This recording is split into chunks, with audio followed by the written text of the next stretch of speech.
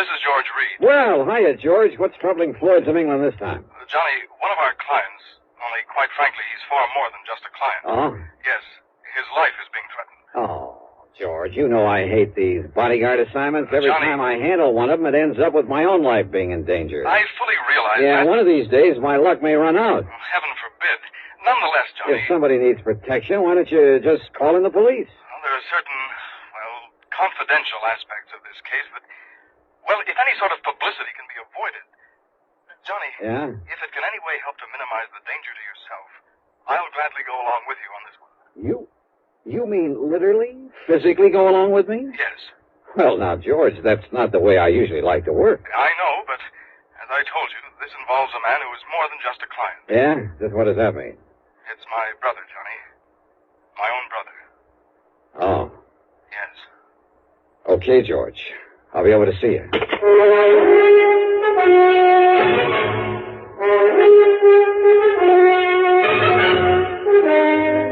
Bob Bailey, in the exciting adventures of the man with the action-packed expense account, America's fabulous freelance insurance investigator. Yours truly, Johnny Dollar.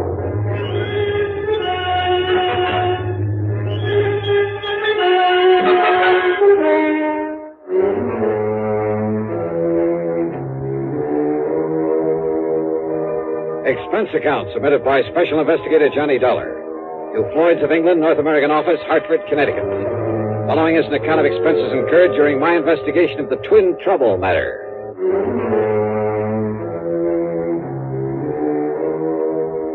Expense account item 1, $1.20 for a taxi over to George Reed's office at Floyd's of England in downtown Hartford. I found him pacing the floor waiting for me, and needless to say, he didn't waste any time getting down to business.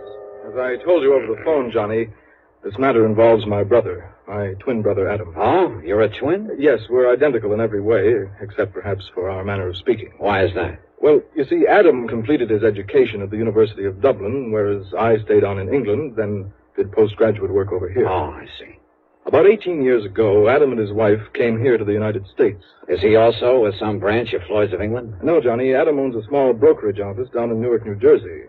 He lives in a nearby town called Upper Montclair. Say, tell me, has this business of his anything to do with the threat against his life? Everything, I'm afraid.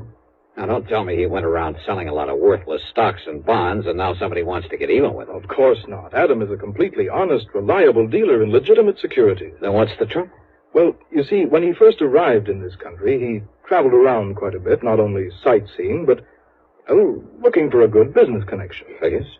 While on the West Coast, he met two men, Shockley and Barron, independent stockbrokers. Uh-huh. They seemed to like him immediately, offered to take him in with them.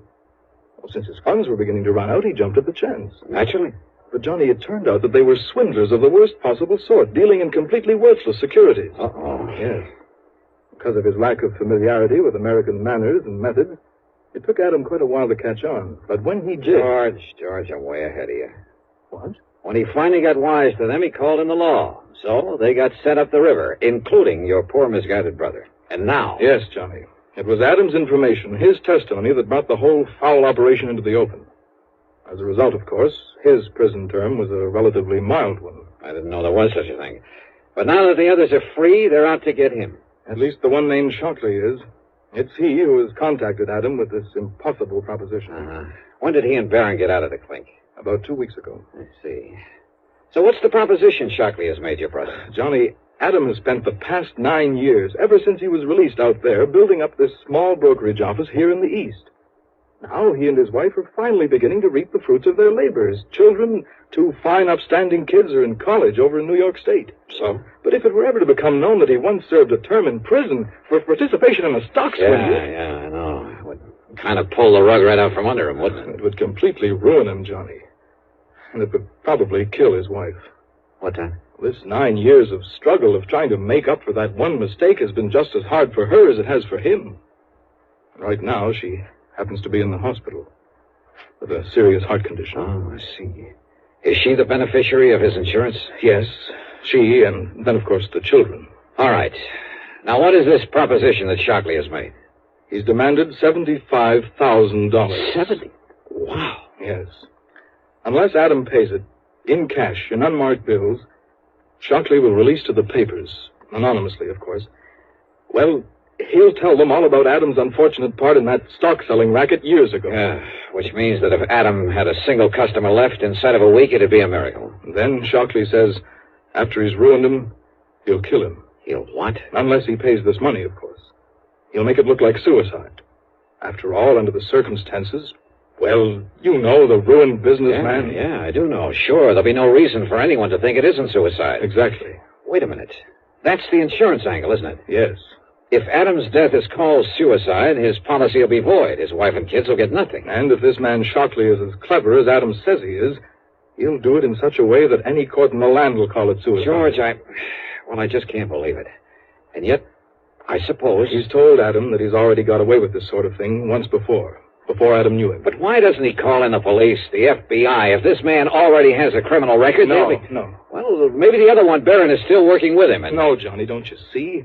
Don't you see he doesn't dare? Yeah, I guess you're right. If he called in the cops, the publicity would be just as bad, just as ruinous to him as if Shockley were to shoot off his mouth at the papers. Yes, Johnny. If he goes to the police, he'll only bring his business crashing down on his own head. Yeah. George, your brother's in a pretty bad spot. No matter what he does, he loses.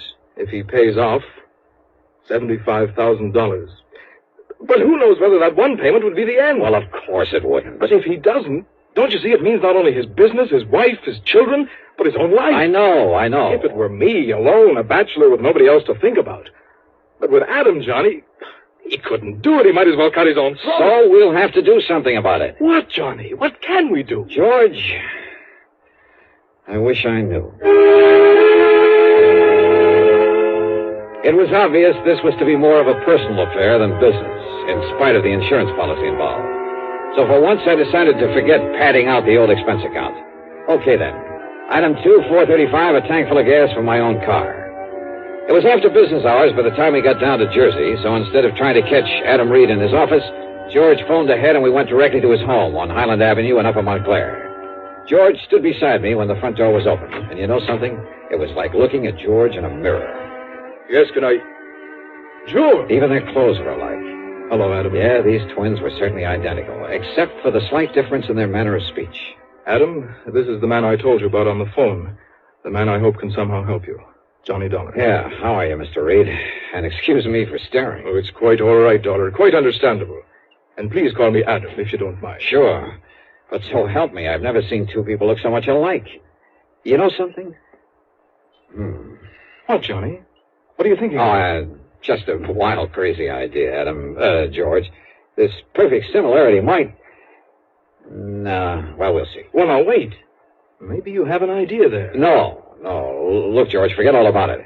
Come on, let's go inside where we can talk about this thing. I'm in complete agreement, Dollar, because we have no time to waste. If there's anything you can do about it. Why do you say that, Adam? I've heard from Shockley again. Oh? When? This morning, after the last time I talked to George. He called me at the office. I'm afraid I didn't get as much business done today as I might have liked. Then I left as early as I could. I went to the bank and called on my wife at the hospital. She's very seriously ill, sir. Yes, so I understand.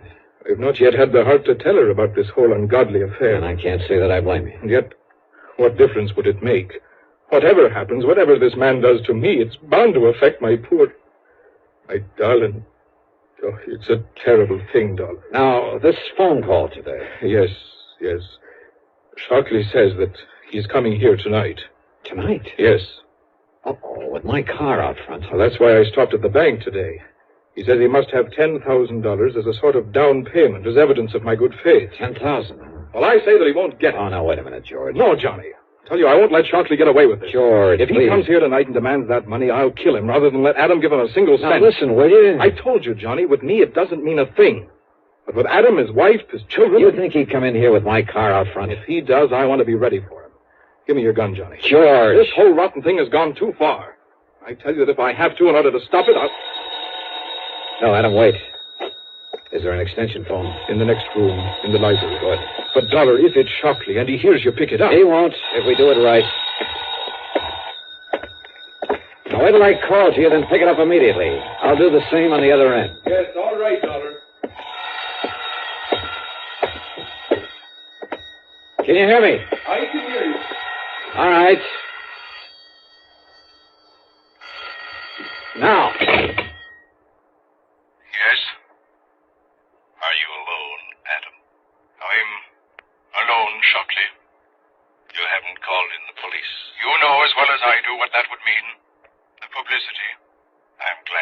realize that. But I don't trust you, Adam. What? So instead of my coming to your home, you're going to meet me. You've got the 10,000 for me. I have. All right. Cedar Knoll, about 7 miles north of here. Do you know the place? Yes. Cedar Knoll. There's a little shack on top of it, empty. Get into your car. Your own car, Adam. I'll recognize it. Meet me there. Very well, Shankar. Just one thing. Yes? Just be sure that you're alone.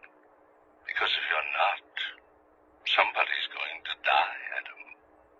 It won't be me. But if there's anybody with you, you understand, Adam. I understand. Cedar Knoll. Uh-huh. Well, Adam, it sounds as though your man Shockley is as clever as you seem to. So where's George? Dollar, he listened to the phone next to my ear. Yeah? As soon as Shockley named the meeting place, George took the gun out of my desk and left. He what? He's going up there to kill Shockley. Unless I can stop him, Adam, he's going up there to get murdered.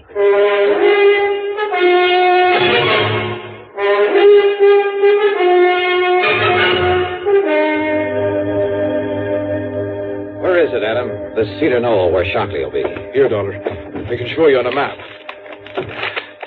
Here. It's 15 or 16 miles from here. Huh?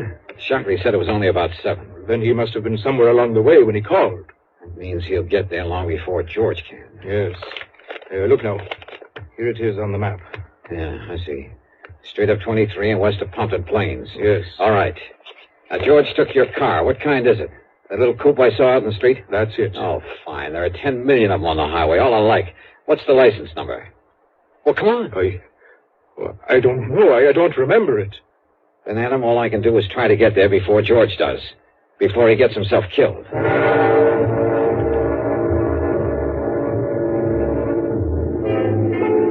Traffic was heavy, and I don't know why, but Highway 23 was lousy with police patrol cars. I wanted to stop one of them, tell them to come along with me. But this was one case where I couldn't. So instead, I drove within the speed limit, except for a cutoff above Mountain View where I could open her up for a few miles before getting back on the highway. I probably bypassed George as well as the highway traffic. But the important thing was for me to get there first. That's why I left 23 again, took the curving, narrow, but much shorter back road to Cedar Knoll.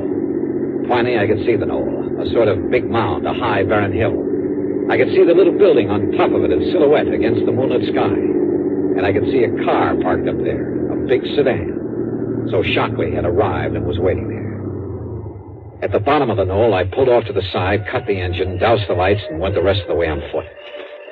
As I slowly approached the shack, through a drawn window shade, I could see a light in it, waving around like a flashlight, and the shadow of a man. No, wait. For a moment there were 2 of them, 2 shadows. That meant Shockley wasn't alone. And knowing they'd be well armed, both of them killers. Well, this whole thing might not be so easy. Yet somehow I had to keep them from hurting George. Yeah, and from killing Adam. Slowly, cautiously, I edged over to their car. I slid down under it and went to work with my pocket knife on a small piece of tubing near one of the wheels. It was slow and awkward there in the dark under that low-hung car, but it was the one thing I knew It was George. And of all the times to pick, with me sprawled out under that sedan, unable to even pull out my gun. Just stay out there, Adam. We'll take the money and be on our way. No, you won't, Shockley. This is all you'll take. Watson, Shockey's got a gun. Yes. And I'll kill both of you if I have to. Mr. Barron, this isn't Adam Reed. Sure he is. No, he talks differently. This is his twin. It's George. You're right, Shockley.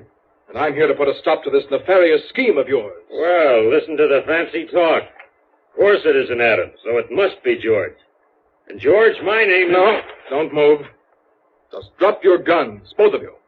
Mr. Barron, I'm afraid that Mr. Reed, Mr. George Reed, has the advantage of us. Yeah? Well, listen. He shoots at you, I get him. He shoots at me, you get him. That's right. I'll kill at least one of you. So, under the circumstances, I'm afraid there's only one thing we can do. Yeah? What? Hand over our guns to him. So, here you are. George! No! You surely will! I yanked myself out from under the car, and just in time to have George land right square on top of me. Before I could push him away and get to my feet, he was out like a light, and both Shockley and his pal were on top of me. I never got off the ground. No! Kill him, Charles. Blow his head off. No, wait, Hewitt. You had enough? You had enough, mister? Get away, Shock. Let me shoot him. No. But listen, we've got to get out of here. Those shots he got off, the cops will be coming up from the highway to see what they were. But don't you see if we leave him here? We've got to, but we're not leaving this state until we kill his brother. Come on. No, you wait. Yeah? You want some more? Never get away. Oh, no? Use that car. Kill yourself. Drop dead. Come on, Barry. No. Listen. You listen. Oh! Come on, Barry. Okay. Take the back road down the hill. Yeah? Well, this don't go fast.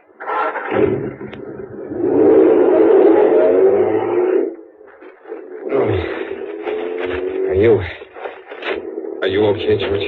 Yes, Johnny, I guess so. But they got away. They'll go down. They'll kill Adam. They're not going anywhere, George. What? I cut the brake fluid line. They have no brakes. By the time they get rolling down that hill...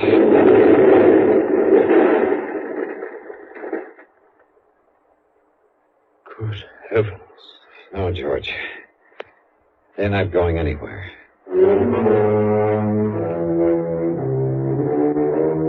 By the time the highway police got to the scene of the crash there on the back road, and of course that car exploded and burned, they had forgotten all about the gunshots, if they'd heard them at all. So George and I were able to leave by the main road unmolested. At the bottom of the hill, I picked up my own car without attracting attention. I suppose I'll have to make some sort of report to the police. But I don't see any reason why I should have to reveal the name of the man they were out to get. Do you? It's certainly too late to need anyone to bring charges against them. As for the expense account, so what's a couple of gallons of gas in so good a cause? Yours truly, Johnny Dollar.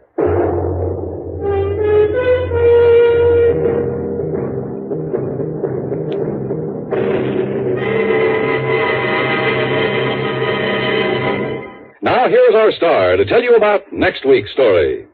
Before I do, I just want to say thanks to all you good people who write in to tell me how much you like the show. It may seem like a little thing to you, but it means a great deal to all of us. Believe me, I'll answer your letters just as fast as I can get around to them. But you'll just have to be patient if it takes a little time.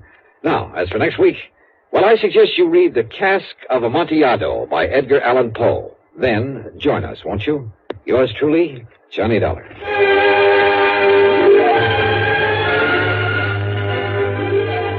Yours truly, Johnny Dollar, starring Bob Bailey, originates in Hollywood and is written for...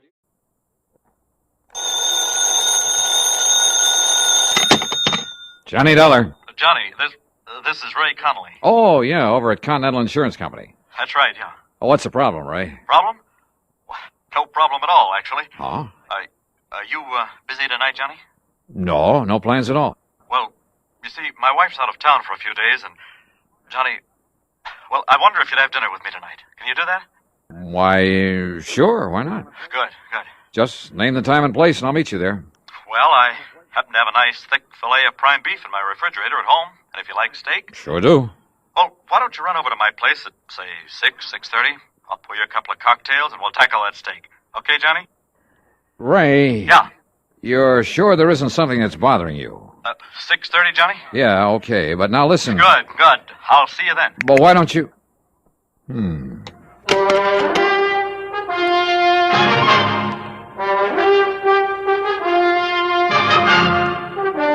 Bob Bailey in the exciting adventures of the man with the action-packed expense account, America's fabulous freelance insurance investigator. Yours truly, Johnny Dollar.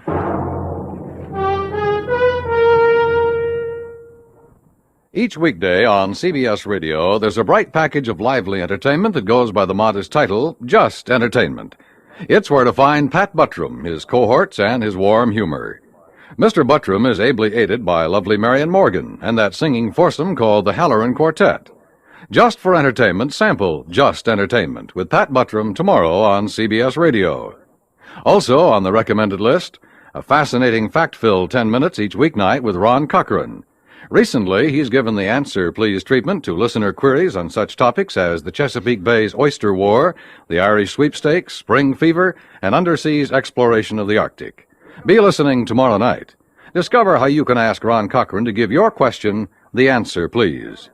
Just entertainment and answer, please. One for facts, one for fun. Leave your dial set right where it is now to enjoy both these entertaining programs each Monday through Friday on CBS Radio. And now, Act One of yours truly, Johnny Dollar.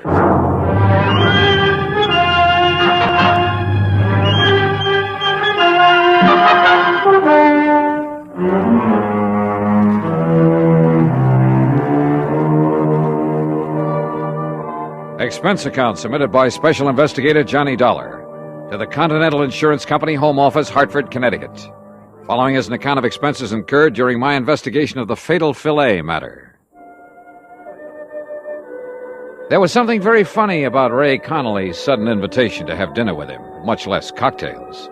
I'd been at his office far too many times, had seen the bottles of pills that he kept in his desk, watched his secretary bring him a glass of milk at precisely 10:30 a.m., at exactly 3:15 p.m., had listened to the dull details of his ulcer-free diet more times than I can remember. So when Ray said cocktails... come on now, Dollar, stop trying to build up a case out of nothing. And yet, for reasons that will be made clear later in this report, everything goes on expense account. Item 1, $1.40 for a cab to Ray's apartment. It was 6:30 on the nose when I pushed the doorbell. Oh, and I decided that if he did have something bothering him, I'd let him get around to it in his own sweet time. I wished later that I hadn't. Johnny, I'm glad to see you. Come in. Yeah, how are you, Ray? Well, you know how it is. Those ulcers been kicking up on you again? Yeah, a little. Sit down, Johnny, sit down. Sure, thanks. Now, what would you like? Martini, Manhattan? Got a plain old scotch and soda lying around? I certainly have. Have it for you in a second. Never touch it myself anymore, of course. You mean you're not drinking with me? Maybe I'll have a glass of milk and... Let's see. Yeah. It's time for me to take one of my pills. There you are, Johnny. Thanks. But did it ever occur to you, Ray, that if you'd stop worrying so much about that gut of yours, you might not have so much trouble with it? Johnny, it's easy to see you never had an ulcer. No, sir, and I don't ever intend to. Well, So... if you were in my end of the business, there's something just happened that I want to tell you about. Oh? Yeah, later. Incidentally, this steak we're having is the most beautiful thing you ever saw. Well, come on, I'll show it to you while I get a glass of milk. Okay. I guess my wife ordered some groceries sent over from Morris Baines Market before she left. I told you she's away. Yes, she did. Yeah, left yesterday. Well, this steak was delivered last night, along with some other things. There. How about that? It looks like you could cut that with a fork. Prime beef. Excuse me, I'll get my glass of milk. Sure. Hey, how do you like your steak, by the way? Only one way, blood rare. Well, of course, I'll have to have mine rather well done. So I'll just cut the fillet in half, and it'll be no problem at all. Ray, what about this thing that happened in the office you were going to tell me about? Later, Johnny. Later.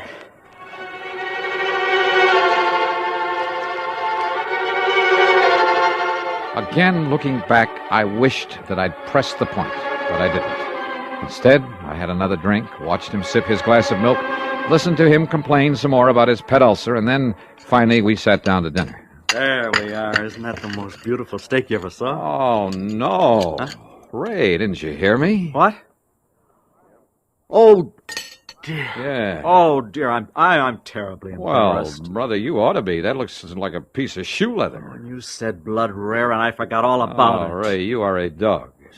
You're sure you can't eat it this way? I'd rather chew up an old boot. Hey, listen now, something's bugging you. Now, what is it? Nothing, Johnny.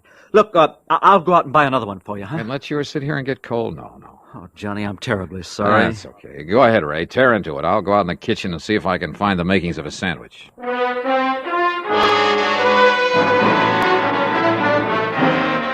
I could have killed him overcooking a perfectly good steak that way. But instead, I made myself a sandwich and stuck around. Because I knew that sooner or later he'd tell me his real purpose in having me come over. And later he did. At least he started to. We had washed the dishes, then gone back into the living room. I had settled down with a third cup of coffee and a cigarette, and he was sipping at another glass of milk. It's just that I don't like being threatened, Johnny. Threatened? Heaven knows I have enough trouble keeping this ulcer under control with just the daily run of problems I have to face at the office. Oh, what do you mean by You know, people demanding more from their insurance than they deserve. People filing claims when they aren't entitled to any insurance at all and then trying to... Oh! What? Nothing, Johnny. I just... I'll be all right. You forget to take one of your pills, Ray? No, but maybe I better take another. Oh, yes, me. You're taking too many of them. But, what was this talk about being threatened? Well, Johnny, this fella by the name of... Oh, no. Ray. Johnny! Ray, what's the matter? This pain in my stomach, it's killing me. Easy now. Here, let me get you on the sofa. Oh, medicine, quick, please. There you are. Now, what medicine? Anything to stop this. Johnny, I grabbed the telephone and called Dr. Ramsey. But because of a traffic tie-up, it was nearly half an hour before he got there. Meantime, Ray lay on the sofa getting paler and paler until he was white as a sheet. The doctor, completely familiar with Ray's ulcer problem, did what he could. But after 45 minutes, realized things were getting beyond his control, so he called an ambulance. Another half hour. And yeah, by the time they got him to the hospital, in spite of injections and oxygen along the way, Ray Connolly was dead. Act 2 of yours truly, Johnny Dollar, in a moment. Tibet in the news. Who's an expert on Tibetan affairs?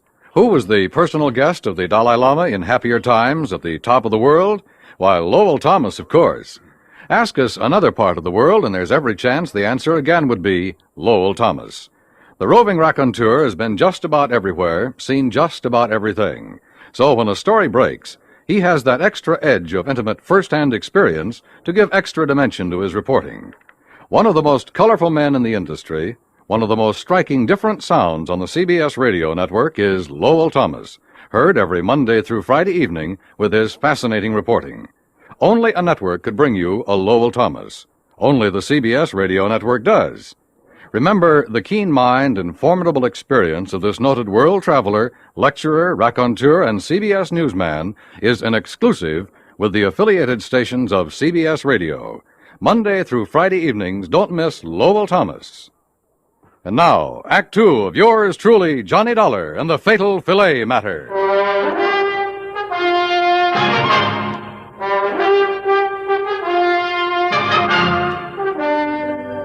Yes, Mr. Dollar, I knew that Connolly's ulcer condition was serious. I've been treating him for a couple of years, but I certainly never believed this could happen. What it means is that he bled to death. Is that it, Doctor? Yes, internal hemorrhage. But of such intensity, I don't understand it. And yet, well, let's face it, Dollar, this sort of thing has happened before. Has happened before. Yes. Doctor, you may be right about that. Well, of course I am. But not in the way you think. I went back to Ray's apartment, let myself in with a key I'd filched out of his pocket, then went over every inch of the place. And I came up with nothing. Nothing, that is, until I went into the kitchen. There I saw for the second time the bag of groceries that his wife had delivered from Baines Market, from which Ray had taken only one thing, so far as I knew. The steak he'd eaten that night. Yeah, and he had eaten every bit of it. I dumped them out on the table, made a list of them. Then I noticed something else on the table. It was a cheap gold-plated cufflink with the initials XD on it. Early the next morning, I talked with Morris Bain, proprietor of the food market. Insurance investigator? That's right, Mr. Bain. Well, no, George, just call me Morris. That's what my customers do. Okay, Morris. Well, of course. I'll be glad to cooperate, Mr. Dollar, every which way I possibly can. Good. Now, all I want to know... The second shelf on the left, Julius, right over the salad dressing. I gotta keep... canned snails I gotta keep for some of my special customers. But how people can eat those, I don't know. Oh, good morning, Mrs. Beckham. It's a lovely morning, isn't it? Now, Morris... Oh, yeah, you wanted information. Eh? Yes. Oh, Mrs. Vandersloot, how are you, huh? How's your nice little doggy this fight? No, get him out of here before he does... No, get outside. Out. Oh, what's your problem with dogs in the store? Yeah, I'm sure. But now, do you have a customer by the name of Connolly? Mrs. Connolly? Sure, lovely woman. She was in here only the other... Oh, how do you do, Miss Keena? How's my little sweetheart today, huh? We got a special on those fancy Morris, canned chestnuts Morris, with the light syrup listen that to you me. like. Mrs. Conley was in here when? The day before yesterday. Oh, how's her husband, Mr. Dollar? Is he still suffering from those terrible ulcers? No, not anymore. Oh, it's a miracle. Hardly.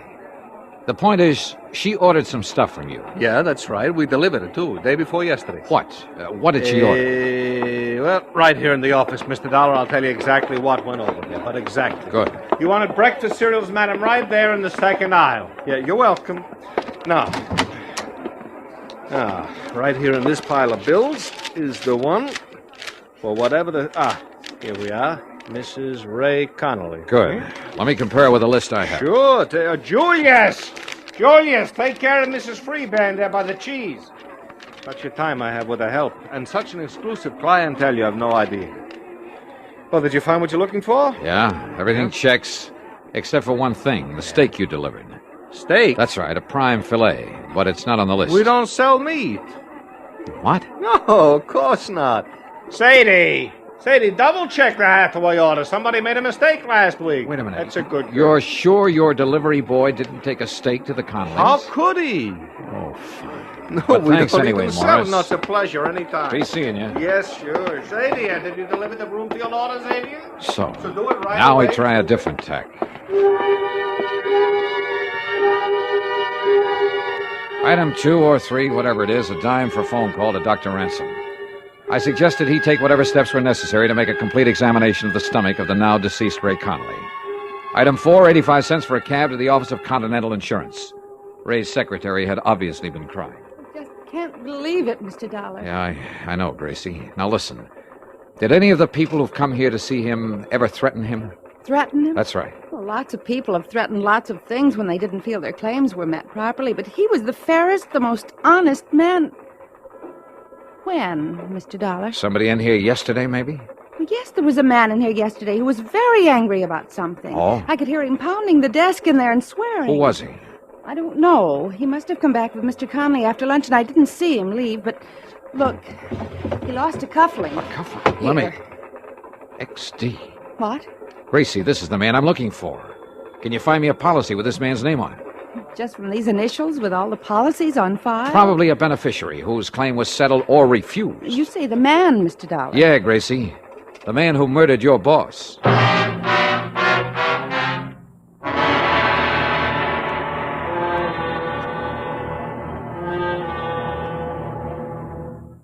Act 3 of yours truly, Johnny Dollar, in a moment. Be sociable, look smart, keep up to date with Pepsi. Drink light, refreshing Pepsi. Stay young and fair and debonair. Be sociable, have a Pepsi. When friends drop in, let your hospitality show you're sociable in the modern manner. Pepsi, you know, is the favorite of the smart and young at heart. Be sociable, look smart, keep up to date with Pepsi. Drink light, refreshing Pepsi. Stay young and fair and debonair. Be sociable, have a Pepsi. Have you tried a Pepsi lately? And now, Act 3 of yours truly, Johnny Dollar. Expense account item 5, another dime for another call to Dr. Ransom. Yes, the autopsy had been made. And yes, they had found enough ground glass in the stomach of Ray Connolly to kill 3 men. That's why Ray, with his ulcer condition, had gone so fast. While he was with you, Johnny, the police would like very much to talk to you. Well, certainly they don't think I did it. Well, of course not. At least, Yeah? Well? well, after all, you were with him at the time when he ate that filet. Okay, Doc. I'll get in touch with him. Item 6, 10 cents for another call to Ray's secretary at Continental Insurance.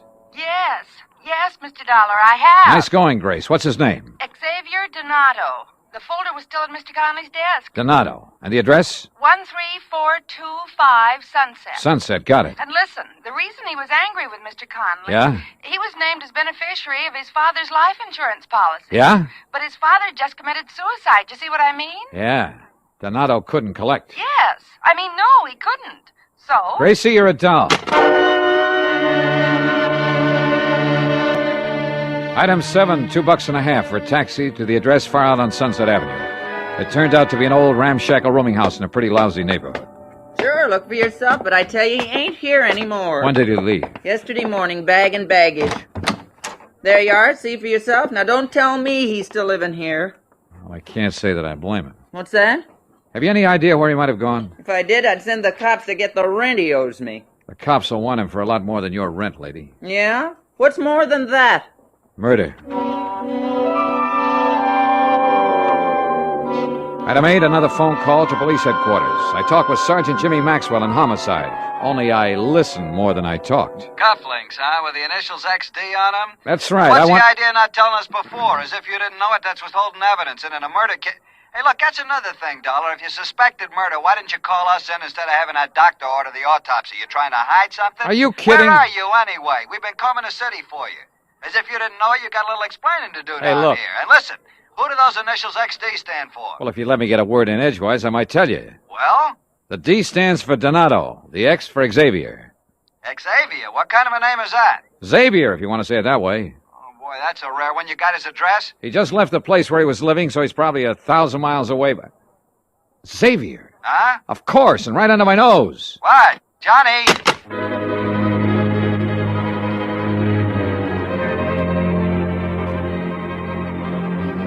Maybe I should have told him more, everything I knew, but I didn't want to have to wait for the police or anybody else. Ray had been a friend of mine, and to bring his killer to justice was all I cared about. As for that name, Xavier, of course I'd heard it, only a few hours before. And for some stupid reason, it had never occurred to me that it began with the letter X. Item 9, $1.50 for another taxi, this time to the... Yeah, you guessed it. Excuse me, please. Julius, Pardon me, will you please, how many madam? times do I gotta tell you? You pack the vegetables on top. Morris! The goes in the bottom, huh? Morris, come over here. Mr. Dollar. You're back so soon already? Now listen, when I left you early this morning, Yeah? just as I was leaving, I heard you call somebody by the name of Xavier. Yeah, you mean that slowpoke, huh? That dumb, stupid... All right, is he lazy- still here? What's his Yeah. last name? His last name? Yeah, what is it? Well, his last name, it's... Sadie, how many times I gotta tell you when a customer's got a complaint? Well, this one has. What? No, Xavier. listen, Mr. Dollar. Xavier. Xavier Donato. You looking for me, mister? You're Xavier Donato? Yeah. What do you want? I just want to show you a couple of cufflinks. Here. Are these yours? Yeah, mine. Then don't try to pull a gun. Me? I got no gun, mister. I found one of these in Ray Connolly's office. Sure. I got mad. I slam bang on the desk at him. I found the other one at his apartment, where you delivered that steak to him. That steak full of ground glass. Where'd you get that steak? Wilson's Prime Market along the way to his place. Then you put in the glass and took it up to him. Yeah. That was pretty good, huh? Say, you from the cops? You expecting the cops? I don't know. But you didn't run. You didn't leave town. Sure. Because I'm smart. You leave town, they know you done it. They chase you, they catch you. Honest, I didn't know it was going to kill him. You know it now. But I had to get even. You know, because he wouldn't give me that insurance because my old man killed himself. So did my grandpop and his old man. Just because they didn't get something they want. You mean they all committed suicide? Sure. Because it was all, you know, off in the head. But not me. You understand? Because I'm smart. Somebody does something against me, like that insurance, well, I get even with them. You understand? I don't go kill myself. I get even with them. And you think they're going to find out? No. You think they're ever going to catch me? What do you think? Oh. You did, didn't you? Yeah. Gee. I guess you're even smarter than I am, mister. Yeah. Come on, Xavier.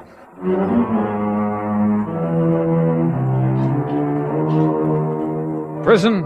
I doubt it. Not with a family history like that. But there are institutions for his kind.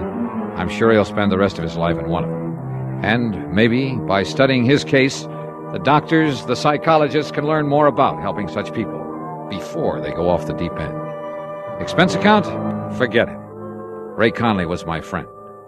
Yours truly, Johnny Dollar.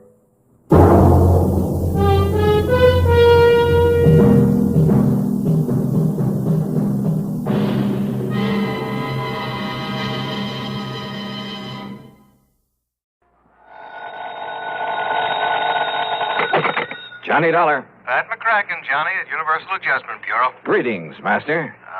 No, don't give me that. Johnny, I believe you spent a couple of weekends down in Sarasota, Florida early this month. Pat, you know darn well I did. Have a chance to get in some fishing? You know darn well I didn't. That's why I've been sitting here dreaming about those lunker bass at the Lake Mojave Resort out in Arizona. Oh, what's the matter with Lake Mead? Huh? You know, the huge man-made lake that's backed up by Hoover Dam? Yeah, I know. A few miles this side of Las Vegas, Nevada. A lot of big ones in that water, I understand. Okay, Pat, you got me all excited. Now, what's it all about? I told you, fishing. Yeah, and? That's all. Except, Yeah, except what? slight case of murder.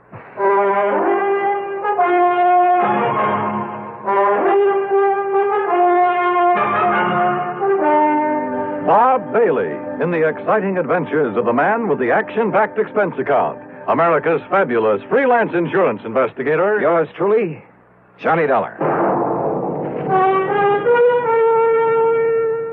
Here's actress Joan Bennett. It's terrible to try to act with a dreadful cold. To feel better quickly, I take 4-way cold tablets, the fast way to relieve nasty cold distress. Yes, tests of 4 leading cold tablets proved 4-way fastest acting of all.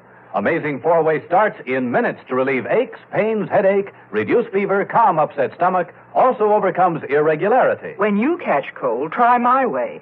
Take 4-way cold tablets, the fast way to relieve cold distress. 4-way, 29 and 59 cents. Now, a word about another fine product of Grove Laboratories. Had dandruff for years?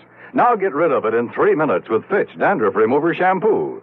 3 minutes with Fitch regularly is guaranteed to keep unsightly dandruff away forever. Apply Fitch before wetting hair, rub in 1 minute. Add water, lather 1 minute. Then rinse 1 minute. Every trace of dandruff goes down the drain. 3 minutes with Fitch, embarrassing dandruff's gone. Fitch can also leave hair up to 35% brighter. Get Fitch Dandruff Remover Shampoo today. And now, Act 1 of yours truly, Johnny Dollar.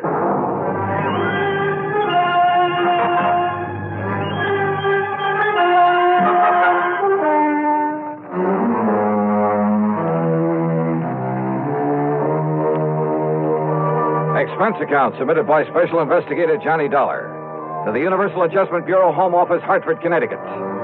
Following is an account of expenses incurred during my investigation of the Lake Mead mystery matter. All right, now, Johnny, your contact will be Mr. Roscoe Trimmer. He's head of the local office of Greater Southwest Insurance and Liability right there in Las Vegas. You said murder. Can you give me any details? No, you'll have to get everything from Trimmer. All I know is there's a $20,000 policy involved and double indemnity. So the sooner you get out there, the better. Okay, Pat, I'll grab the first plane I can. Expense account item 1, $2 even for a fast taxi to the airport. Item 2, $6.70 plane fare to New York. Item 3, $145.05, another plane ticket.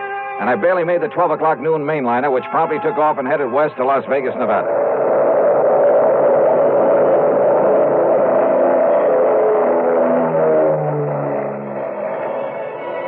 It was 9:45 p.m. Pacific time when we started the long glide down from a starlit sky to the landing strip at McCarran Field in Las Vegas, Nevada. I'll never cease to marvel at the nighttime view from the air of that fabulous city of chance.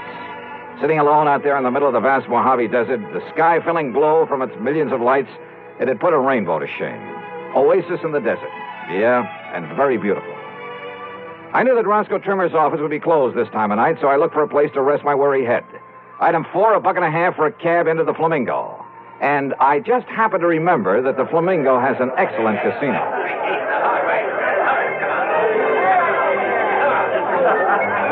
Now, I'm really not a gambling man in the usual sense of the word, but who can resist the lure of the dice and roulette tables, the blackjack, even the slot machines in a setting like this? Sure, the house always wins, and the sucker who forks out his hard-earned money doesn't stand a chance. But you know something? After a few hours of play, I came out so far ahead that I won't even bother to list my food and hotel room on this expense account. I really cleaned up. How much?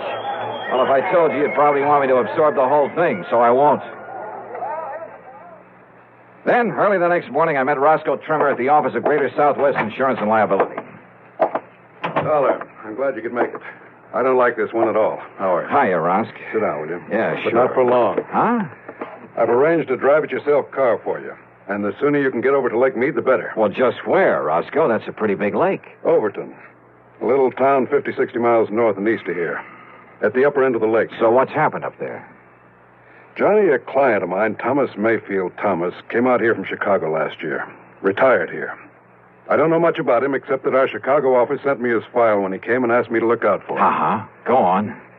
About a week ago, Thomas and a friend went fishing together out of Overton Landing. They went out with Hob Fulton on his charter boat. Incidentally, if you ask me, Hob's the best guide on the whole lake. Good, I'll remember that. Only you're here on a case, remember? Oh, sure. But go on. Well, the fishing must have been pretty good, because they stayed on at the Overton Motel. Then the next morning, they went down to the landing, rented a little Arkansas Traveler and a 10-horse Johnson, and went out fishing on their own. Rosk, I may try that very thing myself. But about the middle of the afternoon, a big east wind came up. You know what that means? I know that when a big Easter hits one of those desert lakes, there's only one thing you do. Get off it quick. Well, they didn't, Johnny. At least not quick enough. The following morning, when the blow had died down, Hob Fulton went out to look for him. And? He found the boat, all right. Beached on a point down near Goat Island. And Mr. Thomas's friend. What about Thomas? His friend says that Thomas went overboard when the squall hit him. Well, it's certainly possible. Yes, it is. Possible. The chomp on a lake like that can build up waves 8 and 10 feet high, enough to throw a man off any kind of a boat. Yes, I know. But you don't think that's the way it happened? I didn't say that, Johnny. It's just that... Well... Okay, Rosk. What was his fishing pal's name? Charlie Wentworth. Does that mean anything to you? No. Well, I'm afraid I don't know very much about him either. Except that he, too, came here from Chicago. Arrived in town about 2 weeks ago. I take it that's where he knew Thomas, back in Chicago. Yeah, apparently. Well, what about him? What does this Charlie Wentworth do? Apparently nothing. But hang around the gambling joints. Oh, he does a little dealing and shilling for some of them now and then. There's talk he's been making illegal book on the races, though nobody's pinned it on him. So, in your book, he's an undesirable character. That's right. But is that reason to suspect he took Mr. Thomas out on that lake and murdered him? Now, Johnny, there's been a lot of worry around this town about some of the people who've come out here recently from Chicago. You know, ever since those investigations began back east. So what? Does that mean everybody who comes from there is a killer? No, of course not. But a man who doesn't really work for a living, just spends all his time around the gambling tables, has no visible, regular means of support. Thomas was retired. Maybe Charlie Wentworth is, too. Oh, Johnny. Besides, who knows? Maybe Thomas will show up. Maybe he swam to shore and is plotting his way back through the desert. Oh, now, you know the odds against a city man surviving out there. Well, does anybody really look for him? Everybody. The police, the National Park boys, everybody.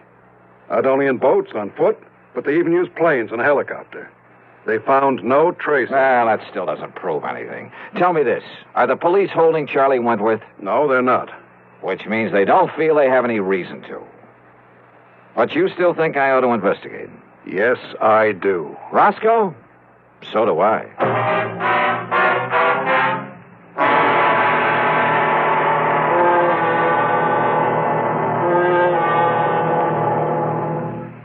Act 2 of yours truly, Johnny Dollar, in a moment. Hey, Dad, did you check your car filters today? No, son, I didn't. Why? Because it might pay you $1,000. $1,000 for a car filter? That's right, folks. You may have a filter under the hood of your car worth $1,000 and not even know it. A Fram filter worth 1,000 silver dollars. A regular filter change is important to today's cars. So important that Fram Corporation is paying $60,000 to get you to check your filters now. Last year, in preparation for Fram's silver anniversary, 10,000 secretly numbered Fram filter cartridges were distributed all over the United States and installed in cars during regular servicing. These filters are worth from $1 to $1,000. You may have one in your car right now and not even know it. Check your oil filter and air filter now. If there's a specially numbered Fram filter in your car, you will win up to 1,000 silver dollars, and your dealer will win the same amount. Get in on Fram's big silver treasure hunt. Check your car filters now. And now, Act 2 of yours truly, Johnny Dollar, and the Lake Mead Mystery Matter.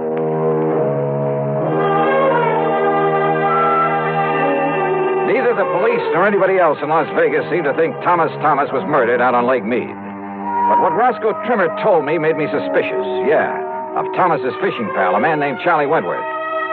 Expense account item 5640. I telephoned to my old friend Ken Bugby, reporter on the Chicago Citizen News. Thomas? Yeah, that's right, Ken. What can you tell me about him? Well, Well, not everybody knew it, Johnny, but he was a mouthpiece for the old Moretti mob. That was some years ago. Oh? When they started the big cleanup, well, either Thomas couldn't or just plain wouldn't get him off the hook. Let them all go to jail. Then he settled down and retired in his home out in Elmhurst. Well, he's certainly not there now, Ken. No, about a year ago, he suddenly sold his place, packed up, moved out west somewhere. Why? Do you know? Change of climate, I guess. What about him, Johnny? Ever hear of Charlie Wentworth? You kidding. He was one of Moretti's trigger men. Casual Charlie, they called him. You, know where he is now? Oh, they sent him up to Joliet prison along with the rest of the mob. Those boys will be in the clink the rest of their natural... No, wait a minute. Yeah? Casual Charlie and Snooty Wilson were released. Yeah, and... Hey, that was just about the same time that Thomas moved away from here. If that means anything. Baby, I got a hunch it means everything. Oh? Like what, Johnny? Thanks a lot, Ken.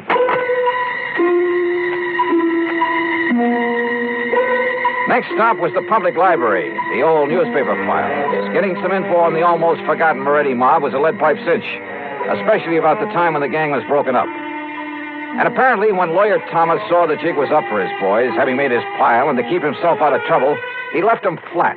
He'd let them get sent to the pen without raising a finger in their defense. So don't tell me that a mobster wouldn't want to get even with the guy who'd let him down. Sure, Charlie had killed Thomas. I was sure of it without even seeing him. But to prove it, without the corpus delicti, I spent item $632 even on some equipment at a sporting goods store. Then I drove north on Highway 91 to the quiet little town of Overton.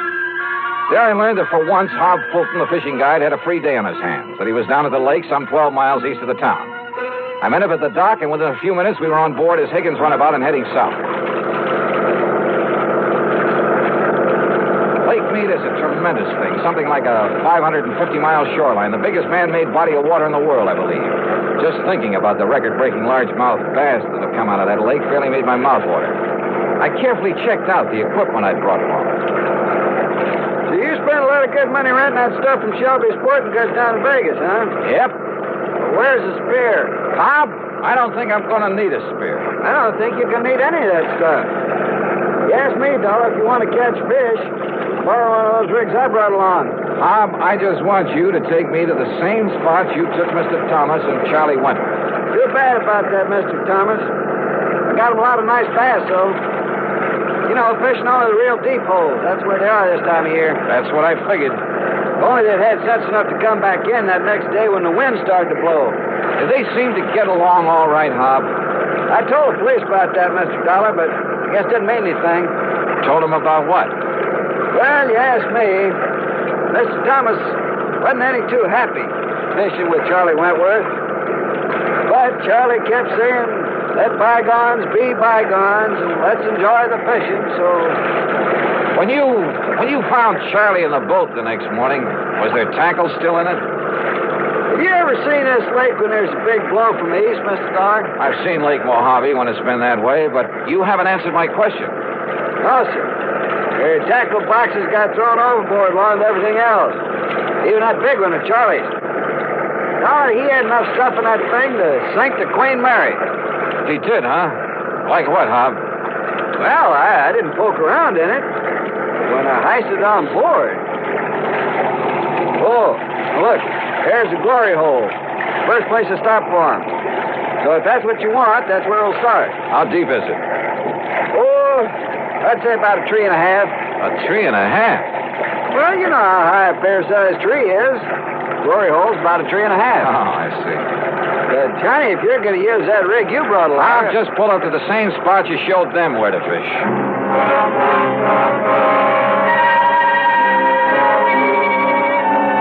By the end of 2 hours, I'd tried at least half a dozen of the holes where Hob had taken Thomas and Charlie. No luck. Then we went 4 or 5 miles further down the lake and pulled up just below Goat Island, just below the big rock slide. Deepest hole in this part of the lake, Dollar. Must be near the 5 trees. A lot of ledges down there on the sides of it, so you better go kind of easy. I covered every inch of that, with the aid of a powerful waterproof headlamp I brought along. Then finally I came back up to the surface. That's right, I said came back up to the surface. Here, Johnny, let me give you a hand back in the boat. No, thanks. I'll rest you in the water for a minute. That's a pretty deep hole. Yeah, but how you ever expect to catch bass in that skin diving rig without even a spear? Hand me a long rope, Hob. I found it down there. Huh? Yeah, on a ledge about 50 feet down, lashed onto that heavy tackle box you were talking about. That's what made it sink. Wait, what are you talking about, Johnny? The body of Thomas. What? Yeah, and there's a bullet hole right between the eyes. Act 3 of yours truly, Johnny Dollar, in a moment. Be sociable, look smart, keep up to date with Pepsi, drink light, refreshing Pepsi, stay young and fair and debonair, be sociable, have a Pepsi. When friends drop in, let your hospitality show you're sociable in the modern manner. Pepsi, you know, is the favorite of the smart and young at heart. Be sociable, look smart, keep up to date with Pepsi, drink light, refreshing Pepsi, stay young and fair and debonair, be sociable, have a Pepsi. Have you tried a Pepsi lately? And now, Act 3 of yours truly, Johnny Dollar. I took the body of Thomas back to headquarters in Las Vegas and hung around long enough to hear Dr. Richard Fallon say the bullet hole was definitely made by a .38 and at close range. To hear Police Captain Willis say there'd be no action taken until the bullet could be removed for study. But I knew he'd change his mind when he had time to think about it. So I left headquarters and started making the rounds of the gambling casinos. Luck was with me. At the second place I stopped, one of the public joints on Fremont Street. Winner, everyone. It's 34, red and even. Well, have you seen him around here today? Yes, Charlie Wentworth. They just come in the door, mister. Thanks. All right, ladies and gentlemen. Excuse me, please. Take you back for the Pardon me, will you? May I get through here, please? Thank you. Excuse me. Charlie Wentworth? Yeah, Buster? Johnny Dollar, insurance investigator. Here's my credentials. Oh, yeah. I guess you want to talk about my pal, Tommy Thomas, got drowned over in Lake Mead last week. Is that it? Yeah, something like that. Buster, that was an awful thing, him going like that. He was an old buddy of mine. Was he? Sure was. An old buddy. Hey, why don't we talk over in my room, huh? Too much noise around here. Okay by you? Sure. Why not?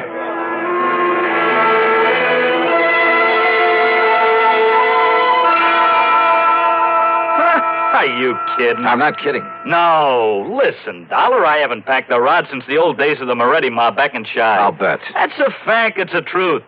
You think I want to get in trouble again? Well, you're wrong, see? Maybe. Look, I did my stretch, and it learned me a lesson. I'm all through with that kind of stuff. I'm all through with it. Oh, sure. It's a fact. It's the truth. I'm strictly legit now. You understand? What about making book around town without a license? Who said that? Well? You can't prove it. You or nobody else. And what's that got to do with Tommy Thomas and the poor guy getting drowned? Tell me that, huh? What is this Dollar anyhow? You really hated his guts, didn't you? Well, sure, wouldn't you if... Well... Sure. Because when the chips were down, he didn't give you a hand. He let you and the rest of the mob take the rap. Kept his own skirts clean at your expense. Listen, what are you trying to do? Get me excited? Say something I shouldn't say? I don't mean... Keep talking, Charlie. Sure I hated it. I could have killed him. At first, that is. Only at first. Anybody would have felt that way. But, you know, after a few years in the clink, you learn better. What good's it do you? Those things don't matter. You've learned your lesson. I know I did. Oh, you became a paragon of virtue, I suppose. I don't know what you're talking about, but that's all over. You hear me?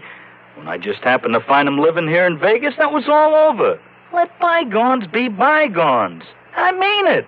We was pals. Charlie, there's about as much truth in that. That's a fact. That's the truth. Then why did you kill him? That's a lie. You can't prove it. That's where you're wrong. Huh? I have absolute proof. Oh, yeah? Yeah. I found it on his body. His body? I fished it out of Lake Mead this morning. Now, listen. You had Hob Fulton show you all the deepest holes when you went out fishing with him. Then the next day you took Thomas out there alone. You killed him, tied that weighted tackle box to his body, and let him sink down in the deepest hole of all, down below the rock slide. That windstorm. Yeah. Gave you the greatest excuse in the world for coming back alone, didn't it? You couldn't have had it better if you'd planned that storm yourself. But it didn't excuse the bullet hole in Tommy Thomas's head from your gun. From my gun? Yeah. No longer packing a rod, huh? Dollar, maybe I sort of, kind of, well, maybe I forgot about this one.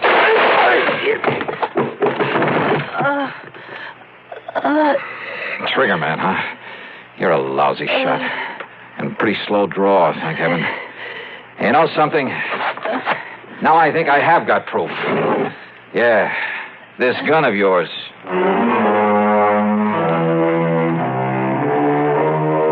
Down at headquarters, the ballistics team took less than an hour. Yep. The bullet they'd found in Thomas's body came from the same gun Charlie had tried to kill me with. So it's back to prison for him for a long, long time. Oh, and the company will not have to pay double indemnity for accidental death. Expense account total, including a couple of days of excellent fishing with Hob Fulton and the trip back to Hartford, $196.45. Yours truly, Johnny Dollar.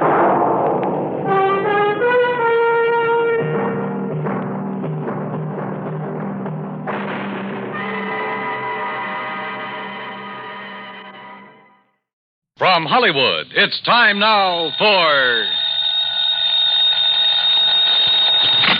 Johnny Dollar. George Reed here, Johnny. Well, George, I'm really glad to talk to you. Oh? Why do you say it that way? Because every insurance case I handle for that company of yours pays me a nice fat fee.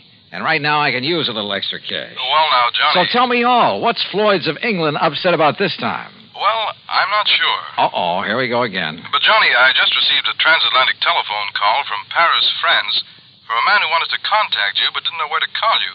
And he identified himself only as Le Chat Gris. Ah? Le Chat Gris? It's French, Johnny. No. And I believe it means the gray cat. Yeah. And George, the name fits him. You know him, then? His real name is de Marsac. He probably knows more about the dark alleys and back streets of Paris. Oh? Yeah, and about the people. In other words, the underworld. What did he call about? He mentioned the Blue Madonna. The what? It's a painting, Johnny, a small oil painting by a modern artist named Vincent Bardot. It's owned by a Mr. Kingsley Holland down in Philadelphia. Yeah? It hangs in the Gavin Galleries, and we've insured it for $12,000. Well, what did he have to say about it? Only that you're to call him. His number there in Paris is Orleans 57722. Uh-huh. That he has some very interesting information for you about that painting. Oh, sure. That he'll be glad to give me for a price. Exactly. I can't for the life of me figure what his interest is in it. If there were anything amiss, I'm sure the gallery would have called me. George, if you knew that character as well as I do, you'd okay my expense account without even looking at it and be willing to pay me that big fee I was talking about. What do you mean? Want to make a bet? What kind of a bet? I'll give you odds of 10 to 1 that whatever's hanging in that gallery down there in Philadelphia is not the Blue Madonna. What? Now, look, Johnny, good heavens. George, I'll be talking to you.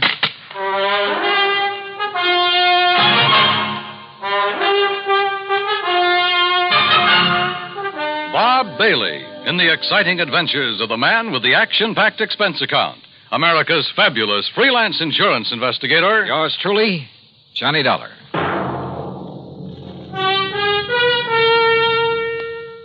And now, Act One of yours truly, Johnny Dollar.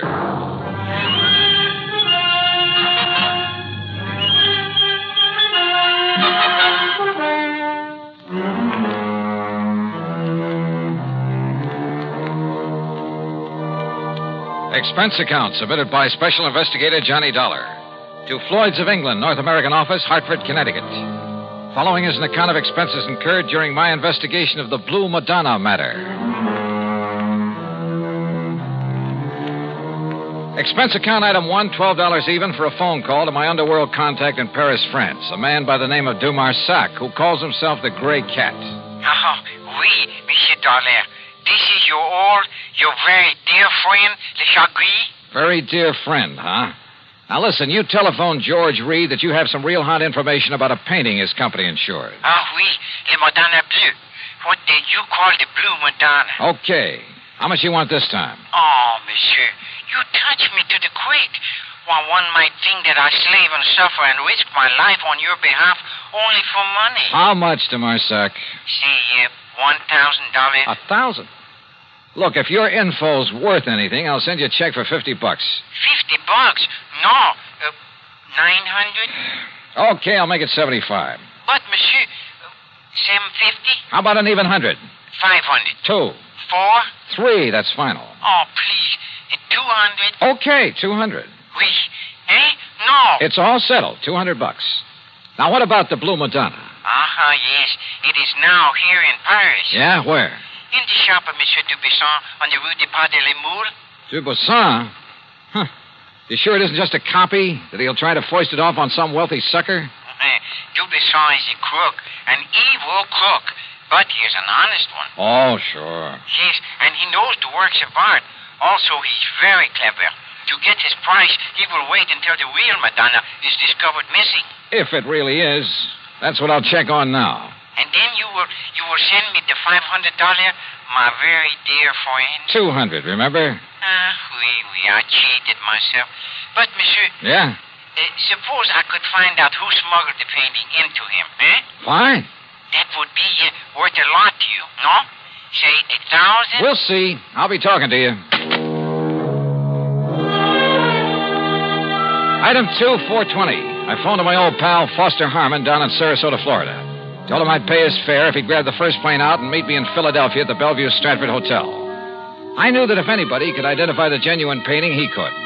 Item 3, $9.40 for my own transportation to the city of brotherly love. Item 4, $9.50, cocktails and dinner for the two of us there at the Bellevue. Yes, the Blue Madonna is one of Vincent Bardot's best-known works.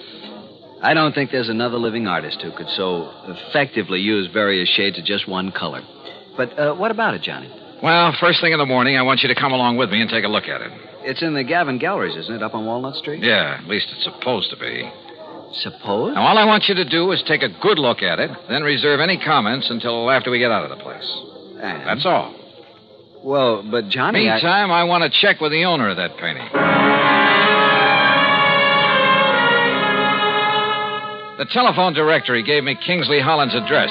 Item 4, 620 for a cab to a small apartment house out in West Philadelphia. Holland turned out to be, well, I'd say he was about 30, short, lean, and nervous, with the surly expression of a man who feels the world hasn't done right by him. Yeah? You mean you're interested in buying the Blue Banana? Well, it all depends, Mr. Holland. Uh-huh. Look, Dollar, that's what you said your name is? Yes, that's right, Johnny Dollar. Sounds familiar. Well, anyway, listen. Yeah? That gallery's got a price of $18,000 on it. But if you want to buy it direct from me, and right now, I'll give it to you for $12,000. Save yourself a few $1,000, and it'll save me having to pay them their 20%. But if you've already commissioned the gallery to sell it for you... So I'll tell them I changed my mind, that I want to keep it. Then when they find out that I've sold it, well, let them try and catch up with me and collect. Because me, I'll be right back in little old gay Paris. Back in Paris? Sure, I'd be there still, only I ran out of money. $12,000, huh? That's exactly what it's insured for. And that's what they appraised it for when I got it from my uncle's estate. With all his money, what does he die and leave me with but a lousy painting? Well, do you want it? Let me think about it. I'm staying at the Bellevue Stratford. Sure. Just don't tell them at the Gavin Gallery about our little deal, huh? But those crooks don't know, won't hurt it. Crooks? You think for a minute all that stuff they've got laying around the place is genuine? But the Blue Madonna is. You're sure? Huh? What do you mean by that? Just stick around, Mr. Holland. Any reason why I shouldn't? I don't know. Is there? Now, wait a minute, Dollar. I'll be in touch with you. Act 2 of yours truly, Johnny Dollar, in a moment. Now, Act 2 of yours truly, Johnny Dollar, and the Blue Madonna matter. Had Kingsley Holland, the owner of the painting, recognized my name? I thought so. And if a switch in that painting had been made and he knew about it, well, I'd do well to look out for him. Yeah, the more I thought about it, the more certain I became that whatever hung in the Gavin Galleries was not the Blue Madonna. Item 5, another $6 for a taxi back to my hotel. Item 6, $5.80, breakfast the next morning for Foster Harmon and myself. By 10 o'clock, we were at the Gavin Galleries, looking at a pretty modern, but I must say beautiful painting. It's amazing, Johnny, amazing. The most extraordinary... Well, I just can't believe it. Can't believe what, Foster? That it's the real thing or just a good copy? Oh, good morning, sir. That's just it. You see, I've helped these gentlemen. Johnny... Hold it, Foss. That painting, you know, is a genuine Bardot. Yeah? My name is Johnny Dollar. This is Mr. Foster Harmon. Gentlemen, I'm Arnold Gavin. You're interested in buying the Blue Madonna? If this is really it. Johnny, listen. Wait, Foster. What is the price of it, Mr. Gavin? 20,000. Mr. Dollar, did you say? Yeah, but, wow. Haven't you got a Bardot that's a bit cheaper? His Laconic Lagoon is priced at 10,000. Holy. Well, how about a copy of this? Bardot has never allowed his works to be copied. Johnny, listen. Yeah, Foster. It looks like this stuff is too rich for our blood. No. Come on, let's go back to the Bellevue Stratford. No, listen. Perhaps there's something else that might interest you. No, I'm afraid not, but thank you. That's quite all right. Now, suppose I come back later. Johnny, listen. Come on, will you? Yeah, I'll see you tomorrow, Mr. Gavin. Now, Johnny... Just take it easy. Well, Foss? It's a fraud, Johnny. It's a copy. I'm sure of it. Hey. Did you say that Blue Madonna's a copy, mister? Yes. Wait, Well, I thought you were looking at it kind of funny there in the gallery. Yes, sir. It's a fraud. Foster. You don't mind my asking, who are you? My name is Foster Harmon. Harmon? From the John Ringling Museum down in Florida? That's right. Well, then you ought to know. Now, just a minute, mister. Say, aren't you Johnny Dollar, the insurance investigator? So what? Who are you? Me? Well, I'm Rube Alloway of Transworld News Service. News Service? Oh, fine. Yeah, I'll see you, boys, and thanks a lot. Well, Foss, it looks like you opened your mouth and stuck my foot in it. Well, I'm sorry, Johnny, but what I said is true. That Blue Madonna is an imitation, a phony. That much I already knew. At least I was pretty sure of it. But don't you see the amazing thing? Well, Johnny, that copy is so perfect, so exactly in the style of Vincent Bardot, even to little things, little idiosyncrasies that even the finest copyist couldn't match. Certain minute details about an artist's work are as distinctive, as impossible to copy as a man's own fingerprints. Yeah, well... What I'm trying to say is that if I didn't know every brush mark on the original... Okay, Foss, forget it. Forget it? Hey, listen. Kingsley Holland, the owner, and I wouldn't trust him for a minute. I think he knows who I am. If so, and if he knows that painting is just a copy, well, he's pretty sure to figure out what I'm doing here. Johnny, he must know it's a copy. If he gave it to the galleries to sell. Perhaps. Or maybe the switch was made after it was hung there. Then what you're saying is that either one of them could be responsible for the fraud. That's right. How well do you know the Gavin galleries? Well, they're not very big. You could see that for yourself. And, of course, they're rather new in the business. I think I'd better get a rundown on this Arnold Gavin while we're waiting at the hotel. Waiting? What for? Well, you plant a couple of seeds. You hope that one of them will sprout. I'm afraid I don't understand. Foss, I told both of them who I am in the hope they'd guess at why I'm here. I also gave them reason to suspect I think that Blue Madonna's a phony. Well, I'm afraid that I may have led Arnold Gavin to feel that way. Same thing. I also made it very plain to them that I'm staying at the Bellevue Stratford. In other words... Good heavens, Johnny, if you mean what I think you do. Yeah? Like what, Foss? You think that one of them, the crook, will come to the hotel and try to... Well, don't you see, Johnny, knowing that you're on to him, he might try to kill you. Can you think of a better way to bring him out in the open? Johnny. Come on, let's get back to the hotel. And wait.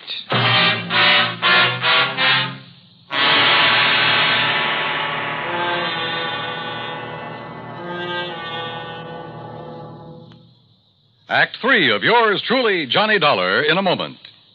And now, Act 3 of yours truly, Johnny Dollar. After all, there was no reason to drag Foster any further into this mess, although I knew he'd be game to see it through. So I paid him for all his expenses. That's item 7, 151 even, and sent him on back to Sarasota.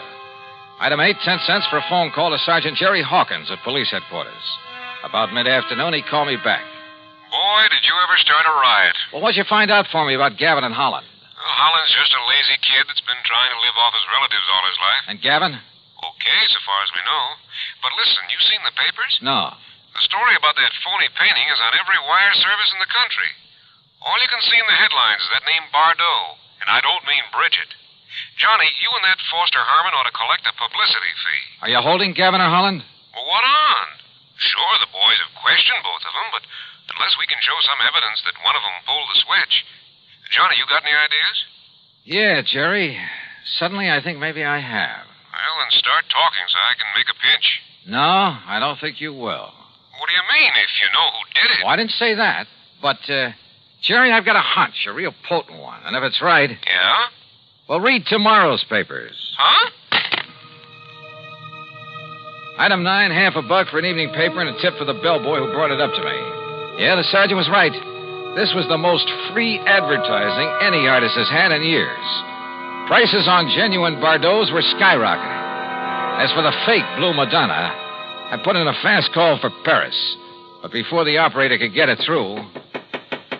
Yeah? Arnold Gavin, Mr. Dollar.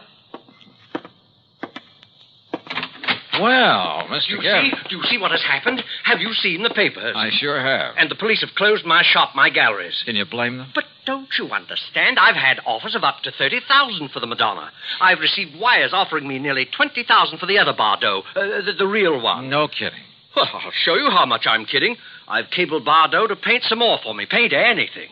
Don't you see? After all this publicity, we'll make $1 million. So it was you that rigged this whole thing, huh, Gavin? I, Mr. Holland? Why, of course not. Sure, to raise the price of some of your lousy painting. Why, how can you say that? You who gave me that copy. Expert, huh? You trying to tell me you didn't know that was a copy? No. It was only this morning when the authority from Sarasota, when I called in the people from the museum here in Philadelphia. Do you know what they said? What? And it better be good. They said the only one who could have made that copy... Wait a minute. The only artist in the world who could have possibly... Hold it. Hold everything. Holland, you said you got that painting from your uncle's estate. That's right. It was willed to me.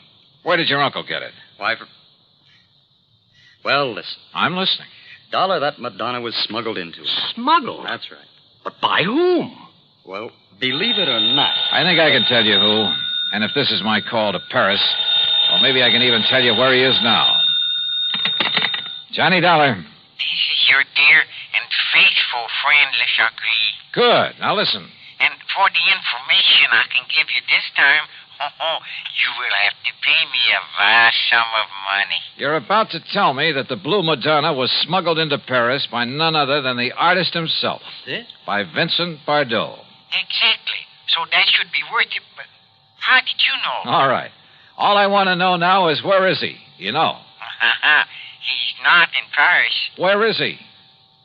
For $100? 150? 300. Oh, for that much I'll find out for myself. Goodbye. No. Okay, 200 or I hang up on you. Well, only for you, my best, my oldest friend. Where? He is aboard the plane for the United States. I might have guessed it. He has the Madonna Bleu with him. He received the cable this morning. Great. I'll send you a check. You hear any of that, Mr. Gavin? Holland? Well, yes, but I'm afraid I don't understand. Oh, I sure don't. Then maybe this call will help you.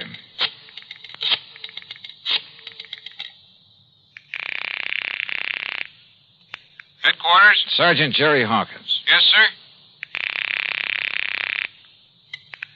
Sergeant Hawkins. You can have the boys in New York pick him up or wait for his plane to arrive here in Philadelphia. Johnny. If you're sure you really have any charges against him. What?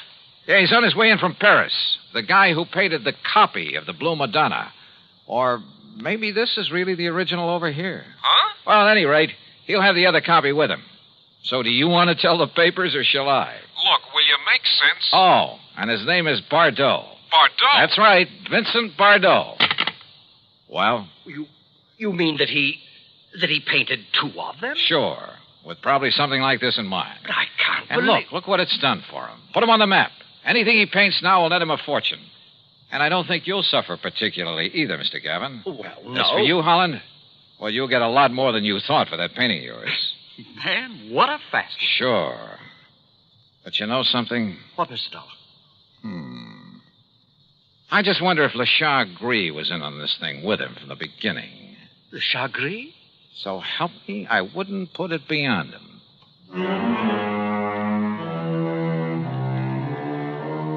Sure he was in with Bardeaux. And probably collecting plenty from him. Anyhow, the insurance company isn't out anything. But I hope they'll be a lot more careful the next time they insure a painting. Any so-called original. Expense account total, including $400 for Le Chagris, the hotel, and the trip back to Hartford, $620 even. Yours truly, Johnny Dollar.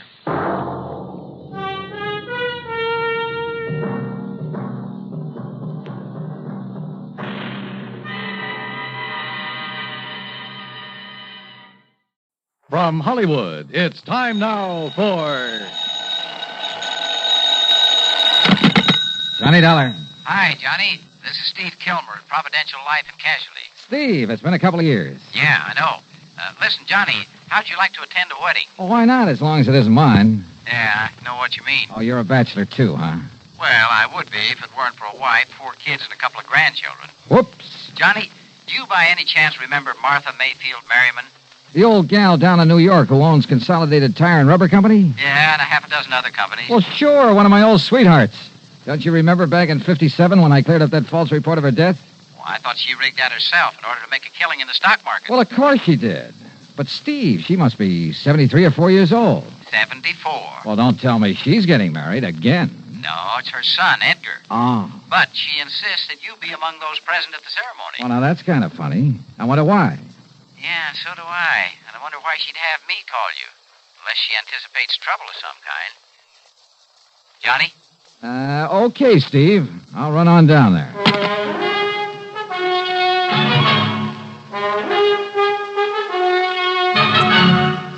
Bob Bailey in the exciting adventures of the man with the action-packed expense account, America's fabulous freelance insurance investigator. Yours truly, Johnny Dollar. And now, Act One of yours truly, Johnny Dollar.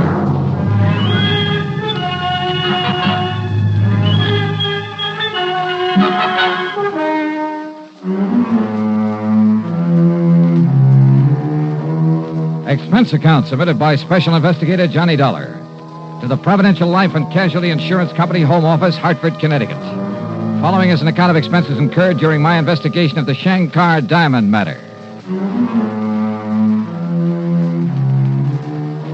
Expense account item 1, 780, train to New York and a cab to the brownstone house on Sutton Place. Martha Mayfield Merriman, who looks more like somebody's cute little grandmother than a clever stock market operator, but who thinks and sounds like, well, judge for yourself. Can you dig that, Johnny? That sprout of mine is finally taking the leap. The sucker. Well, after all, Martha. Say, how about you, Johnny? How about what about me? You know, marriage. Well? Let's change the subject, huh? Turn me down, huh? Well, then I'll just have to wait a couple of years and try you again. Or has that Betty Lewis been making time with you behind my back? Oh, do you know Betty? No, but I heard the broadcast of that case where she kept you from getting knocked off by that gangster, that Curly Waters. Yeah, Martha, she saved my life. And then didn't have sense enough to get her hooks in you, huh? Johnny, the dames nowadays are really slipping. Just don't you forget, though, that I've got a lead on all of them, because I've already proposed to you. Martha, you are a doll. Sure I am. And if I was a couple of years younger, Johnny, I'd run you ragged. Well, what do you mean if you were a couple of years younger? Have you forgotten our night on the town after I handled that other case for you? Hey, we really had a ball, didn't we? Oh, boy, it took me nearly a week to recover. Well, then we'll just have to do it again after this wedding's over with. Speaking of which, how would you like a little snort? Larkin! Well, don't you think maybe we'd better... Oh, of course you would. Larkin! Larkin! You called, madam? Fine thing, snooping around outside the door, eh? Trying to find out what Johnny Dollar's doing here. Oh, certainly not, madam. Of course you were. Now bring us a couple of drinks. Scotch on the rocks okay, Johnny? Sure, anything. Well, hop to it, Larkin. Oh, and crack the wall safe and bring me the ring. The ring. Very good, madam. No, good old Larkin. He's leaving me, you know, and I'm really going to miss him. Hey, wait a minute, Martha. Larkin has the combination to your wall safe? No, why not? What would he ever do with the junk I keep stashed away in it? Well, what kind of junk? Just some odds and ends, and necklaces and brooches and rings, mostly. A couple of bracelets. And what's the ring? A Shankar diamond. What? Isn't that the one I've read about? Probably. The one supposed to be the opposite of the Hope diamond that's supposed to have good luck charm about it? No, neither. Why, that thing's worth close to $1 million, isn't it? That's what the insurance company says. And you plan to wear it when your son Edgar gets married?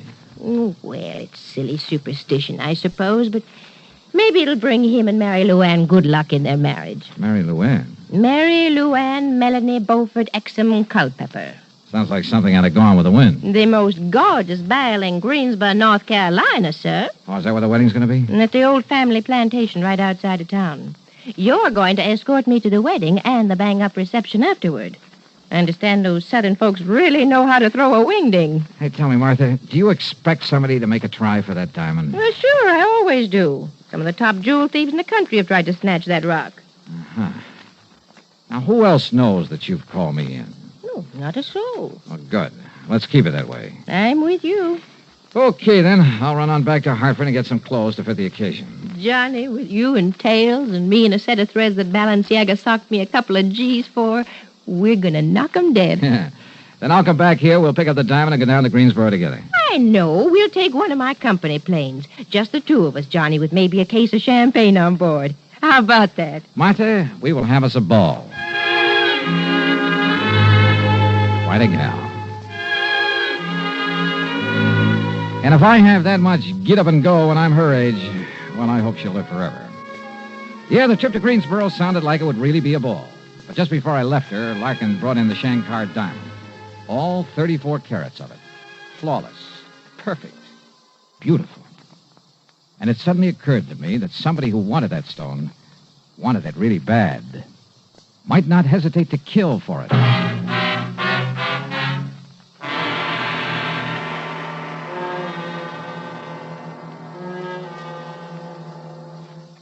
Act 2 of yours truly, Johnny Dollar, in a moment. And now for another episode in the life of Sergeant Donald Bellwether, my husband.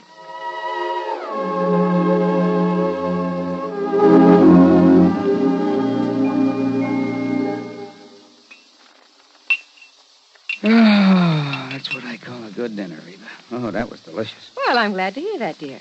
More coffee? Yeah, just about a half a cup, please. All right. There you are. Thank you. Now, tell me all about your safety class. Did the boys enjoy your speech? Oh, yeah, they sure did. Thanks to you, I did quite well. My lieutenant complimented me afterwards. Well, good. Yeah, but that same lieutenant threw me a curve, too. How, dear? Well, after I gave my talk, he asked the men if there were any questions. Well, that did it. So one of the guys stood up and said, look, Sarge, you claim there were over 95,000 deaths and over 9.5 million people injured in accidents in the U.S. last year. Looks to me like all those safety campaigns and slogans are doing no good at all. Well, how did you answer it? I didn't. I couldn't think of an answer. I got out of it by saying I'd have more facts and figures at the next meeting. All right, let's see now. Oh, yeah, here it is. Now, first, Sergeant Bellwether, you start off by telling the boys that since 1913, the accidental death rate has been reduced 35%. Mm-hmm.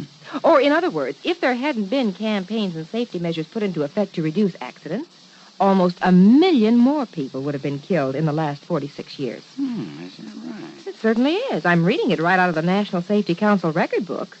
Oh, and another thing. Accidents in the farming areas are much higher than in the cities. Now, do you know why? Why?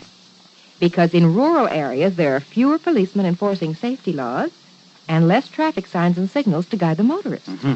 You know, many more cars travel the city streets, and yet the per capita rate of accidents is much higher in the rural areas.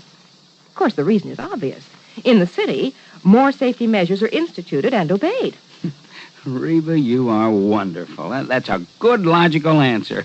I don't know what I'd do without it. Oh, that's my Donald. That's my doll.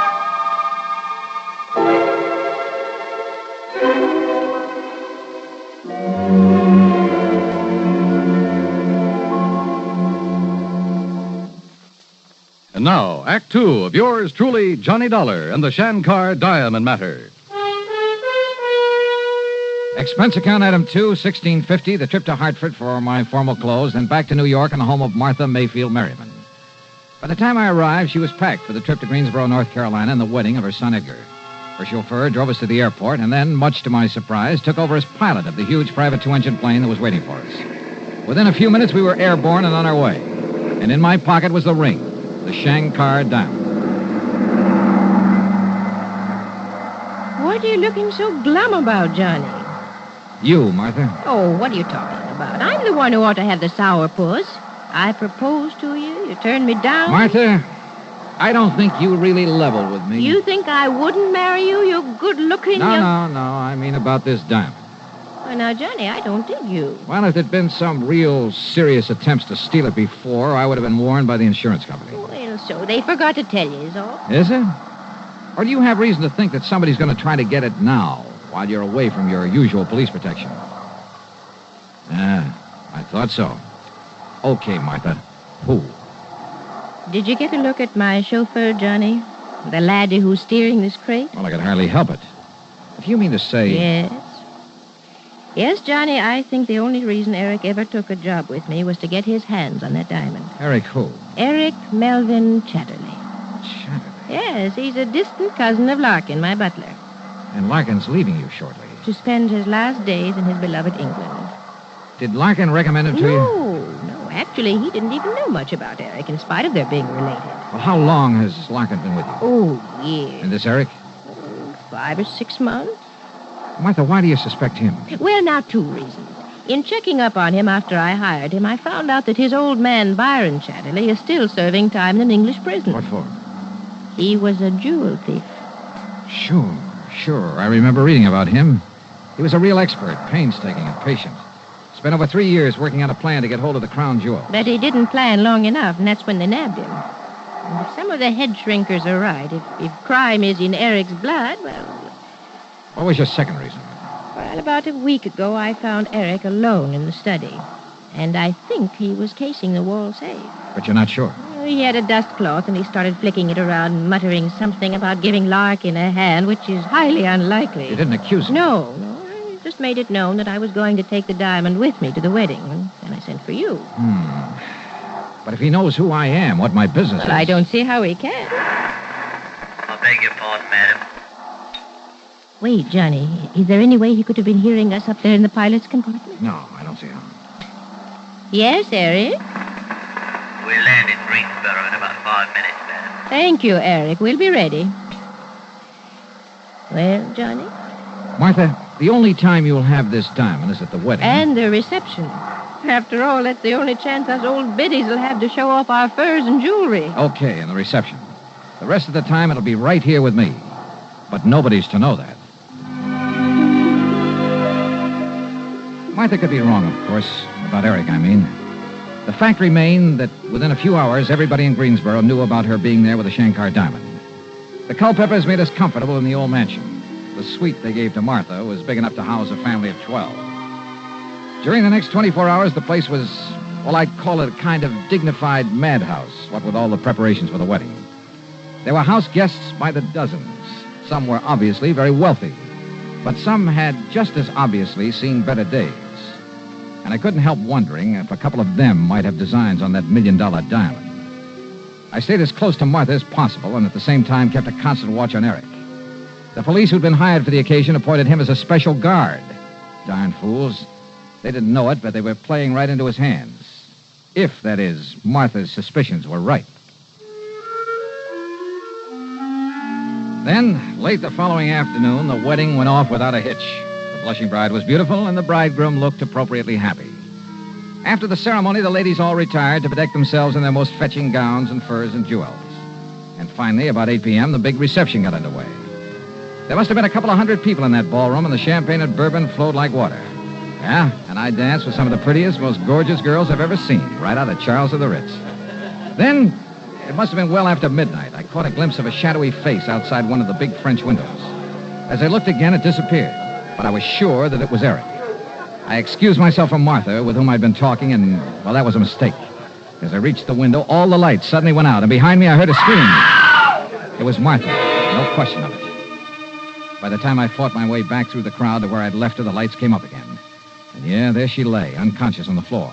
The Shankar diamond stripped from her finger. Act 3 of yours truly, Johnny Dollar, in a moment.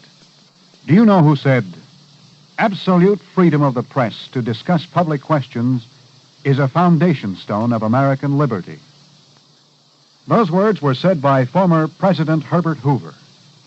Mr. Hoover was well aware of the important role that freedom of the press had played in the creation and growth of the United States of America. He realized that without freedom of the press, no democratic form of government could exist. One of the first steps in the path toward totalitarianism is the creation of a controlled press. A free press hampers the work of a potential dictator. When the press is free, the people of a country are free. When the press is not free, the people of a country are in danger of slavery. Remember the words of Herbert Hoover. They are part of your American heritage. Freedom of the press is a foundation stone of American liberty. And now, Act 3 of yours truly, Johnny Dollar. Within a few minutes of the time the lights had gone out and Martha had been robbed, we had her upstairs in a suite, a doctor in attendance. Fortunately, she'd only fainted from shock and the pain of having the Shankar diamond forcibly stripped from her finger. I acted fast. I had the special police haul Eric Chatterley into Greensboro. Then, after organizing a methodical search of the old mansion, I checked around outside the window where I'd seen Eric's face.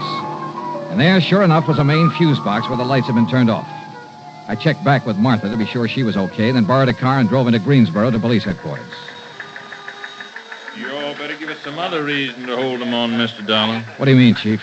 My boys went over every stitch on him, but they've found absolutely no sign of that diamond you're talking about. How about his quarters there at the plantation? Now, you know as well as I do, sir, he had no chance to hide anything, except on his person. Hey. No, sir, unless you can prove me wrong, we got no reason to hold him. Wait. Where's the nearest hospital? Hospital? Yes. And, Chief, I give you odds I can find that diamond on Eric Chatterley. The X-ray of Chatterley's midsection took a few minutes. Development of the film, a few minutes more. Careful examination of it, only a few seconds. Great day, Mr. Dollar. You were right, sir. Yeah? Was I? Look for yourself. He must have taken it out of the ring. But the important thing, the diamond is sitting right there in the middle of his stomach. The outline of that stone is just as clear. And that's just the trouble, Chief. Trouble, sir? Oh, that's the stone that Eric tore off her finger, all right. So go ahead, hold on to him. But if that's it, sir... But, Chief, that's not the Shankar diamond. All right, Governor, all right. You caught me with the ready goods on me, so I'll take the rat for it. And it won't be the first time. But you got to admit it was pretty clever of me. Clever? When you couldn't tell the difference between the real thing and a carefully made imitation? Imitation? That's right. The stone that you swallowed. No. He told me she had the real thing. When he got me the job with her. Who, Eric? At least when he wrote me I should come over from England and apply for the... Who, Eric? I've said enough. Yeah, I think you have at that.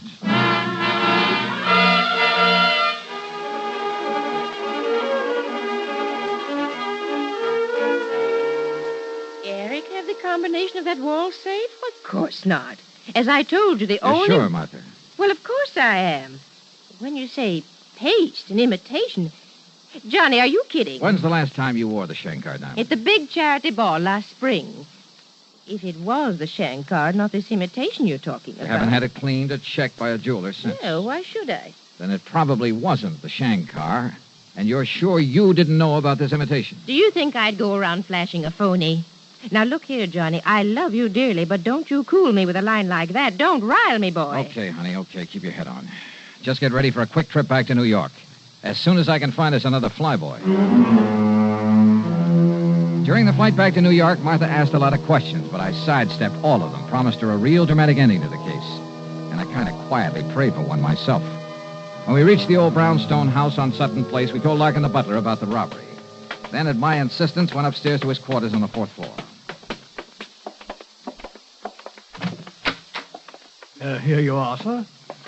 Afraid I don't understand. You've sure got me bugged, too, Johnny. Larkin, I see you're already packing for your trip back to dear old England. Yes, sir. During my 4 years of service with Madam, I find I've accumulated quite a... I beg your pardon, sir.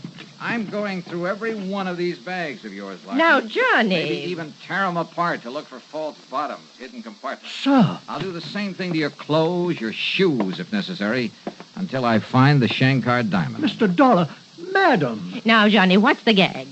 Sometimes blood will tell. Isn't what that head shrinker said to you? Well, yes, Yeah. but I...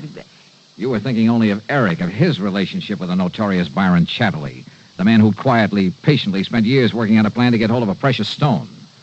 You forgot all about Larkin being related Now, to him. just a minute, You trusted Larkin, to the point of letting him have the combination to the safe where you kept the Shankar. So he had an imitation made, a beauty, out of a thing they call strass. Strass? Yeah. It's a highly leaded glass that only an expert can tell from a real diamond when it's cut correctly. That's what you've been wearing the last few times Well, I up. just can't believe it. But Larkin realized that sooner or later the fake would be spotted. So he evolved another scheme. To have the fake one stolen by his distant cousin, Eric. Same blood, remember? If Eric got away with it, okay, and Larkin was clean. He could split with him later when Eric got wise to the phony. If Eric was caught as he was, Larkin's skirts would still be clean. Right, Larkin? Quite, sir. And you won't need to destroy my luggage. I'll fetch you the diamond. Yeah, you may as well. But I must say, if you hadn't discovered the one Eric stole was paste... I'd never have got on to you. May I ask how you did it, sir? Sure. The X-ray of your beloved cousin's belly. Well, I realize, sir, that that's how you located the stone. It also told me it wasn't the real one. Well, so help me, Johnny, I don't dig you. We'd never have seen the real one. What? Genuine diamonds are completely transparent to X-rays.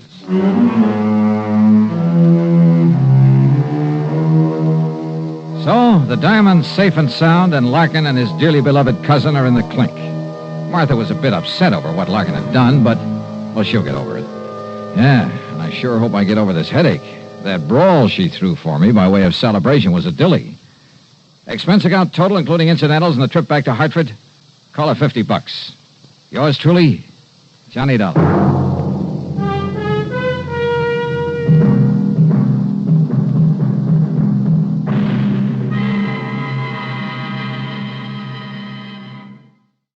From Hollywood, it's time now for...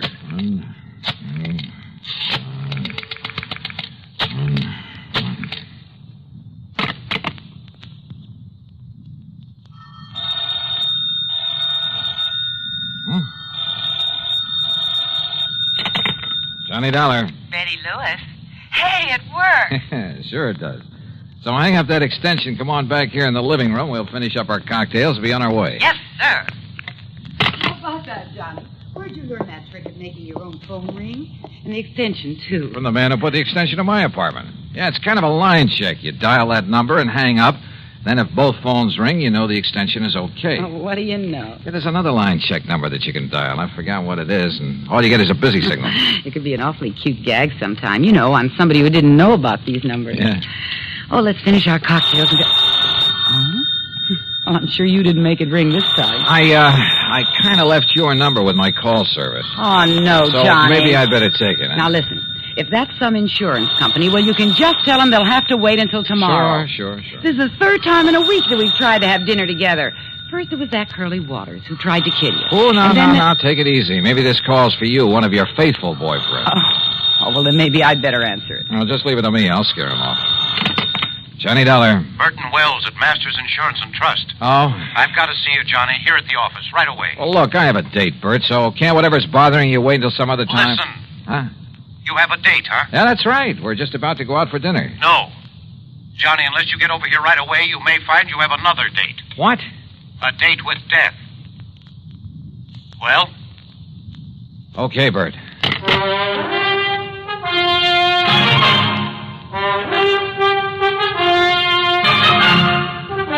Bob Bailey in the exciting adventures of the man with the action-packed expense account.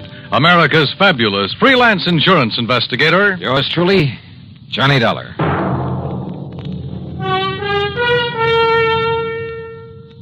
And now, Act One of yours truly, Johnny Dollar.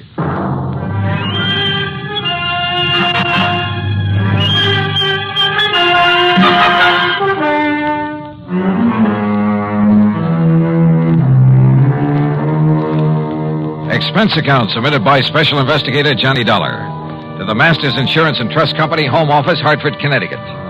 Following is an account of expenses incurred during my investigation of the date with death matter.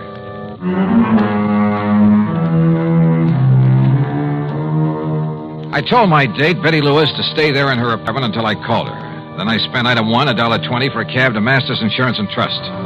Bert Wells was all alone in his office. Come in, Johnny. Sit down. Yeah, sure, Bert. Now, what's all the excitement? Curly Waters. Oh, I kind of had a hunch that was it. Lieutenant Howard Daly's on his way over from police headquarters. What's happened? 2 years ago, you had Curly sent up to the pen. Yeah, that's right, for the Maley's department store job he pulled. Then, just a few days ago... He swore that he'd get you for that he'd kill you, didn't he? So what happened? When he escaped and came here to Hartford a few days ago... I know all about that from reading your report. Thanks to some quick thinking on your part, the police nabbed him instead. plus the loot from the department store robbery. You know who deserves a real credit for that? The girl I had a date with tonight, until you spoil things with your phone call. Johnny, as you know, either you or the police wounded Curly Waters, which is why he was taken to the hospital and placed under guard instead of being locked up. So? Well, Mr. Wells, I see you managed to locate him. Yes, Lieutenant. You okay, Dollar? Any reason why I shouldn't be, Howie? Has Mr. Wells told you what's happened? No, but I think I can guess. Curly Waters escaped from the hospital. Yes. I had 3 good men there watching over him, but he managed to get by them. How? With help. One of his old cronies. Gimpy Taylor? Yes.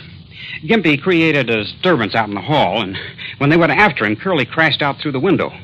When they went back in after him, Gimpy took it on the lam. 3 good men, did you say? Well, the odds were all with Curly and Gimpy. When the boys went out in the hall after Gimpy again, it was full of interns and nurses and stretchers with patients on them. If they'd fired a shot, they might have killed somebody. Well, what goes? Do you want me to go out and look for him? No, sir. Don't you see, Johnny? The reason I called you is because of the threat against your life. Of course. And, Johnny, I'm going to provide you with a bodyguard 24 hours a day until Curly is picked up. No, now, wait a minute. Listen, Howie. You listen. He almost got to you just a few days ago. Don't you forget that. And one way or another. The lieutenant's right, Johnny. You said yourself that if it wasn't for your girlfriend, this Betty Lewis... Uh-oh. Bert, let me use your... Here.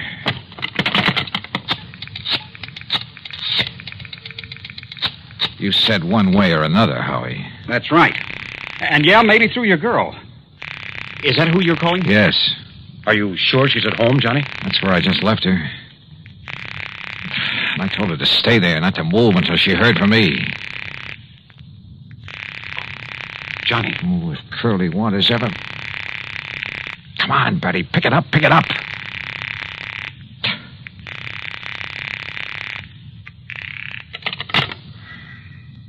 No answer.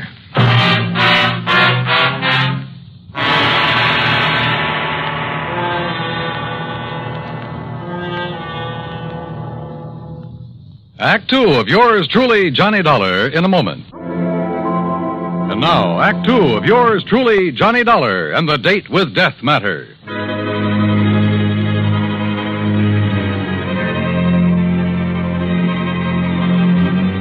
Curly Waters, killer, on the loose again. I left Betty in her apartment. I told her to stay there. But when I tried to call her on the phone, no answer. Lieutenant Howard Daly and I took the elevator down to the street to his prowl car.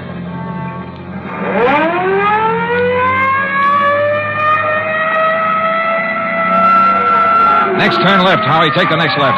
No. We'll make it the one after that. But it's one way, the wrong way. Yeah, but it'll give us a shortcut. After a couple of blocks. Hang on, Johnny. Hold. Now, it's the third building in the block.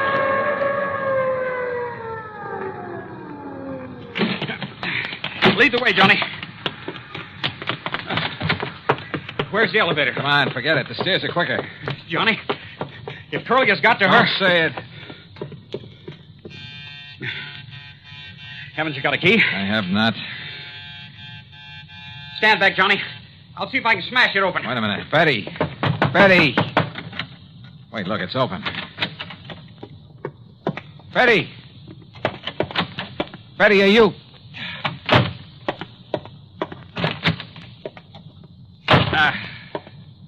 I'm afraid she's gone, Johnny. Just gone. We went over the apartment with a fine-tooth comb, hoping to find some clue as to where she'd gone. Yeah, and how she'd gone. Curly was a desperate man, likely to do anything. Betty had left in a hurry, we were sure of that, because the closet in the foyer was left open, the coat hanger lying on the floor, and because of the way she'd left the front door unlocked. But that was all we knew. At least there was no sign of a struggle. Because he probably had a gun. And your girlfriend probably knows he's one of the best shots in the country. All right, Howie, now listen. Huh? No, let me take it, Johnny. But it may be. I'll get it. Hello? Lieutenant Howard Daly there? Who's calling? Riley down at headquarters. Who'd you think? Oh, it's Riley. Thanks. Yeah? We got one of them, Lieutenant. Gimpy Taylor. What's that? Where? About 11 miles up North Road. Yeah? He wrapped a stolen car around a big elm tree, up at Dead Man's Cave. Did it kill him? I managed to crawl a couple of 100 yards into the brush before he conked out. Was Curly Waters with him? Riley. Was Curly Waters with him? Well, there was no sign of them, but the man they stole the car from said there was two of them. There was two of them then. Ask him. Any sign of Betty there? Riley, any sign of a passenger, a girl?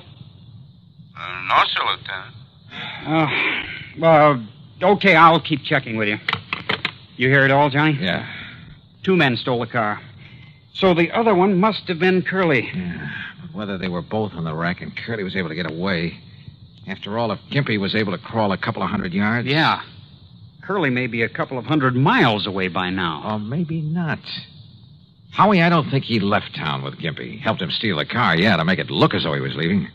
Why do you say that, Johnny? Because of Betty. Because I think he's holding Betty to get me to him. Then maybe you'll agree to a 24-hour-a-day bodyguard after all, huh? No, absolutely not. Johnny, You think that Curly's a jerk? I Well, he know. isn't. He's smart. He's smart enough to smell a cop a mile away. Just the no, same, Howie, no. There's only one thing to do. Only one way to flush him out. Johnny. Betty, what happened? Where have you been? What happened to you? Well, I got a phone call. Yeah? From the hospital. At least they said it was the hospital. Yeah? They said you were down there. That you'd been shot by Curly Waters. See, I told you he's clever, Howie. Oh, Betty, thank heaven he isn't out to get you. Oh, this is Lieutenant Daly from headquarters. Hi, Lieutenant. Hello. What were you going to say, Johnny? I say he's clever. This means that Curly's still in town, still gunning for me. He called Betty to get her away from this apartment, knowing that I'd come here. Johnny. Yeah. And he might have been here waiting for me if you hadn't come, too. But he's smart enough to want to catch me alone. So, Howie, it means there's only one bait in the world that'll bring him out in the open. What's that, Johnny? Me. Alone. Johnny. All right. Betty, you're staying here. Howie, you're going back to headquarters. Me, I'm going to my apartment. I'm going to sit there and wait for him. Oh, Johnny, no. Okay. Sure, Johnny, you go right ahead.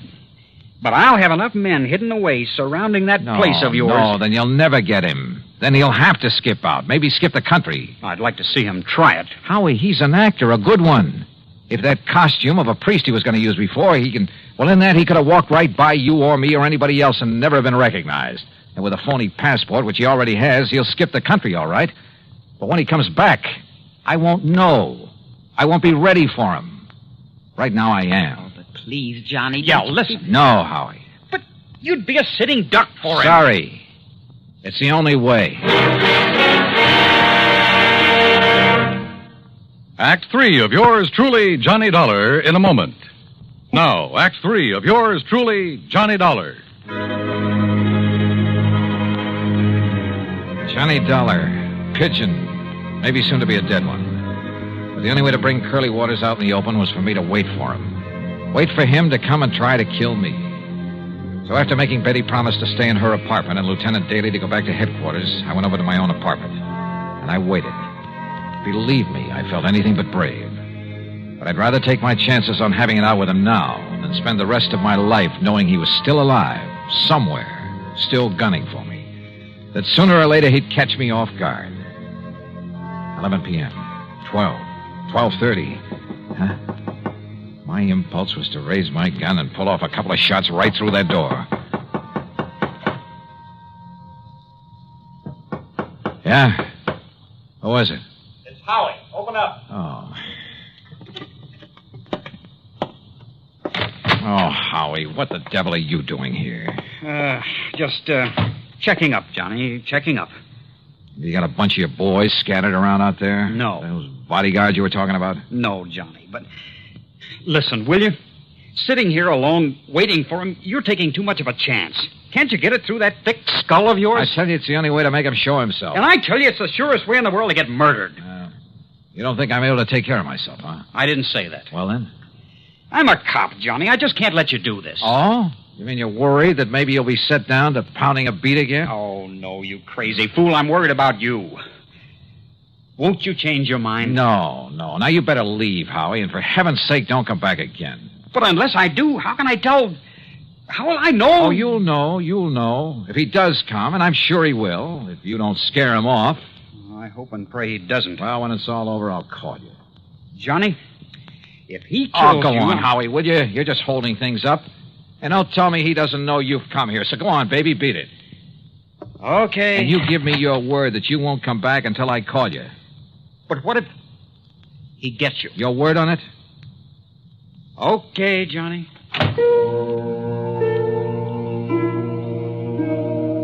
I went back into my little kitchen and brewed a pot of coffee, a big one. Fatigue was a possibility I hadn't thought of until right now. But maybe Curly Waters had. Yeah, he probably thought of a lot of things, a lot of tricks. Because at least one thing was sure, after what happened a few days ago, he knew that somehow he'd have to get me off guard. I hoped and prayed that Howie would keep his word, would keep his men away from the whole area. That he himself would stay away, not even call until this whole thing had come to a head. Then I heard it. It was at the back door of my apartment, the kitchen door that led to a fire escape. Fortunately, I'd turned the light off in the kitchen. I could sneak in without being seen. Johnny. Oh. Johnny. Betty, get in here quick. Oh, why did you come here? Oh, Johnny, I've been crazy with worry. Didn't the lieutenant have brains enough to put some men around your place to keep an eye on you? I threw an old tin can out the window, and when they went to investigate, I sneaked out the back way through the alley. Betty, you're insane to have come here. Don't you see if Curly comes and there's a lot of shooting? You think I could just sit there knowing what might happen here any minute? Knowing that if Curly got lucky or something... honey, I don't know what to tell you. And I can't send you back without a police guide. And if the police come around, it'll only keep Curly away. I've just been sitting here hoping that Howie will have sense enough not to come back again. Again? Oh, yeah, he got worried about me, too. And... Wait a minute. Johnny, it's Curly. Oh, Johnny. Yeah, maybe it is. All right. Go on into the bedroom here. Go on, Betty. Johnny. Now, stay there. No matter what happens, stay there. You understand? Stay there. Please, dear. Yeah, who is it? It's Howie. Open up. Oh. I told you, Howie, you idiot. You would... Just don't try to raise that gun, Dollar. Curly. Drop it. Drop it, Dollar. Now, over there. Sit in that chair. Yeah, I guessed right. You sent the cops away so I'd come after you, but I had to be sure. That's why I've been sitting in an empty apartment across the hall all afternoon, all night, to make sure. That's how I knew what the lieutenant's voice sounded like. Real clever boy, Curly. All right. I'm not going to waste any time. That dumb lieutenant might try coming back again, and I'd have to kill him, too. So, Dollar, I'm not even giving you time to pray. You're pretty sure there aren't any cops planted around here, aren't you? I'm not only sure, but Gimpy Taylor's wife has spotted where she can see him if they try to come around. Yeah? Just what do you think she could do about it?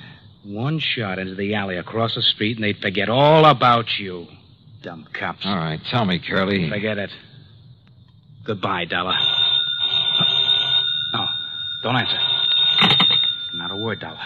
Not a word. Curly. Just hang it up slowly. Curly, listen. What? Who is that? Or should I? Curly, listen to me. Hand me that phone. And don't move. Move? With that gun on me here. Curly. Yeah? Who is it?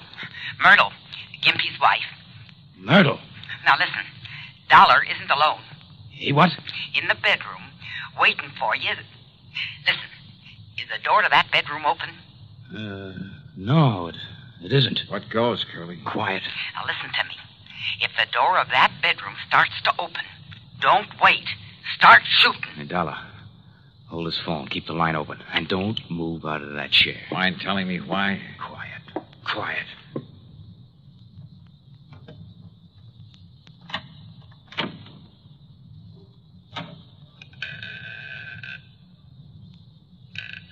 No, you don't. But I do.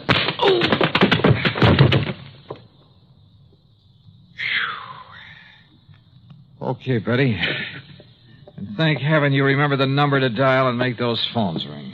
And how about the way I disguised my voice for him? Do you realize what a chance you were taking if he hadn't turned to fire when you kicked open that door? If I'd missed him when I threw that phone at him? It worked.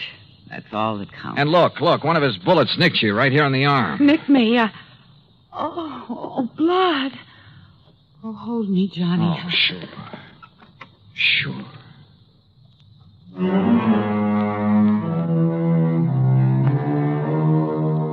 Yeah, Curly's back in the clink. And this time to stay. When the necessary papers were signed, I hauled him over to the state pen myself. So, expense account total, including transportation, $47 even. Ready? Ready, Lewis? Well, I'll tell you this. If I were the marrying kind, believe me, Yours truly, Johnny Dollar.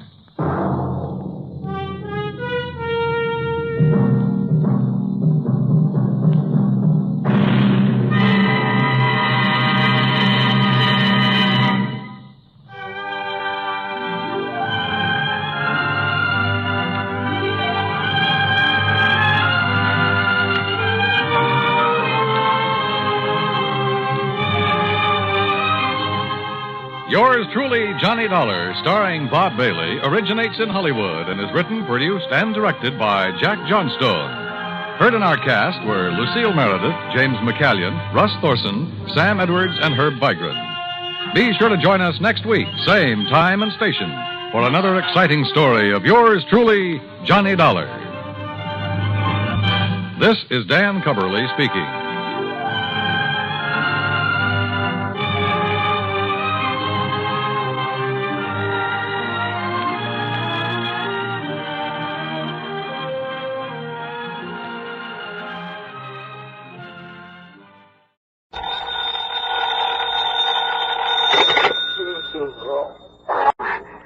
Johnny Dollar.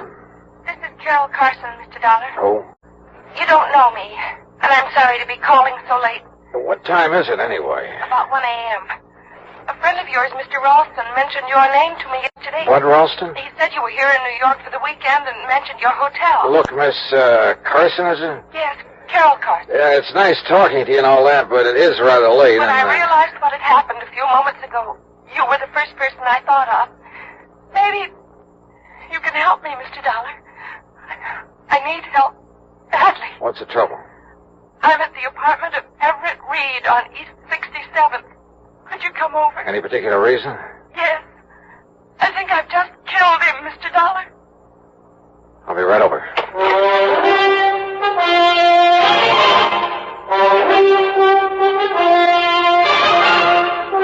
Bob Bailey in the exciting adventures of a man with the action-packed expense account. America's fabulous freelance insurance investigator. Yours truly, And now, Act One of yours truly, Johnny Dollar.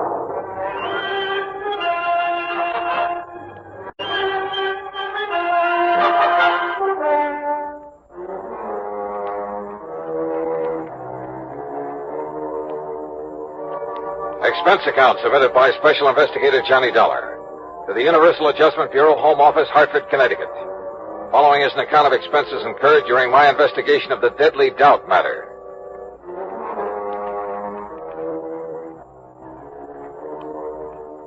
Expense account item 1, $1.80, cab from my hotel to the apartment of Everett Reed on East 67th. Carol Carson was waiting for me at the door. She looked sort of dazed as she pointed to a body on the floor. He's dead, Mr. Dollar. Everett Reed, let's see. Yes. This is his apartment. You said over the phone you thought you'd kill him. Well, he's dead, all right. That's not what I meant. I meant I thought I was the one who killed him. I'm not sure. Oh? I don't know. Doesn't seem to matter. He's dead. I guess that's all that matters. He's dead. Come on now, get hold of yourself, Carol. I'm sorry. I guess I'm not making much sense. I feel sort of funny, lightheaded. All right, yeah. Better sit down. Thanks. Now, why don't you start at the beginning? All right. I came to see Everett tonight about 11 o'clock, I guess. He was a friend of yours? No. He sent for me, and I had to come. Mind telling me why? He insisted that I have a drink with him. Then I started to feel funny. How so? Dizzy. I had to get some air. You think there was something in the drink? There must have been. He didn't want me to leave, but I had to. What time was that? Around 11:30, I think, a little before, maybe. Go on. I wandered around the streets. I was in kind of a daze. How long were you wandering around? It seemed like a long time. Then what? I came back here to the apartment. I had a terrible headache. I remember walking in the door and... Well, that's all. That's all? What do you mean, that's all? That's all I remember. I must have passed out. When I came to, I was lying on the floor, and that gun was near my hand. In front of me was... That's when I called you. That's all you can tell me? I'm afraid so. It isn't much, is it? It sure isn't. Mr. Dollar, I can't believe I killed him. I couldn't have... Now, look, Carol. You see, you left this apartment a little before 11:30. The police medical examiner will be able to tell the approximate time of death. If you weren't here at that time... But that's just it, Mr. Dollar. I don't know how long I was on the street. It seemed like a long time, but... Well, my head was spinning and everything was pretty hazy. Now, look, you gotta remember where you went. Try to think. Oh, it's no good. Wait. Coffee. A cup of coffee. You stopped somewhere for a cup of coffee? I think so. Where? I remember a neon sign on 3rd Avenue. Oh, you gotta do better than that. That's all I remember. Did you talk to anyone while you were walking around? I don't... Yes. Yes. Somebody was following me, I think. A man. He was following me for quite a while. He told me his name. Ted? No, Tom.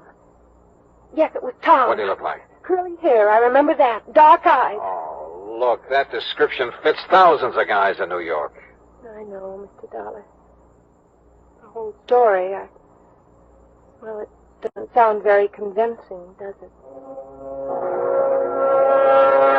I called Detective Lieutenant Mike Tovich of Homicide, and he was there 10 minutes later. He was still questioning her when I left. Item 2, $1 drinks for me while I thought about the whole deal.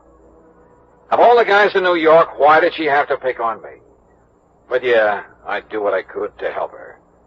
Because that story of hers, it sounded so phony. It just might be true. Act 2, yours truly, Johnny Dollar, in a moment. Act 2, yours truly, Johnny Dollar, and the Deadly Doubt Matter. Item 3, $2.20, a telephone call to Pat McCracken at Universal Adjustment Bureau. Yeah, Everett Reed had been insured by one of Universal's member companies, so I got myself officially assigned to the case. Then I went to work, checking out Carol Carson's story, what there was of it, and it wasn't much. All she'd remembered was wandering around the streets, getting a cup of coffee somewhere on 3rd Avenue, and being followed by a guy named Tom. I started checking every joint on 3rd Avenue from 60th to 70th Streets. An hour and a half later, I hit pay dirt at Eddie's Bar and Grill. Yeah, I think I remember all right. Carson. Carol Carson. Her name don't mean nothing, but from the description you give me, yeah, sure, I remember now. I remember thinking she looked kind of funny when she walked in, like she was in a daze or something. All right. Now, what time was it when she came in here? I don't know, 2 or 3 hours ago. That's not good enough. Was it 11? 11:30? Midnight? Well, what? Well, maybe around midnight, maybe. Was she home? Yeah. You sure about that? Well, as far as I can remember, I kind of remember somebody in the doorway after she come in, but I didn't know if it was somebody with her or not. All right, what happened then? So she asked for a cup of coffee, so I poured it and set it down in front of her, so she left. She what? Yeah, got up and left, still acting sort of funny. I see. How much of her time can you account for then? Huh? I mean, how long was she here in your place? No more than about 1 minute, Mac. Oh, great. Item 4, $1.80 cab fare to police headquarters and Lieutenant Mike Tovich in Homicide. Look, Johnny, you're not trying to tell me I should buy an alibi like Carol Carson's, are you? So it is pretty vague, Mike. Vague enough to be true. At least she was telling the truth about going into that joint on 3rd Avenue for a cup of coffee. So she's covered for 1 minute out of 2 hours. 2 hours? She said she went to Reed's apartment about 11 o'clock. Right. The medical examiner says time of Reed's death was between 11:30 and 12:30. She called you at 1 o'clock. But if she can prove she was out of that apartment for that hour... She's only proved she was out of it for a minute plus the time it took to get to 3rd Avenue and back. Say, 5 minutes each way. That'd still give her plenty of time to kill him But if we could find this guy named Tom, she says that was following her around, maybe he could prove she was out of the apartment during the time of the murder. Oh, sure. That was a real helpful description she gave us. Curly hair and dark eyes. Yeah. Look, Johnny, so you're taking a liking to her. That's too bad, but don't let it make a fool out of you. Mike, did Carol tell you why she went to Reed's apartment? No, she wouldn't talk about it. She also wouldn't explain a lump she has on the side of her head. Lump she has? Yeah, we think she got it fighting with Reed. What do you know about him? Bad boy. A big gambler.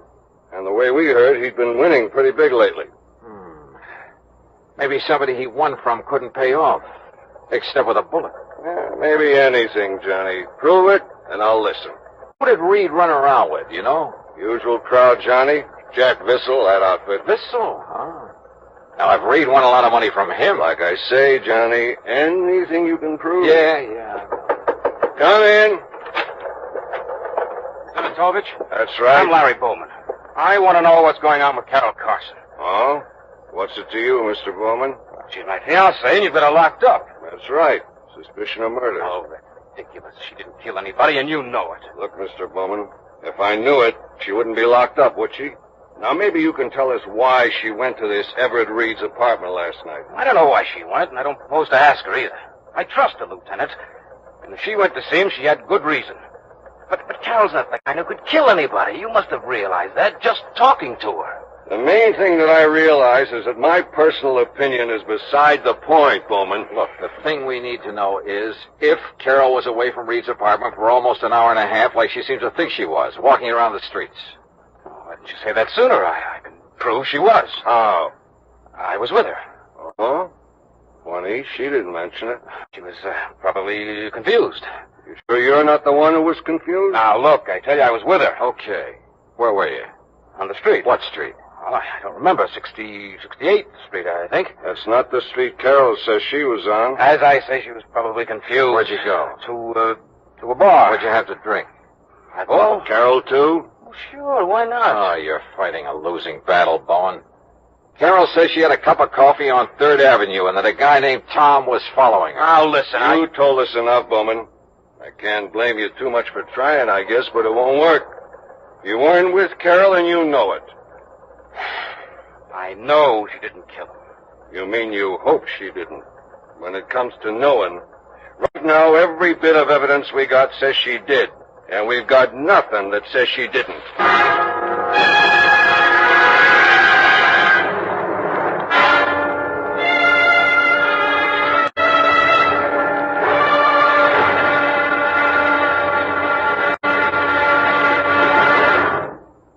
Act 3 of yours truly, Johnny Dollar, in a moment.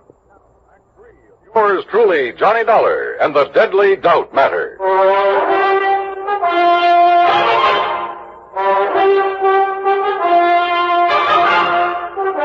Item 5, 30 cents, coffee for Larry Bowman and me at a little joint around the corner. Lieutenant Tovich can talk about evidence until he's blue in the face, Dollar. Carol's not a killer. You prove that, and Tovich will be the first to listen. But cooking up phony alibis for Carol's not going to help any. Okay, so it was a stupid thing to do. But I can't just stand by and do nothing. Don't you have any other leads you can follow up? One, maybe. Well, what is it? Reed was a gambler. Could be somebody was losing big to him. Carol's my fiancée. I know she doesn't have that kind of money. Anyway, she doesn't gamble. I wasn't thinking about Carol. Who then? Jack Vissel, for instance. We found out Reed's been seen with Vissel several times lately. Well, you gonna question him about it? I may as well. After all, at this point, we got nothing to lose.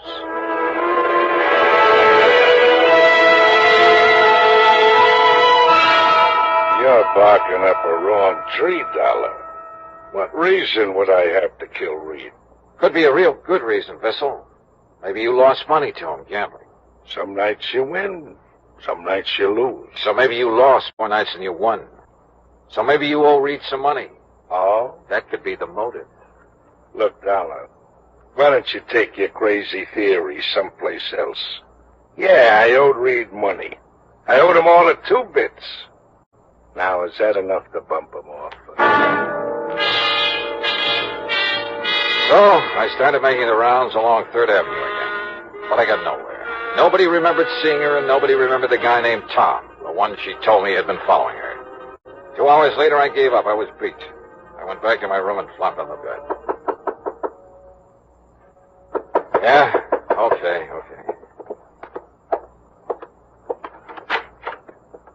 Yeah?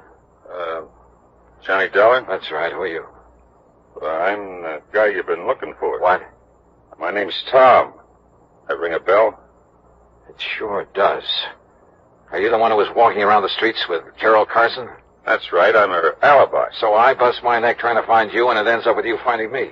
Well, I read in the papers it looked bad for Carol unless they found the guy who was with her. You didn't show up any too soon, believe me, brother. How long were you with her? Oh, I figure at least an hour. I kept following her, and once in a while she'd stop and talk, but she seemed kind of dazed. Apparently Reed put something in her drink. Anyway, I finally gave up. I figured if it was that tough to get acquainted, what's the use? But you're willing to swear you were with her for an hour? Why, at least. From around 11:30 to after 12:30. That clears her. Come on. Item 6, $1.80 cab fare to headquarters. Tom repeated his statement, and Carol identified Tom as the man who'd been following her. So, it looked like it was all over. I guess I'll never be able to thank you enough, Johnny. Well, if it hadn't been for you... Well, let's just say I'm the stubborn type, Carol. Once I believed your story, I had to follow through on it. Oh, it's hard to realize I'm free. It's been like a bad dream. Yeah. I'll bet Larry Bowman's glad it's over, too. Have you called him yet? No, I'll call him from my apartment. Johnny, all I can say is thanks again.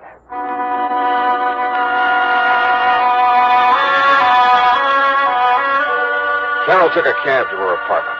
I started back into the building, and then, out of the corner of my eye, I spotted another cab pulling away from the curb, following Carol's. And it was Tom. I figured I'd better join that procession. I tagged along to Carol's apartment.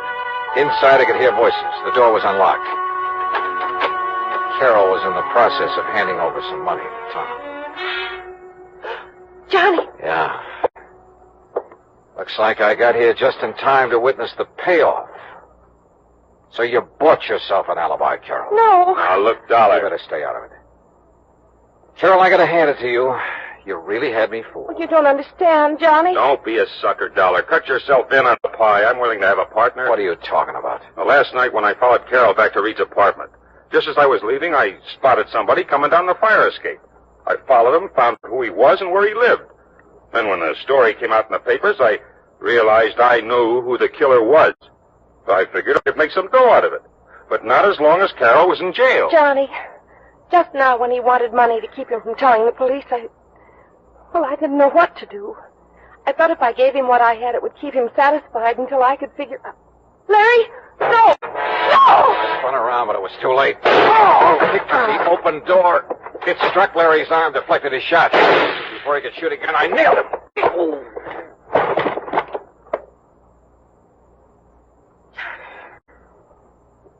Johnny, are you all right? Yeah. Larry Bowman's the killer. I guess I was afraid of that right from the start. You see, Larry'd been gambling with Reed and losing to him. I tried to make him stop, but he wouldn't. Finally, he lost more than he could pay. So you went to Reed's apartment to try and square it, huh? Reed told me maybe something could be worked out. When he put something in my drink, I realized what he meant. That's why I got out. And Larry entered the apartment when you were away, killed Reed, slugged you when you came back, and planted the gun on you. I guess so. I wasn't sure until Tom told me he'd seen Larry climb down that fire escape. First, I just couldn't believe that Larry would... How do you figure a thing like that, Johnny? How do you figure it?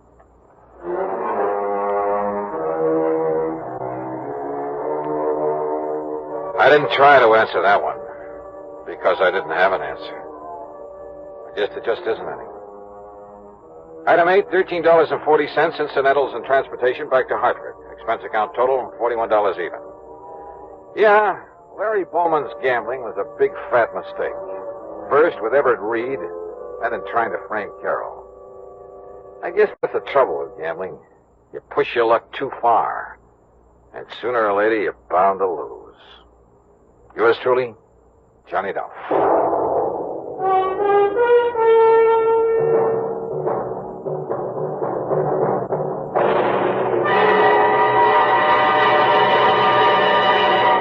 Our star will return in just a moment. Now, here is our star to tell you about next week's story. Next week, a doting dowager who sets me out on the wildest case I ever handled. Join us, won't you? Yours truly, Johnny Dollar.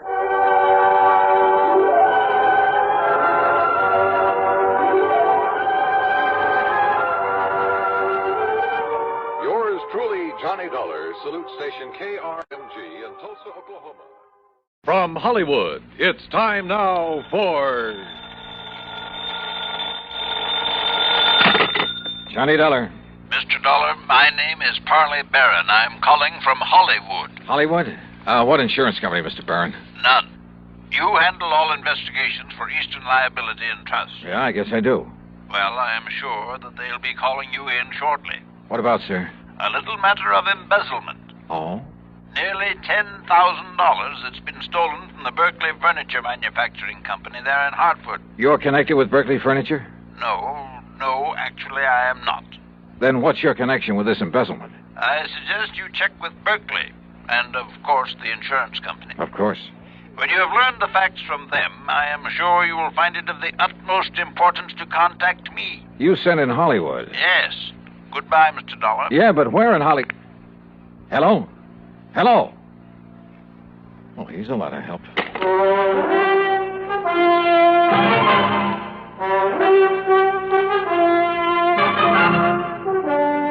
Bob Bailey in the exciting adventures of the man with the action-packed expense account. America's fabulous freelance insurance investigator. Yours truly, Johnny Dollar.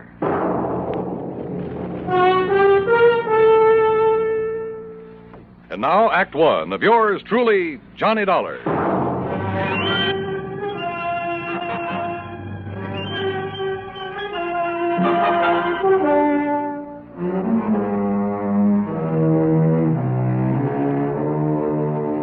Expense account submitted by Special Investigator Johnny Dollar to the Eastern Liability and Trust Company Home Office, Hartford, Connecticut. Following is an account of expenses incurred during my investigation of the Hollywood mystery matter. Expense account item 1, 10 cents for a phone call to Hal Speidel, who's my regular contact at Eastern Liability and Trust. Well, hi, Johnny. Nice to talk to you again. Yeah, nice to talk to you, Hal. Listen, have you received a report of loss from the Berkeley Furniture Manufacturing Company? Well, they're a client of ours, but no. What makes you ask a thing like that? A phone call I just got. They called you direct? Well, somebody did. A man by the name of Parley. Wait a second. Yes, Miss Turner. Who? Hold everything, Johnny. I'm holding. Hey, what did you say? When? We'll find out how much. Johnny. Yeah? You've got an assignment, boy, and it's Berkeley Furniture Manufacturing Company. Embezzlement? Yes. 10,000? But how you found out about it? Listen, they just found out about it themselves, so get on over there and see what goes, will you? Hal, will do.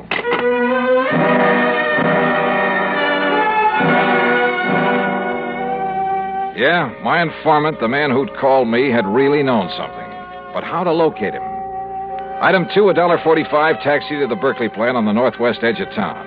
It's a small company, but an old one. When I flashed my credentials to the receptionist, I was immediately shown into the office of the high and mighty himself. Well, I must say your insurance company acts very promptly, Mr. Dollar. Sit down, sir. Thanks, Mr. Berkeley. I'll get straight to the point, sir. We've suffered a considerable loss. Yeah, so I understand from Hal Speidel at Eastern Liability and Trust. $10,000, wasn't it? Oh, yes, nearly $10,000. But I don't recall mentioning the amount to Mr. Speidel. In any event, Mr. Dollar, what I want is that money back. I don't care what you do with the thief. All right, have you any idea who took it, Mr. Berkeley? I certainly have. The ungrateful... Who, sir? One of our bookkeepers. A gentleman who has been with the company over 30 years. What are you smiling about, Mr. Dollar? Well, he's stolen this money from you, but you still call him a gentleman. Because I always thought he was. Did his job, never complained. That's your measure of a gentleman, huh? Eh? What's that? How much money did he earn, Mr. Berkeley? $65 a week. What difference does it make? Just wondered. An old man living alone was plenty for him. Unless, of course, he was gambling, something like that. Gambling? Him? Of course not. He never had enough money. Trouble at home, maybe? Is he married? No. He'd never be able to support a wife. After 30 years with your company? I paid him as much as I thought he was worth. Yeah? Or as little as you thought you could get away with? That is really no concern of yours. Return of the money is. All right. Where does he live, Mr. Berkeley? In a small apartment on the north side of town. And when did you last see him? Yesterday morning. Said he had to see his doctor in the afternoon. Yes, it's against my usual practice, but I let him off. Mm-hmm. But of course you decided to dock his pay. Naturally. I have to keep discipline in a place like this. Oh, sure.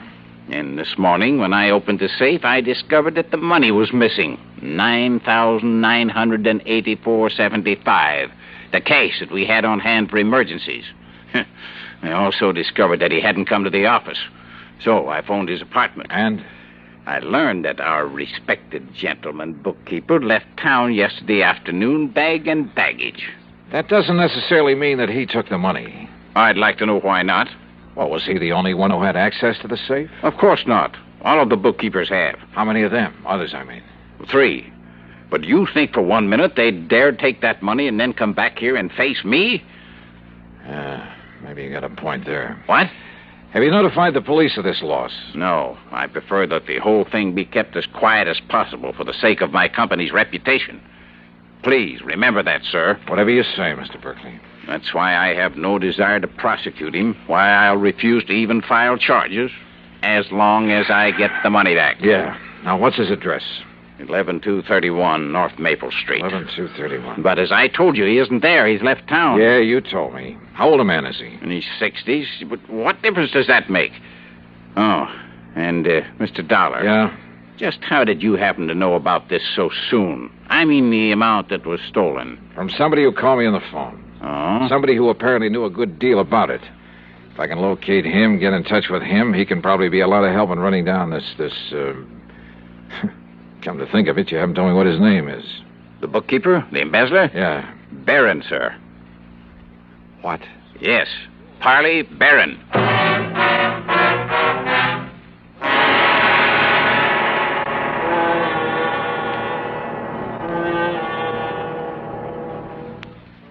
Act 2 of yours truly, Johnny Dollar, in a moment. And now, Act 2 of yours truly, Johnny Dollar, and the Hollywood Mystery Matter.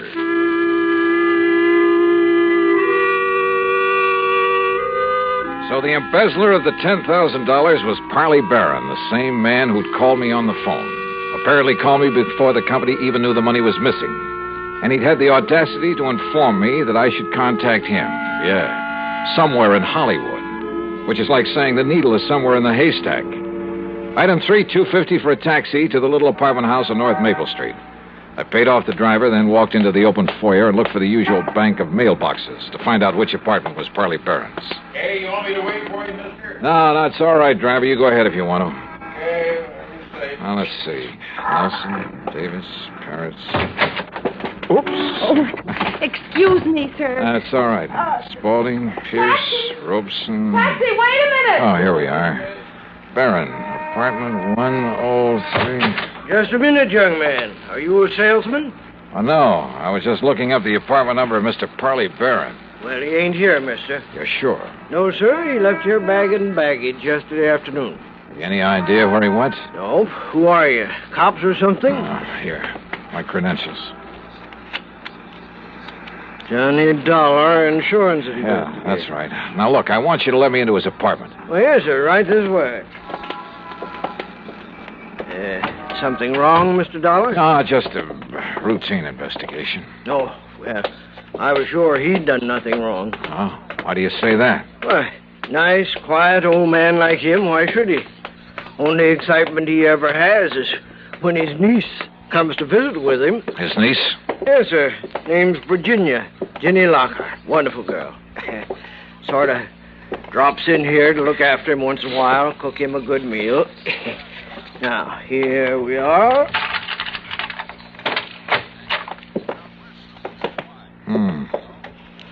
Well, it sure looks like he left in a hurry. Closet's open, doors pulled out. Where can I find this niece you mentioned? Why, didn't you see her when you just came in? That girl who bumped into me down in the lobby, that was Jenny Lockhart? Well, must have been. Guess she dropped in for a visit with her uncle, found him gone, and then lit out again. And I didn't have sense enough to get a good look at her. Well, now, here's a picture of her, mister. Sent it to him from her vacation last winter. Vacation, huh? Blue sky and palm trees. Down in Hollywood, I understand. Is that where she's headed for now? Well, now you got me there. Wait a minute. Yes? What's that you picked up, mister? It was a note, I guess. Yeah, it's addressed to her. Ginny, my dear. The doctor you had me see has finally told me the truth. Is this his handwriting? Yeah, that's his, all right. He's finally told me the truth.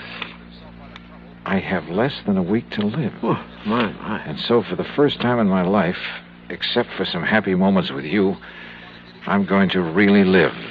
Make up for some of the things I've had to miss all these years. Well, say now. Yes. You may have some idea where I've gone, but please, dear, don't try to follow me. Your loving Hollywood. Yeah, like I said, that's what... And she ran off with the taxi I had. Oh, you want me to call you a taxi, mister? I sure do, brother, and fast.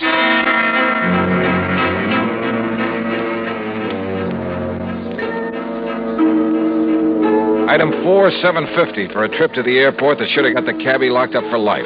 We ran every stoplight along the way. So what happened? I got there just in time to see a plane taking off.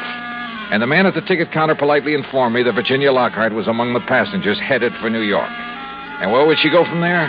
Hollywood. I'd bet my last nickel on it. Yeah, and she could lead me to the man I was after. I checked the schedules of all the airlines leaving New York. If I took the next plane out of Hartford, I could barely make a flight out of New York to the West Coast. In other words, Hollywood. Item 5, $162.80 for a through ticket.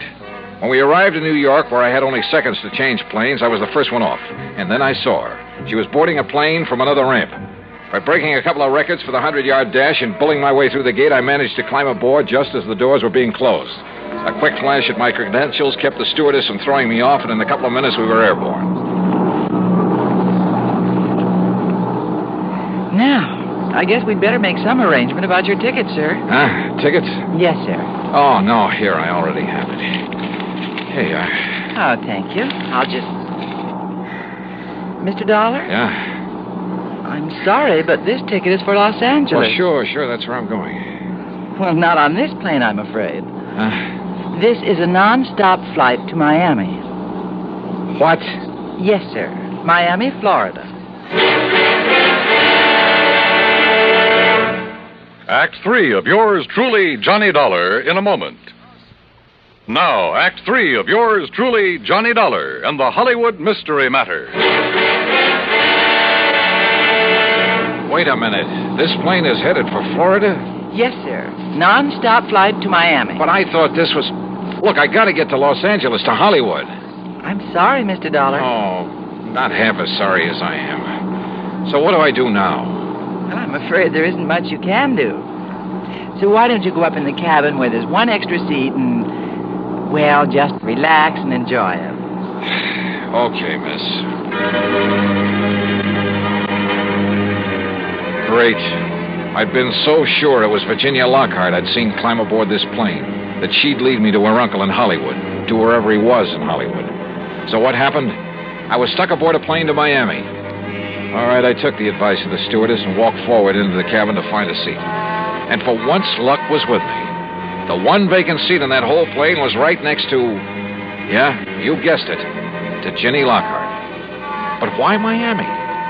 Could she possibly know that I was on the trail of Parley Barron? Was this a trick to lead me off his trail? I decided there was only one thing to do, play it like I hadn't the least idea in the world who she was, and at the same time, see if I could learn anything from her.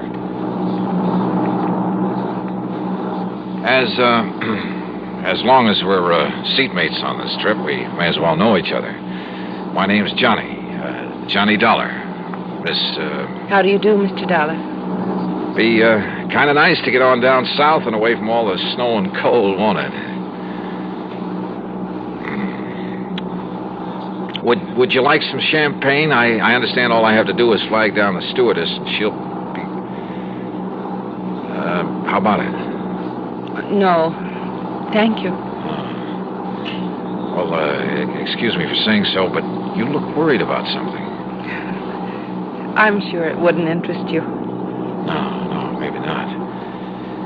But, sometimes it does a lot of good to cry on somebody's shoulder, and since we'll probably never see each other again after this trip, and, well, I have a good broad shoulder. Thank you, but it's not necessary. Oh, sorry, I didn't mean to.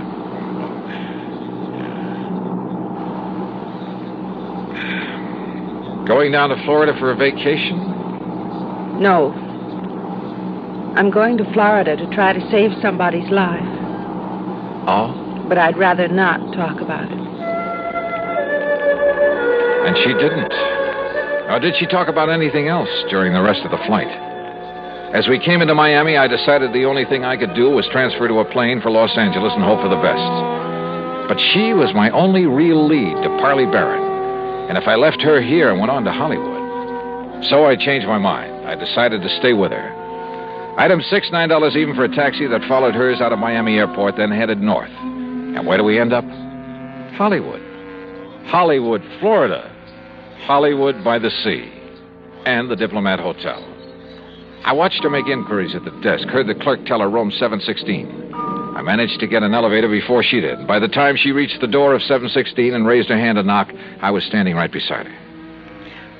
Mr. Johnny Dollar, what are you doing here? I've been following you, Ginny. Why? To find your uncle, Parley Barron, who stole $10,000 from the company he was working for. He what? Yeah. And unless I'm all wet, this is the door to his suite. You say he stole... I found the note he'd written to you, Ginny, back at his apartment in Hartford. Mr. Dollar, Johnny... Yeah, and it all ties up, including his phone call to me. It was to make me think he was headed for Hollywood, California, to throw me off, give him time. Please listen to me. He said that for once in his life, for the few remaining days of it, he was really going to live it up. So he came here, to the Hollywood that you told him about. Came here for one last desperate, glorious fling. Listen, that's what he thought. But don't you see... And the more I've thought about it, thought about that crummy, penny-pinching outfit that he worked for 30 miserable years, the more I hated this assignment. Hated the thought of having to deprive that poor old man of this one last chance to get some fun out of life. Because all I know about him is that he's a decent sort who's been taken advantage of. He's a wonderful man. And he's been a good man all his life. Jenny, don't you see? Unless I get him return the $10,000 to his firm... Johnny, listen. He can't have spent $10,000, and I'll make up the rest. Sorry, Jenny. You're not the police. You're not the law. But I have a job to do. Does that dirty old company want the money? Or does it want him? Johnny? For the sake of my company's reputation, that's why I have no desire to prosecute him. Why I refuse to even file charges, as long as I get the money back. Johnny, if I give you enough to take the $10,000 back to them... Okay, Jenny, it's a deal. Oh, thank you. I'm awfully glad. And because of something else, Johnny. Oh? The reason why I was looking for him. What do you mean? The new doctor I'd had him go to a couple of weeks ago, my doctor. He gave him a lot of tests. Then Uncle went back to see him yesterday afternoon. Yes, I understand. It was to find out the result of the tests, and the doctor told him wrong. The lab reports had got mixed up. You mean that he isn't going to die? No. And the doctor tried to call him, but couldn't reach him, so he called me. That's why I went to his apartment. But he'd left, so I came down here to try to find him. I tried to tell you, Johnny, because... Well, don't you see he's going to be all right? Well, then, Jenny, I guess that leaves only one more thing to be done. What, Johnny? Tell him the good news.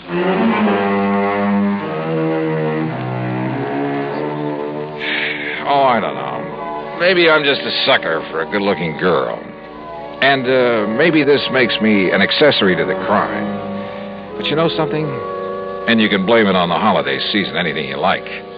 I don't care. Expense account total, including the trip back to Hartford. Well, a happy new year to you, too. Yours truly, Johnny Dollar.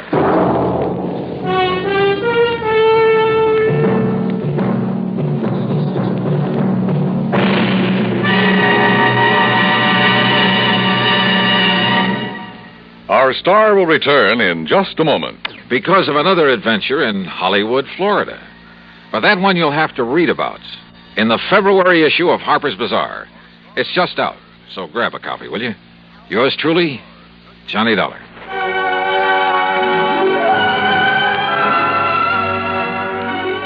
Yours truly, Johnny Dollar, starring Bob Bailey, originates in Hollywood and is written, produced, and directed by Jack Johnstone. Heard in our cast. From Hollywood, it's time now for... Johnny Dollar. Johnny, this is Ed Barrett at Tri-State Life and Casualty in New York. Oh, hi, Ed. How are you? A little sick at the moment. Oh, what's the matter? I was planning to go up to the fishing lodge of a friend of mine over the weekend, Tommy Hargrave. Oh, but now you've had to call it off, and brother, I know exactly how you feel. No, Johnny, I don't think you do. Look, Ed, I'm a fisherman myself, and when something interferes with going... What was that? I just received word that Tommy had a car accident up there. Car rolled over on him. He was killed instantly. Oh, I'm sorry, Ed. Yeah. And company policy being what it is, since he carried $70,000 in insurance, double indemnity, since there was an accident involved, well, I got to order the usual investigation. Yeah, sure, I see. Who's the beneficiary? His wife, Mary. They get along all right? No, as a matter of fact, Now, look, Johnny, don't get any crazy ideas. Just go on up there and help her all you can. Oh, sure. Where, Ed? The place is called Shadow Hill, near the little town of Bethel. New York? Yeah, up in Sullivan County. The police department is a man named Skinner. Police? If everything's okay? It was Skinner who called me, that's all. Oh, yeah. Okay, Ed, I'm on my way. And if I dig up anything... Johnny, I assure you that everything's all right about this one. Oh, sure. You say that as though you don't believe it. Well, just my suspicious mind showing, I guess. Forget it.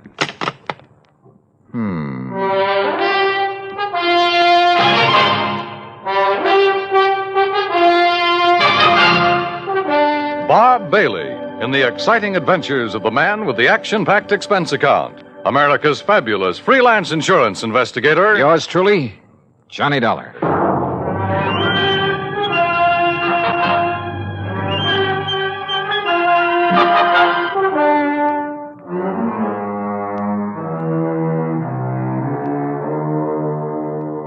Expense account submitted by Special Investigator Johnny Dollar to the Tri-State Life and Casualty Insurance Company, New York, New York. Following is an account of expenses incurred during my investigation of the gruesome spectacle matter. Expense account item 1, $620, fare and incidentals, Hartford to New York. Item 2, $50 deposit on a rental car. I swung north, crossed the George Washington Bridge, then picked up Highway 17 through Goshen with its famous racetrack, through the summer resort town of Monticello, then past White Lake, a good fishing spot, to the little town of Bethel. It really isn't much more than a crossroads, a couple of filling stations, a general store and post office, and Emmer's Hotel, where I park my bags. Shadow Hill, however, turned out to be a beautiful summer lodge, sitting high above the edge of a nearby private lake. From the highway, I could see the narrow, winding road that led from the lodge down to the lake shore. I could also see the spot where a car had apparently taken a corner too quickly, skidded, and rolled over to where it lay on its side. Then, shortly after pulling off the highway, I could see something else. Another car, just short of where the accident had occurred. It was half hidden in a clump of trees that bordered the road. And as I slowly pulled up to it, a man suddenly jumped out and leveled an old .30-30 rifle at me. Stop right there. Don't come any closer. Oh, well, now, just a minute, mister. Who are you? What are you doing around here? Stranger, huh? Yeah, I guess you'd call me a stranger, but look, Then maybe you're the stranger I'm looking for. Get out of that car with your hands up over your head. And don't try no funny business. Hey, what is this, a holdup? Do like I tell you to. And be quick about it. Okay, whatever you say. Come on. I can't seem to... This door doesn't seem to want to... You You trying to pull some trick? No, Open that door. Well, it's stuck. I can't... Here, I'll do it. Now then. I'm... Yeah, now I'll take that gun. Oh, no, you won't. All right. Now, All right, up on your feet. now, just a minute, son. Turn around. Go on, turn around. You just look here, son. You just take it easy, old man, and remember I have the gun now. I'll lock you up for this. That's what I'll do. You'll what? Yes, sir. Interfering with the law this way. The law? You? That's right. See? Here's my badge. See? Oh, okay then. Look, Mr. Skinner. You look, you... Hey, how'd you know my name? You are Mr. Skinner, aren't you? Well, sure I am. Amos Skinner. Only it's Chief Skinner to you. Police Chief Skinner. And if you think you're going to get away with this, you... What's your idea? Oh, Chief, it looks like you're just the man I came to see. Huh? Only, maybe you'd better have your gun back. Here. Well, all right. All right, now, you just put your hands up and... Say, now, just a doggone minute. Who are you? Johnny Dollar? Johnny Dollar? That what you said? That's right. The Johnny Dollar? I'm an insurance investigator. Well, praise be to Betsy. Well, I might have known there was someone like you, the way you outsmarted me. Banging the car door gets me that way. Oh, I'm sorry about that, Chief. Well, Johnny, I'm real proud to meet you. And believe me, son, I'm just mighty glad you're here. Oh? Why do you say that? Just you look here, Johnny, over the edge of this road. Look. You see it down there? That car? Is that the car in which Mr. Thomas Hargrave was killed? Oh, you know about that? That's what I came here to investigate. Well, all right then. Now, you listen here to me, Johnny. Well?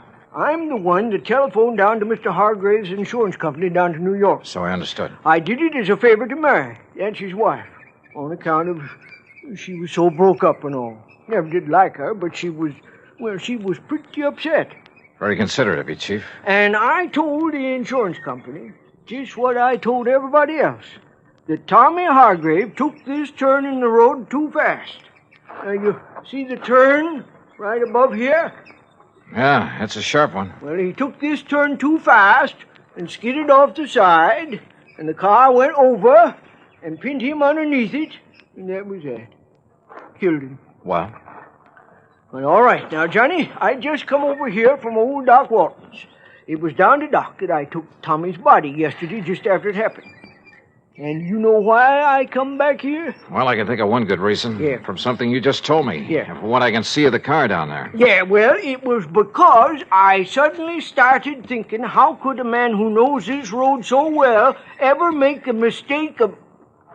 Hey, what were you going to say? Well, Chief, that car was coming down the road, down from the lodge, wasn't it? Yeah, that's right. That means he made a left-hand turn right here. Correct. The car went off the road, fell on its side, and leaned right where you landed, right where you see it, right on top of Tommy Hargrave. That car is a sedan. Yeah, that's right. And even from here, I can see that the windows are all closed, except for the one next to the driver's seat. Correct. But now... And it's obvious it didn't roll completely over. No, sir. It just flipped over on its side and slid down there. And yet you say that Tommy Hargrave's body was under it. That's right. Under the right side of the car where we practically had to dig it up. Hey? Uh-huh. Can you tell me how he could have fallen under that side of the car, windows closed? Johnny. Yeah. Tommy was murdered. That's what. And the car pushed over on him to make it look like an accident. And Johnny, you proved it. A couple of other things we've got to prove, Chief. Hey? Like what? Who murdered him? And why? Act 2 of yours truly, Johnny Dollar, in a moment. Our flag now numbers 50 stars, and behind each star there stands yet another flag, representing one of the 50 states. Rhode Island's state flag is white with an anchor, first used as a colony symbol in 1647. The motto Hope was added in 1664, when the government was organized under a charter from King Charles II. A circle of 13 gold stars were added for the original 13 colonies. This is the flag of a unique colony and state, which carried out a most noble experiment in freedom. The Royal Charter of 1663 reads, "To hold forth a lively experiment, that a most flourishing state may stand and best be maintained with full liberty in religious concernments." Rhode Island's state flag, the flag of the 13th state to enter the Union, was adopted on May 19th, 1897. And now, Act Two of yours truly, Johnny Dollar, and the gruesome spectacle matter.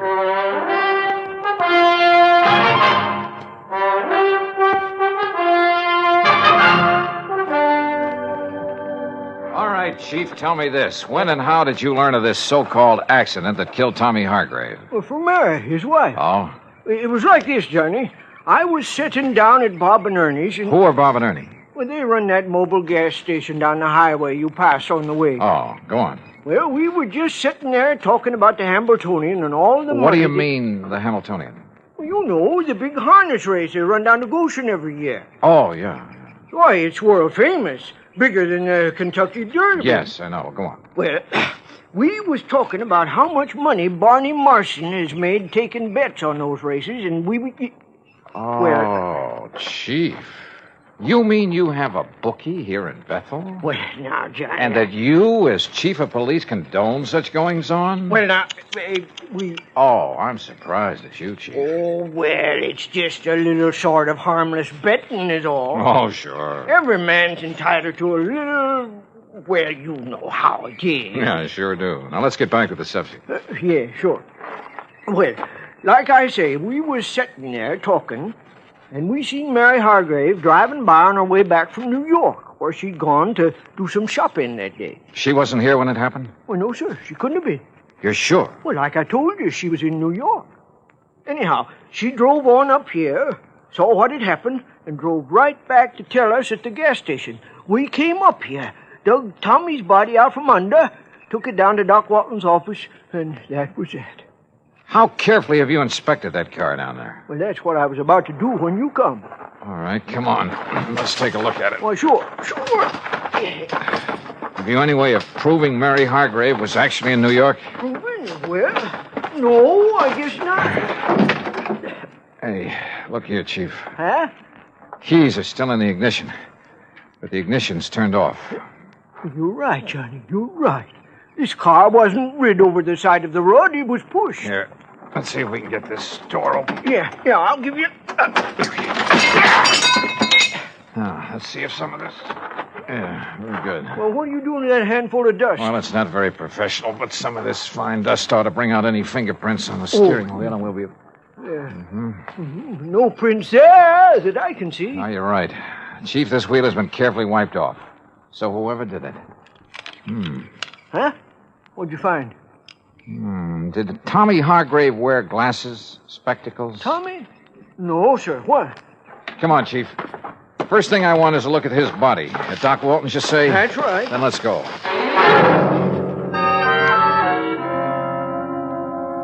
Well, as a matter of fact, it was I who suggested to Amos, to Chief Skinner, I should say, that he go back and have another look at that car, Mr. Dollar.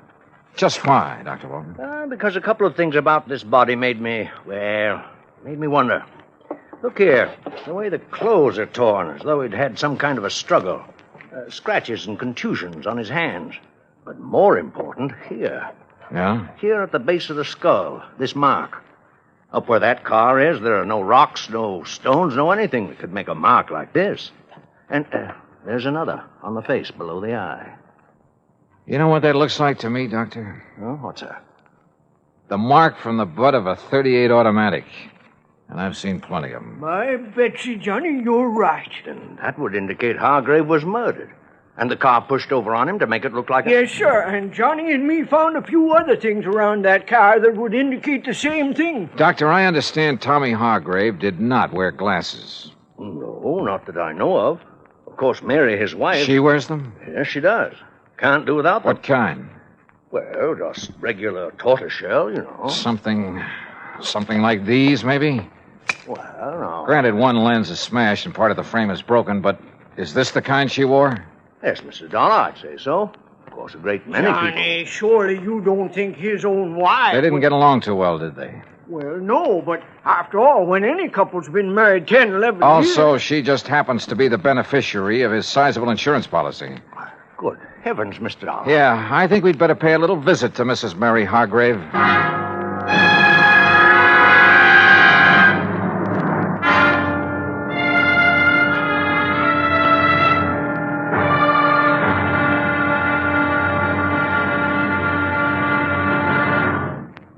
Act 3 of yours truly, Johnny Dollar, in a moment. Many times in the history of mankind, nations have pooled their forces to exert a greater strength against a common aggressor. This happens not only in the face of a world war, but between such giant holocausts, as during the Boxer Uprising in China in 1900. 6 nations combined their forces to come to the aid of their citizens. In the thick of the fight, undaunted by devastating enemy fire, Chief Bosun John McCloy of the United States Naval Contingent distinguished himself by meritorious conduct above and beyond the call of duty. For his valorous action, he was awarded his first Medal of Honor. But a man of action doesn't get the job done because of possible awards. It is the spirit of his code of conduct that guides him. John McCloy was guided by that code again and again. In June 1914, during the Mexican campaign, when the government of the United States was put upon once more to aid its persecuted citizens, Chief Bosun John McCloy was constantly risking his life. Our landed troops were in danger of being annihilated on the beach at Veracruz, when McCloy voluntarily filled 3 picket launches with riflemen and led them along the seafront to draw the enemy fire. Though badly wounded, he remained at his post and gallantly directed his part of the campaign. For this action, Chief Bosun John McCloy was awarded a second Medal of Honor. But he hadn't been concerned with medals. His only concern was conducting himself as a man should, and that is according to the code of the American fighting man. And now, Act 3 of yours truly, Johnny Dollar, and the gruesome spectacle matter. The 3 of us, Dr. Walton, Police Chief Amos Skinner, and I drove up to the lodge outside the little town of Bethel, New York, to see why Mrs. Mary Hargrave had killed her husband, made it look like a car accident. That is, if she did it. And what little evidence we had pointed right straight at her. The obvious fact the car had been pushed over on him after he was killed. The marks showing he'd struggled for his life, had been struck with the butt of a pistol. The fact he and his wife hadn't got along too well, that she was his beneficiary. And finally, there were the glasses I'd found in the car. My Betsy, I wonder if she found out you were here, Johnny, and has flew the coop. Isn't that her car in the yard? Yes, Mr. Dollar, it is. All right, then. If she is here, well, sir, I'll arrest her right on the spot. No, let me handle this. But, Johnny... I said please, let me handle it. Yes? Oh, Dr. Walton and Chief Skinner. That's right. And this here is Mr. Johnny Dollar. Oh, yes, Mr. Dollar. Mr. Barrett at the insurance company phoned that you'd be here. Won't you come in? Well, surely. Thank you. I'm sorry to have been so slow in answering the door, but I seem to have mislaid a pair of my glasses. Yeah, that, Johnny. I'm blind as a bat without them. Won't you all sit down? Thank you. Yes, thank you, Mary. I've been using an old pair of steel rims with an old prescription, but they look so terrible. When did you lose your glasses? Oh, I must have mislaid them a couple of days ago. Ha! Now, what do you mean by that, Amos? You know very well what I mean. You don't seem terribly upset about your husband's death, Mrs. Hargrave? Why should I, Mr. Dollar? We haven't been exactly getting along for years. All he seemed to care about was his fishing and betting on the horses day after day. Oh? And I never did care about spending every summer up in this stodgy little town with all its stodgy people and... Oh, I didn't mean you, Dr. Walton. Oh, yes, thank you. The first thing I'll do when I collect the insurance is sell this place and go back to the city where my friends are, where there's some excitement and... Mr. Dollar, are those my glasses you have there? Are they? Well, they look like mine. Only what happened to them? Sure, they are hers, Johnny. What? No, Dollar. No, I don't think they are. Let me have them, please. Sure. Here. What's going on here? Johnny, we're just wasting time. No, wait. These can't be hers. I should have realized. Sure they are. Gentlemen, please. I've seen your glasses, Mary, many times. Very thick at the edges, very thin in the center of the lens. Well, isn't this pair? This lens, the one that's still intact, bears no resemblance to yours at all. Oh? No. Wait a minute, wait. Listen, Mrs. Hargrave. Will somebody please tell me what's... Listen, will you? You say your husband was always playing the horses. Yes, of course he was. But do you mind telling me what Even while he was up here? Yes, all the time. Mr. Dollar, I don't see what you're driving at. I sure don't. Oh, brother, this is probably the wildest hunch I've ever had. What? Mrs. Hargrave, did your husband owe a lot of money on his betting? Oh, a lot? I should say not. Just the opposite. He's been going around for nearly 2 weeks boasting about the big killing he made. If he ever collected... Doctor, let me have those glasses. Oh, yes. Look, here, this little mark inside the temple. Oh, that's the mark of the optometrist over in Monticello. Here, you see? The same mark as in mine. Yeah, okay. Now just sit tight, the three of you. Oh? No, Mr. Dollar. Now, you look here now, Johnny. And Amos, don't try arresting anybody while I'm gone. But it Johnny... might make you look a little foolish when I get back. Back from where, Dollar? I'll see you all later.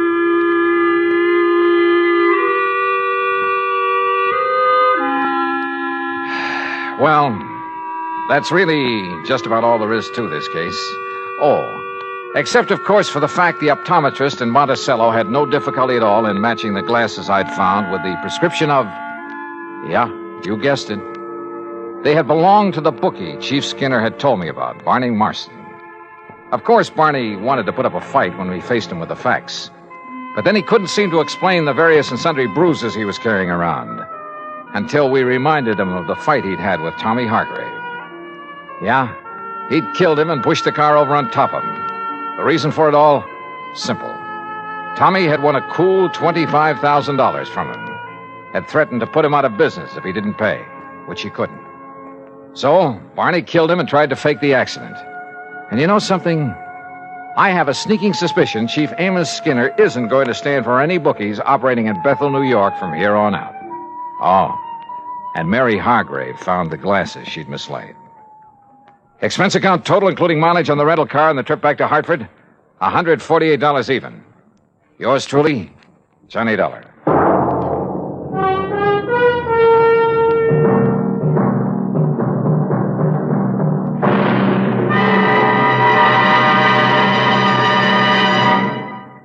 Our star will return in just a moment.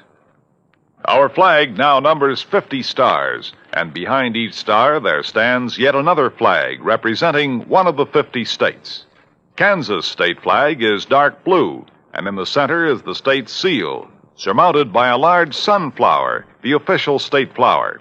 The seal reflects the history of Kansas, the train of ox wagons going west, for most of the great roads passed through Kansas. An Indian is depicted chasing a herd of buffalo, recalling the words of the official state song, "Oh, give me a home where the buffalo roam." For this truly was the home of the buffalo and Indian.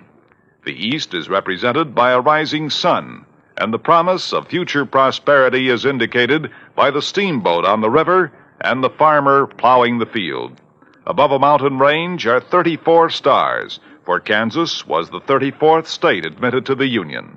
Over all is the state motto, Ad astra per aspera, to the stars through difficulties. Kansas state flag, the flag of the 34th state to enter the Union, was adopted on March 23, 1927. Now here's our star to tell you about next week's story. Next week? Well, listen. I promise you the most unusual case and some of the most unexpected people you ever... Well, join us, won't you? Yours truly, Johnny Dollar.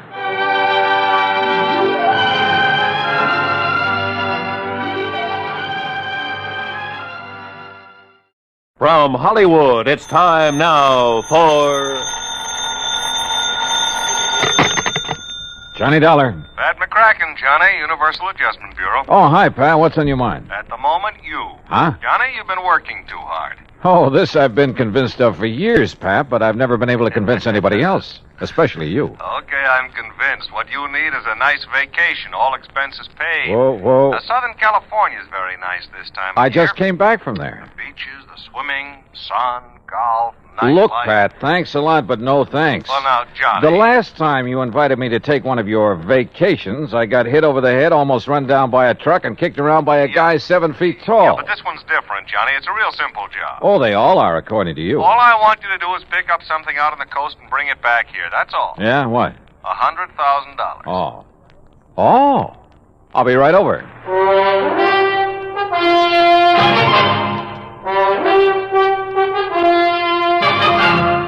Bob Bailey in the exciting adventures of the man with the action-packed expense account, America's fabulous freelance insurance investigator. Yours truly, Johnny Dollar.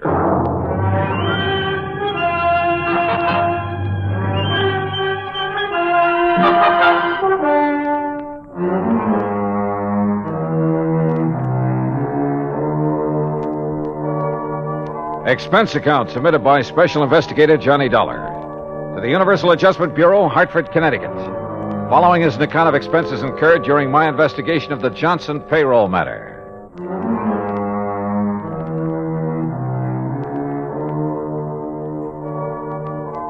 Expense account item 1, $1.25 cab fare from my apartment to the office of Universal Adjustment Bureau in Pat McCracken. Well, $100,000 made you prick up your ears, Johnny. Sit down. Okay, Pat. What's the deal? You hear about the Johnson payroll robbery last week down in New York? I read about it, but there weren't too many details. They got $100,000, and the payroll was insured by one of the companies we represent. How many in on the robbery, do you know? We're not sure. There were several. One of them was fatally wounded. Was he able to talk before he died? Yeah, just enough to tell us the plan was to split up after the robbery, meet in another city to divvy up the loot. Uh-huh. And you think it's out in California now? We also think one of the crooks may be trying to double-cross the others. Hiding out from them, maybe? That's the general idea. We got a call from Los Angeles this morning. Fellow wouldn't give his name, but he claimed he could give us a lead on the one who has the dough. For a price, of course. Oh. So you're to meet him in L.A. and find out what he knows, if anything.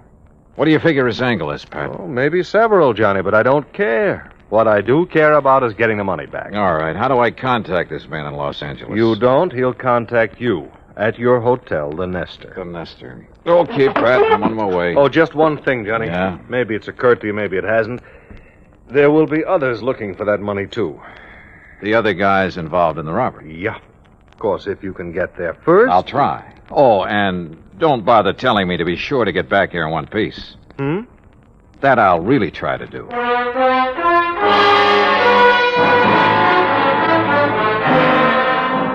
Expense account item 2, $187 even, air transportation and incidentals to Los Angeles. I've been told to stay at the Hotel Nestor, so I took a cab. That's item 3, $5.50 from the airport.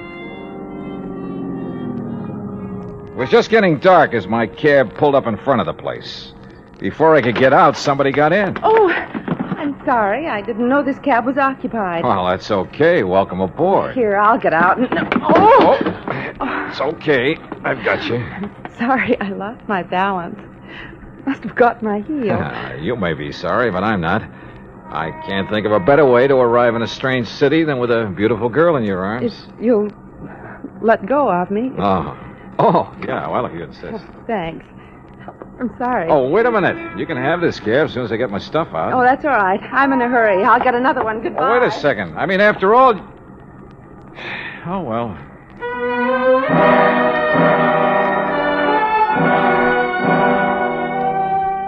Yeah, that's the story of my life. The best ones always seem to get away. I went into the hotel lobby to register, but found a message waiting for me from the informant who'd phoned to Pat. I was to drive to the little town of Corrado Beach down the coast and meet a man there first thing in the morning. There was a map showing me the way to a small pier where the meeting was to take place. Looked like Los Angeles had suddenly got too hot for him. Expense account item 4, $50 to rent a car. I left word where I'd be, drove to Corrado Beach, and checked in at a motel. Then early next morning, I went out to the little pier. It was a ramshackle affair with a couple of beat-up boats tied to it and an old character fumbling with the door of a little bait shack. I went over to him. Hi. Morning. Having trouble? Yeah, some kid's been monkeying with this lot. You want some bait? No. This is one trip I didn't come to fish. How is it, by the way? Fishing? Yeah. Fine. Oh, just my luck. No, I'm supposed to meet somebody here. Oh, it must be that fellow out there. He was already there when I got here. Oh, where? Oh, do you see that boat, bottom side up on the pier near the end? You mean the man sitting beside it? Yeah. Got himself a fishing rod, looks like.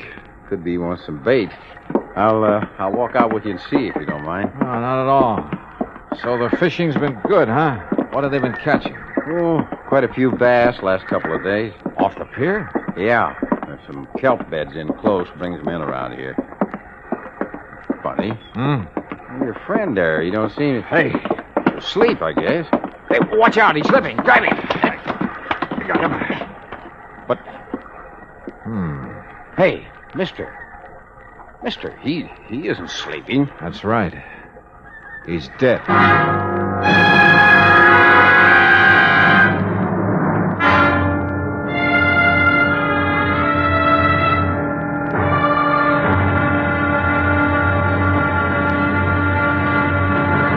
Act two of yours truly, Johnny Dollar, in a moment.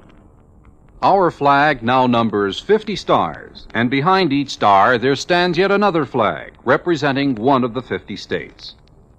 Georgia's state flag displays the state seal on a strip of blue. The seal symbolizes the fact that constitutional government rests equally on the three major branches of government, legislative, executive, and judicial, and that all three must be guarded equally if a sound government is to be maintained. The greater portion of Georgia's flag is crimson. On it is superimposed the blue cross of St. Andrew, bearing 13 white stars for the original 13 colonies. This cross, made in the form of saltire or X, was adopted from the national flag of Scotland. Georgia's state flag, the flag of the fourth state to enter the Union, was adopted in 1956. And now, Act two of yours truly, Johnny Dollar, and the Johnson payroll matter.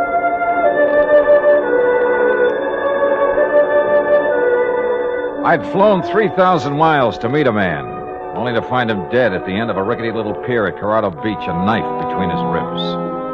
I searched him while the old fellow at the bait shack went to call the police, but I didn't find a thing on him to help me.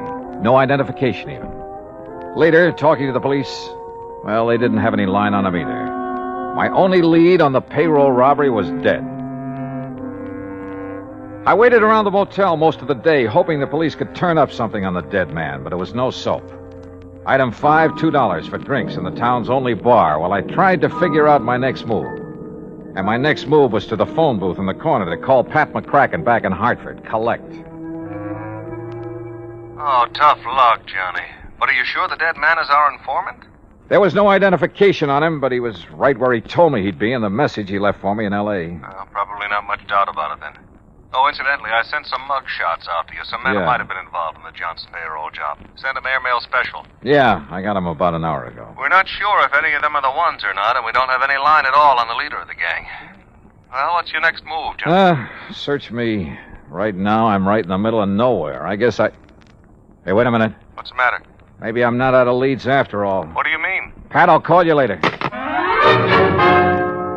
What pulled me off that phone in a hurry was a glimpse of somebody over near one end of the bar. I slid out of the booth and went over. Well, hi. What? Imagine meeting you here. I'm afraid I don't know what you're talking about. You're the girl who got into my cab in Los Angeles. I'm afraid you're confusing me with somebody else. I'm sorry. I have to go. No, just a minute. I'm beginning to think it wasn't just coincidence you got into my cab. Maybe we'd better have a little talk. Please, go of my arm. You've made a mistake, and there's nothing to talk about. Is he annoying you, lady? Now, look, bartender, I'm just trying to find... Yes, he is annoying me. Take your hands off her, buddy. Now, look, Joe. I mean it, and my name ain't Joe. I got you outweighed by about 40 pounds, buddy. You don't understand. Just let go of her, and we'll talk it over. Okay. Thank you. Now, just what is it I don't understand, buddy? Skip it, buddy. So she got away from me. I grabbed my top coat off a hook and stepped outside the bar. It was damp and foggy out there. I put on the coat and started looking around for her, but it was too late. She was just plain gone. Then, walking along with my hands in my coat pockets, I realized there was something in one. A key to a motel room, but not mine. funny. Then I remembered I'd had the coat beside me in the taxi when the girl climbed in back in Los Angeles. Yeah, she could have slipped it in the coat pocket then. But why? Well, that's what I wanted to find out. I looked up the motel. It was about a mile down the highway from mine, room 7. Yeah, the key fit all right. Then as I opened the door, I realized I had company right behind me. Freeze, Dollar. Huh? Who are you? Never mind. Inside. Move. Okay. Get that blind down. Okay. Oh, wait a minute. Your face looks familiar. Yeah, those mug shots McCracken sent me. You must be Slattery. Right boy. One of the guys they suspect of pulling the Johnson payroll job. Too bright for your own good, Dollar.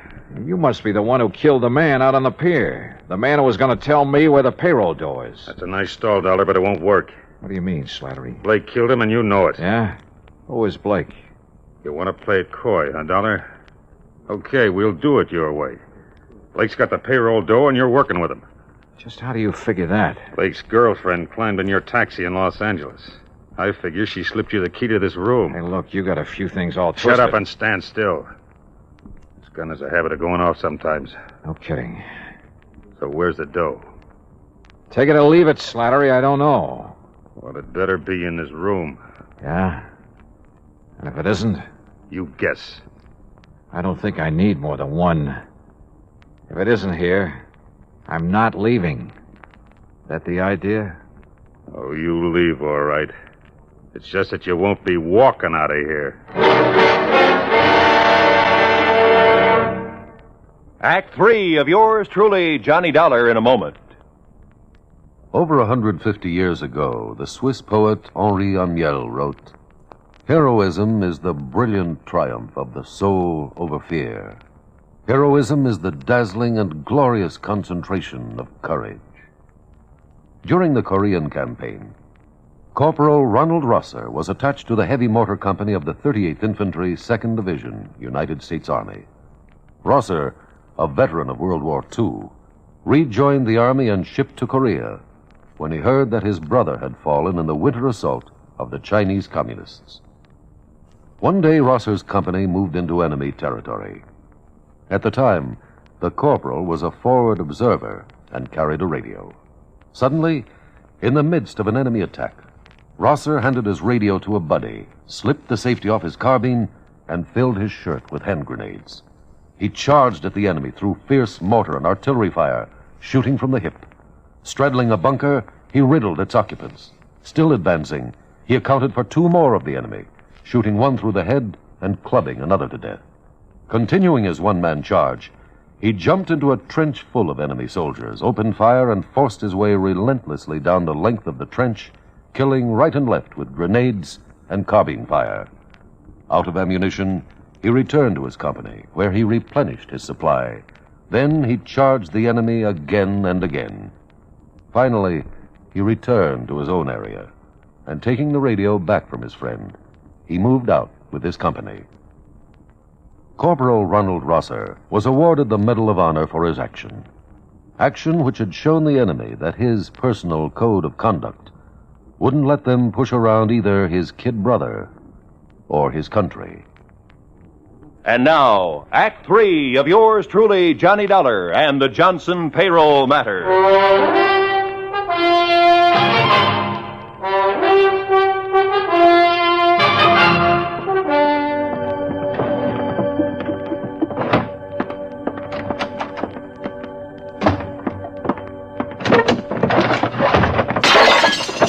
Now, look, Slattery, you've torn this motel room completely apart. Obviously, that payroll money isn't here. That's right, Dollar. So now you're going to tell me where it is. Oh, brother, you take a lot of convincing. I told you I don't know. So why don't you put that gun away and listen? You're the one takes the convincing, Dollar, so I start convincing. Oh, that's not going to do you any good. No? Well, for sure it's not going to do you any good, so... Now, wait a minute, look. Look, I'll give you the whole story. And I'm supposed to believe it, huh? Staring down that gun barrel, I'm not about to lie. Let's have it. All right. A guy called us from Los Angeles, said he could give us a lead on who had the dough from the Johnson payroll job. It was Hollis. He was hoping you'd lead him to it. Hollis? Yeah, the guy you found out in the pier dead. And you said a man named Blake killed him. You know Blake killed him. You know Blake engineered the holdup and then ran out on Hollis and me. Do I? Sure, because you're in with him. I seen his girl get in your cab in Los Angeles. Okay, so she got in my cab, but I didn't know her. I'd never seen her before. She slipped you the key to this motel room, didn't she? Yeah, now I think I know why. She was trying to sidetrack us. Lead us to think the dough was here so it would take the pressure off Blake and her. That part of your story I don't buy, Dollar.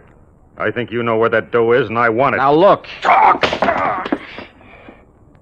If you think I'm going to take any more of this. This gun says that's exactly what you're going to do until you decide to talk. I roll with this next one, and let my eyes droop when my knees sag.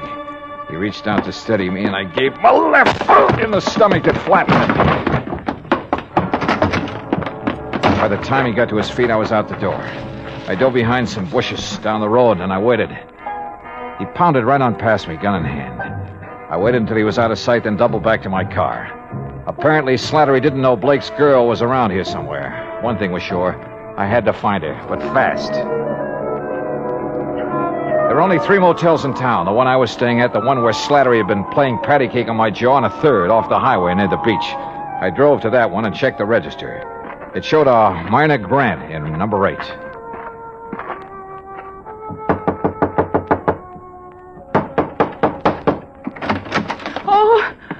Hello, Myrna. No, please get out. Oh, no, sorry. But we're going to have that talk right now. I tell you, you've made a mistake about me. Oh, come on. Drop the act, Myrna. I know you're Blake's girlfriend, that you slipped that motel key in my coat pocket in L.A. to get me off the trail of the Johnson payroll money. The what? I also know that Blake masterminded the robbery and double-crossed his buddy, held out on him. Oh, I guess I knew it must be something like that. What are you talking about? Mr. Dollar, I haven't known Fred Blake very long. A month, maybe. I didn't know what he did for a living, and I didn't ask him.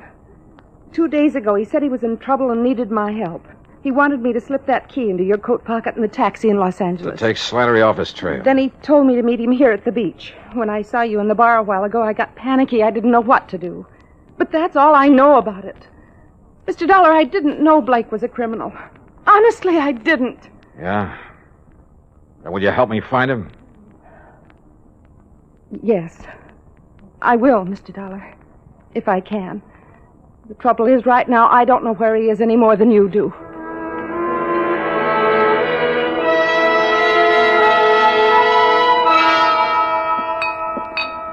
What'll it be, folks? Hey, wait a minute, buddy. Ain't you the one that was molesting this young lady an hour ago? Oh, Tarzan, buddy, my molesting days are over. Oh, it's all right, bartender. I'm sorry I caused you the trouble. No trouble, ma'am. Just glad it turned out all right.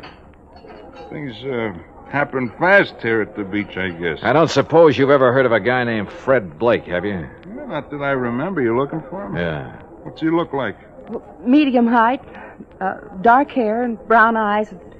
Regular features. That description would fit half the guys that come in here. Sure. Fishermen, salesmen, vacationers. Only that kind don't come in here anymore. Salesmen? No, fishermen. I thought the fishing was good here. Been no fishing around here for months. Huh? A fella told me they were getting a lot of bass right off the pier. He was pulling your leg, buddy. There's a chemical plant nearby. A lot of stuff got dumped into the water by accident a few months ago. The fish haven't been back since. Wait a minute. Sure, right under my nose all the time. What do you mean, Johnny? Mine, I'll see you later. I got in my car and headed for the pier. As I turned off the highway, I could see a car a couple of 100 yards back following me with its lights off. But I couldn't stop now. I parked near the pier and headed for the bait shack. The windows were still boarded over, but I could see a crack of light between the boards. I eased over to the shack.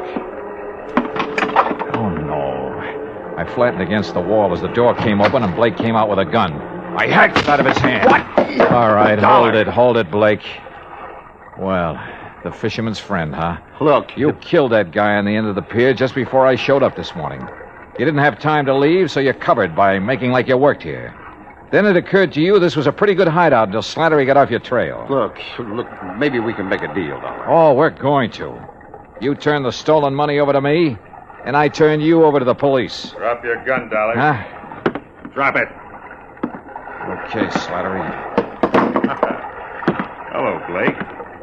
Glad to see me. Look, Slattery, I wasn't trying to cross you. I was going to get in touch with you when things quieted down. Sure you were. Let's have the dough. All right, it's in the shack. Blake half turned, and I saw his hand slide into his coat, a second gun. He whipped it out, but Slattery had seen it too. He got Blake, but his eyes were off me for a lucky second.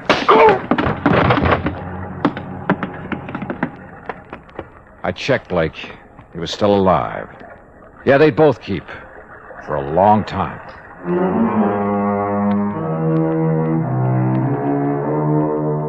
Item 6, $174 even, air transportation and incidentals back home. Expense account total, $526.50. Remarks? The payroll money is back where it belongs, and Slattery and Blake are back where they belong, with Blake facing a murder rap to boot. Funny, I probably wouldn't have nailed him if he hadn't told me that phony story about the fish biting near the pier. Teaches me a lesson, Pat. I'm not going to tell any more fish stories. They can kill you. Yours truly, Johnny Dollar.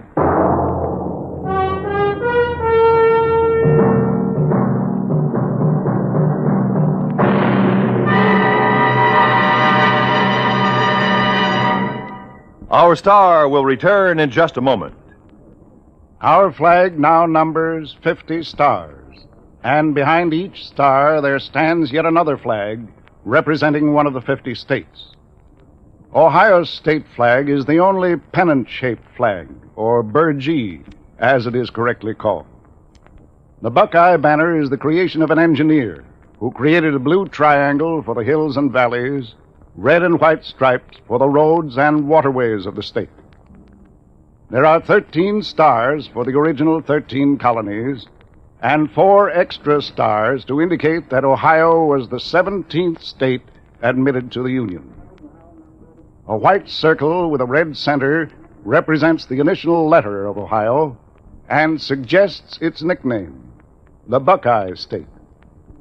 Ohio's state flag, the flag of the 17th state to enter the Union, was adopted on May 9th, 1902.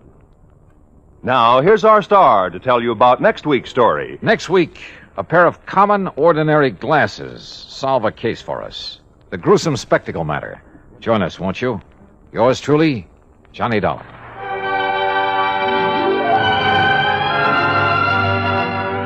Yours truly, Johnny Dollar, starring Bob Bailey, originates in Hollywood and is produced and directed by Jack Johnston. From Hollywood, it's time now for... Johnny Dollar. Peter Hanley at Western Maritime and Property. Oh, yeah, Mr. Hanley. I found this message to call you. You're still in town at the Beverly Hilton. Yes, that's right. I thought you'd be back in Hartford by now. When I can enjoy a spot like this on expense account? What? This California weather, the swimming pool here at the hotel? Wait. Wait. You say on expense account? Why, sure. Dollar, you cleared up that matter for us. You proved conclusively that Randolph Merrill did not lose his yacht, that the explosion and the sinking were fake. That's right. And incidentally, as you anticipated, the yacht was found in a small Mexican seaport, all ready to be rebuilt and repainted to thoroughly disguise it. Good. Now, Mr. Hanley. Yeah, well, by the way, in spite of his earlier vindictiveness, Merrill has decided to plead guilty and throw himself on the mercy of the court. Has he signed a confession? Well, no. Then I'll bet he changes his tune by the time he goes to trial. Oh? Sure, that's an old trick to slow things up, gain time. Are you having Mrs. Merrill held as an accessory? The Merrill has made and signed a statement completely clearing her, so to hold her now would only complicate matters. Hanley, either you haven't yet read my expense account report, or I forgot to tell you what tipped me off that bear was trying to pull something on us. Oh? What was it, Mr. Dollar? Her jewels that you'd insured for $100,000. Oh, no. Oh, yes, Hanley. That jewelry Mrs. Merrill showed us was fake. Paste. Heavens, Dollar? You still think I ought to go back to Hartford? No, not until you found out where the real jewels are. Can you come down to the office, Mr. Dollar, right away? Sure, if you like. No. I'll drive out there to your hotel. Whatever you say. Yes, I'll drive out there. I'll be there right away. Scotch and soda be all right? Yeah, what? You suddenly sound as though you could use a drink.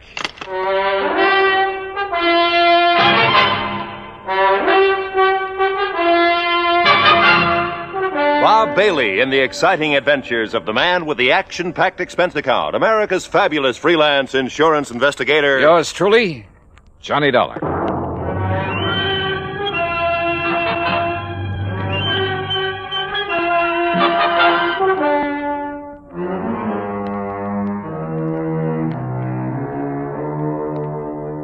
Expense account submitted by Special Investigator Johnny Dollar to the Western Maritime and Property Insurance Company, Los Angeles, California.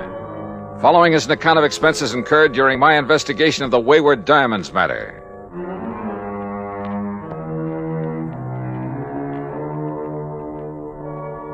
Expense account item 1, $2.25 for drinks in my room at the Beverly Hilton. By the time room service had delivered them, collected the tip, and left, Peter Hanley arrived. Yeah, come in. I make no bones about it, Mr. Dollar. I had completely forgotten about those jewels at Mrs. Merrill's. Yeah, well, I can't say that I blame you. We were so intent on exposing the so-called sinking of that yacht. Exactly. All right. Relax. Here, come on now. Sit down and relax while we map out a plan of action. Thank you.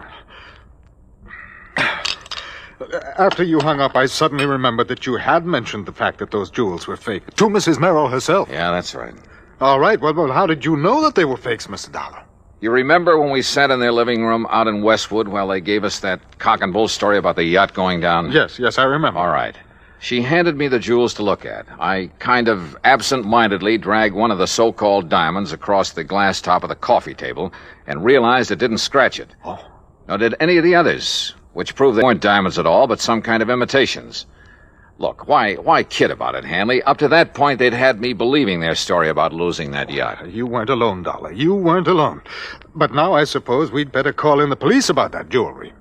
Why the police? Well, to see if they can find the originals. Now, look. The Merrills are a clever pair. They proved that when they almost got away with a $150,000 claim against you for a boat that didn't sink after all. Very true, Dollar. Very true. So you can be pretty sure they didn't take the diamonds out of that jewelry and just hand them over to some fence around here. Yes, you're right.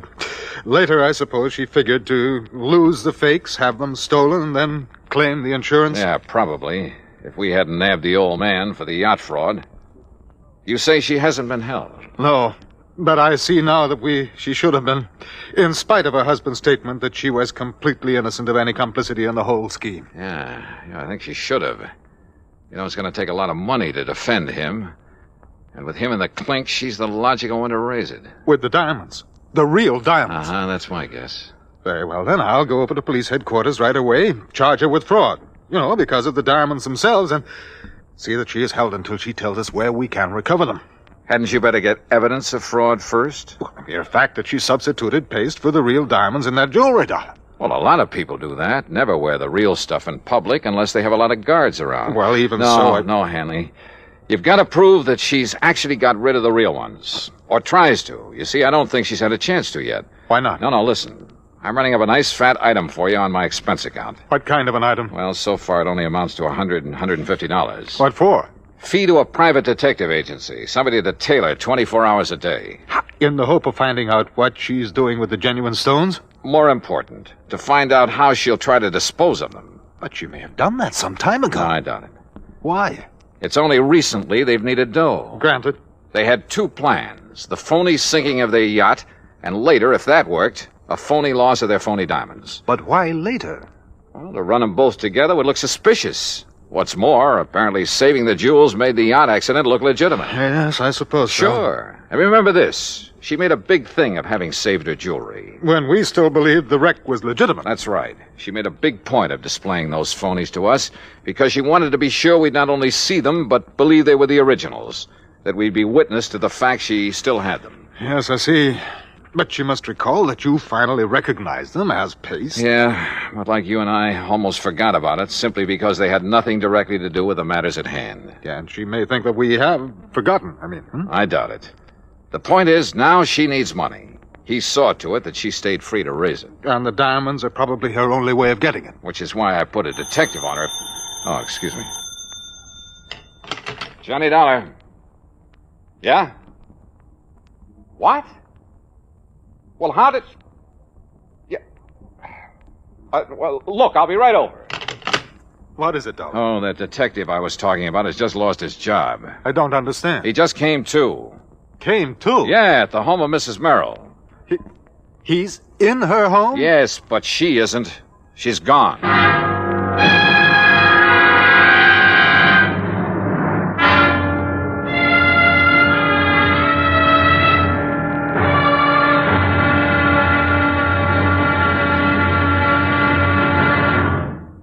Act two of yours truly, Johnny Dollar, in a moment. Although most men by nature don't feel in a combat mood much of the time, there are some who just can't get enough of a good fight, particularly if there's a good, sound reason for it. In July 1900, when American fighting men were protecting the rights and liberty of their fellow countrymen during the Boxer Uprising, the battle was a furiously fought affair. Army Private Robert H. von Schlick, serving with Company C of the 9th United States Infantry Division, was in the thick of the fracas. Although he had been wounded previously while carrying a wounded comrade to a place of safety, he rejoined his command, which partly occupied an exposed position on a dike. Private von Schlick remained there after his company had been withdrawn and, in spite of the hail of bullets around him, single-handedly continued to fire into the enemy ranks. Oblivious to the fact that he was a conspicuous target, he refused to leave the fight until he was literally shot off his position by the enemy. Private Robert von Schlick earned the Medal of Honor for valiant devotion to duty and added heroic background to the code of conduct of American fighting men. And now, Act two of yours truly, Johnny Dollar, and the Wayward Diamonds matter.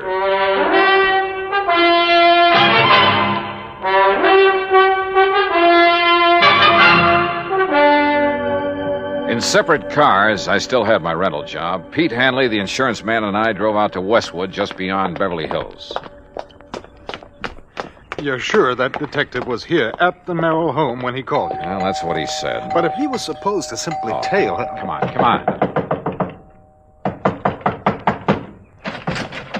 Mr. Dollar? Yeah, that's right. And I take it you're Sam Bench... Holy smoke, what happened to you? Where's Mrs. Merrill? Well, like I told you on the phone, Mr. Dollar, she's gone. Any idea where? Oh, sir. Hey, you mind if I sit down? I don't feel so good. No, go ahead. Go on, sit down. All right, you all set? Yeah. Now, what happened? Well, I was walking up and down the street. Huh? You know, real casual, so it's not to arouse no suspicion. You've been walking up and down in front of this house all morning? Oh, yeah, all morning. But like I say, real casual, so Where it's not... did you ever learn to be a detective? Some correspondence course? Oh, now look, Dollar, you shouldn't talk like that. I resent it. Okay, all right, go ahead and resent it. But prowling up and down in front of the house... Well, my brother runs a very good detective Your agency. brother? Yeah, and if he didn't think I was a good operator, Okay, he wouldn't... all right, what happened? Well, I see her come out the back door. You know, Mrs. Merrill? Wow. And I see her go out and she opens up the garage. And where were you? Well, by good luck, I just happened to be in front of the driveway about then. So, real casual, I lean over and I start tying up my shoelace. Yeah. You know, so she won't get suspicious of me, you see? Go on. Well, when she gets in the car and she gives me a look, but that's all. So I figures me being so casual and all, she's not wise to what I'm doing around here, you know? I bet she wasn't. But that's where you're wrong, Dollar, because somehow she must have figured it out, even with me being so casual. All right, what happened? Yeah. Well, Dollar, she comes barreling out of that garage so fast, I didn't have hardly And time she to maybe even... casually ran you down. So I was casual about it. By the time I pick myself up and to find out I got any busted bones, she's down the street and around the corner. What kind of a car was she driving? Gee, no. What was the license number? I don't know. You don't know? Well, then how it happened so fast? Hey, look, whoever assigned you to this job ought to I have told you, their... my brother. And don't you say anything about my How brother. did you get into this house? Well, my order said if she made any move, I was to phone you. I figured nearest phone was in here. How did you get in? Well, I looked around to see one of the back windows was open. You have any authority to enter this house? A warrant, maybe? No, but I have my orders to phone you just as soon as I could. And like I say, I figured the nearest phone... You want to see my orders? No, I don't.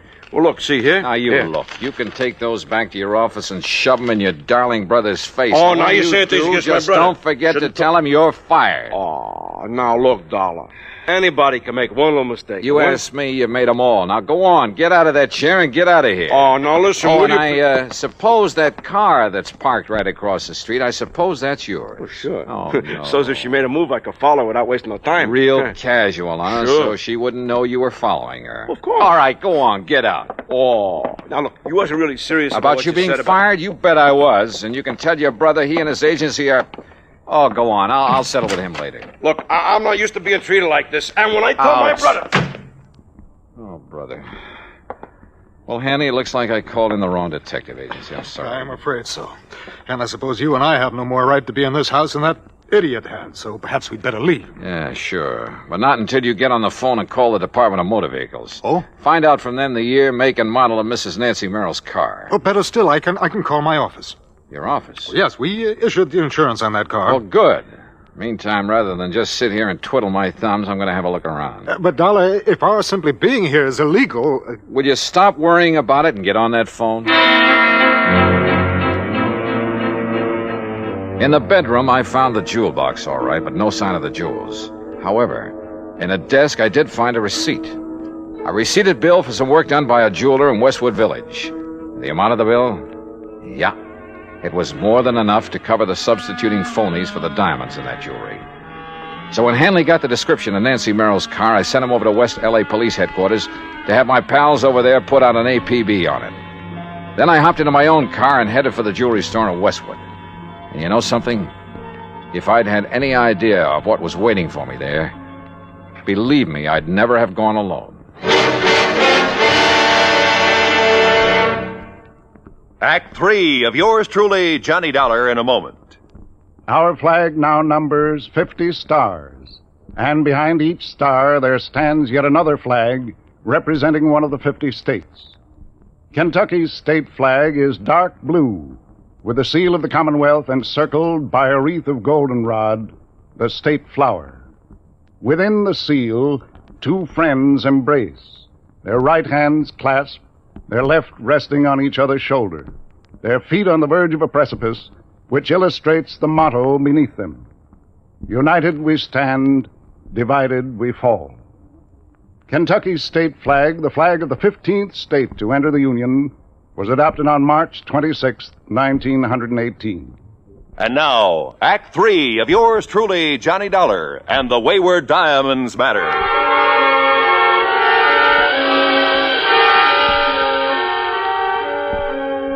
Howard's Hillcrest Jewelry is a small but very exclusive shop on Weyburn Avenue in the Westwood Village section of Los Angeles. There, with the help of a receipt I'd found in Nancy Merrill's desk, I hoped to get on the track of the missing diamonds.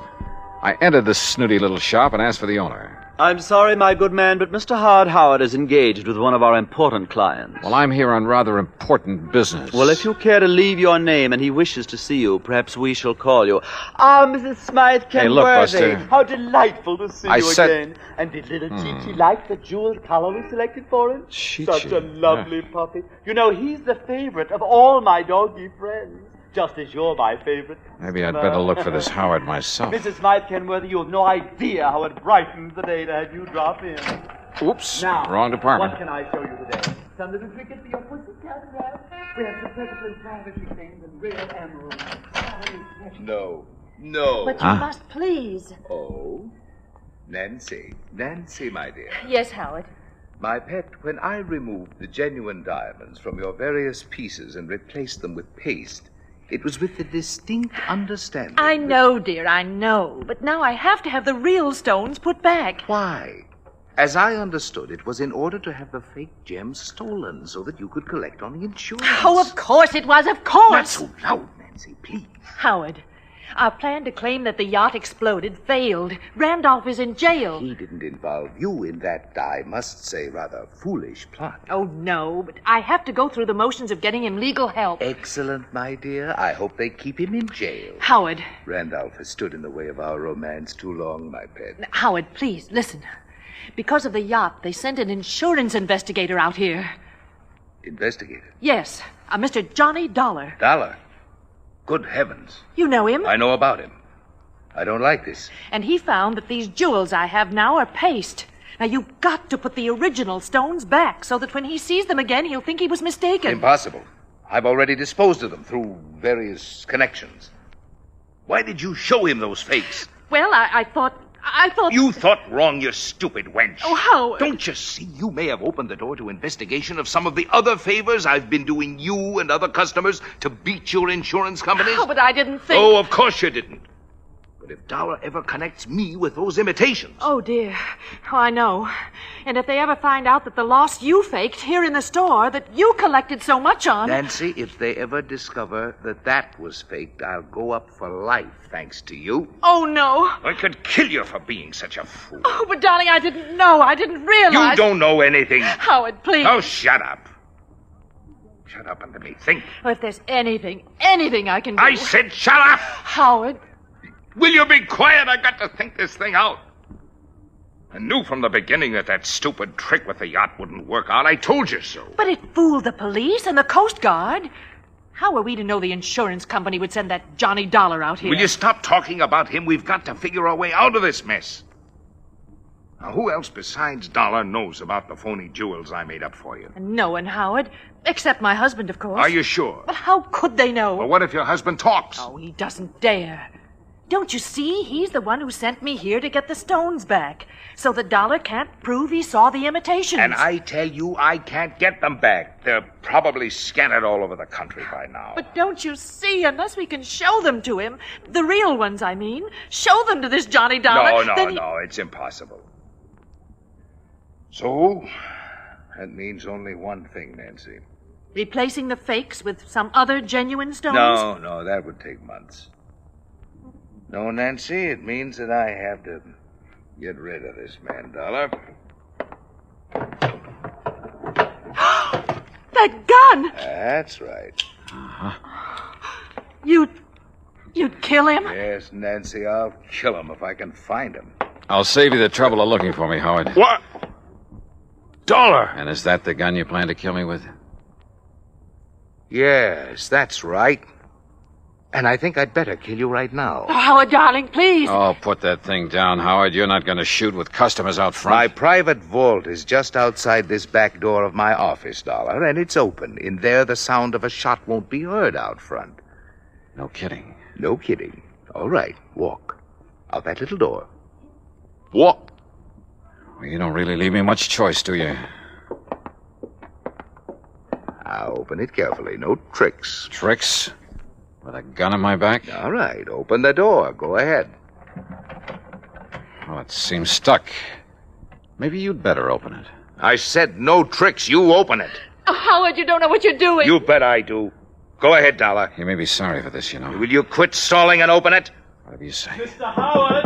Mr. Howard! Oh, no. What? Mr. Howard, there are some men here to see you. Nancy, go out there. Tell them I'm not to be disturbed. I'll see them in a few minutes. Oh, please, dear. Go ahead. Go on. Mr. Howard, these men are from the police. The police? Well, bless Peter Hanley. Oh, no, you... Yes, I do. Dollar, are you all right? Those shots, Johnny. Hiya, Pete. Huh? Oh, thank heavens. Thank heavens. Yeah. Looks like he's okay, Mr. Hanley.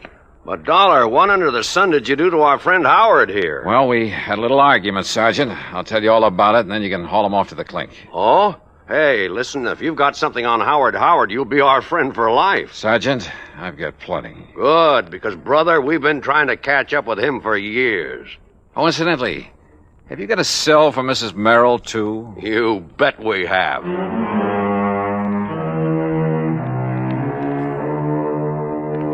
Expense account item 2, $50 in legal fees to make a deposition so I won't have to hang around for a trial or 2 or 3. And I have a sneaking suspicion that Howard and Merrill and his wife are going to have a long, long time to think things over. Expense account total, including additional mileage on my rental car and the trip back to Hartford, $218 even. Yours truly, Johnny Dollar.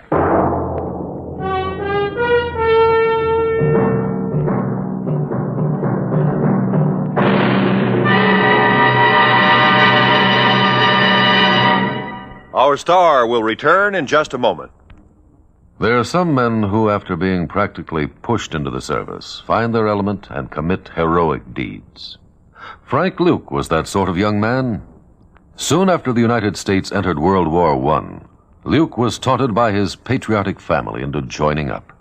He was commissioned a second lieutenant after completing his flight training with the Signal Corps Air Service, that small beginning of today's mighty Air Force. Lieutenant Luke found it difficult to accept the discipline so necessary in the military. When he got to France and was assigned to the English Spads, his attitude worried his commanding officer. But Luke's performance in the air didn't. In less than 2 months in aerial combat, he accounted for 7 enemy aircraft and earned himself the nickname of Balloon Buster for knocking down 11 or 12 of those menaces to the ground troops, the observation balloons. For his gallant action in the face of great danger and overwhelming odds, he was awarded 2 Distinguished Service Crosses and the Medal of Honor.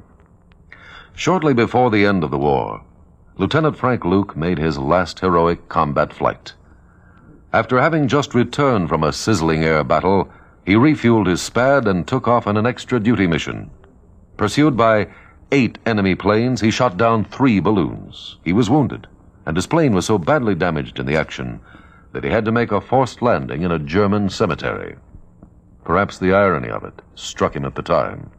When called upon to surrender, he preferred to open fire with his automatic and fight to the death, though he was only 21 years of age. Lieutenant Frank Luke may have had trouble adjusting to the military life, but when he did, he was a gallant fighter and a credit to his country. Now, here's our star to tell you about next week's story. Next week, a quiet little fishing pier on the coast of California, only they call it the Pier of Death. Join us, won't you? Yours truly, Johnny Dollar.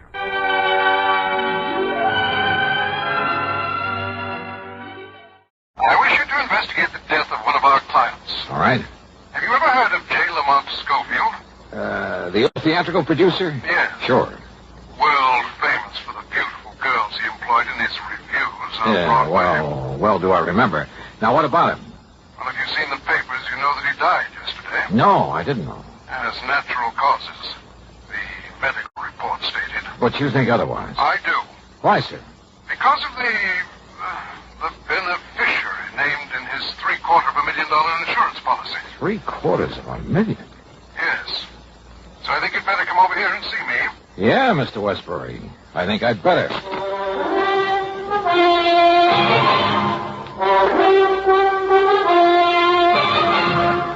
Bob Bailey in the exciting adventures of the man with the action-packed expense account, America's fabulous freelance insurance investigator. Yours truly, Johnny Dollar.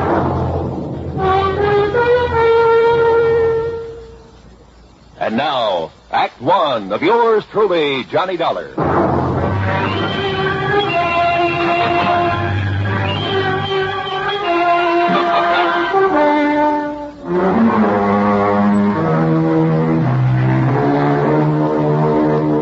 Expense accounts headed by Special Investigator Johnny Dollar. To the Worldwide Mutual Insurance Company, Home Office, Hartford, Connecticut. Following is an account of expenses incurred during my investigation of the Noxious Needle matter.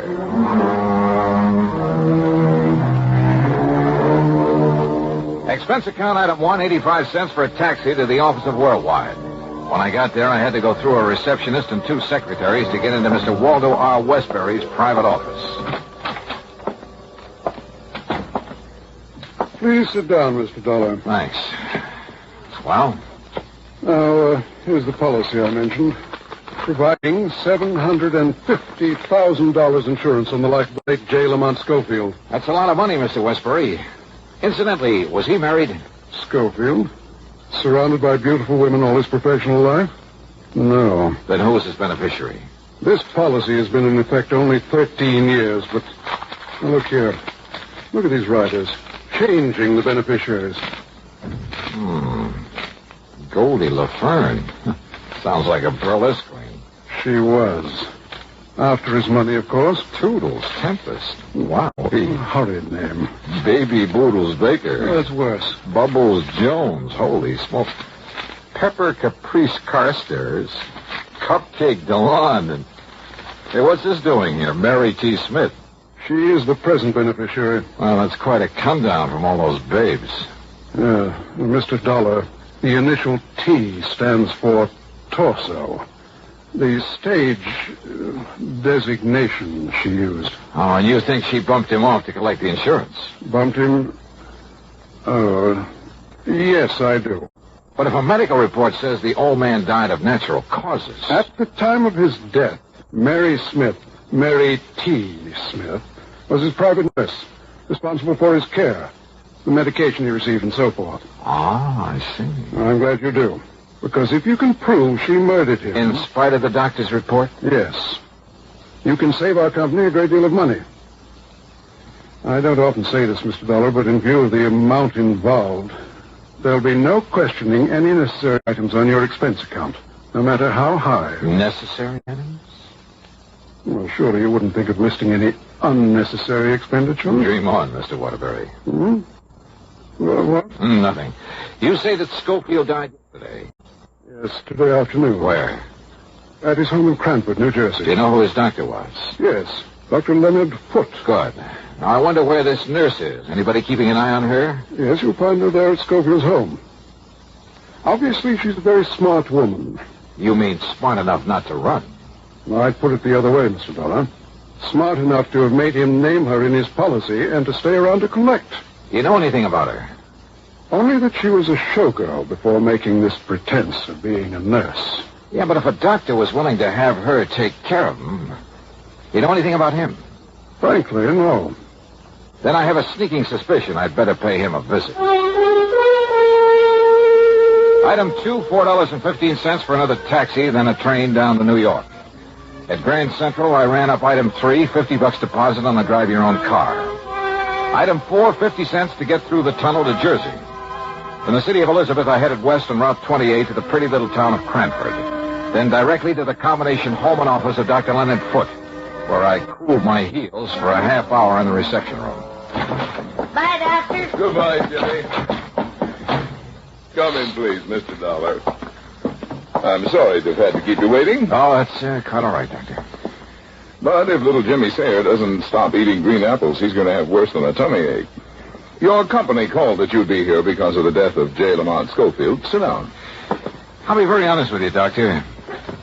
His insurance company thinks your opinion of death from natural causes might be wrong. My tentative opinion, Mr. Dollar. Lamont Schofield suffered from, well, rather than bore you with a lot of medical terminology, let's say he had a heart condition, one that required that he take it easy and, of course, medication. What kind of medication? Digitalis, for the most part, to limit the frequency of his heart contractions. More recently, he's been receiving intravenous injections of Sedulimid. His nurse gave him the injections? Yes, under my orders. I understand she's an old burlesque queen. Some years ago, he starred Mary in one of his Broadway productions. It was a flop. But shouldn't he have had a regular, licensed, registered nurse? She was a registered nurse, Mr. Dollar. Is she still a good looker?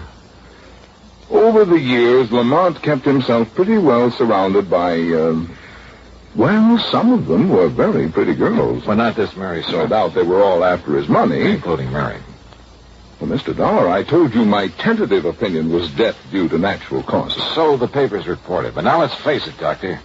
If she hastened his demise by, say, an overdose of one of those injections... I learned. And while acting under your orders by using something that you put into her hands... Now, just a minute, It could though. look pretty bad for you, too, couldn't it? Are you trying to I'm imply... just stating facts. Imply that I might have conspired with that girl to bring about the death of one of Such a my thing is patients? always a possibility now, isn't it?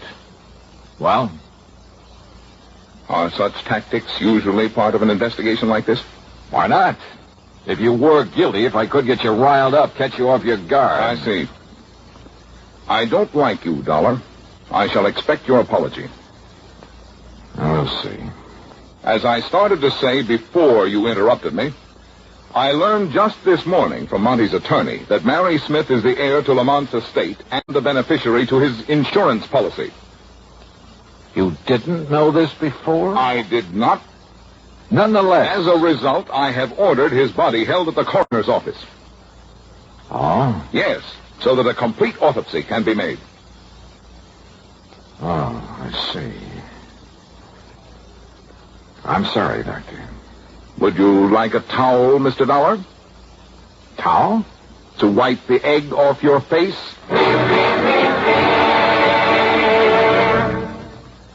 Act two of yours truly, Johnny Dollar, in a moment. Sometimes we may wonder why a football team doesn't quit playing and walk off the field when it finds itself 50 points behind with only a few minutes of play to go. What is that indomitable spirit that fills men with hope and keeps them going in spite of terrific odds? Keeps them going just to play the game according to the rules, just to get the job done as well as they know how. This kind of spirit pervaded the feelings of heavy bomber crews of the 9th Air Force on that day of glory, August 1st, 1943, the day of one of the most secretly planned surprise bombing missions of World War II. The day of the low-level attack on the Romanian oil refineries at Ploesti.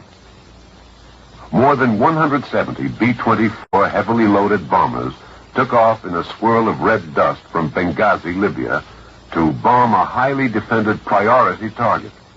The element of surprise in the low-level attack was to be one of their greatest weapons. But things went wrong from the start. 3 planes exploded during takeoff operations. 11 more aborted due to engine trouble. Of those that reached the target area, less than 1/3 returned to home base. The leaders of the mission encountered navigation difficulties and difficulty in identifying the specific targets. And due to the loss of that elemental hope, surprise, they also encountered devastating enemy firepower from flak and fighters. The mission was partially successful, but a horrifying experience.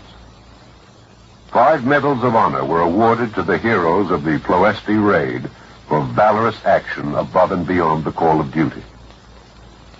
At any time, the men would have been justified in turning back, but they had a code of conduct that made them want to see the unequal game through to the end. It was a job that had to be done. A charge of the Light Brigade in the air as they flew down the valley of death to glory. And now, Act two of yours truly, Johnny Dollar, and the Noxious Needle Matter.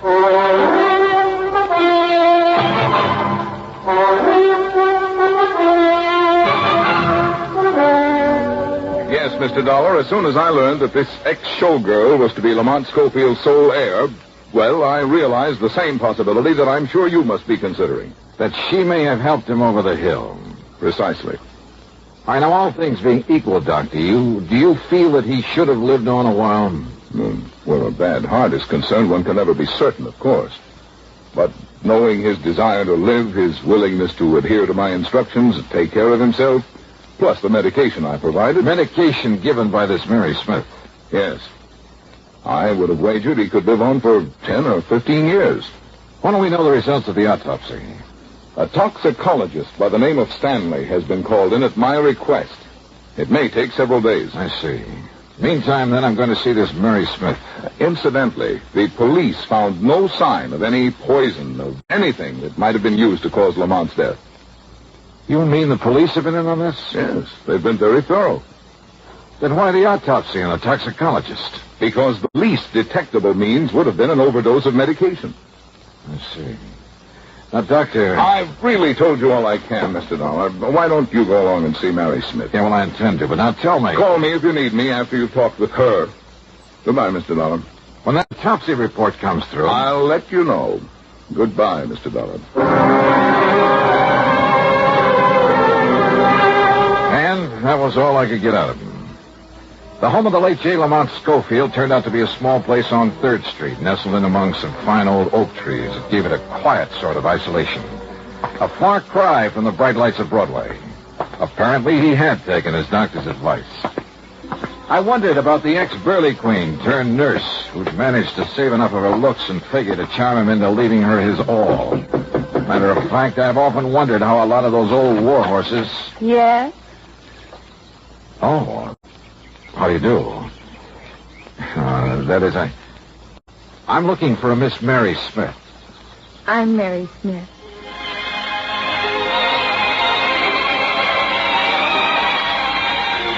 Old war horse. Believe me, I'd guess wrong. Because when it comes to describing Mary Smith, well, there's only one word that does justice to her. Wow. She was in her mid-20s, tall, blonde, and beautiful. Yeah, she looked as though she'd just stepped out of Charles of the Ritz. And I say it again. Wow. Don't just stand there. Who are you? Oh, Johnny Dollar. I'm an insurance investigator. Oh, gee, I've heard of you, Johnny. You know something? You're even better looking than I thought you'd be. Won't you come in? Yeah, thanks. But why did they send you here? There's no question about my getting Monty's insurance, is there? Well, it's just that the company always demands a routine investigation where such a large sum is involved. No kidding.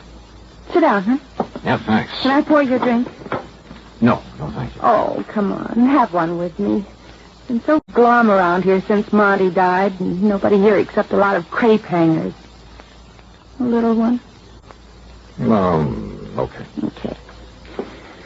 Gal can't just sit around and look grief-stricken. Have you been grief-stricken, Mary? You want the truth?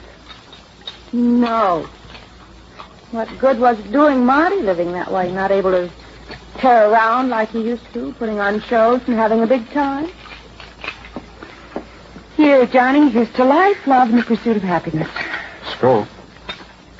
Oh, that's better. I really needed that. You got a lot of money, Johnny.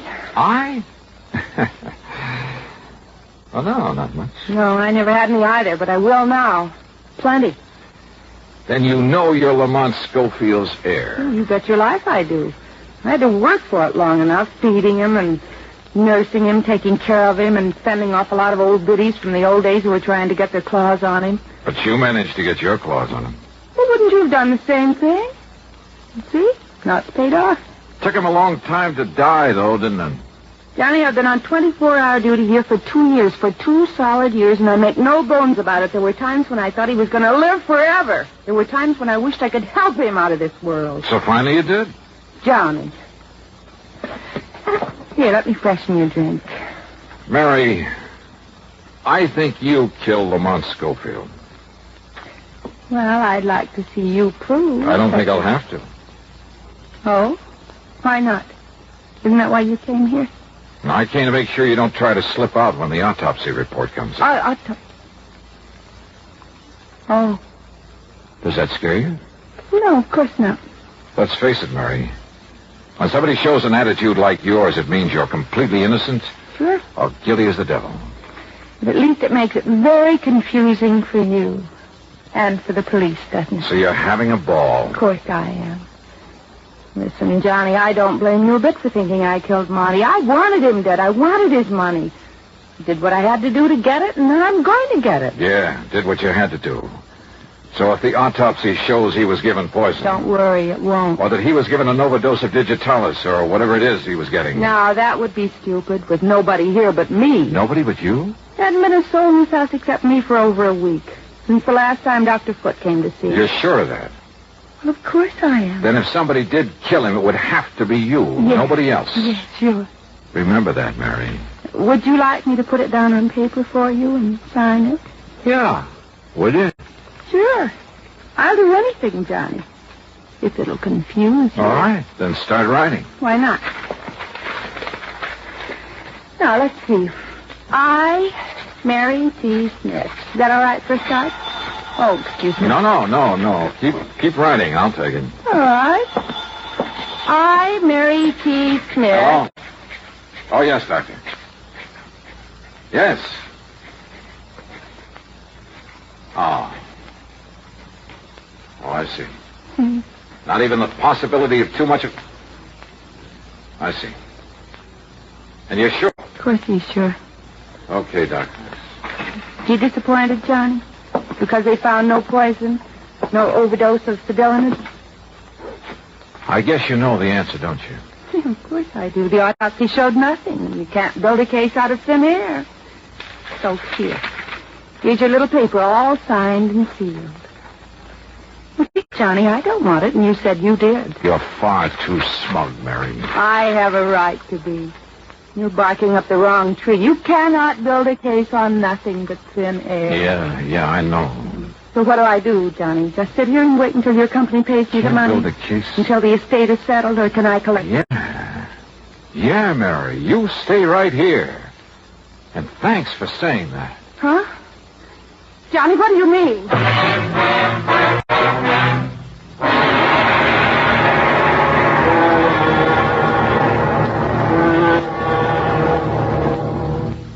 Act 3 of yours truly, Johnny Dollar, in a moment. Times have changed, and so has the man. In the year 1775, a patriotic, enterprising American by the name of David Bushnell invented a strange craft. It was constructed of two oak beams resembling two platters clapped together and propelled by a water screw attached to a hand-operated crank. Another water screw regulated the depth to which the craft could descend. This was the American Turtle, the first United States submarine. 179 years later, 1954, the United States came up with another first. This time, however, it was a 3,000-ton, $55 million vessel powered by an atomic reactor. It was the Nautilus, the world's first atom-powered submarine. And where the American Turtle was a one-man operation dependent on courage and brawn, the Nautilus is a complicated network of advanced electronics, the operation of which is dependent upon a team of highly trained, skilled Navy men who know their jobs and do them well. Yes, times have changed, and so has the man. And now, Act 3 of yours truly, Johnny Dollar, and the Noxious Needle Matter. Expense account item 4370 for a phone call to my own doctor back in Hartford. A man very much interested in criminal medicine. I asked him about a couple of ideas I suddenly had for committing the so-called perfect crime. I got some enlightening answers. Then hung up and drove into the coroner's office. I told you over the phone, Dollar, we found nothing to indicate Yes, excuse me, Dr. Foote. You're the toxicologist who did the autopsy, Dr. Stanley? Yes, Mr. Dollar. And as Dr. Foote told Listen, could Lamont Schofield possibly have died of an embolus in the brain, maybe? Well, yes, I suppose so. Can you find out by further examination? Well, of course. Then go to it. What is this, Dollar? Are you trying to play doctor now? I told you in the beginning I don't like your tactics, and I like them.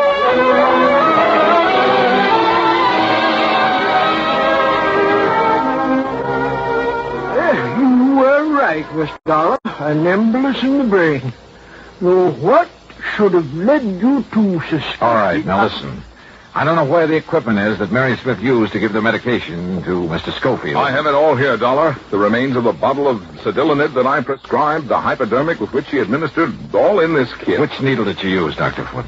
The small one, of course. He only received 2 cc's. What are these others, this big one? Simply part of the set. Only the smaller one ever had anything in it. We checked. The others never contained anything more substantial than air. That's right. Air. What? Mr. Dollar. Yes, Dr. Stanley. 30, 40, 50 cc's of air, plain air, injected into a vein? Yes, of course it would cause an embolus. And if you were to find traces, microscopic traces of the flesh of Lamont Schofield in that hypo that contained nothing but air... Yes, of course. I'll go to work on it immediately. If he does find traces of dermal tissue on that needle, I can't believe it. A case built on nothing but thin air. Yeah. And the ironic part of it is, the tip-off came from Mary T. Smith.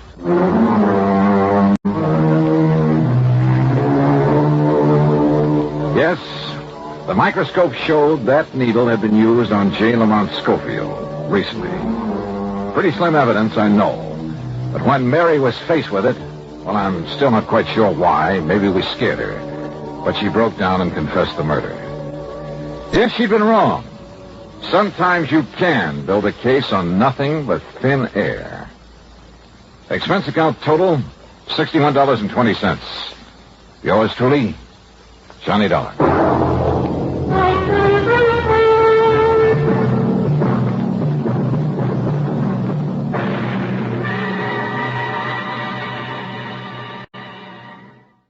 From Hollywood, it's time now for...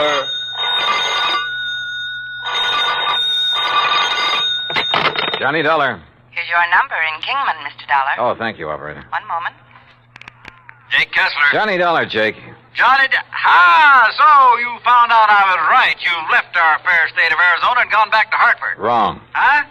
You mean you're still at Lake Mojave Resort? I sure am. Then I'm still betting that you haven't found anything to indicate Elmer Hobbs' death wasn't accidental drowning. Jake. So your expenses will have to come right out of your own pocket instead of the company. Listen. As for that crow you talked about eating, how do you want it cooked? Listen, will you? What? Have you mailed in the insurance claim yet? Oh, I was just about to run it over to the post office when your call came in. Tear it up. What?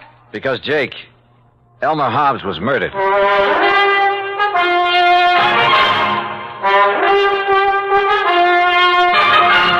Bob Bailey in the exciting adventures of the man with the action-packed expense account, America's fabulous freelance insurance investigator. Yours truly, Johnny Dollar.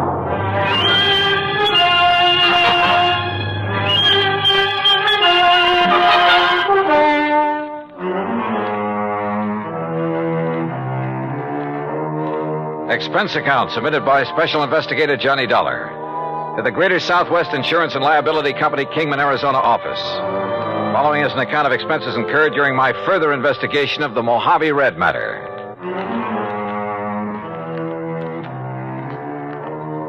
Expense account item 1, 20 cents for the phone call to Jake Kessler in Kingman. I made that call in the office there at Lake Mojave Resort.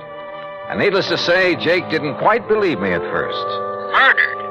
Elmer Hobbs was murdered? Jake, I'd bet my last buck on it. Yeah, but, Johnny, the police spent 2 or 3 days over there investigating. The coroner, too, and they all reported no evidence of foul play. That's simply because they didn't know where to look. What do you mean?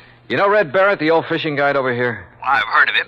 Well, Red found the boat that Hobbs used that day. It was lying on the bottom of one of the coves up in the big basin. Sure, because of the storm that drowned Elmer Hobbs. Because somebody sank it. That boat had a couple of air tanks on it that would keep it afloat even if it was swamped. Oh? But, Jake, those tanks were cut open by whoever killed Hobbs. Good Lord. Yeah. But who did it, Johnny? That's what I'm going to find out. I'll call you later. I hung up on Jake Kessler, then walked on back to the dock where I found Red Barrett and Buster Favor waiting for me. Did you get your call to Kingman through all right, Johnny? Yeah, Red. Jake Kessler's holding up the claim on Elmer Hobbs' insurance. Good. That's good. Did you, tell Buster what we found up the lake? Yes, sir. Yeah, Johnny, he did. It's like I said in the beginning. I just didn't see how a man like Mr. Hobbs could ever get himself capsized up in the big basin, no matter how bad a wind came up. Buster was the only one that agreed with me, Johnny. Well, quite frankly, I don't see why everybody wasn't suspicious when Hobbs' boat wasn't found after the storm. Right, Johnny. But now that you and Red found it, sunk in the bottom of that cove and with the flotation tanks cut open, yeah, it sure looks like murder. Oh, that's what I thought from the first, Buster. That's why I telephoned all the way to Hartford to get Johnny out here. But who could have wanted to kill him? Any ideas, Buster? No, sir, Johnny, I certainly haven't. You sure there was nobody here at the resort who might have wanted him out of the way? Johnny, the other folks who were here at the time it happened, why, they didn't even know Mr. Hobbs. You're sure of that? Absolutely. See, he wasn't much of a mixer. He stayed by himself all the time. That's right, Johnny. Elmer used to go out fishing first thing in the morning, and he'd be the last to come in at night. He'd go to his room, cook his supper, and then go to bed. All right, listen. He was killed just before or during the big storm you had. That's right. Who else was out on the lake at that time? Nobody. Nobody from here, that is. All our people, all our boats were back here at the landing. They'd got the storm warning. So don't you see, Johnny, it must have been somebody from up the lake. What do you mean? From one of the other landings. What other landings? Cottonwood, Emery's, any one of them. Yes, sir. Somebody sank his boat and tried to sink his body with it. But we found his body washed up on the Nevada shore. You found it, Red. Yes, I did. My best friend. I dove down to that boat, Buster. And I found not only the bashed-in flotation tanks, but where the anchor line had apparently been lashed around the body to hold it there. And you remember, Buster, the rope marks we found on Elmer's body? Yeah, but the police, sheriff, and coroner, and the rest... What did they say? He probably just got tangled up in that rope when he was fighting the storm. But they were wrong. Yeah, apparently. Well, why do you say that, Johnny? Well, because so far this evidence of murder is, well, it's all circumstantial. As for motive... Motive? Well, I hadn't thought of that. Red, well, the main thing is that cutting open the flotation tanks was done with some kind of an axe. I was asking about motive. And I know that Elmer didn't have any axe on that boat. Did you find the axe, Johnny? No. Now, Red... I'll tell you what he had in his boat, beside his clothes, I mean. Well, let's cover this motive thing. He had the anchor, of course. That went with the boat. Red. He had a nice new Silaflex rod with a Mitchell 300 on it. Yeah, but now look. He had a long-handled net that he'd picked up somewhere in L.A., and an old beat-up McKinney tackle box full of plugs and spoons and a fish stringer. And that was all, Johnny. No axe. That was all he had. Red, that bush you're beating around is getting pretty big. Well, Johnny, I don't know what you mean. Well, I asked you about possible motive, and so far all you've done is evade the question. Now, why should I do that? Well, that's what I want to find out. Well, now, Johnny... Do you know of anyone who might have wanted Mr. Hobbs dead? You say you knew him pretty well. And I did, yes, sir. Well? No, sir. No, sir, I certainly don't. You're sure? Why, Elmer...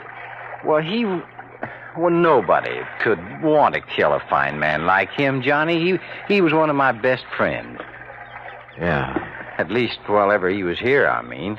I never knew anything about him in L.A., I mean. He was in business back there, I understand. That's right, with a man he called Stu Manley. Wait a minute. What is it, Johnny? I'm going back to the office and call Jake Kessler again. Yes, sir. Elmer was my best friend. Come on. Come on up to the office with me, Buster. Well, you can use the phone here on the dock, Johnny. No. Come on. Red, we'll see you later. I'll be here, sir. You look like you just got hit with an idea, Johnny. Yeah, and I'm afraid it isn't a very pretty one. Oh? Morning, What is Buster. it, Johnny? Any of the early fishermen come in yet? Oh, yes, sir, Mr. Carson, and they picked up some nice bass up above the power line crossing. Good. I was thinking of going up that way myself. Yeah, well, good luck. Now, what were you going to say, Johnny? Were Red and Mr. Hobbs such really good friends? Well, they were always together when he came here. Of course, they were always fighting like cats and dogs over some silly thing or other, but didn't mean it. Oh, now, wait a minute, Johnny. Was Red alone when he found Hobbs' body? Yeah, he was, and he brought it back here. But now, look. There weren't any other boats up the lake? Yeah, there were, but Red was searching that particular part of the shore alone. But surely you don't Jake think... Kessler told me something about Hobbs' insurance policy, but not quite enough. Johnny, listen. Come on, let's get to that phone.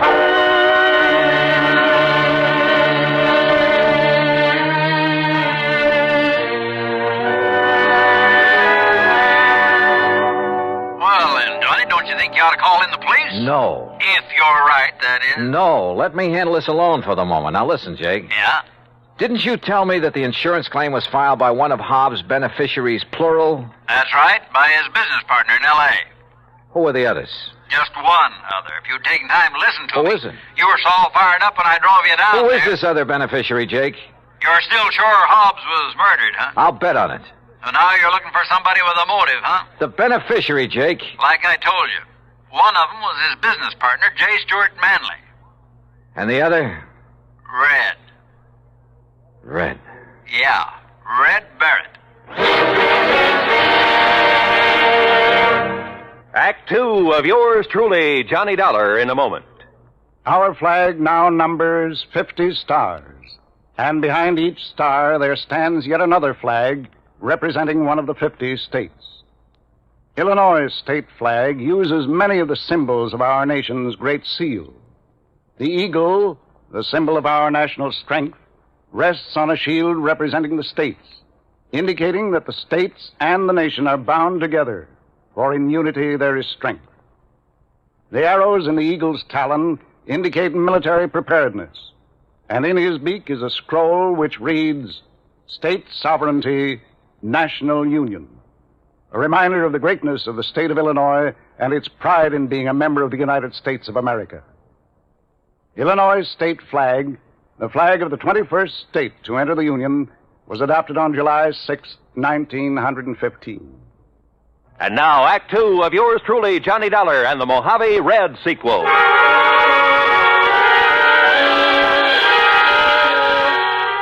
Two people who I knew stood to gain by the death of Elmer Hobbs. One, his business partner, J. Stewart Manley in Los Angeles. The other, Red Barrett, fishing guide at Lake Mojave Resort, who said he'd found his body, who professed to have been his best friend. I wondered, I said as much to Buster Favors, who sat there in the office of the resort. Red do a thing like that, I won't believe it, Johnny. But he's the one person who could have engineered the whole thing, Buster. But why, then, would he lead us to the place where Mr. Hobbs' boat was sunk? And point up the fact it was deliberately sunk, and an attempt made to sink Hobbs' body with it? Oh, there's a cover-up? To make him look clean? Oh, no, Johnny. Well, the boat would have been found in that cove sooner or later anyway. I tell you, you're wrong if you suspect Red. Look, if Hobbs' business partner is a beneficiary, too, why don't you look him up? I fully intend to, unless Red did do it. No. And I can prove it. No, Johnny. Let's go back to the dock so I can talk to him again and see... Buster, Oh, hello, Johnny. I suppose you've heard, Ham? Yes, Red told me. You're quite sure it was murder? Yeah. I'm sorry. Listen, Buster. Yeah. Look, Ham, as manager of this resort, you know Red pretty well. I sometimes wonder. That's what I came up here to ask you about, Buster. Huh? Did you send him skiting out of here? What? We just left him down at the dock. You mean you didn't see him tearing out of here in the pickup truck a few minutes ago? What? Ham. Red? Where'd he go? I don't know, but he certainly left in a hurry. Johnny. Yeah. No, I still can't believe it. What are you boys talking about? Nothing. Ham, is there a car around here I can use? Oh, sure. Take mine.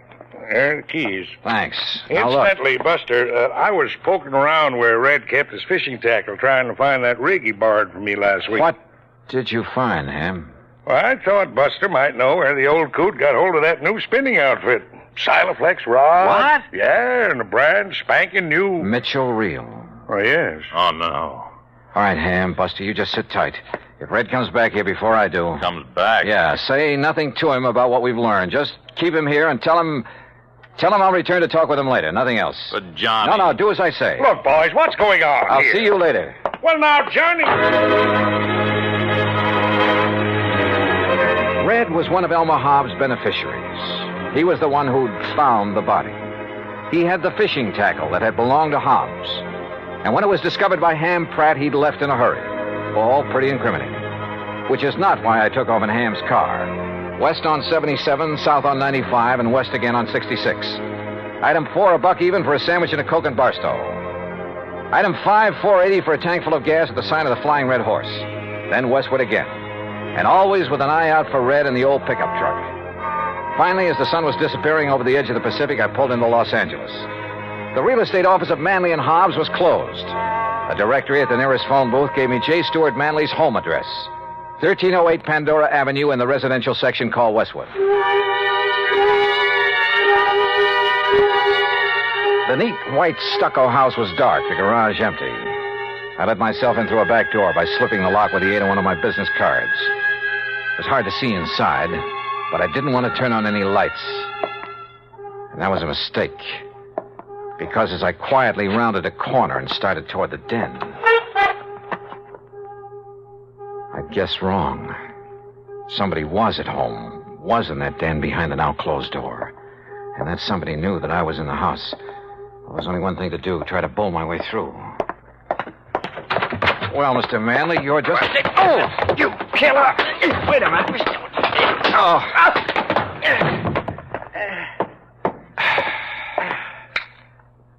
Red. Johnny Dollar.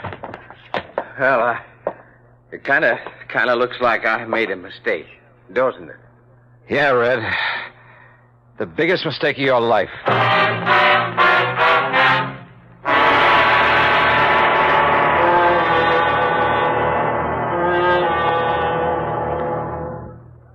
Act 3 of yours truly, Johnny Dollar, in a moment.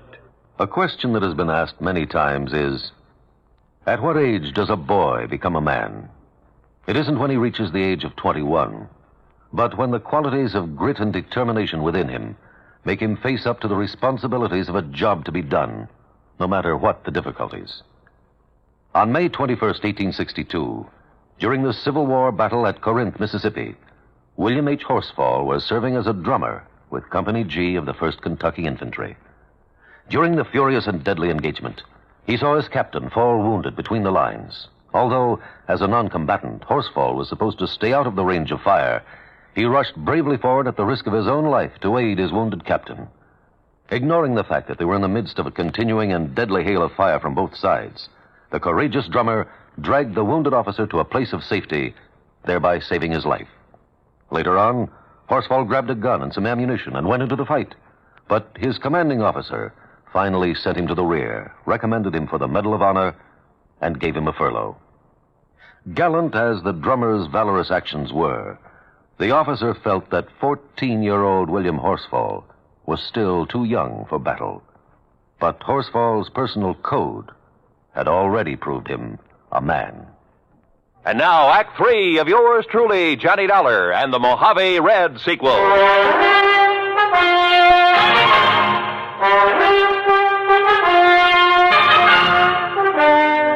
You know what common sense tells me, Red? What, Johnny? That you and J. Stuart Manley were in cahoots in the murder of Elmer Hobbs. Oh, no, sir. You can't believe that. You told us that Hobbs had a Silaflex rod, a Mitchell reel in his boat. Yes, sir, he did. Just like the rig. We found him, Red, among your things back at the lake. Oh, you found mine, Johnny, that Elmer gave me to match his. Look. Now, look what I found here in Manley's closet. This was Elmer's rod and reel, Johnny. What? All strung up with a wobble right spoon on it, just the way he fished with it. And he could cast so accurate. You're sure this was his? Well, here's his initials right on the butt, and scratched on the reel, too. E.H. Yes, if you'd have looked, you would have found my initials on the rod there at the lake. But look here. Look what I found in the corner of this closet, all wrapped up, like to hide it.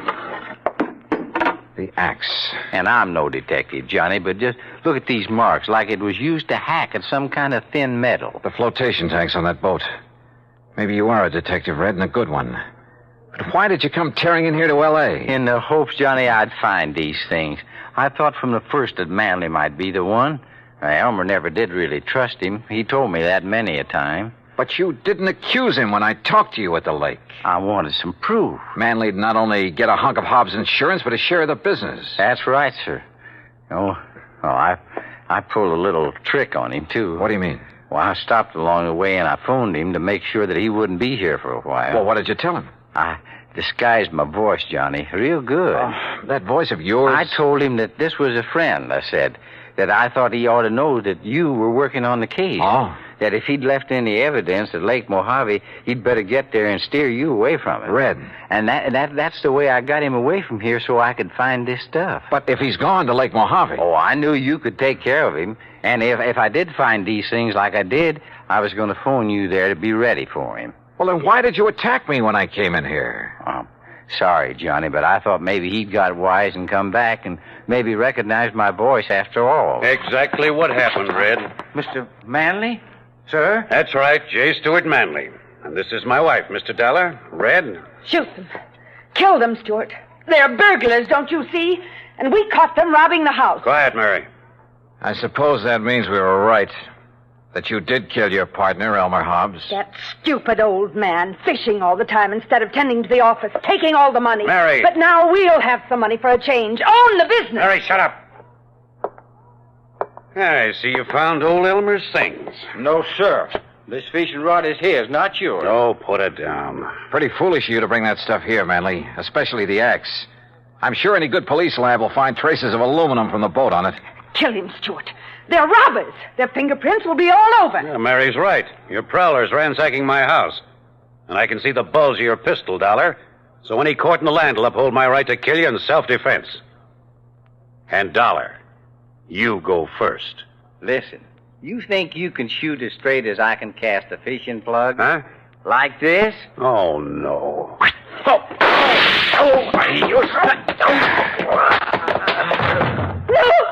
No! Oh, get back, Mrs. Manley. I'd hate to have to sock a woman. But you hurt him. Yeah, as badly as he hurt Elmer Hobbs. And look, that horrible fishing plug. The hooks have ripped his hand open. It's bleeding. That red-headed old fool throwing those hooks at him. Oh, quiet. Stuart, dear Stuart. Red, that was a beautiful piece of casting. He almost tore his hand off with that plug. Well, Johnny, it was with Elmer's own rig. I think maybe he would have liked that. I hope so. But you know what I hope the most, Johnny? What, Red? That the fishing is real good up where Elmer is now.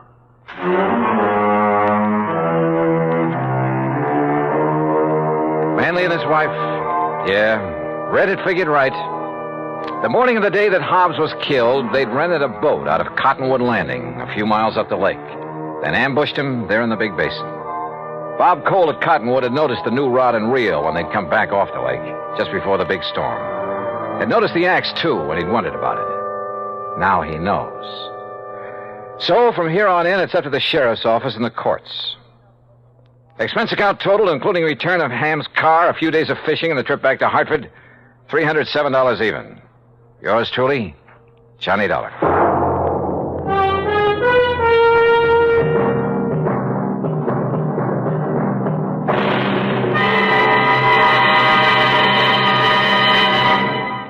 Our star will return in just a moment. Our flag now numbers 50 stars, and behind each star there stands yet another flag for each of the 50 states. New Mexico's flag is an ancient Zia sun symbol, a red circle on a field of yellow. Radiating from 4 points, which we might indicate as north, east, south, and west, are 4 parallel lines. 4 was a sacred number of Zia, the number most often used by the giver of all good gifts. The earth had 4 main directions, each with its own gifts. The year had 4 seasons, each with a different offering for mankind. The day had 4 phases: sunrise, noontime, evening, and night. Life had its 4 divisions: childhood, youth, manhood, and old age. Everything in life and nature was bound together in a circle, the circle of life and love, without beginning and without end. And in this great brotherhood of all things, man had 4 obligations. He must develop a strong body, a clear mind, and a pure spirit. 4th, and most sacred, he must devote unselfishly body, mind, and spirit to the welfare of his people. From this simple symbol, the Zia sun, we read the legend of a wonderful philosophy. The flag's colors of flaming red and golden orange represent the banners of Ferdinand and Isabella, which were carried by Columbus across the Atlantic. New Mexico's state flag, the flag of the 47th state to enter the Union, was adopted on March 19th, 1925. Now, here's our star to tell you about next week's story. Next week, some of the funniest old characters I ever meet. And a 10-year-old boy solves the case. Join us, won't you? Yours truly, Johnny Dollar. Yours truly, Johnny Dollar, starring Bob Bailey, originates in Hollywood and is produced and directed by Jack Johnstone, who also... From Hollywood, it's time now for... Johnny Dollar. Will you accept a collect call, Mr. Dollar? Huh? It's from Lake Mojave Resort in Arizona. Oh, say no more, operator. Just put him on. Well, yes, sir. Go ahead, please. Hi, who is it this time? Buster Favor, Ham Pratt? Johnny, this is Red. Yeah, well, how's the fishing? Time for me to make another trek westward and find out from... Huh? Red? That's right, Johnny. Red who? Well, you know, the guide out here, Red Barrett. The fishing guide? Oh, yes, sir. Who claims to know Lake Mojave like the back of his hand and every good spot there is in it? And I do, Johnny. That's a fact. Then I repeat my question. How's the fishing? Just as fine as ever, if you know where the good holes are, that is. And you do? Yes, I do. So you think it's high time I fly on out there and wet a line, is that it? No, sir, that's not what I'm calling you about, Johnny. Well, what is it? I don't rightly think I ought to tell you over the phone, Johnny.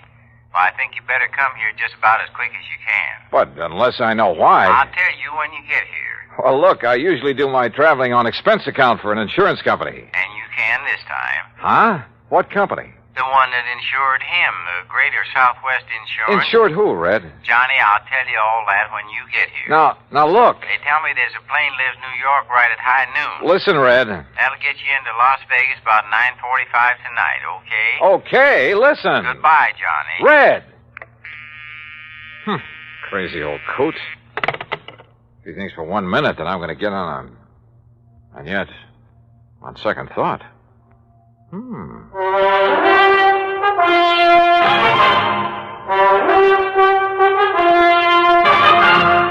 Bob Bailey in the exciting adventures of the man with the action-packed expense account, America's fabulous freelance insurance investigator. Yours truly, Johnny Dollar.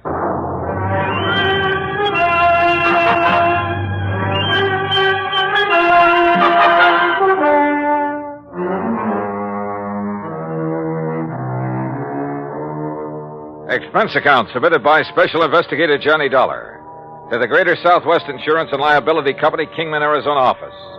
Following is an account of expenses incurred during my investigation of the Mojave Red matter.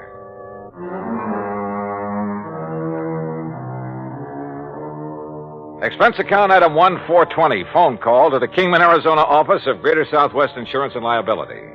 On the theory it might be well to check with their agent, Jake Kessler, before going off half-cocked. Hi, Johnny. Haven't seen or heard from you since 2 years ago when you came out here to investigate the murder at the old Midas Touch mine. Yeah, I remember, Jake. Now listen. Yeah? Is everything going along okay these days? What? Well, I mean, no trouble with any of your clients, that sort of thing, huh? Why, not a bit, Johnny. Why do you ask? Just wondered. Well, if I did have, you know who I'd call. No problems at all, huh? I told you, not a... Hey, just what have you got stuck in your craw, Johnny? Nothing. I just... Well? Well, tell me this. Any of your clients, policyholders, have any kind of trouble, accidents, anything like that, over at Lake Mojave Resort lately? Ah, so that's what's eating you. Well, Johnny, that claim was legitimate. It's in the Home Office for settlement. The company will pay it, and that'll be that. What claim? So just you stop worrying about it and forget. What claim, Jake? No, sir, Johnny, there's not a single solitary thing for you to investigate out here. So just you forget it. Hey, you know something, Jake? You've just convinced me there is something to investigate. So I'm grabbing the first plane I can. Well, Johnny, I'd love to see you, but I swear... What's more, I'm charging my expense account to your company. Oh? And, if you find out that I'm right and you're wrong... Okay, Jake. Then you can shoot the crow and I'll eat it. Expense account item 2, $153 plane fare, Hartford to New York and New York to Las Vegas, Nevada.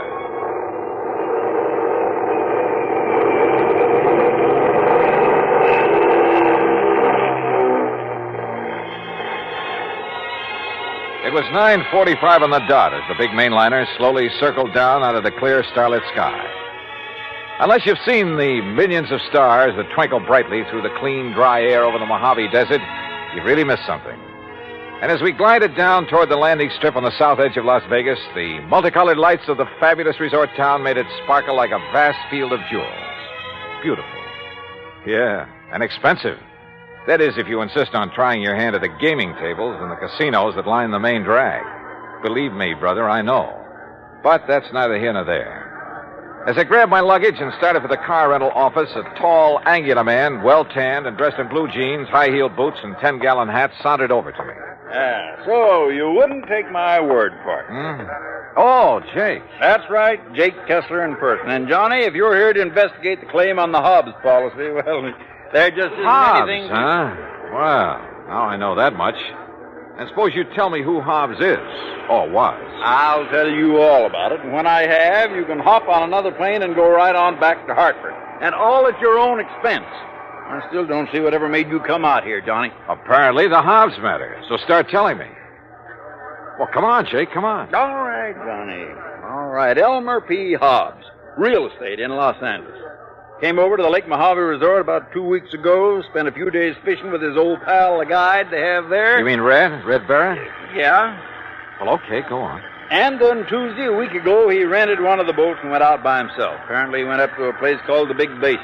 Yeah, I know it well. The lake's 3 or 4 miles wide up there. Yeah, well, that afternoon a big wind came up, regular screamer. All the other boats came back to the landing, and all but Mr. Hobbs. Oh? The next morning, when the wind died down, they found his body washed up on the shore on the Nevada side. That's all? That's all. You say a claim has been filed? That's right, by one of his 2 beneficiaries. Who? His business partner back in L.A., Mr. Stuart Manley. I've passed the claim, and the company will pay it. No investigation of any kind? Oh, of course there was, Johnny. The Kingman Police, the Sheriff's Office, and the County Coroner. Accidental death due to drowning. So that's it, Johnny. Now you just make your reservation back to Hartford at that window right over there, and you are paying the freight. Oh, not so fast, Jake. I'm sticking around. Well, now you can see for yourself there's no reason for you to be here, much less at company expense. Well, after all, now that I am here, it'd be kind of silly not to run down to the lake. Well, you mean just to do some fishing on your own time. You want to drive me down there? Johnny. Yeah? Johnny, do you know something about the Hobbs case that I don't? And the police and the sheriff? Jake, I don't know a thing about it. Okay, Johnny. How do you want me to fix that crow you're going to eat?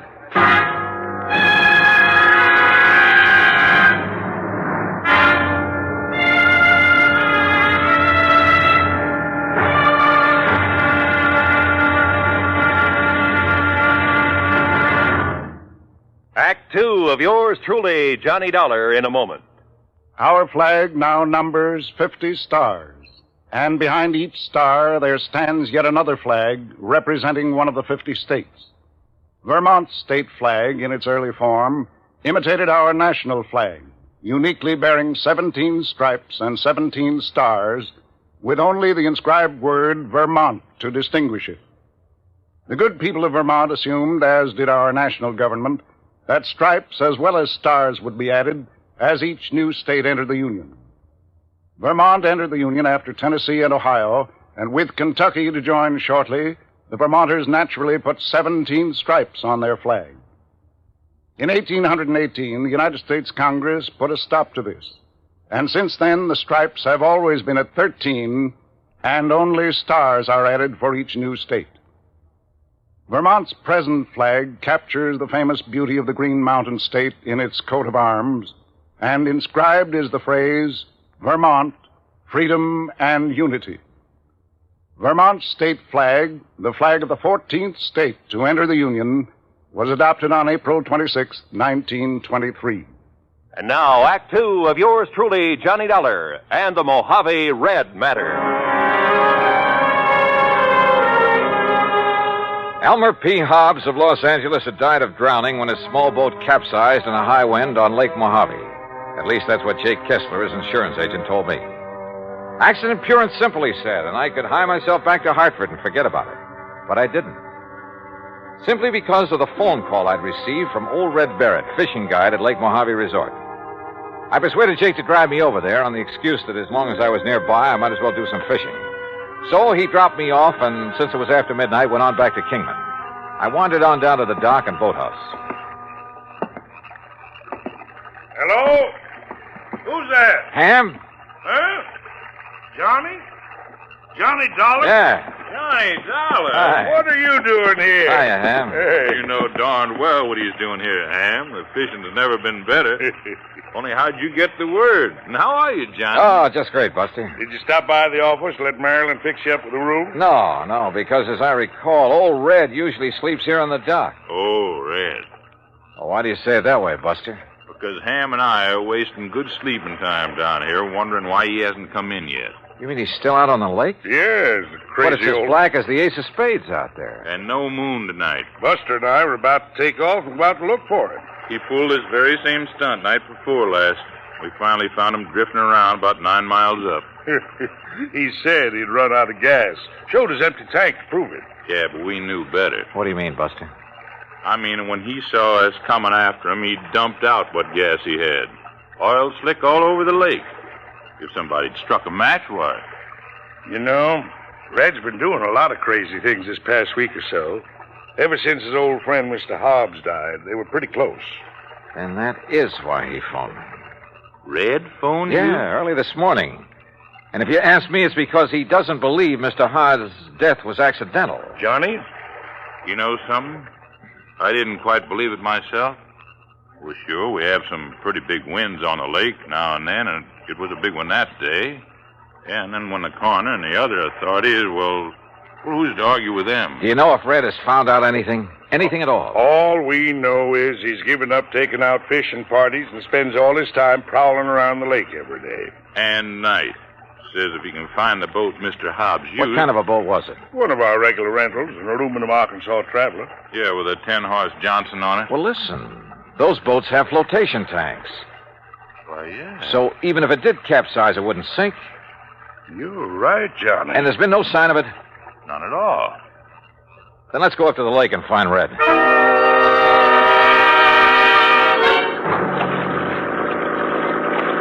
Except for the stars far overhead, the night was black as ink. And the 50-horse outboard skimmed us along at better than 30 miles an hour. Believe me, it was a strange feeling, almost like flying through space. How Buster found his way around the islands, rocky points, and reefs, I'll never know. But he did. Throw your flashlight over to the left, Ham. You ought to be about even with Sculpture Rock. Yep, there it is. And we're coming into the big basin. Will you please tell me how you ever expect to find Red in all this darkness? Oh, don't worry about him. He hears us coming, he'll signal by striking a match or something. Sure, Johnny, no matter how crazy you are, you never let somebody wander around in the dark looking for you out here. Red knows that because he's had to come out and hunt for too many people at night himself. Ham, look. Yeah? On the east shore. I'm swinging over there. Hey, you're right. There's a fire on the beach. Yeah, it must be Red. What's he doing out here? We'll soon find out. Hang on.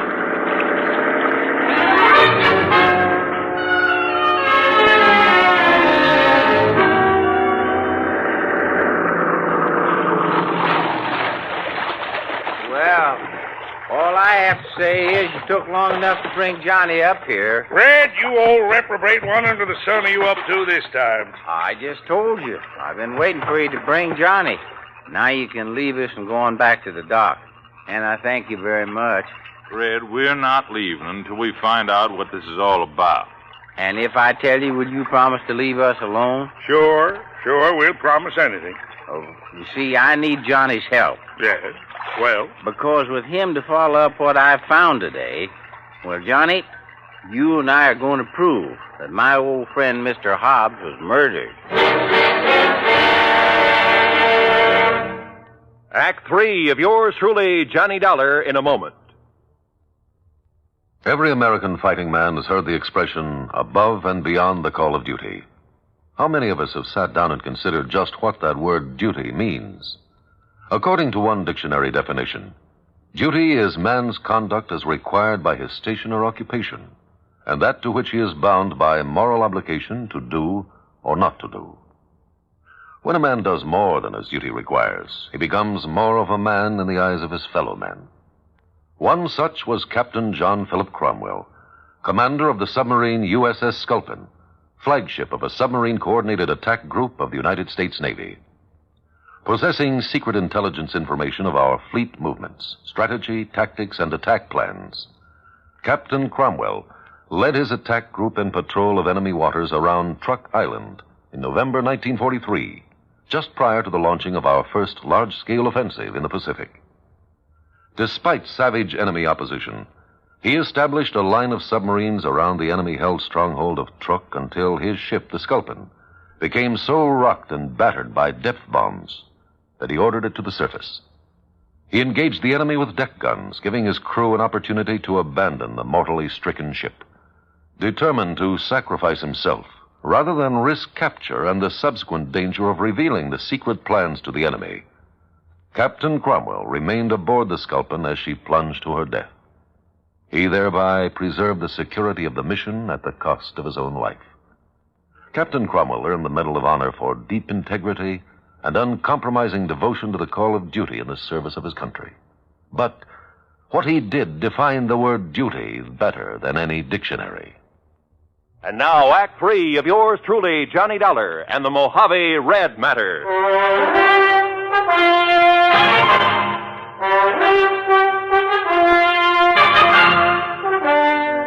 I'll tell you this, Johnny. Red here is one of the wildest, most irresponsible old characters I know when he wants to be. But he's okay nonetheless, and if he thinks you and he can find proof that Mr. Hobbs was murdered, well, he must have a good reason for it. Well, Red? Oh, now, Ham, do you think a man like Elmer Hobbs, knowing the lake the way he did, would ever let the big wind catch him off guard up here in the basin? No, I don't, Red. I know that's the way Buster felt about it, too. Well, I said that to you myself, Red. But now, what's this proof you have of murder? Well, Ham and Buster, aren't you going on back now that I've told you why I wanted you to bring Johnny here? Was there any harm in our knowing what you found, Red? After all, we might be able to help you and Johnny. Yeah, I thought about that, but you see, I might just possibly be wrong about... Well, I might just be wrong, and I wouldn't want to be ashamed in front of a lot of people. By a lot, you mean 3. Well, that's 3 times as many as just Johnny here. Oh, well, now look, No, Red. Johnny, he means it, so Ham and I'll go on back to the dock. But I still don't see what difference it Johnny, when you get to know Red as well as we do, you'll stop trying to figure out the whys and wherefores of some of the things he does and what makes him tick. But you'll also learn that in the long run, no matter how unorthodox some of those things are, well, oh, come on, Buster. Right. See you when you get back to the dock, Johnny. Oh, you got some food, Red? Now, you know I always keep something in my boat, Buster. Okay. Well, far be it from me, Red, but all I have to say is that whatever you think you found proof of, it sure better be something. Oh, it is, Johnny. At least I think it is. Now, you just scrunch yourself a place to sleep in the sand. It's pretty late.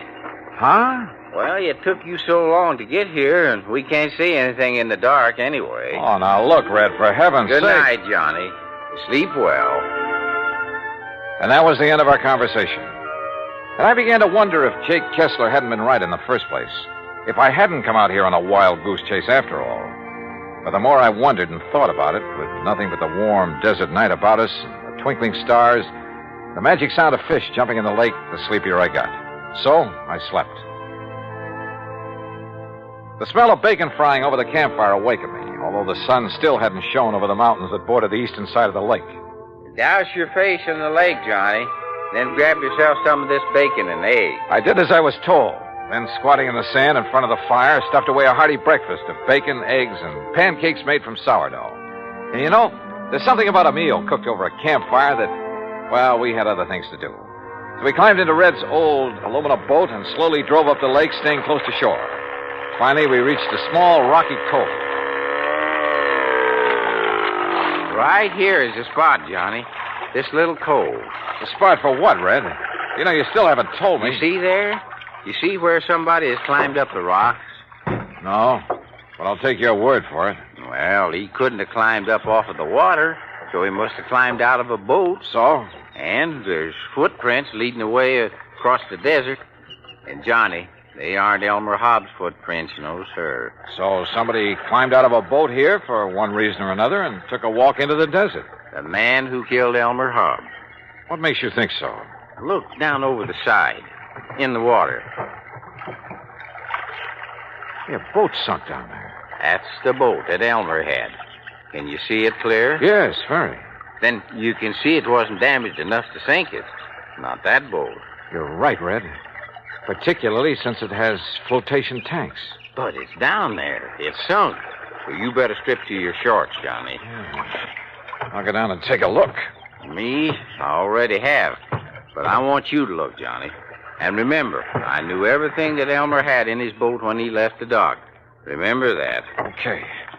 And you're sure the footprints leading into the desert couldn't possibly have been made by Mr. Hobbs? That I'll swear to, Johnny, by all that's good and holy. Now then. Now, slip in easy so you won't disturb the water too much. I took a deep breath, surface dived, and swam down to the sunken boat. And the water was clear, and I could see plainly. And I saw that Red was right. I bobbed back to the surface. Did you see him? The cut? Yeah, Red. Those flotation tanks were slashed open with an axe or a sharp, heavy tool of some kind. But Elmer had no axe on that boat.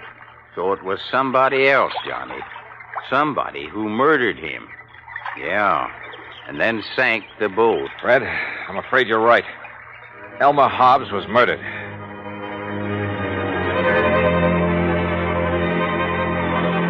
So there you have it, Jake. And if I were you, I'd call off payment on that claim immediately. Granted, the case isn't over yet. I still have the job of finding out who killed Elmer Hobbs. But you know something? You're going to have to wait for my next report. Meantime, expense account total to the moment, $159.20, including the cost of shooting and retrieving one crow. Jake, how would you like it cooked? Until the next report, then, yours truly, Johnny Dollar.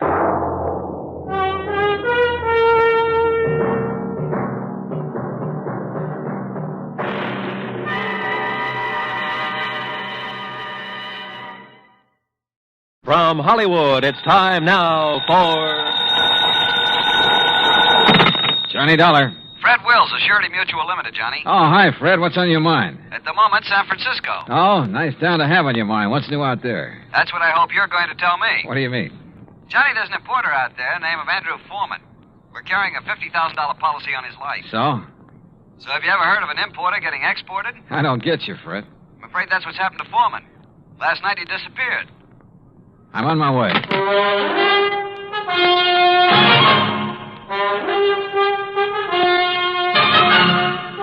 Bob Bailey in the exciting adventures of the man with the action-packed expense account, America's fabulous freelance insurance investigator. Yours truly, Johnny Dollar. And now, Act One of yours truly, Johnny Dollar.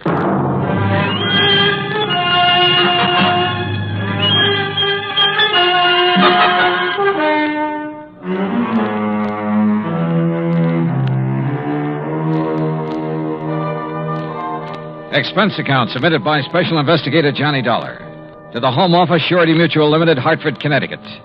Following is an account of expenses incurred during my investigation of the Blinker matter.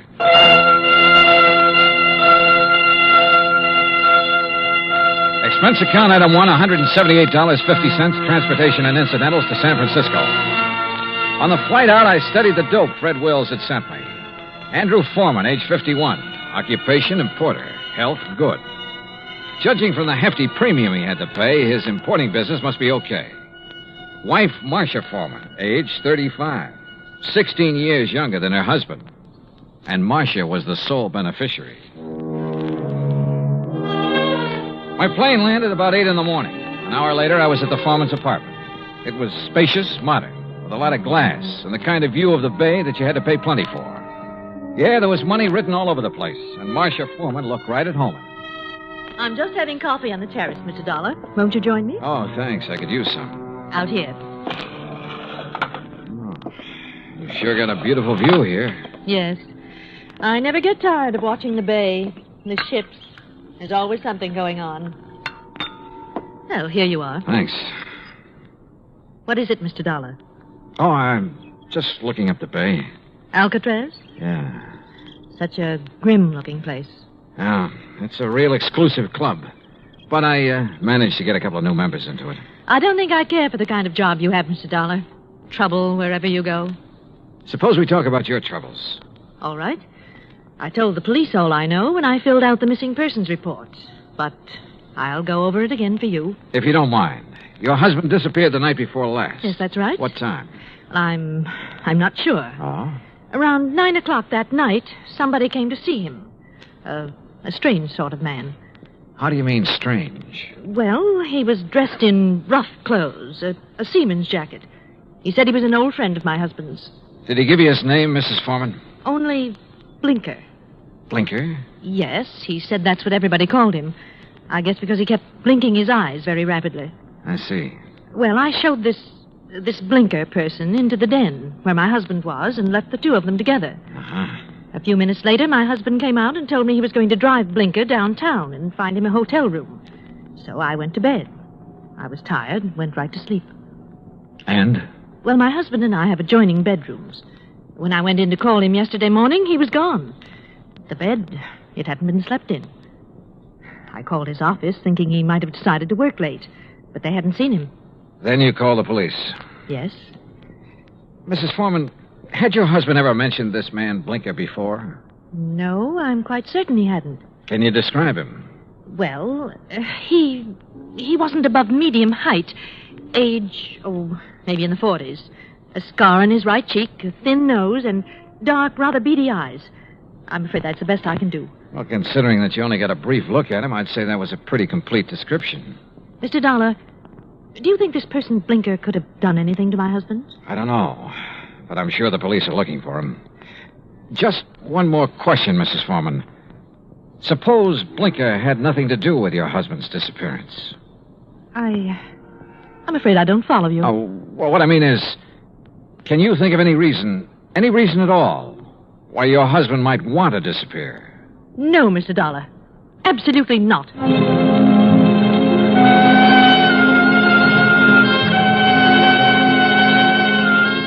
Marcia Foreman sounded pretty certain of that last answer. Maybe just a little bit too certain.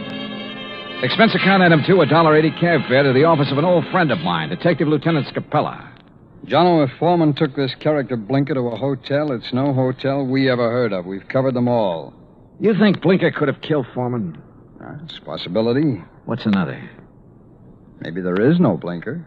Yeah, Scapella, I thought about that, too. Jono, didn't it hit you there was something strange about Mrs. Foreman's story? She said she let Blinker in the apartment. She showed him to the den. Now, she could have only seen him a couple of minutes. Yet she rattled off a complete description of him. Yep. Sure is to me, Scapella, right between the eyes. And the way she described it. Yeah, I know. Seaman's jacket, beady, blinking eyes, scar on the right cheek.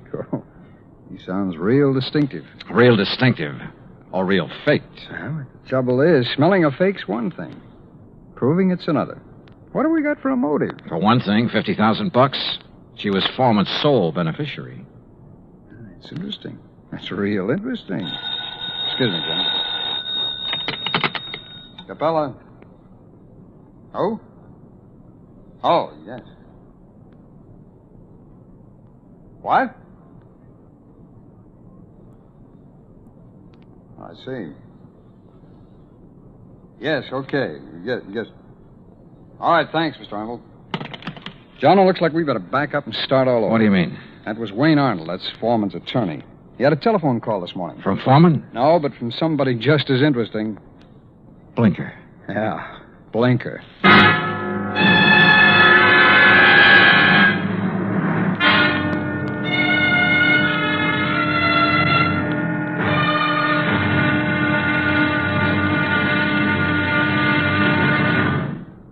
Act 2 of yours truly, Johnny Dollar, in a moment.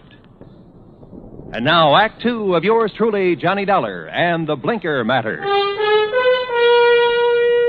Like Scapella said, we had to back up and start all over again.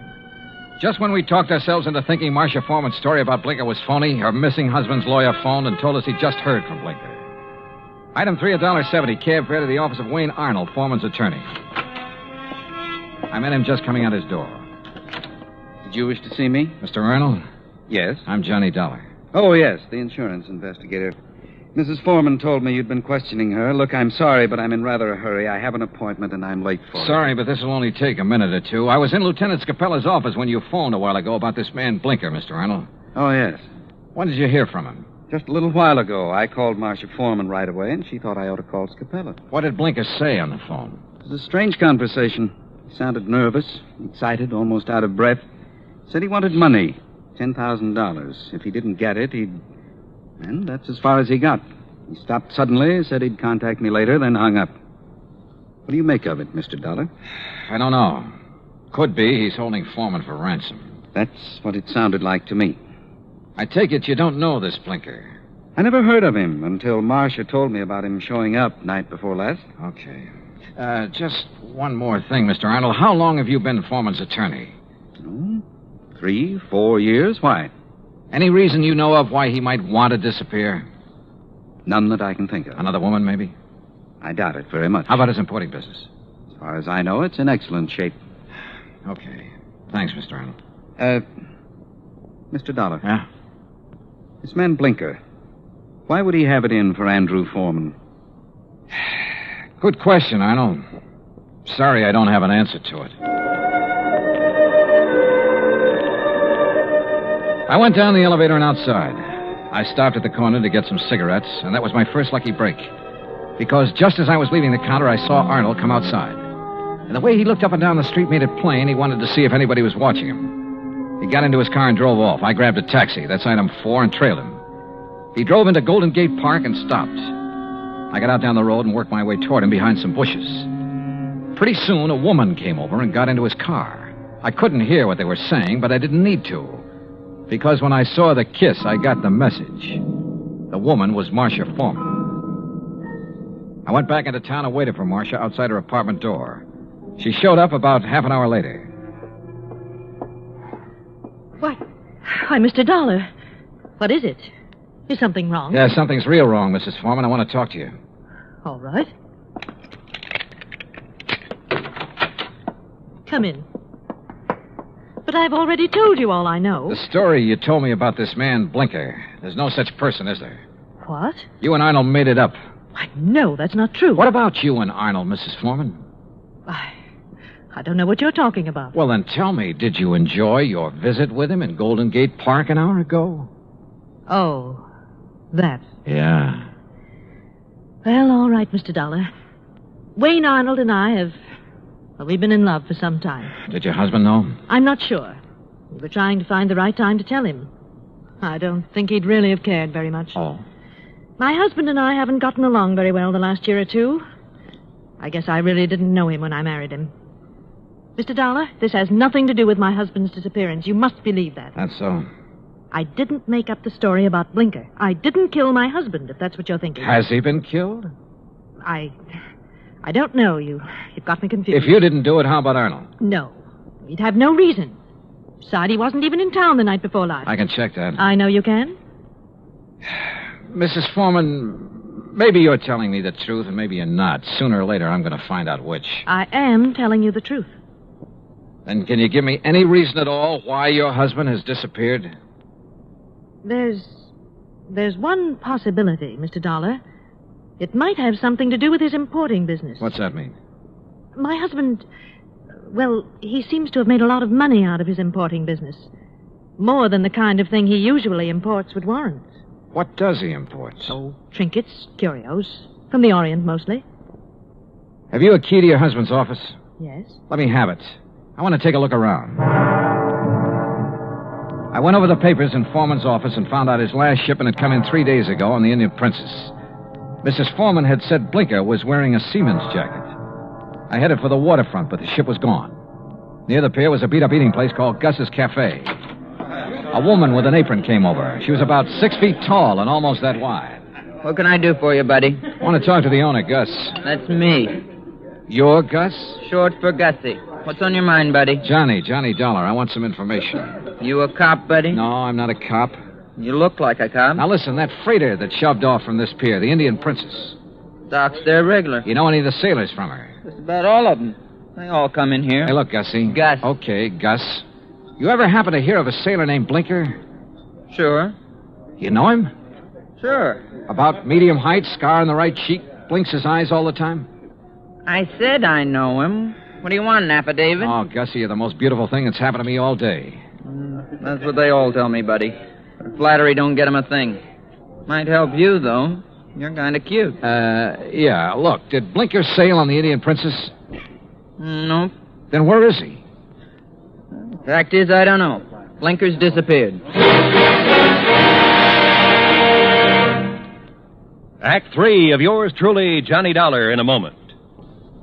And now, Act 3 of yours truly, Johnny Dollar, and the Blinker Matter. Then you don't have any idea where Blinker is now, Gus? Not the slightest, buddy. Oh, great. Then I'm right back where I started from. Blinker was mixed up in something, all right. What do you mean?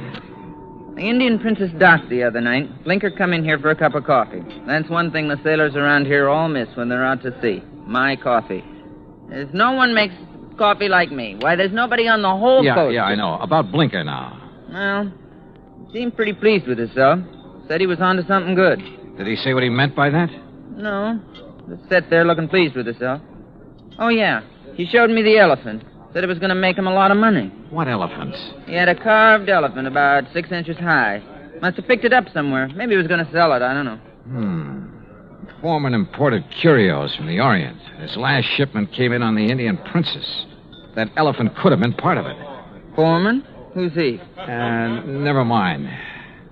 Well, I wonder where I go from here. I wonder what I'm going to do with all Blinker's stuff if he don't show up for it. Maybe I'm... What did you say about Blinker's stuff? What stuff?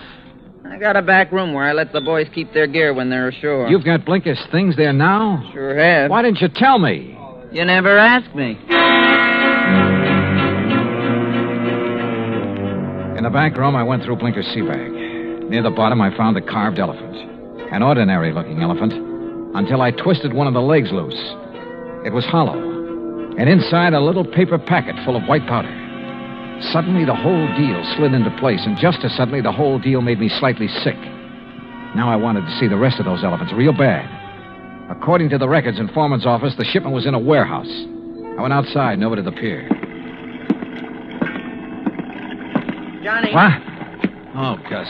Come here a minute, Johnny. Look, I'm in a hurry. Thanks for everything. I'll see you later. You got time to see this?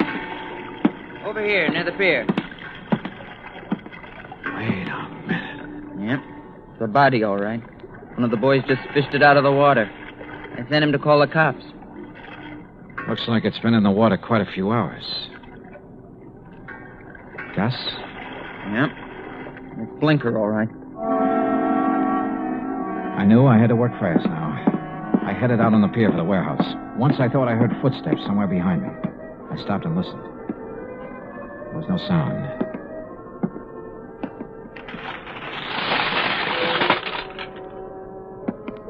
It was dark inside the warehouse. But with the help of matches, I located Foreman's shipment.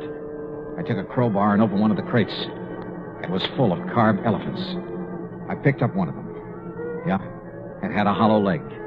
And the hollow leg was full of the same white powder. I hit the floor fast. The shot had come from over near the door. I eased my gun out and waited. 5, 10 minutes went by. I kept quiet. Then suddenly a shadow loomed up near the crates. We saw each other at the same time.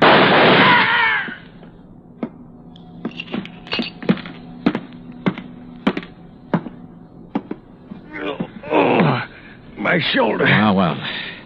The missing man himself, Andrew Foreman. Look, Blinker found out what you were importing in those carved elephants. He tried to blackmail you. I don't know what you're talking about. Oh, sure. You probably told him you'd pay off. That's when you drove him downtown night before last. Then you tried to kill him, but he must have got away. I tell you... You called your lawyer, tried to put the squeeze on through him. But he had to hang up in a hurry. You were probably getting close. You finally caught up with him, didn't you, Foreman? Look, you've got no proof of anything. Why should Blinker try to blackmail me? Like I say, he found out about the narcotics in those hollow elephants. It was put there without my knowledge. You have no proof I was involved. You know, Foreman, it doesn't much matter.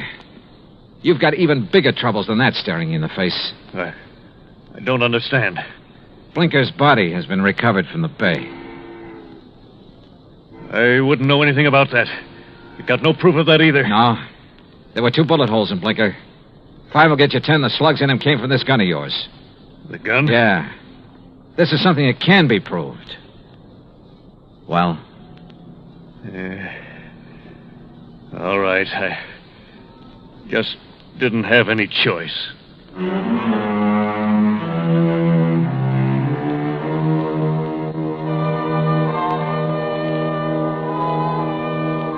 Item 5, $183 even, transportation and incidentals home. Expense account total, $434.50. Remarks? Andrew Foreman made a complete statement to the police. The murder case against him is open and shut. So, it looks like he's going to beat the narcotics rap after all. The hard way. Yours truly, Johnny Dollar.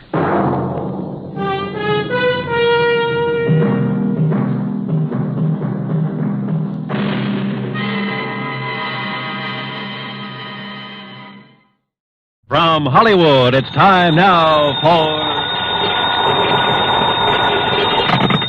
Johnny Dollar.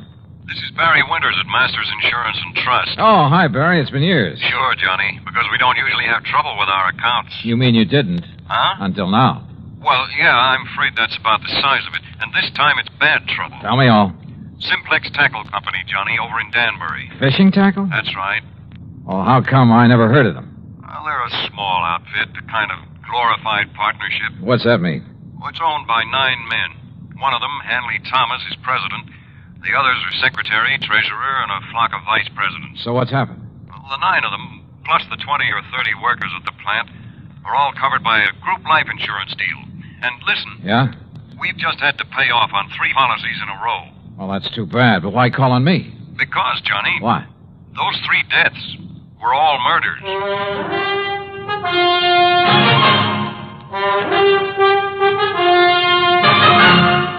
Bob Bailey in the exciting adventures of the man with the action-packed expense account, America's fabulous freelance insurance investigator. Yours truly, Johnny Dollar.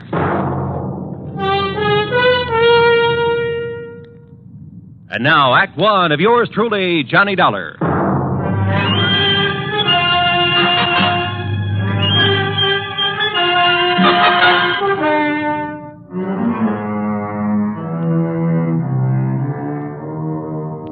Expense account submitted by Special Investigator Johnny Dollar to the Masters Insurance and Trust Company, Home Office, Hartford, Connecticut. Following is an account of expenses incurred during my investigation of the ugly pattern matter.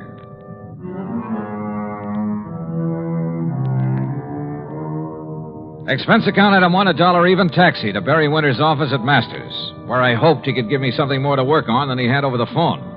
And you know something? As it turned out, he gave me a lot more than he thought he did. Police? Sure, they've been working on these murders, Johnny, but they haven't come up with anything, except a theory that one man is behind them all. Why, Barry? Because the victims have all been members of the Simplex Tackle Company. Well, but I don't... Because they've all occurred within a month. Because each of them occurred on a Wednesday. Pattern, huh? That's right. And also, Johnny, because there's been no apparent reason for any of them. Have the police found anything? Nothing. Same kind of weapon used in each case? No. The first was a VP named Adams, run over by a car. Sure it wasn't accidental? The police say no. The second, John Bowers, was strangled, and Frank Dalvers was shot in his own home. No pattern there. I mean, in the way they occurred. Apparently not. But Hanley Thomas and the police don't agree. Thomas is president of Simplex, you said. And a real financial wizard. Used to be a promoter. Not much ethics, but a sharp businessman. As a friend or partner, I imagine he's a fine man. Here. I'll give you a complete list of the officers of the company, their rank and their salary. Well, I don't know exactly what good that'll do. Here you are. And this is a list of the employees. Have those employees all been checked out? Sergeant Dennis over there at Homicide made quite a point of it. So did Mr. Thomas. Well, look, why don't I run over there and talk with him? And to the Danbury police. Yeah, I think you'd better. And, Johnny, the sooner the better. Why do you say that? The pattern.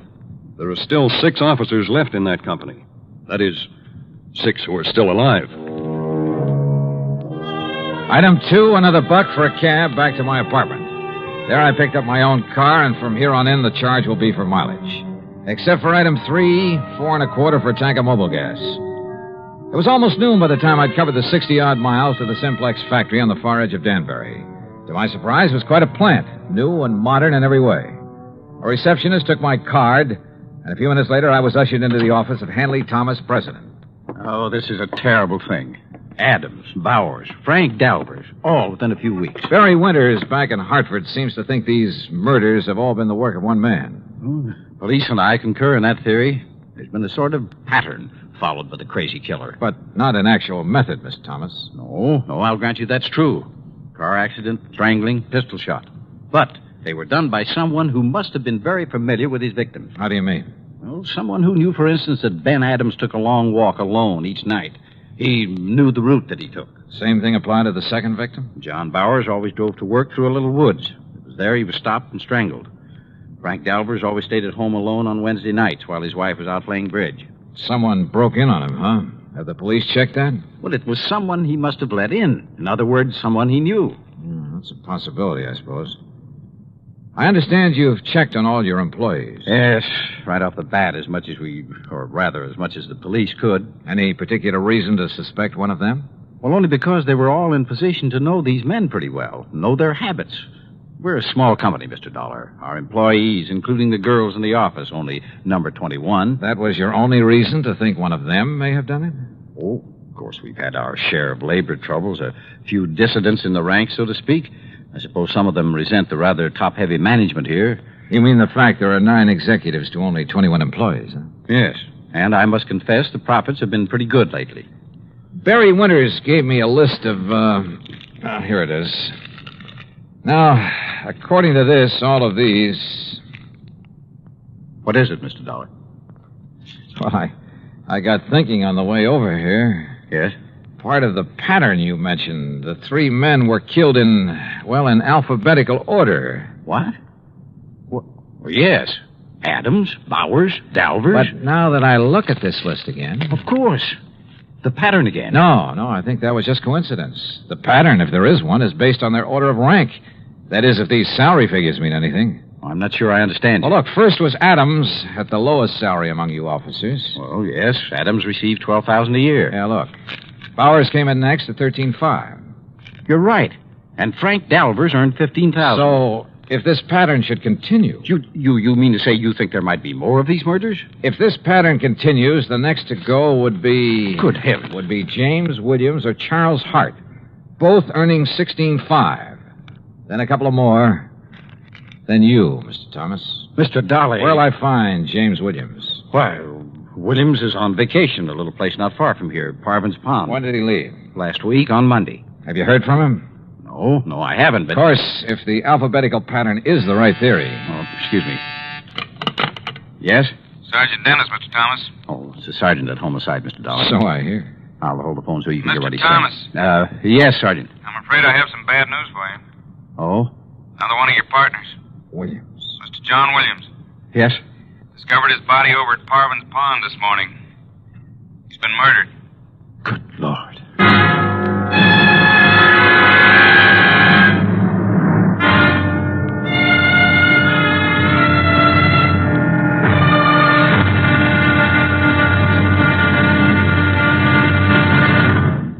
Act Two of yours truly, Johnny Dollar, in a moment. And now, Act Two of yours truly, Johnny Dollar, and the ugly pattern matter.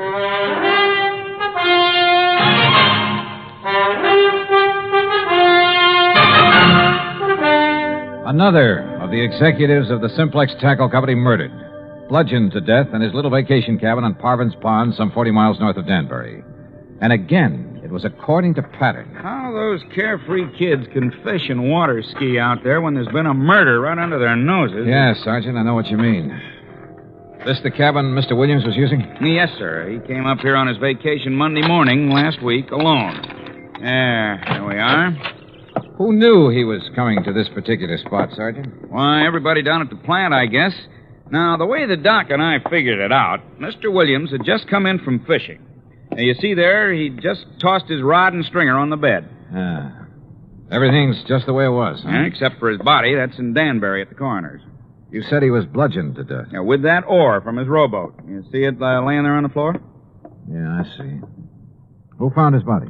Little old lady from the cabin next door. She'd stopped by this morning to bring him some cookies. Knocked on the door swung open, and there he was. And the doc says the body was lying there ever since. Have you checked that oar for prints? The killer must have used gloves. What about footprints? Well, if there were any, the vacation crowd tramped them out long before we got here. Now, the way we figure is that he came in here Wednesday night, off the lake. Wednesday? Yes, Mr. Dollar, just like the other ones. It happened on Wednesday, a week ago tomorrow. The pattern again. Yes, sir. And if you ask me, it's the pattern of a madman. And this being a Tuesday again... But what possible motive could there be for it? When you ask me, it's one of the employees there at the plant. After all, for such a small company, 9 big money-making officers, at least there was 9. Yeah, I know what you mean. Are those 21 employees paid pretty well? No, in spite of the company making a lot of money. What with this recession we're in? in... read the signs, man. Most of this so-called recession's a lot of bunk. Yeah, I agree with you. Everybody get out and dig instead of sitting around hoarding their money. Well, what I was going to say is that those executives took advantage and held down wages in spite of all the money they're making. So, just let one crazy hothead find out how good they're doing. How well have you checked those employees? The best we could. I talked with every one of them myself. How about the officers of the company? There's not one of them would do a thing like that. They're all fine men. Ask Mr. Thomas. Sure, they're hard-headed businessmen, everyone looking out for himself, but they're all fine men. And they're all making plenty of money. Oh, which reminds me. What's that, Mr. Dollar? A list of the officers and their salaries. And according to this, if there's to be another victim... Another? Oh, no. I worked out another step in the pattern of these murders, based on the earnings of these men. Then, Mr. Dollar, who will it be? It won't be anybody if I can help it. But, Sergeant, I may have to ask you to put a 24-hour watch over an officer of that company named Mr. Charles Hart.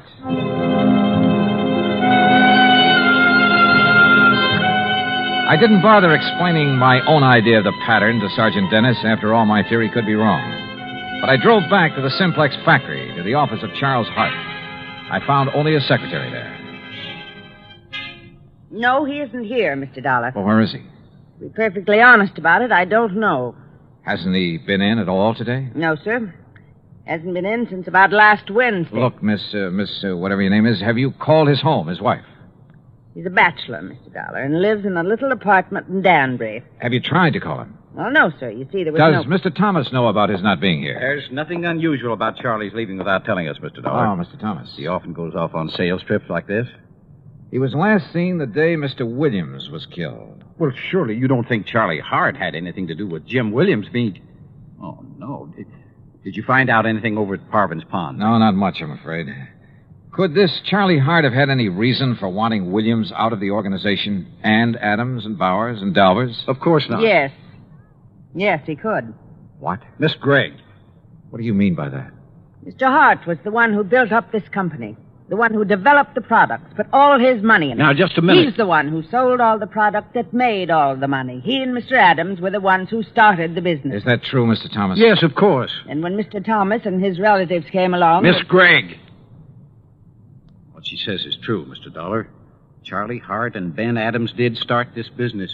They took on a couple of partners, Al Bowers and Frank Dalvers. They were the ones who decided on the expansion program, who came to us for the financing. With the others gone, it should have been Mr. Hart's company. Oh, wait, Miss Gregg. Our financing made this present operation possible. But to imply that Charlie could have been driven by jealousy or any other motive to commit these crimes, that's absurd. How could you suggest such a thing, Miss Gregg? I didn't say he did it. I only tried We know what you said, and you've said enough. Tell me one thing, Mr. Thomas. Yes? What happens to his share of the business when one of the partners dies? Or in this case, when he's murdered? Well, the other partners absorb his share. Then, if Charlie Hart eliminated one of you, it would add to his holdings. That's true. Okay, I'll see you later. But, Mr. Dollar, if you believe for one moment that Charlie Hart... Why, I've known him for years. Yeah? Well, I think I want to know him a little better.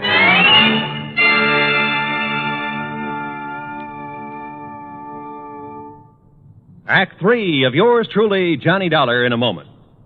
Do you know who said, democracy is based upon the conviction that there are extraordinary possibilities in ordinary people? Those words came from the American religious leader Harry Emerson Fosdick. From the earliest days of the United States of America, there has been the sentiment that the average person can achieve an important goal if he is given an environment in which he can develop his capabilities to the fullest extent. An environment in which the individual is given the rights and privileges that he needs for development. It is the duty of every American to protect and stimulate this environment. Remember the words of Harry Emerson Fosdick. They are part of your American heritage. The extraordinary possibilities of ordinary people are inherent in American democracy. And now, Act 3 of yours truly, Johnny Dollar, and the Ugly Pattern Matter.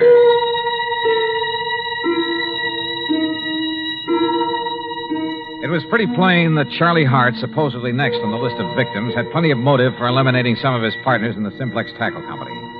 I guess the same applied to any other member of the company. But he, having started the business, knew all about the others, their plans, their habits. And he'd been last seen just prior to the murder of James Williams. I got his address, hopped into my car, and drove back to Danbury. But ringing his bell and pounding on his door got me nothing. Here, young man. You want Mr. Hart? You'll probably find him at the factory. Are you the building superintendent? That's right. Then I want you to let me into Mr. Hart's apartment. Well, now... All right, just here are my credentials. I'm an insurance investigator. Investigate. Yeah, here, see? Johnny Dollar, special... And if that isn't enough, here's a 5 spot for your trouble. 10. Well... But now don't you let on that Okay, Dad, thanks.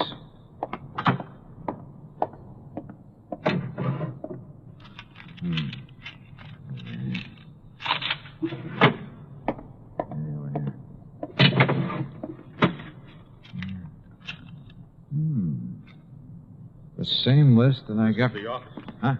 The offices of our company. Mr. Hart. That's right, Charlie Hart. Should have looked behind the door when you barged in here. Yeah, well, look. Would you like to point that thing the other way, please?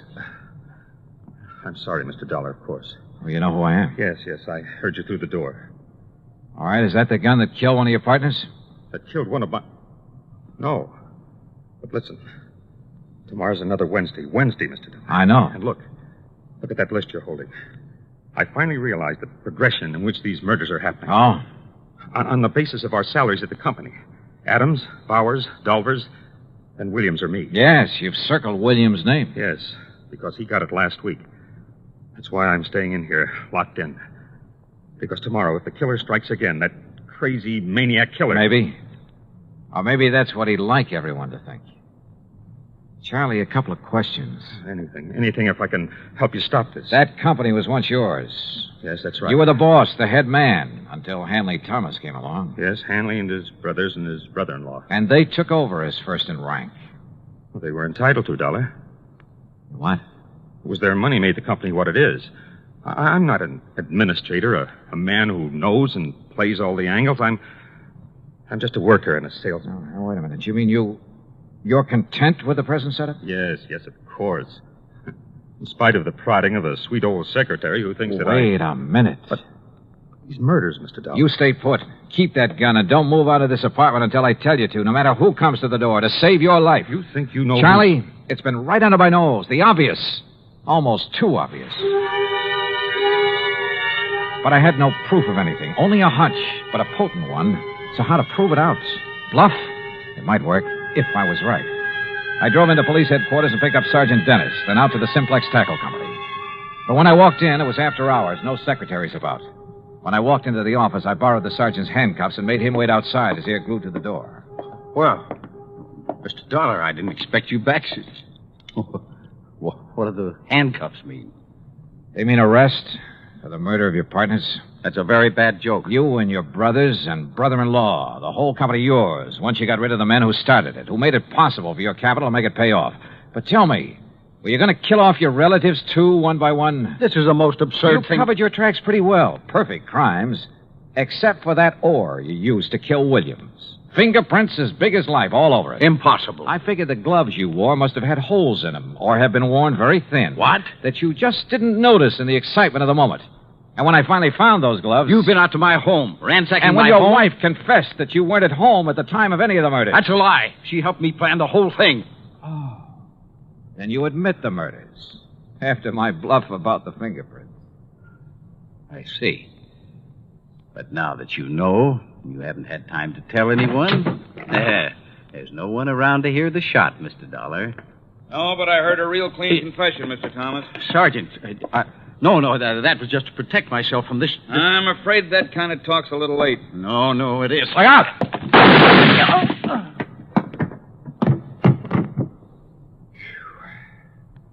Sergeant, I haven't seen that fast a draw except on TV. That's where I learned it.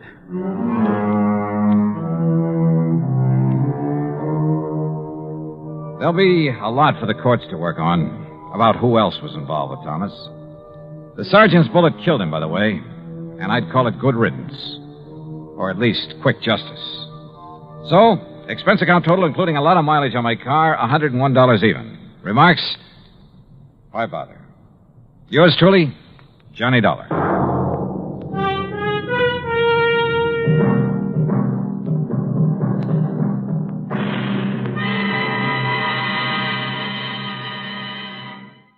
From Hollywood, it's time now for... Johnny Dollar. Earl Foreman, Johnny, down in Sarasota. Don't tell me, Earl. The Florida weather's finally behaving itself. The water in the Gulf is warmed up, so I'll grab my fishing clothes, tackle box, couple of rods and reels. Maybe you better grab your Levi's, boots and saddle, and a couple of 6-guns instead. Huh? What is this, a Western? It may be an Eastern Western before we're through. Listen, Florida is the leading cattle state here in the Deep South. I had heard something to that effect. Okay. The freezing weather a short while back hit some of the ranchers pretty hard. To say nothing of the tourist trade. Right. Ordinarily, the year-round pasturage makes it unnecessary to lay up a lot of hay and feed for the winter. That figures. But this year, thanks to the freeze, the cattle were so weakened by malnutrition and then sloshing around in soggy pasture land that, well, at least a couple of 100,000 of them have died. Well, what's your problem, Earl? Outside of the high cost of steak. A rancher's just hit me with a big fat claim. Oh, how much? $78,750. Says that he lost his entire herd. Well, I knew a lot of them had lost quite a few. But the entire herd? Yeah. You coming? I sure am.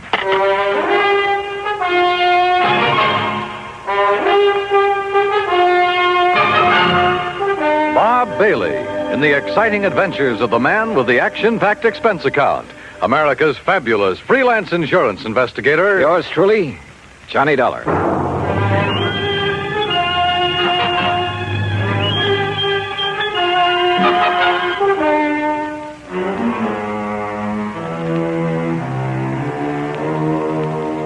Expense account submitted by Special Investigator Johnny Dollar to the Tri-State Life and Casualty Company, Sarasota, Florida office. Following is an account of expenses incurred during my investigation of the Eastern-Western matter. Expense account item 19480, plane fare and incidentals, Hartford, Connecticut to Sarasota. As I expected, Earl Poorman met me at the airport. We headed north on Route 41. 13 miles later at Bradenton, we turned east on 64 after grabbing a late lunch. That's item 2, 575. Then, still traveling eastward, we crossed the Kissimmee River onto a narrow, unimproved road into the swampland. And it struck me that what should have been lush green vegetation in this low, damp country was brown and lifeless. That's what the cold weather did, Johnny. All that grass, that good pasture froze and rotted away. No wonder the cattle haven't been eating well. But didn't I read somewhere they were fed the ruined orange crops? Yes, but that still didn't save a lot of the herds. Losses have been pretty heavy, huh? Yeah, but as I told you over the phone, Trimble is the only one I know of who lost all his steers. Is that the one who's made the insurance claim? Yeah, Bart Trimble. His fence starts at the next turn in the road. Have you had many claims, Earl? Oh, a few, a month or so ago, small ones. Not many of these people insure their herds. There, that's where Trimble's place starts. You see it? I saw it all right. Hundreds of acres of wet, brown, dead-looking pasture land. I also saw the steers, hundreds of them, their carcasses lying there rotting in the sun. Or what was left of them. The buzzards had done well. 525 head, Johnny. But surely some of them must have survived. Not according to the claim I received. That's why I called you immediately. Earl, you said the other claims were filed a month or so ago. I hoped you'd catch that. Why did Trimble wait so long? That's another reason I called you. Yeah, I see what you mean. Here's his gate. Let's see what he has to say. The Trimble place was unexpectedly new and tidy looking. The main house was a concrete block affair, all white with a slab roof. Behind it was a barn and a corral. The stack of bale hay was obviously for the horses and hardly big enough to feed a herd of steers. A few chickens pecked around here and there. Coming. The woman who opened the door was about 40, tall and nice looking, well made up, almost out of place on a cattle ranch. Yes. Oh, Mr. Foreman, how are you? And her voice was soft, gentle, pleasant. How do, Mrs. Trimble? It's nice to see you, Mr. Foreman. Won't you come in? I hear you say Foreman, Betty? Yes, Bart, and he has a friend with him. Well, I won't kid you, Mr. Foreman. I'm glad to see you. Howdy. I hope you brought me a nice big insurance check. This is Johnny Dollar, Mr. and Mrs. Trimble. He's with our company. Well, how do you do, Mr. Dollar? Won't you please come in? Thank you. Dollar. I think I've heard of you. Oh? Sit down, won't you? Supper will be ready in a little while, and of course you're going to stay, aren't you? Johnny Dollar. Well, now, that depends. Now, of course you'll stay. I really should get back to Sarasota tonight. My wife... Yeah, wait a minute. How I know you're the insurance investigator. That's right. And what's he doing here, Pullman? What's there to investigate? Are you maybe trying to say I killed off the herd myself to collect the insurance money? I said nothing of the sort. Then what's to investigate? I told you. I don't like this, and I'm telling you right to your face. Now, Bart, you shouldn't talk like that. Well, it's the truth.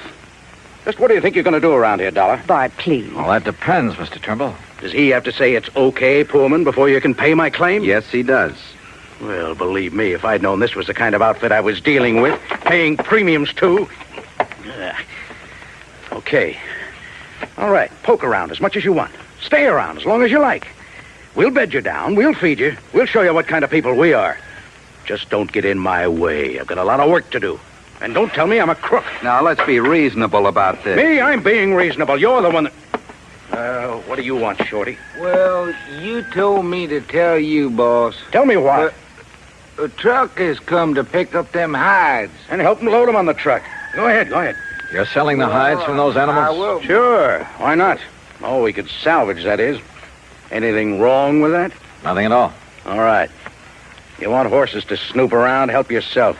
Saddles are in the barn, but just stay out of my way. Come on, Shorty, let's get out where the air's nice and clean. Sure, boss. I'm sorry. But Bart's been so upset over losing all those steers. Well, of course, we can't blame him for that. He's been working so hard, trying to save some of the hides and sell the carcasses for fertilizer. Yes, I know. With so many ranchers trying to do the same thing. Why did he wait so long before filing his claim, Mrs. Trimble? Well, because he's been so busy and because he hoped he could salvage something from the herd, I guess. Or because this lapse of time has given the bodies a chance to decompose? What? Has given the buzzards and other scavengers a chance to remove any evidence that maybe those steers were deliberately... Oh, no. Oh, surely you don't think for a minute that my husband would... Where can I find the nearest veterinarian? Well, the vet we use is up in Kissimmee, Okay. But Mr. Dollar, you don't... Well, you can't possibly think... I'll let you know what I think. After a good cow doctor has a look at those animals.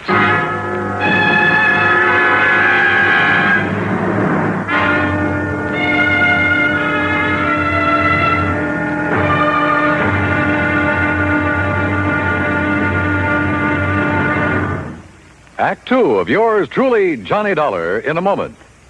From the halls of Montezuma to the shores of Tripoli is an exciting beginning to a stirring song. It is an historic salutation to the efforts of a valiant group of fighting men. Why is their history glorious? What spurred them on?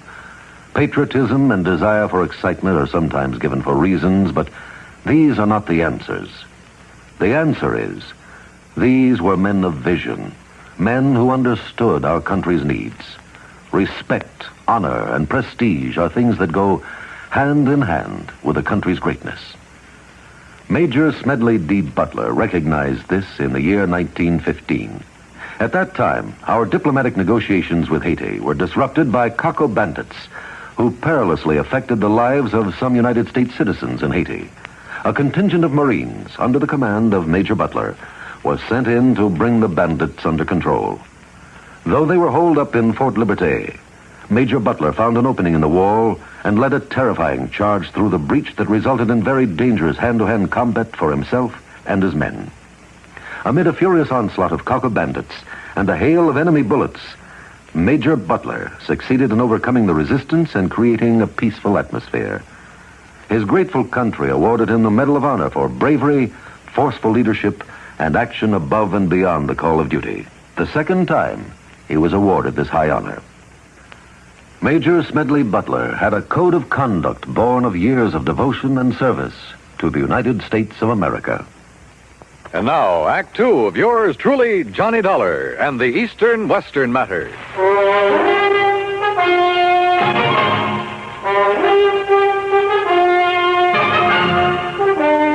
At dinner that night, Bert Trimble had changed his tune, was very apologetic. Almost too much so, and too nice. I didn't mean it, Mr. Dollar, what I said before. At least, not the way I said it. But this whole thing has hit me pretty hard. Losing over 500 steers, and a handful of calves. I told you, Bart, when they all went so quickly that night, you should have been suspicious. What night, Mrs. Trimble? Well, it was the last big freeze. Yes, I got back here late. I'd been up to Lake Wales trying to beg some feed. No luck. Then it blew up cold. By the time I got back here, got the hands rounded up. How many, Mr. Trimble? Well, there were 5 of us, including Shorty Skinner. I've seen that Shorty somewhere before. Oh? Well, anyhow, when we got to them, the cattle were all bunched up at the north fence. We thought we'd drive the strong ones back here, where they'd have some shelter, and we could give them the hay we keep for the horses. But they wouldn't move. Most of them couldn't move. And it was dark, and the freezing wind was cutting across the swamp. So all we could do was come back here and pray. Next morning, they were dead. All of them. I've put everything I had into this ranch. Every penny I saved from my factory work up north, Betty's money from nursing, even cashed in my own life insurance policy. And now they're gone. So if I got a little nasty, well, I guess a man can take only so much. It's been awfully hard for Bart these past 3 years. And then just when things were going good. Your hands bunk out in that building beside the barn, huh? Only Shorty skinned out all the steers we could. The other boys left. I still owe Shorty some wages. I'm going to ask a pretty blunt question, and I want an honest answer. Huh? Had you ever thought of giving up, going somewhere else? Sure, lots of times. For Betty's sake, too. Even thought of going out to California. I see. She has relatives out there, all doing fine. They've kept after us to go out there and crop farm with them. Maybe I should have. But we stayed, didn't we, dear? Yes, I wouldn't give up. Even Betty reconciled herself to sticking it out. If only we'd known that this was going to happen. Yeah.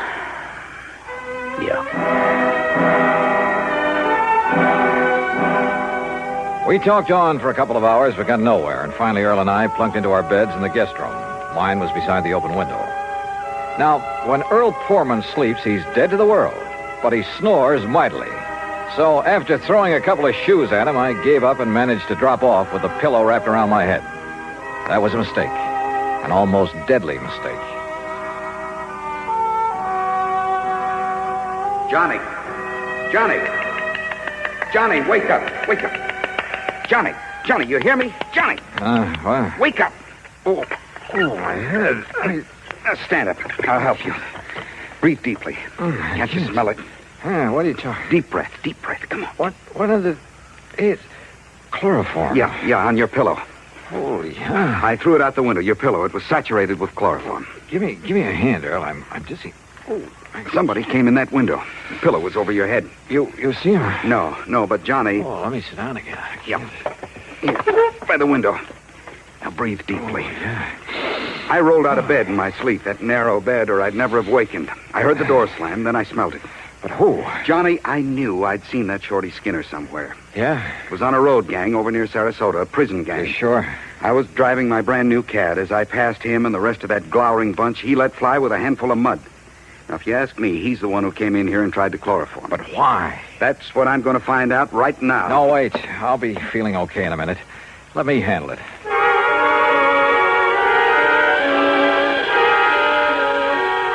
By the time I was able to navigate and get dressed, Mrs. Trimble called us for breakfast.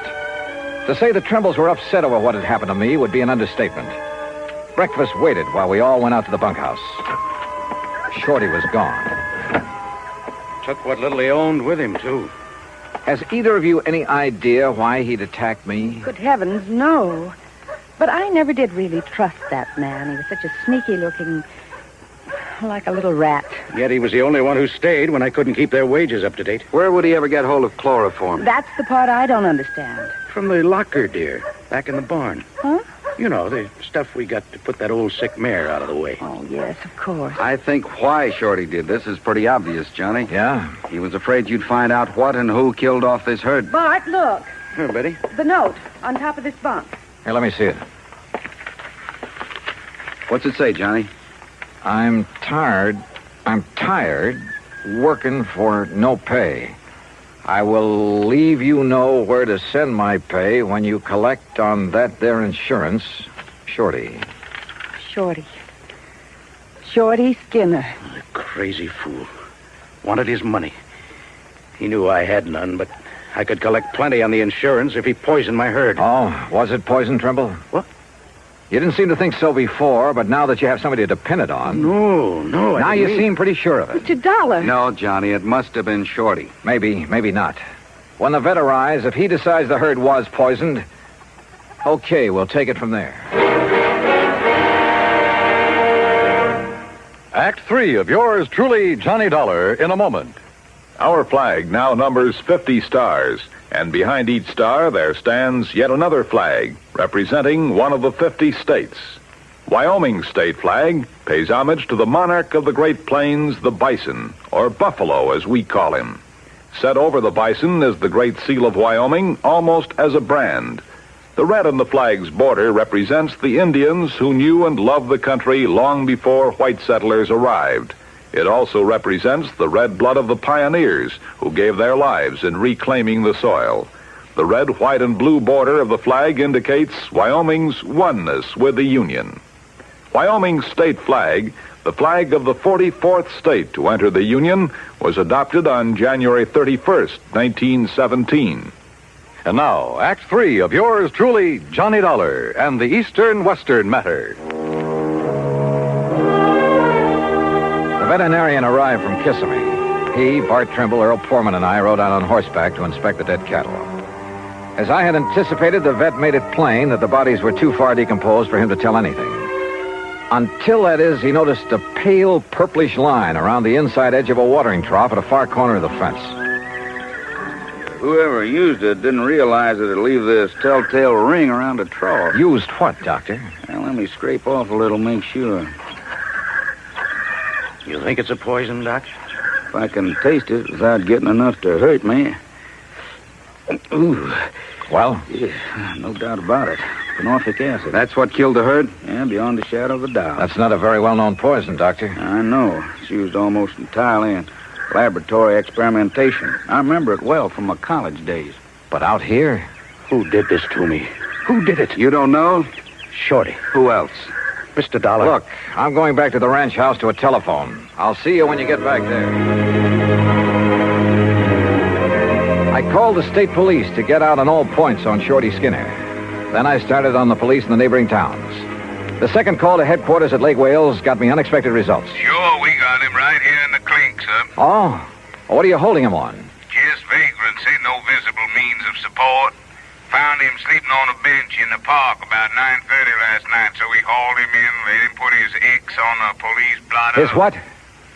His X, you know. I certainly do. Thanks very much. The others hadn't got back from the pasture yet. Mrs. Trimble was in the kitchen making lunch. Quietly as possible, I sneaked into their bedroom. Carefully hidden in a desk, I found a lot of letters from the relatives in California. Letters urging that they give up the ranch, do something, anything, to get the money out of it and move to California. Those letters were addressed to only one of the Trimbles. They were addressed to... And then I saw it, neatly framed on the wall, a diploma. A diploma from the famous Lippenwall School of...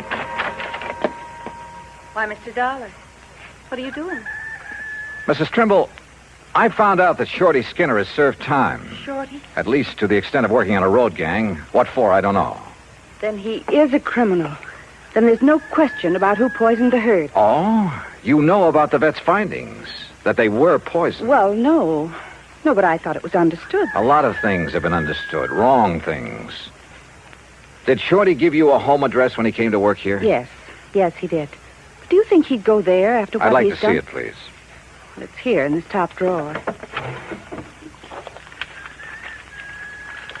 Yes, here.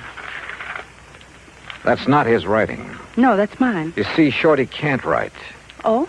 So he couldn't have written this note you found in his bunk. But who... But look at it. Doesn't that curly Q on the letter T look like the one here when you wrote his address? And how about this capital I? Good heavens, Mr. Dollar. Friends who wanted you to go to California, and you wanted to go. Of course. But as Bart told us, you reconciled yourself to staying here, apparently. I did.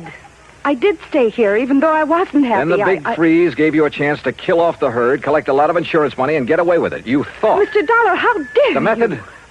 A little-known poison you'd learned about back in the Lippenwall School of Nursing. No. But you hadn't expected me here to investigate, so you had to get rid of me. How? As a nurse, you knew all about chloroform. Look, Mr. Dollar... It was a natural, with me sleeping with my head on the pillow, and you knew that Earl was a sound sleeper. He's been here before. And who'd get blamed? Shorty, because he'd left. Only Shorty had left long before that. What? He was picked up in Lake Wales at 9:30 last night. What? Well, then, no, listen. You killed the herd. You tried to kill me. Is that true, Betty? Bart. Tell me. Is it? Yes. Yes, it's true. You know how I hated this place. This horrible, miserable cattle ranch. This living out in this godforsaken wilderness. Betty. Well, you wouldn't do anything about it, so I did. Oh, good Lord. But I failed. But I failed.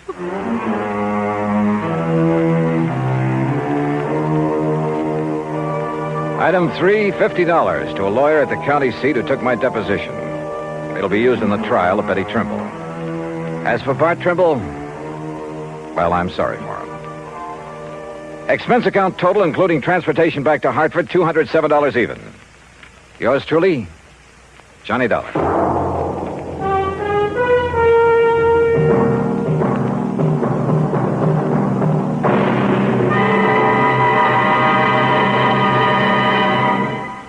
Our star will return in just a moment.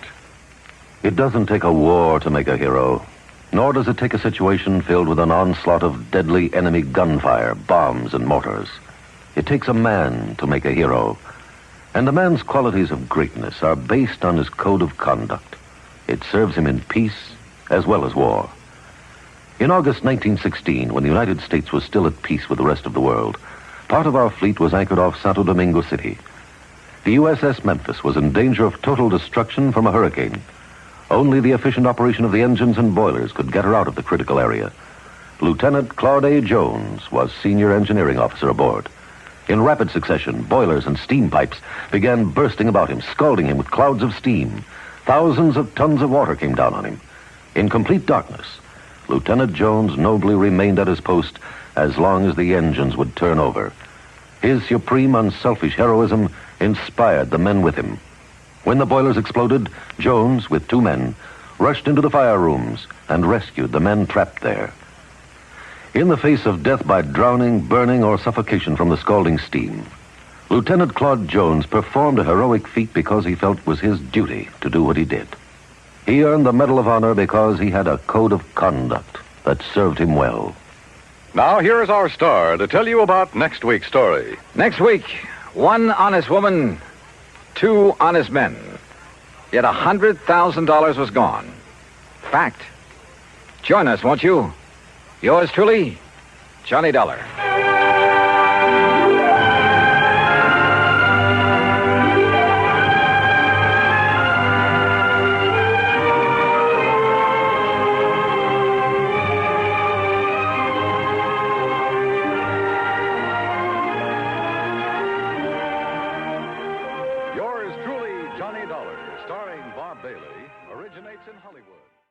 From Hollywood, it's time now for... Johnny Dollar. Pat Cummings, Inter-Allied Life. Hi, Pat. What's new with you? Johnny, ever hear of Everett Benton? No, I'm afraid not. Investment firm down in New York. Real estate, oil, mining, this and that. What about him? We're carrying a $100,000 life policy on him. So? So last night he fell out of a 14-story window. Oh, that's too bad. Accident, Pat, or was it suicide? Maybe neither. I think he got pushed. I'll be right over.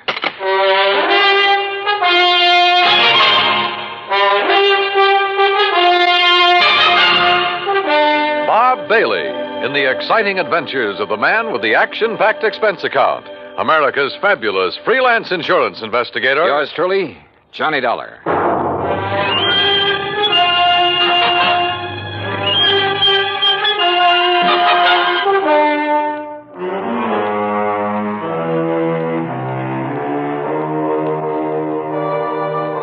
Expense account submitted by Special Investigator Johnny Dollar to the Inter-Allied Life Insurance Company, Hartford, Connecticut. Following is an account of expenses incurred during my investigation of the Killer's List matter.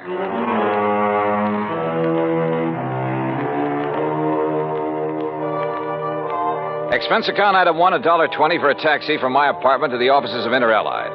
Pat Cummings looked worried and got straight to the point. I don't know, Johnny. Maybe Benton wasn't pushed out that window. But there's something about this deal that just doesn't smell right to me. What can you tell me about this man, Benton? Everett Benton, 45 years old, doing very well in business, so far as we know. Last night about 10 o'clock, he fell or jumped or was pushed out of his office window. This policy on him, who's the beneficiary? His wife, Claire. What's she like? About 12 years younger. Redhead. I see. Yeah. Well, what do you think? I think I better have a talk with Mrs. Benton. Item 2, $14.40, transportation and incidentals to New York City. The Benton's apartment was on East 67th, very fashionable, very expensive. And Claire Benton looked right at home in her surroundings. Do you mind if I fix us a drink, Mr. Dollar? Not at all, Mrs. Benton. It's been a pretty wearing day. I imagine it has. Police, questions, reporters. You know. Sorry to be throwing more questions at you at a time like this. I'm used to it by now. Here's your drink. Thanks. Cheers. Yeah, cheers. You know, you certainly seem to be bearing up very well. Yes, I suppose so. Mr. Dollar, I think it would save time and embarrassment if we had a few things understood. Such as? You've heard of the ideal marriage. Well, Everett's and mine was not it. Oh. Naturally, I'm very sorry he did what he did, but... Well, we weren't exactly happy together. I take it you think he committed suicide, Mrs. Benton. Is there any doubt about that? Apparently not in your mind. None at all. If it was suicide, why did he do it? I wouldn't know. Everett hadn't confided in me for some time. We haven't been very close recently. Oh, Mrs. Benton, just suppose it wasn't suicide. Everett had no enemies that I knew of. I see. About the insurance policy. Yes, about the insurance policy, Mr. Dollar. $100,000, isn't it? That's right, when you get ready to file a claim. I intend to in the morning. I see. Oh, and one other thing. It just so happens that I have an alibi for last evening. Oh? And it's the nicest kind of alibi there is, Mr. Dollar. What do you mean? It's airtight. And that was Claire Benton, very calm and collected, and incidentally anxious to collect. I thought her over all the way to the office of Detective Lieutenant Tovich of Homicide. That's item 3, $1.60 cab fare. Yeah, I talked to her, Johnny. She's a hard one to figure out. Well, what do you think, Tovich? Did he jump or get pushed? You got any ideas? How about financial troubles? He was in the investment business. Have you looked into that?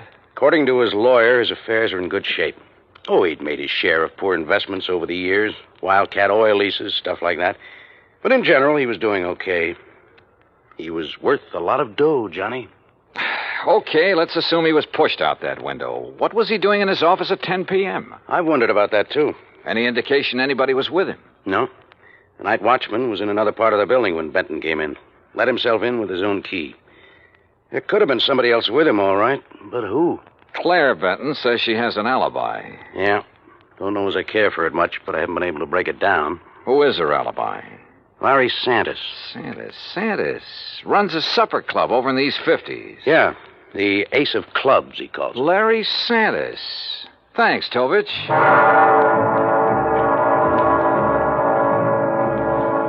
So I went calling again. But this time it was different from my visit to Claire Benton. In the first place, Santis didn't offer me a drink, and in the second place, he wasn't very friendly.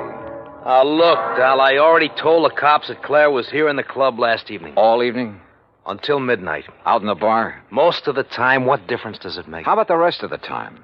We were talking here in my office. Just the two of you? Just the two of us. Now, look, Dal, What it boils down to is you've each got alibis for one another, huh? That's right. Now, look, nosy boy, Claire didn't kill Benton. At the moment, I wasn't thinking so much about her. Wait a minute. If you're trying to pin this on me... You and Claire have been pretty friendly, Santis. She benefits to the tune of $100,000 by Benton's death. Look, Dollar, you're blowing smoke in the wrong direction. I like the arrangement the way it was. Why should I try to change it? Well, that's a good question. So just let it drop. You get me? You got nothing to worry about, Santis. If you've got nothing to hide. I don't want this kind of publicity. It's bad for my business. You know what's wrong with you, Dollar? You got nose trouble. Yeah, occupational disease. You better just get over it. Sometimes it turns out to be fatal. Act 2 of yours truly, Johnny Dollar, in a moment. And now, Act 2 of yours truly, Johnny Dollar, and the Killer's List matter.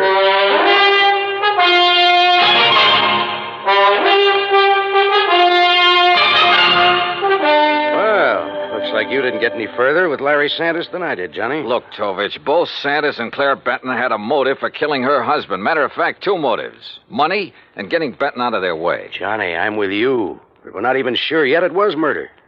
We do have something that indicates somebody might have been in Benton's office with him, though. Yeah, what is it? We found a cigarette butt in one of the ashtrays. Different brand than Benton smoked. Could it have been left there during the day? Janitor says he cleans out the ashtrays about 7 in the evening. Of course, he could have overlooked one, so I don't know whether it means anything or not. Excuse me. Yeah. Homicide, Tovich. Oh? Where? Okay, I'll be right over. Johnny, looks like we've got ourselves a little epidemic. What do you mean? Ever hear of a guy named Arthur Mayfield, promoter? No, what about him? They just found him in an alley, dead. Wait a minute. Don't tell me. Yeah. Fell out of a 10th floor hotel room.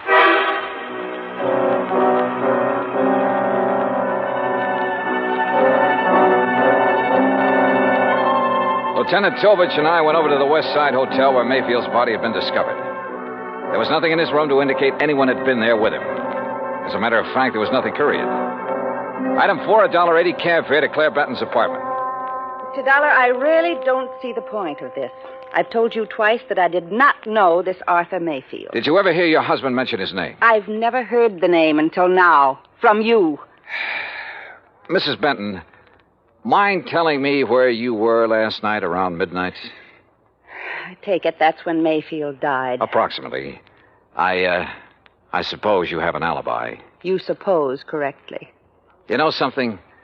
I wouldn't be at all surprised if you were about to tell me you were with Larry Santis again. You know something, Mr. Dollar? That's exactly where I was last night.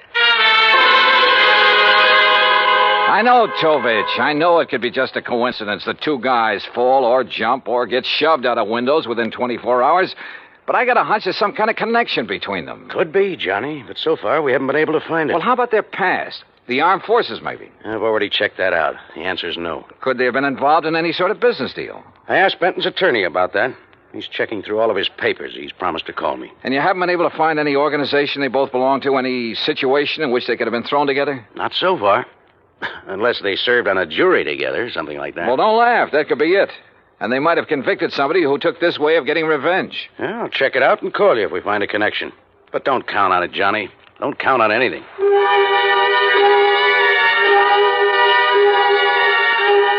I went back to my hotel room and stretched out on the bed while I rehashed the whole deal in my mind. I thought about Claire Benton and Larry Santis. I didn't trust either of them. But as Tovich had pointed out, it was another thing to prove it. Okay, coming. Yeah? Mr. Dollar? That's right. You're investigating the murders of Benton and Mayfield? Well, I don't think they've been officially described as murders. No, but they are, Mr. Dollar. I'm certain of it. Who are you? My name is Alvin Whiting. I have some information that may be of value to you. May I come in? Come in. Thank you. If you don't mind, I'd like to look out the window a minute. You're being followed? I don't know, but it wouldn't surprise me. What is this information you have, Mr. Whiting? A couple of years ago, 3 men got together and bought an oil lease from a man named Tom Nolan. Did you ever hear of him? No. Well, he was a very eccentric man, hot-tempered, violent. He needed the money badly, so he sold the lease, which then was little better than worthless. Benton and Mayfield were in that deal together. I see. But I still don't understand what that has to do with their murders. I'm convinced their killer is Tom Nolan, getting revenge on them in his own warped way. Revenge? For buying a worthless oil lease from him? Last week, oil was discovered on that property, a lot of it. The property is now worth millions. Ah. I think that Nolan, with his twisted way of looking at things, probably feels that he was cheated out of that property. You're suggesting that this Nolan isn't quite all there, huh? Exactly. That's exactly what I mean. What's your connection with all this, Mr. Whiting? I'll tell you what my connection is, Mr. Dollar. I was in on the deal with Benton and Mayfield. I was the third man. Ah. So, you see, if my suspicions are correct, if Nolan is the killer, then I'm the next man on his list.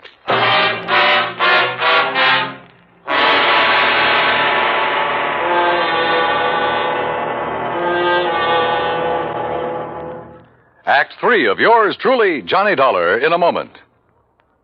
And now Act 3 of yours truly, Johnny Dollar, and the Killer's List matter.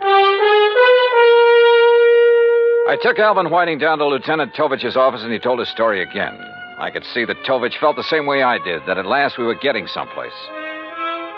Matter of fact, Johnny, I was about to call you.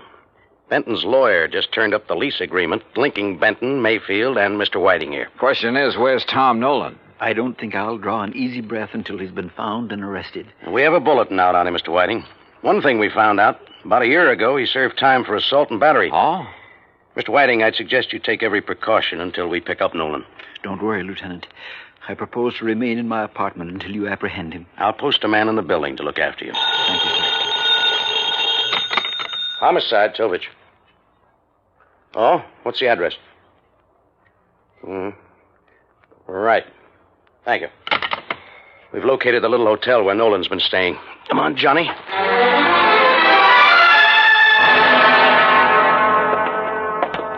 That's Mr. Nolan's room at the end of the hall, Lieutenant. Okay, clerk. Is he in? I don't know.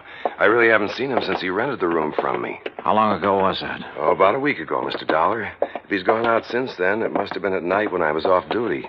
Here we are. Now, try your pass key, quietly. Right.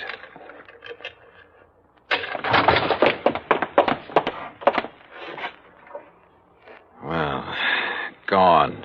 Bag and baggage. Yeah. Room's been used recently, though. Hey, in this ashtray, cigarette butt. Same brand we found in Benton's office. Doesn't prove anything, but it might tie in. Yeah, Tom Nolan could be our boy, but where is he? You say he rented the room from you, clerk. What'd he look like? Oh, middle-aged, as I remember. Bushy hair, sort of a wild look to him. Fits the general description Alvin Whiting furnished us. And the mugshot I pulled out of the files. Well, all we can do now is rig a stakeout for him here, and then wait. Lieutenant Tovich posted a couple of men in Nolan's room, and we went back to headquarters. While he was getting out another bulletin, I went through Nolan's record. Assault and battery, resisting arrest. There was no doubt he was a violent sort of guy. And with the indication Whiting had given us that Nolan was a little unbalanced, the weird revenge motive might fit. Then something in the records caught my eye. I went back to the office of Larry Santis at a supper club. Oh, look, Dal, I told you the last time you were here. Now, I got a few things to tell you, Santis. The two murder victims, Mayfield and Benton, went in on a business deal with a man named Alvin Whiting. All right, so what? They bought an oil lease from Tom Nolan. All of a sudden last week, that lease got real valuable. Alvin Whiting figures that Nolan's the killer. Says he's not all there, and he was trying to get his own strange kind of revenge. Look, Dollar, what's all this got to do with me? That's what I want you to tell me. Look, I don't know anything about any of them. Last year, Nolan was arrested for assault and battery. According to the police records, the man who put up bail for him was you. Okay, so I put up bail for him. Look, Tom Nolan's my uncle, Dollar. Sure, he's offbeat, but he's harmless. Assault and battery? Harmless? So he beat up a guy. That doesn't mean he'd kill anybody. How'd he get mixed up with Benton, Mayfield, and Whiting? Well, he was broke. I asked Benton's wife to get her husband and the others interested in buying Tom's lease to get him some dough. I didn't know the lease would turn out to be valuable. After Nolan got out of jail, he left town, moved to Coopersville. That's upstate. Yeah? Well, he's had a room right here in the city for the last week. I didn't know that. Believe me, I didn't. Look, I haven't heard from him for 6 months. That's the truth. Dollar, I've told you all I know. I still didn't trust Santis, but decided to follow up the lead he'd given me about Coopersville. Maybe Tom Nolan had gone back there. I called Tovich to tell him, and he had a nasty little surprise for me. Alvin Whiting had disappeared from his apartment.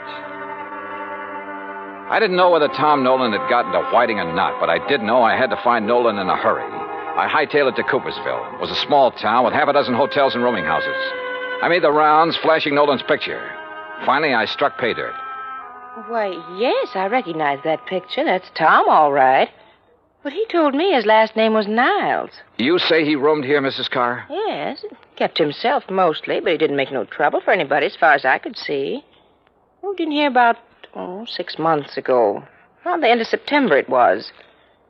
And then last week he left us. Sure, he probably found out they'd struck oil and moved into the city. You don't understand, Mr. Dollar. When I say he left us, I mean that last week Tom Niles died. There I was. But all of a sudden, the deal started adding up in my mind. It was after dark when I got to the graveyard, and my flashlight picked out the simple headstone. Tom Niles. Yeah, Tom Nolan. Resting in peace, right where he'd been, all through the murders he was supposed to have committed. The shot knocked the flashlight out of my hand. I hit the dirt, but the flash had pegged the gun for me.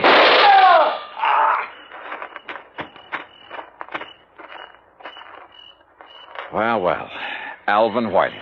Oh, Dollar, my arm. Oh, don't worry. I'll get you a doctor, Whiting. I want you to be in good shape to stand trial. How'd you work it?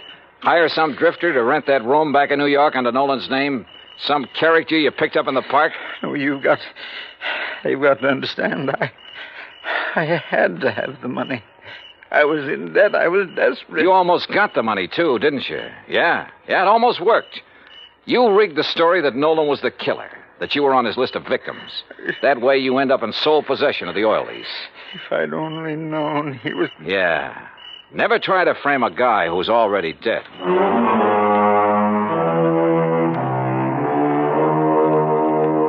Expense account total $146.50. Remarks? I turned Whiting over to the police and he made a full statement. Yeah, his motive was money.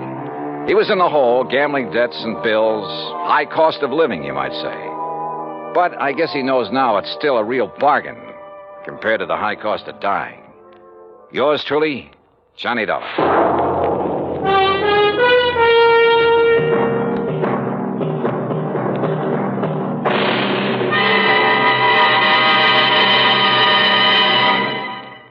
Our star will return in just a moment. Now, here is our star to tell you about next week's story. Next week, Dame Nature takes a hand and helps me solve a crime. Join us, won't you? Yours truly, Johnny Dollar.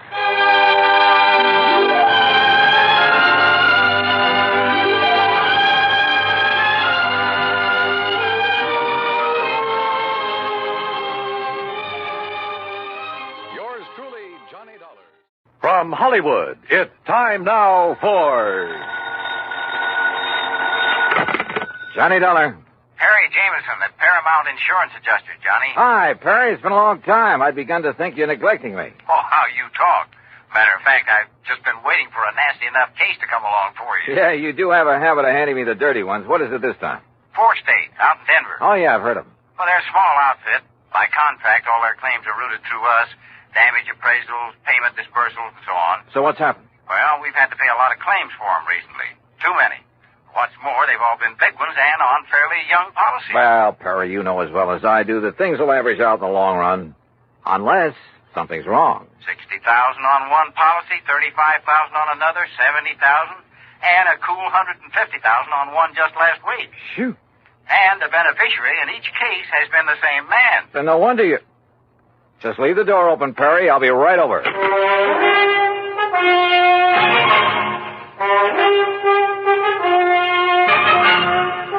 Bob Bailey in the exciting adventures of the man with the action-packed expense account. America's fabulous freelance insurance investigator. Yours truly, Johnny Dollar.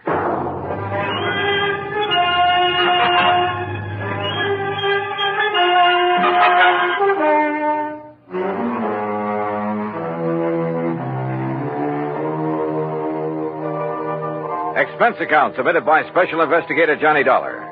The Paramount Insurance Adjuster's Home Office, Hartford, Connecticut.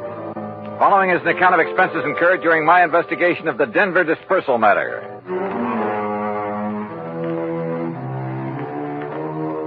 Expense account item 1, $1.10 for the cab that took me over to Perry Jameson's office at Paramount. True to form, the door was wide open for me. I kind of thought this thing might get you down here in a hurry, Johnny. Sit down. Yeah, thanks. And I took the liberty of calling TWA and getting you a seat on the plane to Denver. Good idea. When? Well, there's one leaving New York at 6 p.m. Okay. And I'll get you into Denver about, 10:30 Mountain Time. Uh-huh. Think you can make it? Sure. Charge your expenses to us. That's the deal we have with 4 States. All right. And the man to see you out there, it's almost a one-man outfit, his name is William Whitney. Got it. Now, look, Perry, I've been thinking on the way over here. Woo, wonders will never cease. Thanks, pal, but how well do you know this man, Whitney? Maybe he's in cahoots with this big beneficiary, this Don Ricardo. Is that his name? Yeah. Such things have happened. No, Johnny, you're wrong. Poor old Willie Whitney's a mild, timid milquetoast.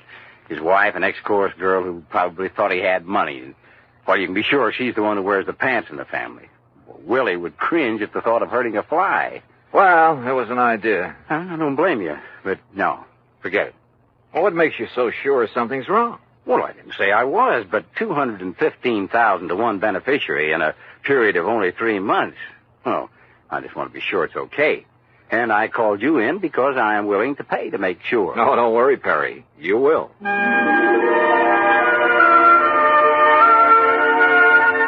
Expense account item 2, $141 even, plane fare and incidentals, Hartford to New York to Denver. Originally Indian country, the mile-high city is now a maze of oil refineries, steel companies, grain mills, chemical and manufacturing plants. A huge downtown shopping area and beautiful tree-studded residential sections. No wonder it's one of the big insurance centers. Item 3, $2 even for a cab into town where I park myself at the world-famous Brown Palace Hotel. Item 4, 10 cents, phone call to an old newspaper pal from back east who is now working on the Denver Post. Pete Packard. Johnny Dollar, Pete Packard. Okay, what's the story? Johnny Dollar, well, hey, how are you, Keith? Great. You gonna be here long? We gotta get together. Where you staying? The Brown Palace. Now, look, you want us to dig up a couple of dates? We'll go out on the town. Remember the last time we tied one on together? Oh, are you kidding? I had such a headache the next morning, it hasn't left me yet. Well, hey, look, listen. Keith, I get away from the desk at 2 a.m. No, you look. Huh? I'm out here on a job, insurance investigation. Did you ever hear of a man named Don Ricardo? You know Don Ricardo? No. What do you know about him? Well, they say, now mind you, I don't know for sure, Keith, but don't forget I did a hitch on the Chicago Sun-Times a few years back. What's that got to do with Don Ricardo? It was back in the days of the Capone mob. Oh. And Don Ricardo, well, mind you, nobody was ever able to pin anything on him. Yeah, I see what you mean. Where does he live, Pete? 20 to 30 miles east, the other side of Golden, a little place called Millville. Uh-huh. Now, mind you, Keith, I don't want to really say anything against him. I mean, if I don't seem to be really telling you anything about him... Pete, I think you've told me plenty. Well, now listen, Keith. Thanks, and I'll be talking to you. It was late, and I was tired, but I went downstairs to the cocktail bar, and with the help of a big fat tip for a nightcap, got some more lowdown on Don Ricardo. The bartender talked plenty. Yeah, it seems Ricardo was living the life of Riley in the little town of Millville. Lovely home, expensive cars, threw a lot of big, gaudy parties. And always for people from out of town, mostly Chicago or Miami Beach. Yeah, the bartender talked plenty. Until he spotted a lean, well-dressed, rather too well-dressed man sitting alone at one of the tables watching him. A man who'd somehow forgotten to take off the light gray hat that shaded his features and slightly narrowed eyes. The bartender clammed up. I paid for my drink, that's item 5, and was conscious of being watched closely as I casually sorted out and took the elevator up to my room. First thing in the morning, I looked up the address of 4 State. Instead of the striking new mile-high center as I'd expected, it was a dingy old office building on South Broadway. William Whitney looked a little old and dingy himself. Johnny Dollar, the special investigator? That's right, Mr. Whitney. Oh, well, sit down, won't you? All right, thanks. Just here on a visit? I'm here because the insurance adjusters are concerned about some recent claims they've had to pay on policies issued by you. We've been very unfortunate lately, Mr. Dollar. Yeah. $215,000, unfortunate. On only 4 policies. Yes, and all paid to the same beneficiary by some odd coincidence. You sure it was coincidence? Who were the policyholders? By some old miners living over near Golden. Old miners insuring for those amounts? Yes, sir. They were all able to pay the premium. Give me their names. Yes, sir. Unless I'm cockeyed, there's something wrong with this whole thing, and I intend to find out what it is. The policies were issued in good faith, and the premiums paid. But I agree with you, sir, and I'm terribly concerned. I'm glad you're here, sir. It will not only save the company a lot of money, but it will take a great load off my mind. Here's the list. Yeah. Do you know the beneficiary, this Don Ricardo? Only through seeing him when I've given him the checks. Parnell, Mulligan, R. Smith, and J. Smith. Did any of these insured have families? Well, I don't know. You see, the beneficiary in each case... Yeah, I know. Better let me see those policies. Whitney left me alone while I plowed through his files. Satisfied, at least, that the policies themselves were okay, I finally left him, hailed a taxi, and told the driver to head for the town of Golden. As we pulled away from the curb, a small black foreign car in the next block swung around and appeared to follow us. And I wondered. But then it cut off at an intersection, and I decided I was imagining things. Until we pulled up at one of the addresses Whitney had given me in Golden, a ramshackle, unpainted old frame house on the edge of town. I told the driver to wait for me and walk up to the front door.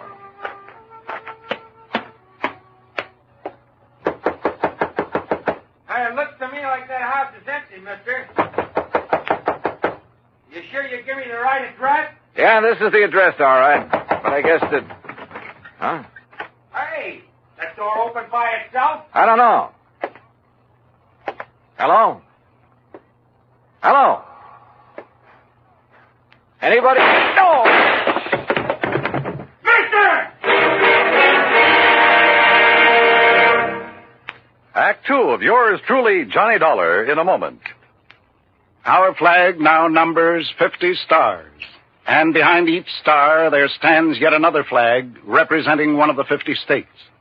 Vermont's state flag, in its early form, imitated our national flag, uniquely bearing 17 stripes and 17 stars, with only the inscribed word Vermont to distinguish it. The good people of Vermont assumed, as did our national government, that stripes as well as stars would be added as each new state entered the Union. Vermont entered the Union after Tennessee and Ohio, and with Kentucky to join shortly, the Vermonters naturally put 17 stripes on their flag. In 1818, the United States Congress put a stop to this, and since then the stripes have always been at 13, and only stars are added for each new state. Vermont's present flag captures the famous beauty of the Green Mountain State in its coat of arms, and inscribed is the phrase, Vermont, freedom and unity. Vermont's state flag, the flag of the 14th state to enter the Union, was adopted on April 26, 1923. And now, Act Two of yours truly, Johnny Dollar and the Denver Disbursal Matter.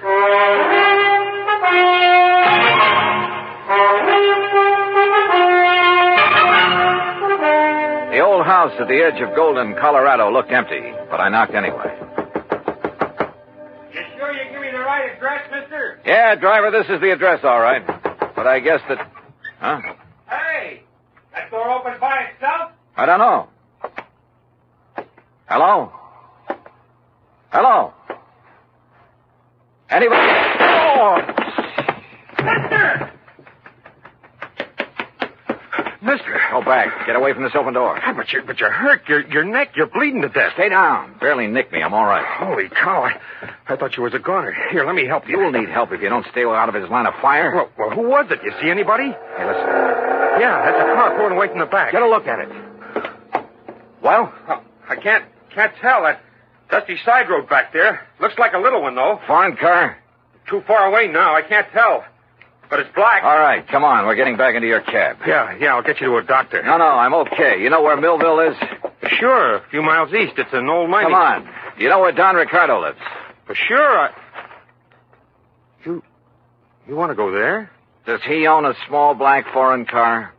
Yeah, real expensive job. I've seen him in town. But, mister, Come on, because I'll lay odds he's the one who fired those shots. You mind if I drop you off a few blocks away from his place? The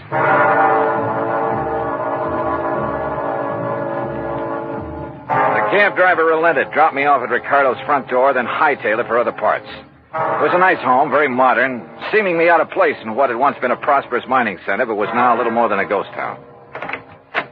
Yes? Mr. Ricardo? That's right. Who are you? I think you know, but I'll tell you anyhow. I'm Johnny Dollar, insurance investigator. Oh, come in, Mr. Dollar. We can sit in the den. Would you like a drink? No, thanks. Well, what happened to your neck there? It's been bleeding. We'll get to that later. I've been rather expecting someone like you to call in view of my good fortune in insurance money lately. Sit down. You sure you wouldn't like a drink? Tell me one thing. Yes. Who paid the premiums on those 4 policies that netted you a couple of $100,000? Why, the policyholders, of course. At least, to the best of my knowledge. 4 old broken-down miners? They were still quite active, Mr. Dollar, hoping to find a new vein in some of the old workings in this region. Then maybe you grub-staked them, huh? Well, as a matter of fact, I did. And they promised me a share of whatever they might find. In return, they named me in their insurance policy. Oh, you must have given them plenty. More than a worked-out mine could ever yield. How do you mean? To afford the premiums on those hefty policies. Now, look, Dollar, it was all perfectly legal on the up and up. How old were they? Barno? About 68, I believe. Mulligan and Smith and the other Smith? About the same. So what? Oh, the company was crazy. How did they die, Ricardo? By some strange coincidence, the poor old fellows all went the same way. Accidents there in the mine they were working. Did the police investigate those accidents? I imagine so. Now, look, Ricardo, as you know very well, I was shot at a few minutes ago. Shot at? At a little isolated house on the edge of Golden. You were a lousy shot.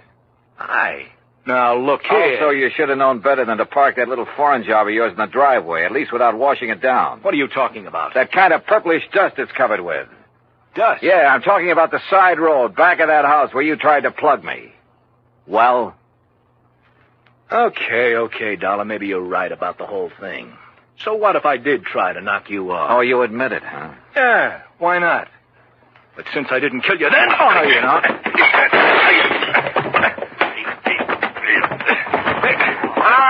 All right. Put him up. Face the wall, Ricardo. Hands off of me. Come on, get your hands Officer, off. I've never seen a prettier uniform in my life. What is this? We've been waiting a long time to nail you, Ricardo. Get him out of here, boys. All right, take it easy. Pete! So help me, Keith, I knew if anybody would bring Ricardo out in the open, you would. You mean to say that... Yeah, I figured I'd better bring these state police out here. Oh, Pete, you're a doll. Now let's you and me go out and tear the town apart, huh? Later. after I finish this job.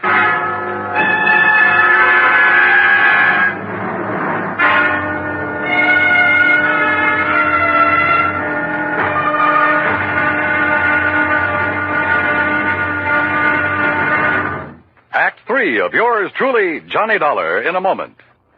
Over 150 years ago, the Swiss poet Henri Amiel wrote, "Heroism is the brilliant triumph of the soul over fear.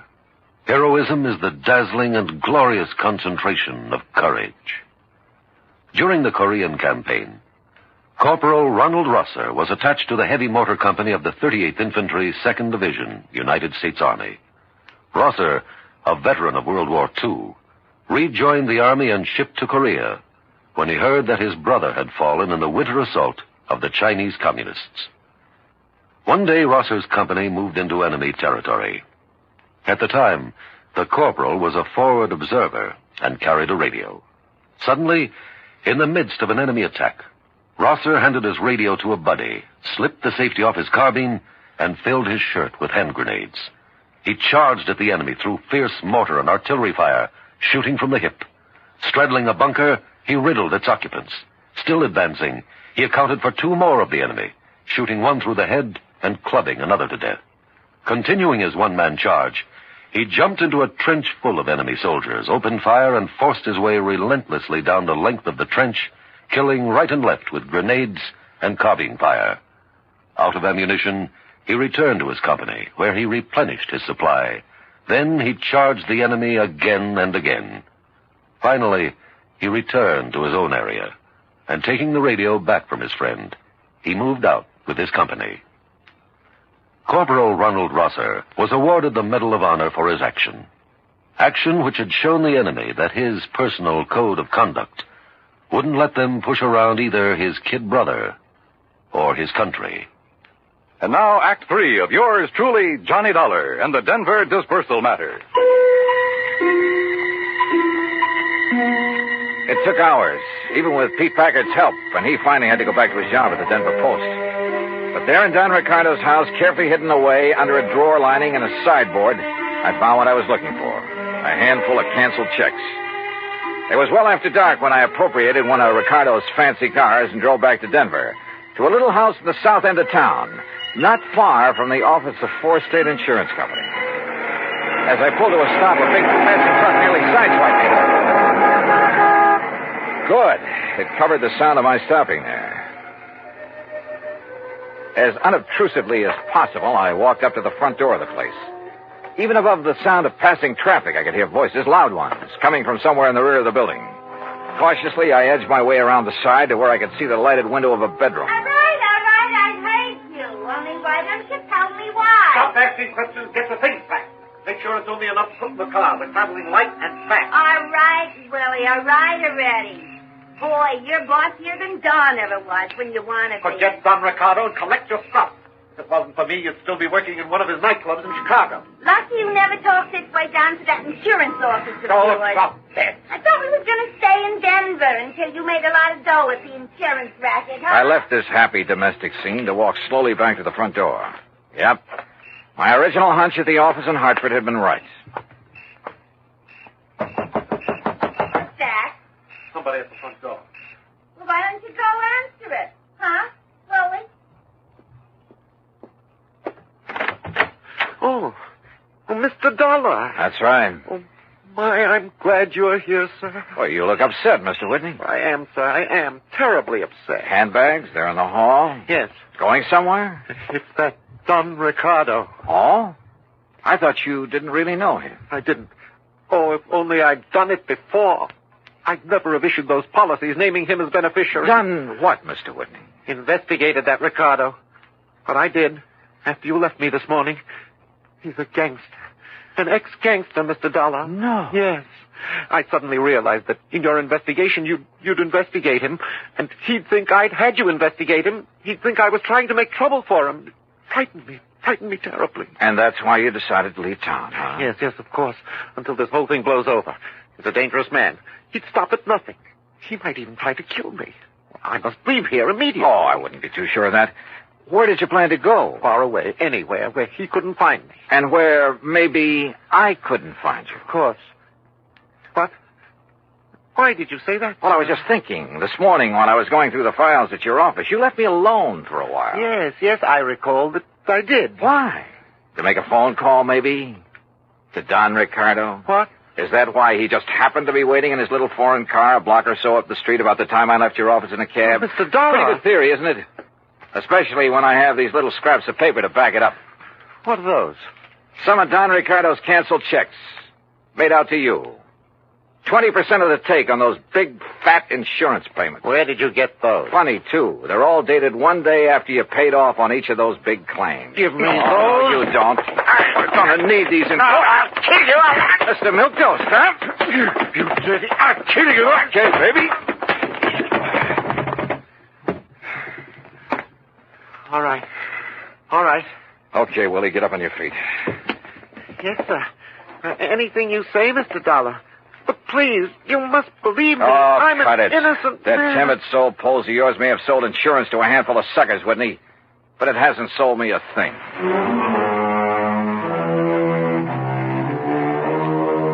Oh, I suppose you find them in every trade. That still doesn't justify their even being alive, though. Fortunately, in the insurance business, they never get away with it for long. Even a team like Whitney and Ricardo. I wonder if they're sharing the same cell. Expense account, item 6, $10 to the doctor who sewed up my neck. Item 7, $84 for a night on the town with Pete Packard. Strangely enough, I still have a bit of a headache from it. Expense account total, including a little gift to that taxi driver, incidentals and transportation back to Hartford, $391.80. Yours truly, Johnny Dollar.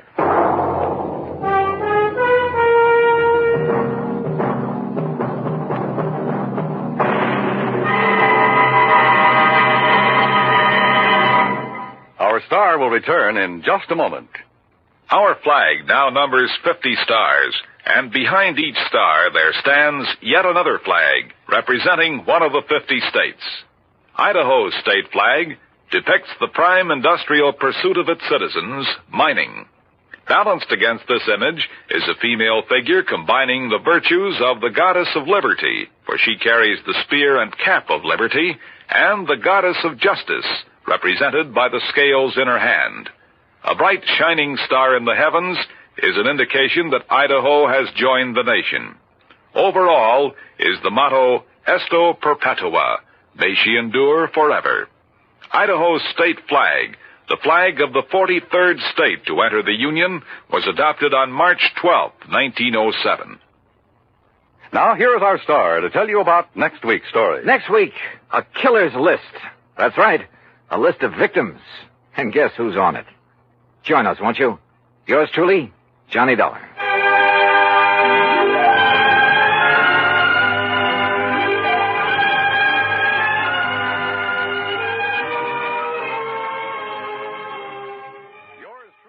From Hollywood, it's time now for Johnny Dollar! Johnny Dollar! Yeah, I'm Johnny Dollar. There's a phone call for you in the office, Mr. Dollar. But my plane's about to take off. He said it's very urgent, sir. Well, it better be. If I don't get back to Hartford. Hey, look, my name's Dollar. I understand you have a... Oh, thanks. Johnny Dollar. Todd Swam, Johnny, at the Chamber of Commerce. Oh, Todd, look, I'm sorry I didn't have a chance to say goodbye to you, and I appreciate all your Johnny. help. Like your city, too. Nice people. Good fishing. But I barely had time to make my plane reservation, pack my stuff, Johnny, and... you've got to cancel your reservation. Cancel? My plane's all ready to leave. Earl Poorman is on his way to the airport now to pick you up and bring you back here. Look, we proved that the accident in that rocket fuel laboratory was an accident. I know. Dr. Allworth's technician, that Leon I know, Salkoff, is Johnny, not a I Russian know. spy. So the company will pay for the damage, and that's that. Will the company also pay a claim on Leon Salkoff? Don't see why not. Now, look, I gotta catch my... What? Salkoff is dead? Johnny, it looks like murder.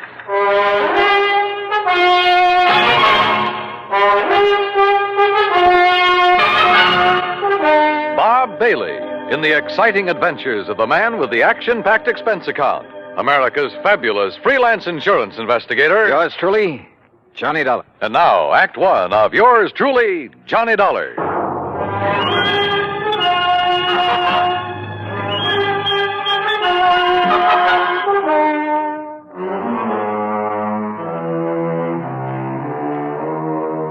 Expense account submitted by Special Investigator Johnny Dollar to the Tri-State Life and Casualty Insurance Company, Sarasota, Florida. Following is an account of expenses incurred during my investigation of the Salkoff sequel matter.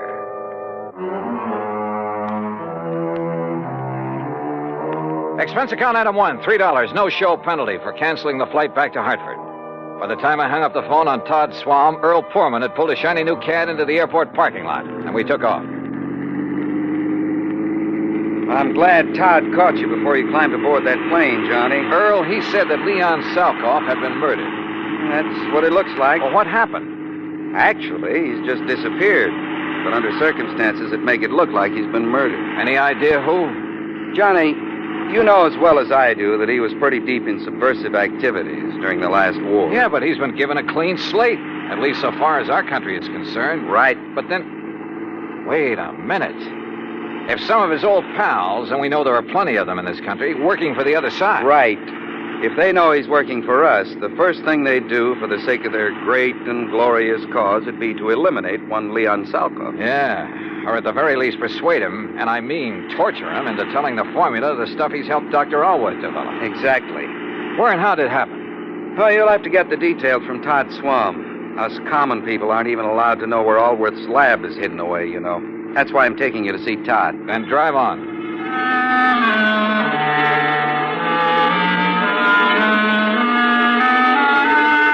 Todd was waiting for us at the Chamber of Commerce building. He thanked Earl for dragging me in from the airport. Earl left, then Todd and I walked out to his car. Here, Johnny, use my car. You know where to go. Out to the lab? Yes. You still haven't told me what happened to Leon Salkoff. Because I don't know exactly. Dr. Allworth called me from the nearest phone down there, told me Salkoff is gone and that he's sure he was murdered. Have you dragged the police in on this? No, but I telephoned the FBI in Washington. They've promised to send a man. Well, do they know I'm here? They might not want any interference. Well, I told them about your investigation down there at the lab, and they said to give you a free hand. All right, good. Well, I better get going. Johnny, let me know what you find out.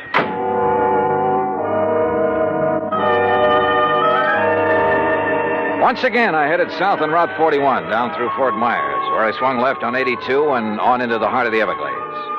I found the old wagon trail leading into the swampy jungle, and finally came to the shack of the Indian, Ben Osceola. There, I hopped aboard one of his airboats, one of those strange little contraptions driven by an airplane-type propeller. 50 minutes later, I pulled up at the brush-covered island in the middle of that vast, wet, soggy swamp. Dr. Allworth was standing in front of the well-hidden laboratory. Mr. Dollar! Mr. Dollar, I'm so glad you haven't left yet. Oh, what's happened out here, Doctor? Oh, it's been terrible. A terrible thing, like a nightmare. Here, come inside. I'll show you and tell you everything I know. Oh. Our living quarters are down this corridor. Yeah, I remember. After you and Mr. Swam left us yesterday, Leon and I went to work immediately to replace the rocket fuel additive we had lost in the accident you investigated. Yes? Oh, if only I'd paid attention when he told me about the man he'd seen in Fort Myers the day before. But we were so busy. Wait a minute. What man? Someone he'd known in Europe during the war. A man he suspected of now working for, well, for those who'd like to sabotage our... Go on, Doctor. Look, Mr. Dollar, this is my room. And this, right next to it, is Leon's room. Great Scott. Yes, there must have been a terrible struggle. And, Doctor, this looks like blood on the floor. Now, what happened? Well, it was early this morning before dawn. I heard voices in here. At first, I thought Leon was shouting in his sleep. Yes? But then he began to call for help, and I heard the furniture being knocked about. Well, didn't you come in here? Something had been shoved against my door. This table. I couldn't open it. Then I heard the shot. I heard Leon scream with pain. Then another shot. Oh, terrible, terrible, terrible. Go on, Doctor. Then I heard them drag poor Leon's body away outside. But how did you get out of your room? By placing my bed as you see it now, I was able to brace my feet against it, force the table away from my door. Now, come, Mr. Dollar. All right. I pursued them down this hall, but by the time I reached the outside door, they were gone. But unless they had an airboat. They must have, hidden somewhere on the edge of this little island. Oh, there are 1,000 places in the brush and trees where it could have been hidden. Do you see? Look, 1,000 places. I don't see Leon's airboat out here, only yours. They took it. That's why I think there was more than one of them. And now I must leave you. You what? I must go into a telephone. I'll be back as soon as possible. Well, now, look, wait a minute. Dr. Allwood. Now that you're here in charge, I must telephone the FBI. No, wait. They've already been notified by... Well, I'll be darned if I'm going to chase him. What's more, I doubt if I could have caught him in the old airboat that I had. So, all right, it would give me a chance to look around alone. Sometimes that's the best way. I poked around outside for a while, looking for where Leon's attackers might have concealed the boat they'd used. In that swamp and brush, it was like looking for a needle in a haystack. Then I walked back to the laboratory building. The front door was closed. Funny. I thought we'd left it open a minute ago. Oh, well. Huh? Oh, no, you don't! Oh!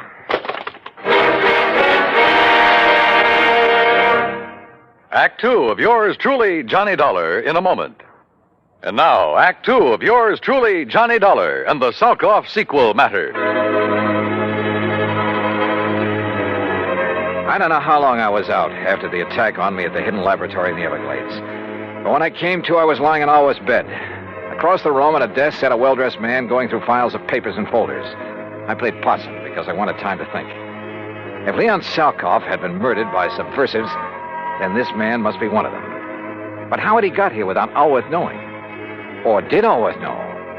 After all, now that I had time to think about it, his explanation of what had happened to Salkoff had been pretty glib. And the doctor's sudden departure a while ago to phone the FBI, he'd said. Didn't he know that Todd Swam had called him? In any event, he'd run off to leave me alone like a sitting duck. Who was the man sitting here? And why hadn't he killed me when he had the chance? I rolled over and groaned. My head felt like it was split down the middle. Oh. Well, Mr. Dollar, you finally come around. Yeah, I guess so. Oh, brother. We were quite concerned about you. We? I'm terribly sorry about what we did to you, but until we frisked you and discovered your identity... Who are you? Walter Brenman, FBI. Oh. When we found you prowling around, we thought you might be one of the people we hoped to trap here. The killer of Leon Salkoff? Salkoff is not dead, Mr. Dollar. What? Have you forgotten a case here in Florida that you handled last year? Parley Barron. Yes, another scientist who apparently disappeared. Actually, we had arranged the whole thing so that his whereabouts would not be known while he continued with his nuclear research. Yeah, I remember. The report of his death and disappearance was to throw off our pals behind the Iron Curtain. Precisely. So now you've done the same thing? Ouch. Again, I'm sorry, Dollar. But we didn't know who you were. We didn't want to take any chances. You say we, Mr. Brenman. My colleague, Mike Crucian, who's in searching the laboratory. Oh, for what? There are two groups. Agents from behind the Iron Curtain who would like to get to Leon Salkoff, either to gain the secrets he's learned in this laboratory or to get rid of him because of his help to this country's defense and missile programs. So if he's reported dead, each will think the other did it and they'll stop chasing him. Exactly. We had to act fast because Leon has already spotted some of his pals, as you call them, in this general area. Does Dr. Allworth know this whole thing was rigged? No, and you mustn't tell him. He's a great scientist, but, well, he might let the cat out of the bag. Stall him, Dollar. Stall for time. Drag out your pretended investigation. It'll delay Allworth bringing in the police, that sort of thing, until we can take care of Salkoff. That is, install him in his new place. Well, maybe I'm a little muddled because of this wallop on the head, but I should think you'd tell everybody you can. You know, to make sure his so-called death is publicized. Make sure these people who are after him will get the word. Don't worry, they know. I'd stake my life on it. And needless to say, if any of them come out here, we'll be ready for them. Oh, Michael, what did you find? Nothing. Not a single song. Oh, I see Mr. Dollar's come too. Yeah, almost. Say, I'm sorry about the way I slugged you, Dollar. Yeah, me too. I'm sure Walter told you why. You find anything in here, Walt? No. I'm afraid we'll have to go back. Oh, Dollar. Yeah? I take it Dr. Allworth is in on one of his usual all-day trips for supplies? Yeah, something like that. We've got to leave you for a while. You have your gun. You know what to do if anyone suspicious comes around. Well, now, look, when the doctor comes back, I'll have to tell him you've been here. Fine, and that we'll be back. Well, yes. We'll be back. Oh, sure, yeah. Well, Dollar, we'll see you later, huh? Now, you rest. You need it. You're not kidding. Come along, Mike.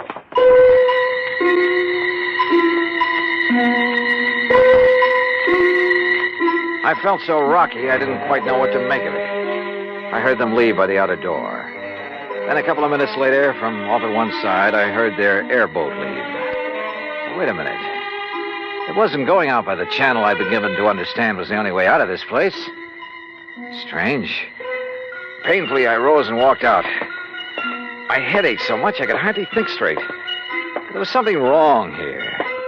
Oh, sure, they'd left me a gun, but... Yeah, they left it with me all right, but the chambers had been emptied. My airboat was still where I'd parked it in front of the building, too. Yeah, but it wouldn't start. Tamper with, maybe. Then I heard it. Another boat coming into the regular channel. In the distance, I could see there were two people in it. Quickly, I crouched behind a clump of brush until I saw who the two men were. Mac! McLaughlin! Oh, hi, Dollar.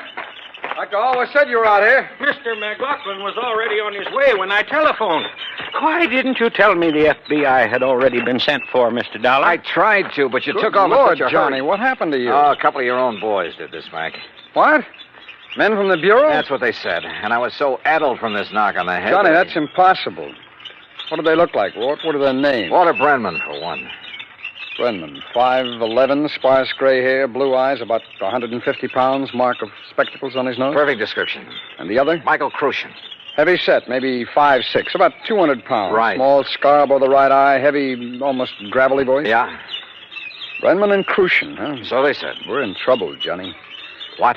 Unless I'm completely cockeyed, those are the boys who kidnapped and probably killed Leon Salkoff. Mac. We've been waiting a long time to catch up with them. Their real names are Brenmanoff and Krushinsky, spies and killers from, well, you know where.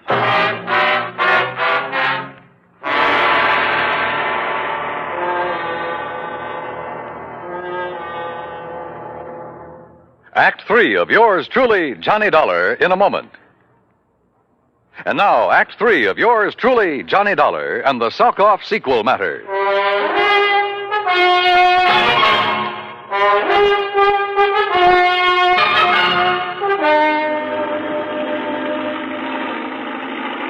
McLaughlin, my old friend of the FBI, gave Dr. Allworth a gun with instructions to lock himself into his lab and shoot on sight anybody who set foot on the island before we got back. Then we took off in the airboat. Briefly as possible, I told Mac what had happened to me at the laboratory there in the middle of the Everglades. Only a pair like Brenmanoff and Krushinsky would have the guts to impersonate FBI agents. After that beating, I was too muddled to even ask for their credentials.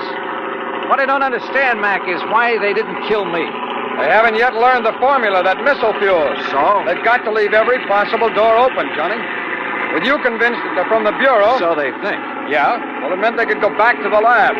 After the doctor returned, maybe even get your help in obtaining the formula from him. What? Sure. The abduction of Leon Salkoff would indicate the doctor himself is in danger. Well, that's true. But if he wanted his work carried on, if anything should happen to him, well, who better to give the formula to than agents of the FBI? On the way out to the lab, he was ready to give it to me. Hey, Mac, he and Kay's little visit, they're prowling through the lab and Allworth's papers. It means they didn't get the formula from Leon Salkoff. Which probably explains their sudden departure. They couldn't find the formula at the lab, so they'll go back and put the pressure on Leon again. Makes sense, Mac. And I sure hope he's still alive. But where? Well, let's hope an all-points bulletin will help us catch up with them when they leave this swamp. Got to come out of it somewhere. They've had a big head start on us. Yeah, but this channel we're taking is the most direct route to the highway. Any highway. They carried off their foes pretty well. They even knew about that Farley Barron matter I handled with you boys. Well, why not? You broadcast the whole thing on your radio show. You gave me clearance. Sure. But just keep mum about this affair, huh? Until after the boys on the East Coast launch a space satellite successfully. Don't worry.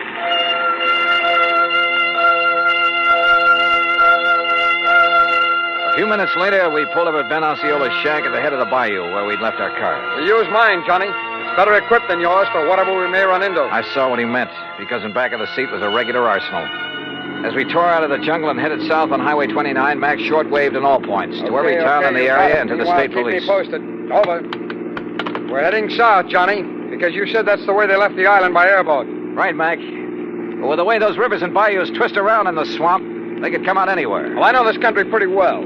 They'd almost have to go south to hit this or any other highway. Now, you keep your eye peeled for any side roads that might lead into where they could land their boat, will you? Hey, look, what about this car that's coming at us? Man, he's really stepping on it. That's okay, Johnny. It's a police car. Police, huh? Sure. But did you see who was driving it and who was sitting beside him? What? Yeah, Krushinsky and our old pal Brenman. Hold on to your hat. They must have heard the all points. Well, if they didn't, they're hearing it now in that car. And if that thing is souped up like most police Don't cars... worry, boy. They won't get away from this old boiler.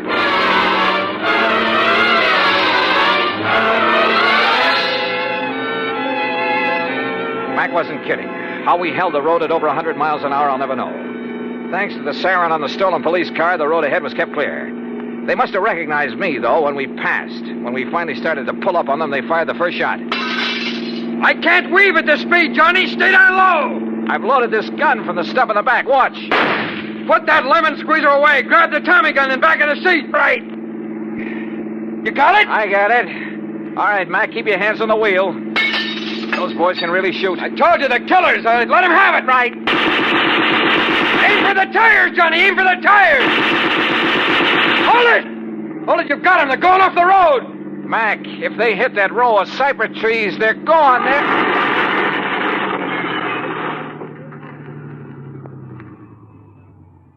Yeah, they are.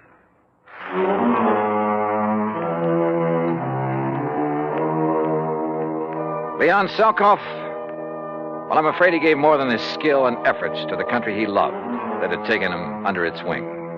His body was found trussed up and floating face down in the bayou from which Brenmanoff and Krushinsky had launched the airboat. Dr. Allworth?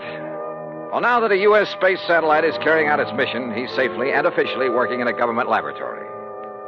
Expense account total, including incidentals and the trip back to Hartford? Oh, forget it.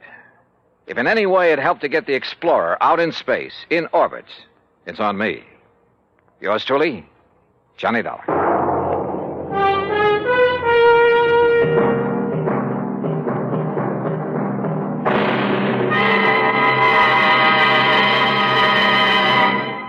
Our star will return in just a moment. Now, here is our star to tell you about next week's story. Next week, a trip to a mining town out near Denver, Colorado. And for me, it's a little too close to the wild, wild west. Join us, won't you? Yours truly, Johnny Dollar.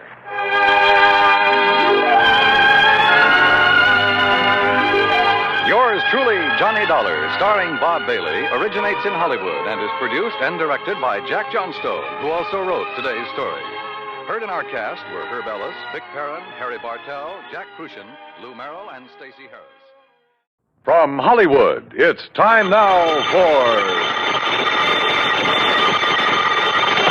Johnny Dollar. Earl Poorman. Hi, Earl. How are things down in sunny Florida? How soon can you come down here, Johnny? You got troubles? Yes, over a $2,000 insurance claim. Oh, now wait, Earl. How can you justify my fee and expense account on a claim as small as that? Johnny. Yeah? The responsibilities of an insurance company sometimes involve far more than just collecting premiums and paying off on claims. Well, sure. Keeping your clients happy, a little good old public service now and then. That's right. Even a little attention to our national security. Sure. But on such a small policy, I still don't see how you can justify national security. Yes, Johnny.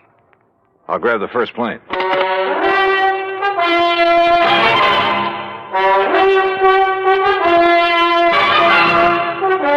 Bob Bailey in the exciting adventures of the man with the action-packed expense account, America's fabulous freelance insurance investigator. Yours truly, Johnny Dollar. And now, Act One of Yours Truly, Johnny Dollar.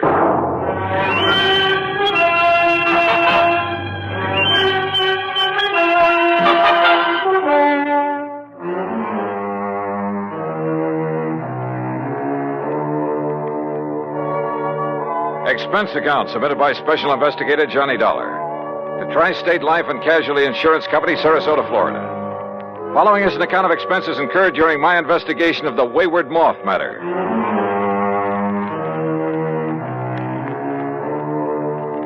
Expense account item 19620, plane fare and incidentals, Hartford, Connecticut to Sarasota, Florida. There I was met at the airport by my old friend and fishing pal, Earl Poorman, and we drove on into town. You, like my new car, Johnny? When aren't you driving a new car?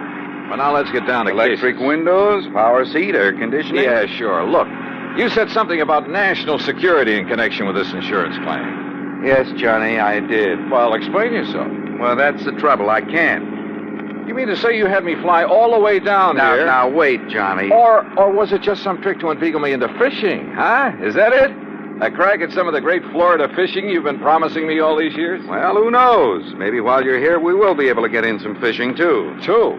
In addition to what? Sure, Johnny. I just had my boat repainted, the engine overhauled. We'll go out in the Gulf for kings and bluefish. Earl. And in the bay and the bayou back of the house, I promise you redfish and sea trout until you get tired reeling them. All right. Just tell me why you've had me come all the way down here to investigate a lousy $2,000 claim. I told you I don't really know. All right, Earl. National security is involved. Yes. Well? Okay, Johnny. I issued a policy covering the chemical plant of Dr. John C. Allworth. What kind of chemicals? Well, you see, I don't know. Huh? I issued the policy at the specific request of Todd Swamp. Who's he? Chamber of Commerce. Knows more about this whole area and its people than anyone else. Well, surely you've seen this chemical lab. No, I haven't. You what? As a matter of fact, its exact location is a complete secret. Oh, now look, Earl, if you've issued a policy, if you're ready to pay off a claim. But if you haven't seen... Look, how do you know a couple of $1,000s worth of damage occurred? I've taken Todd Swamp's word for it. I trust him implicitly. Well, this is the doggone... Earl, how can I possibly investigate something if I can't even... If nobody knows what... I give up. I'm sure that Todd will tell you everything. I'll take you in, introduce you to him, then I'll leave you with him. Leave me? That's the way he says it has to be.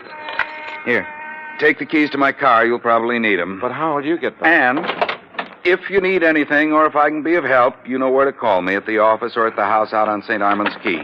Come on, let's go in.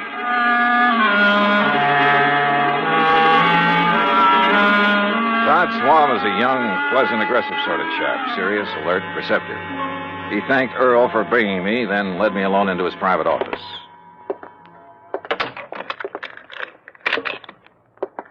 Sit down, Johnny, and I'll get right to the point. Thanks. I know all about you, at least all I need to know. Not only from Earl Poorman, but from a lot of the cases you've handled. Well, then you one up on me. I also know that on occasion you've handled security matters, worked hand in glove with the FBI and so on. So? All right. My job here is not only to promote Sarasota, tell the world what a nice place it is to live, nice people, good homes, ideal climate. Great fishing. Yes, fishing, boating, just about everything. Okay, I'm sold.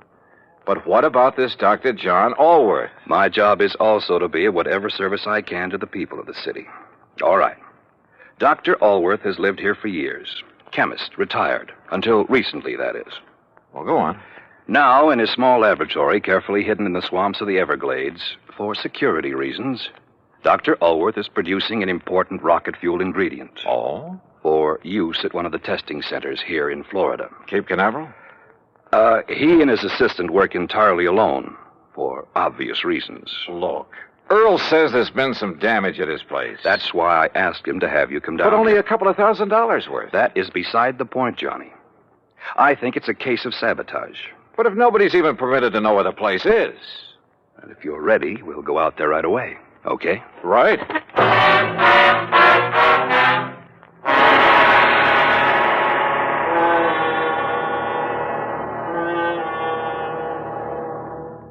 Act Two of yours truly, Johnny Dollar, in a moment. And now, Act Two of yours truly, Johnny Dollar, and the Wayward Moth matter.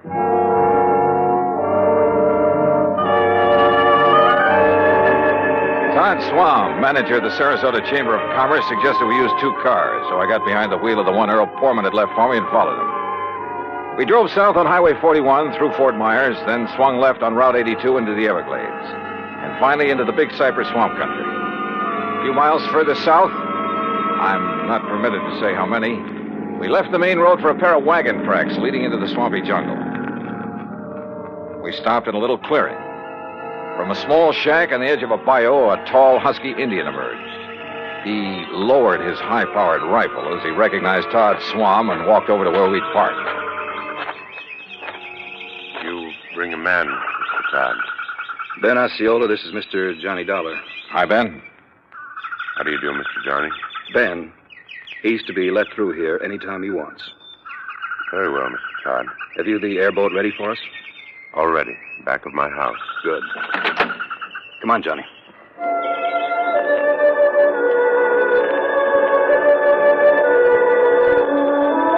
The airboat, parked on the edge of a bayou back of Ben Osceola's shack, was an aluminum hull about 12 foot long, square across the bow instead of pointed. 2 high seats were built up on it. At the back was a powerful motor with a propeller of the airplane type. Todd Swam and I climbed onto the precarious little seats, and we took off. And brother, took off. What a ride. The airboat half planed, half skipped over the shallow water of the bayou. Perched up over the hull itself, I kept waiting for us to flip. After a quarter mile or so, we came on a vast plain of soggy, grassy marshland, splotched here and there with patches of clear water. Now and then, on half-submerged logs, big turtles quickly drew in their heads as we approached. More than once, a huge alligator gave us the beady eye, then quietly sank below the surface of a shallow pool. Plenty of rattlers and cottonmouths around here, too. Thanks a lot. Finally, we pulled up to an acre or so of brush and trees that looked almost like an island in the middle of the swamp. On it sat a long, low building made of concrete block. This is the place, Johnny. Unless you'd like to ride around a bit more. No, thanks.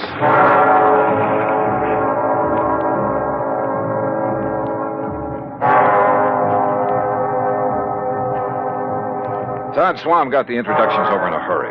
Dr. Allworth, a short, wiry old man with sharp features and a shock of white hair, led us into the laboratory building.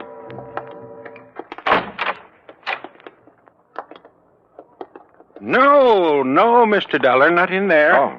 No one is permitted in the laboratory except myself and my assistant. Oh, I'm sorry, Doctor. You lead the way. About your assistant, Dr. Allworth. It was in the vault that the accident occurred. It was an accident. Of course it was. Who would possibly want to... Plenty of people, Doctor, and you know it. It may sound corny, but this whole country has enough enemy agents. You speak as though we were at war, Todd. Well, we're certainly in a Cold War. And speaking of agents... A moment, please, gentlemen, while I work the combination of this lock. This vault looks big enough for a bank. In it, I keep two things, Mr. Dollar. The finished rocket fuel component. Yeah? And the delicate apparatus with which I complete the final secret stage of its production. Apparatus no one but myself has ever seen. And you're letting us see it? Well, the accident has rendered it completely unrecognizable. I still haven't learned what happened here, you know. Matter of fact, I haven't either, Johnny. But I certainly have my suspicions. Doctor. There we are. No, don't go in. Well, The substance on the floor is so corrosive that... Well, look. You can see how the legs of that heavy metal table have completely corroded. Left nothing but a pile of splintered metal and rust. The rocket fuel did that? Now, there, in the corner at your left, are the rotting, tangled remains of the apparatus I mentioned. The apparatus the insurance money will replace so I can make up for valuable time lost. Doctor, I tell you, it was no accident. What happened, Mr. Dollar, is that the heavy glass flagon containing the finished rocket fuel additive... Glass, Doctor? A very special glass, over an inch thick. The flagon containing about 5 liters of it was on that marble slab there in the middle of the floor, ready to be crated and shipped to its destination. I see. I had completed processing it night before last. Early yesterday morning, for some reason I have not been able to determine, the flagon exploded. Well, I'll bet I can find a reason. Where is that assistant of yours? Leon? Yes, Leon Salkoff. Salkoff? Yes, Johnny. A man doing secret work for the rocket missile project hires an assistant with a name like that. Now, Todd, Leon Salkoff. Doctor, there was a famous, well, I should say infamous character by the name of Salkoff during the last war, a young chemist. Yes, Mr. Dollar. Mixed up in a couple of industrial bomb plots. And if this is the same man... It is the same man. Well, then, good heavens. Exactly what I think. No. You're both wrong. This man was cleared in the war trials. Well, what difference does that make? I say a leopard can't change his spots. But don't you see that not even he knows the combination to this vault? Some other way to get in? Those little windows up there? 8 inches square and 2 inches thick. And you're sure there's nothing in your process that would cause the bottle to explode? Oh, I have checked and rechecked it. Where was Leon Salkoff when it happened, and where is he now? Well, he went to Fort Myers for supplies early this morning. He should be back. My guess is that he kept right on going. Yeah, Todd, I'm inclined to agree with you. Because, Doctor, if what you've told us is true, well, somehow, someone must have got to this stuff. How high are those little windows above the ground outside? Oh, about 5 feet. Then a gun, perhaps, aimed in through a window. But they are all in place and unbroken. Well, any reason why one of them couldn't be removed from the outside, then replaced? Well, I don't know. I'm going to see. I'll be right back.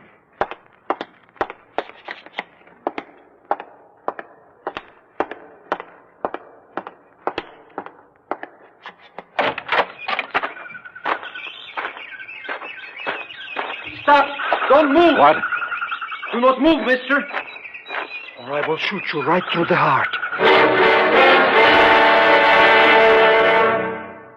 Act 3 of yours truly, Johnny Dollar, in a moment. And now, Act 3 of yours truly, Johnny Dollar, and the Wayward Moth matter.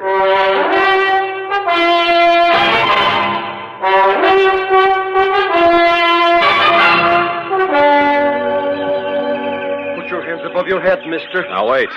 One move and I will pull this trigger. Who are you? I will ask the questions. What are you doing here? Where is Dr. Elworth? Answer me. Or so help me, I will shoot you down. Mr. Dollar! Mr. Dollar, did you find anything? Doctor! Stay there, Doctor. There's a man out here with a gun. What's that? No, don't come out here. Leon, no, that's Mr. Dollar. What? Johnny Dollar, insurance investigator, to arrange the payment of our claim. You're sure, Doctor? Of course I'm sure. Well, I recognized Mr. Swan's car at the shack of the Indian. But when I saw the other car, well, I was worried about you. No, it's all right. He's here to help us. Salkoff, so you finally decided to come back. Mr. Swan. What took you so long, Leon? All the way into Fort Myers this morning, I puzzled over how the flagon could possibly have exploded in the vault. You found the answer? Or have you known it all along, Salkoff? I do not understand, Mr. Dollar. I think I do, Johnny. I thought so from the first. I've heard about you, Salkoff, about some of your activities during the last war. I pray that heaven will forgive me for what I have forced to do in that conflict, Mr. Dollar. Forced? It is my hope that by serving this wonderful country that has given me refuge, in some way I can make up for the terrible things I was compelled to do for the men who sought to rule the world. Now, that's a very pretty speech. Oh, it's true, Mr. Dollar. You've only to consult the records of the war trials. I may take a look at those records before I'm through with this case. I humbly beg you to do so. You still haven't told us where you've been all day, Leon. I tried to figure out how the explosion could possibly have occurred. So I telephoned one of our contacts. Contacts? The glass company that has furnished us with the heavy flagons. But there is no way the additive could have caused them to disintegrate. Disintegrate? No, Doctor. Where the flagon had stood, we found a pile of granulated glass. The flagon had completely crystallized. Oh, but even so, Wait. Of course. Of course. By some means, a critical... Exactly. A critical... The formula for the glass that I obtained from the glassworks indicated the possibility. Would you gentlemen mind telling us what this is all about? Mr. Dollar, I believe Leon has found the answer. Well, if he has, I'll take back a lot of the things I've said and thought about him. Of course, we can't be sure until we proved it. It means waiting until morning. Oh, great. Meantime, we have a lot of work to do.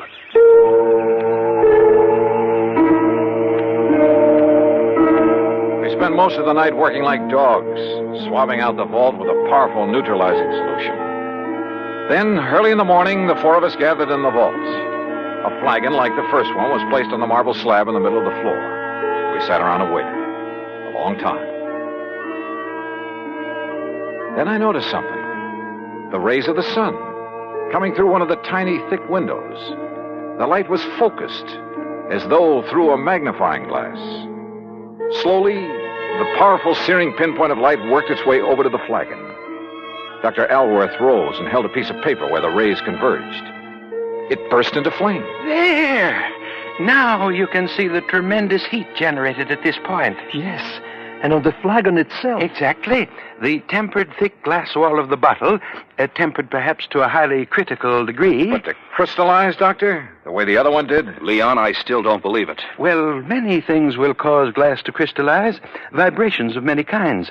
You've heard, I'm sure, of the tenor who shatters a goblet by the power, the vibrations of his voice. But light vibrations? Oh, Doctor. Of course, it should have occurred by now. If it's going to at all. Oh, the temperature of that bottle must be terrific. The pressure building up in the glass itself. I don't understand. Still, the angle of the sun is slightly different each day. Or an imperceptible flaw in the one that exploded. Oh, sure. Well, perhaps the other had some outside stimulus to act as a trigger. A sudden draft, perhaps. Oh, any little thing. Excuses, Leon. You're stalling. You said the other bottle was in here alone. The door's closed, only it wasn't because you exploded that thing. I don't know how, but you did it. And if that isn't sabotage... God. Come on, Johnny. This gag has been carried far enough. Look! I saw it, too. A tiny moth, attracted by the blazing spot of light on the side of the flagon, where the focus rays of the sun converged. The moth circled, flew past it, almost brushing it with his wings. We waited. He circled again. Again. Then dove at it.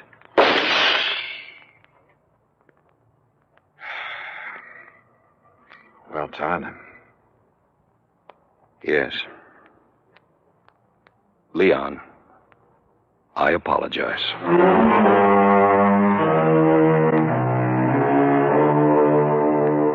Yeah. A tiny moth triggered the reaction that disintegrated, that crystallized that bottle into 1,000,000 tiny grains like sand. And simply because of the difference in temperature of his little body. Seems impossible, but it happened. Expense account total, including the trip back to Hartford, $204 even. Remarks? Pay up this claim in a hurry, will you? The more help we can give to people like Dr. Alworth and Leon Salkoff, the better. Yours truly, Johnny Dollar.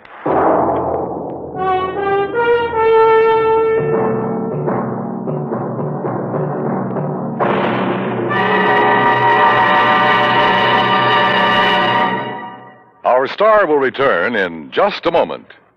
Now, here is our star to tell you about next week's story. Next week, well, I thought my job in Florida was all done. Far from it. It had just begun. Join us, won't you? Yours truly, Johnny Dollar.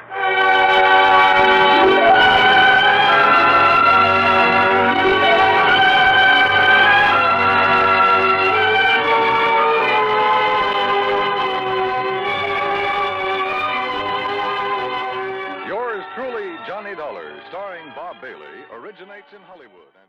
From Hollywood, it's time now for...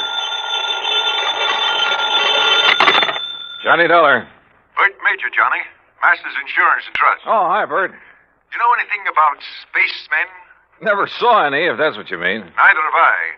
But I know somebody who thinks he's been contacted by them. Oh, sure. I have some whimsical friends, too. Not funny, Johnny. The company is betting $2 million that this man is either a liar or pulling one of the biggest hoaxes in history. $2 million? That's right. Conrad Billings. Ever hear of him? Billings, Texas Oil, one of the richest men in the country? Right. Presently of California, where he's holed up in an isolated mountaintop lodge, minus a $2 million collection of diamonds he took up there with him. And you insured them? Yes, but not against ordinary theft. What does that mean? Those stones were insured against theft by persons or things unknown on this earth. What? That's right. Holy... You're serious, aren't you? You bet I'm serious. Okay, Bert, I'll see you at your office.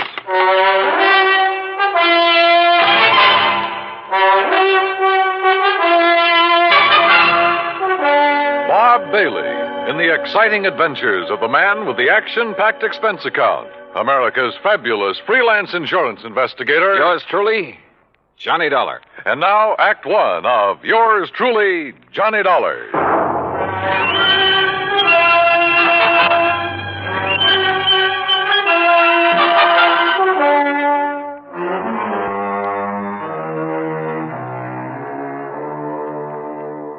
Expense account submitted by Special Investigator Johnny Dollar to the Home Office, Masters Insurance and Trust Company, Hartford, Connecticut. Following is an account of expenses incurred during my investigation of the Diamond Dilemma matter.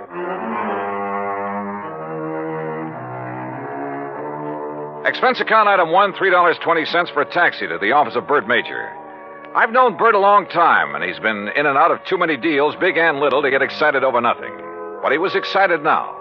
This whole thing is incredible, Johnny. Fantastic. It's utterly impossible for $2 million worth of diamonds to simply vanish into thin air. So it's impossible. But it's happened.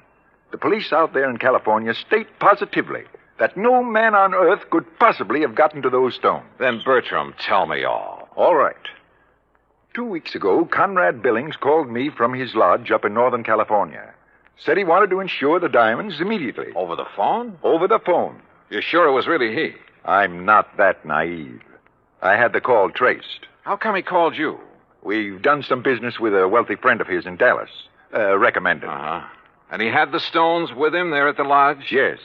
And, Johnny, it's one of the most isolated spots on Earth. You're sure he had them there? He loves diamonds, Johnny. Almost to the point of obsession. He plays with them like a kid plays with marbles. Lord knows he can afford to. So you insured $2 million worth of diamond marbles over the phone? I did. And you say you weren't naive. Oh, look, a remote lodge, an eccentric old man, some expensive baubles. A rank amateur could get at him. You haven't listened to me, Johnny. You've missed the point entirely. I wouldn't care if he left the diamonds lying out on his front doorstep. I insured those diamonds solely against theft by persons or things unknown on this earth. That's the exact wording of the policy. And now they're gone? Yes. So, someone took them? Prove it. What? Someone, and not something. Now, why would anybody in his right mind want to insure against theft by other than people? I asked myself that question. My answer was that a billionaire in active command of his business empire must be of sound mind. And if he wants to satisfy a whim and is willing to pay for it, why should my company refuse his money? You think maybe he has an obsession about flying saucers and the people or things who fly them? Who knows? Or what knows? Johnny, you've got to go out there and make some sense out of all this. Who are the contacts so far? The head of his San Francisco office, Norton Shields. The chief of police in Lakeview, about 30 miles from Billings Lodge, and the insurer. Okay, I'll call you, Bert, but not from Mars. Expense account item 2, $280, deluxe flight with trimmings, Hartford to San Francisco. A pea-soup fog was rolling up Market Street, and it was 2 a.m. when I finally got to the office of Billings Enterprises and met Norton Shields. He was wide awake, sharp, about 35. Yes, Mr. Dollar, I've been in charge of Billings West Coast operation for 10 years, with time out for Korea. Pretty young for such a responsibility. Billings hired me because I know the oil business. I learned it young. Uh-huh. You like him? You don't have to like a man just because you work for him. He's shrewd and knows how to make money. But he has foibles. Yes, he has foibles. Diamonds. Have you ever seen them? Sure. Where? Oh, here in the office, at the lodge where he is now, at his home. You're certain he took them up to that lodge? 3 weeks ago tonight, they were spread out right here on this desk. He put them one by one in a chamois bag, put the bag in his pocket. I walked him to his car, and he was driven straight to the lodge. All right. What about the flying saucers, the spacemen, or whatever it is? No, that's a new one. I learned of it when Mr. Major Call disclosed the terms of the insurance. And the fact that the diamonds had been, that they were gone. You haven't talked this over with Billings himself? No, I haven't. Don't you think you should? Why? If he wants me, he'll call me. How do I get to this lodge? I have a company plane and pilot ready to fly you to Clear Lake in the morning. You'll be met there by a car and driver. Anything else you want, call me. Why all the cooperation when you're not even supposed to know what's going on? A good lieutenant knows when to follow orders before they're issued. You're registered at the Mark Hopkins. You better get some sleep. Yeah, I may need it.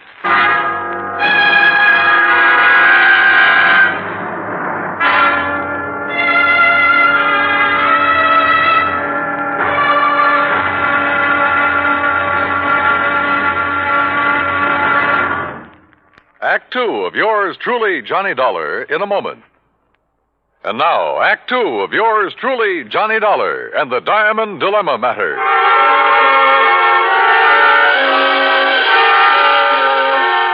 The company plane turned out to be a plush 2-engine amphibian waiting for me at a private dock near the Golden Gate Bridge. The pilot introduced himself, and we headed due north up San Pablo Bay and then northwest past the Valley of the Moon.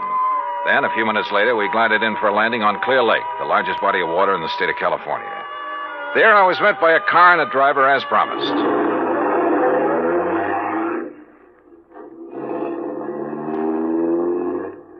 How far is it to Mr. Billings' lodge, driver? About 30 miles. What do you do when Mr. Billings isn't here? Wait for him. Do you, live at the lodge?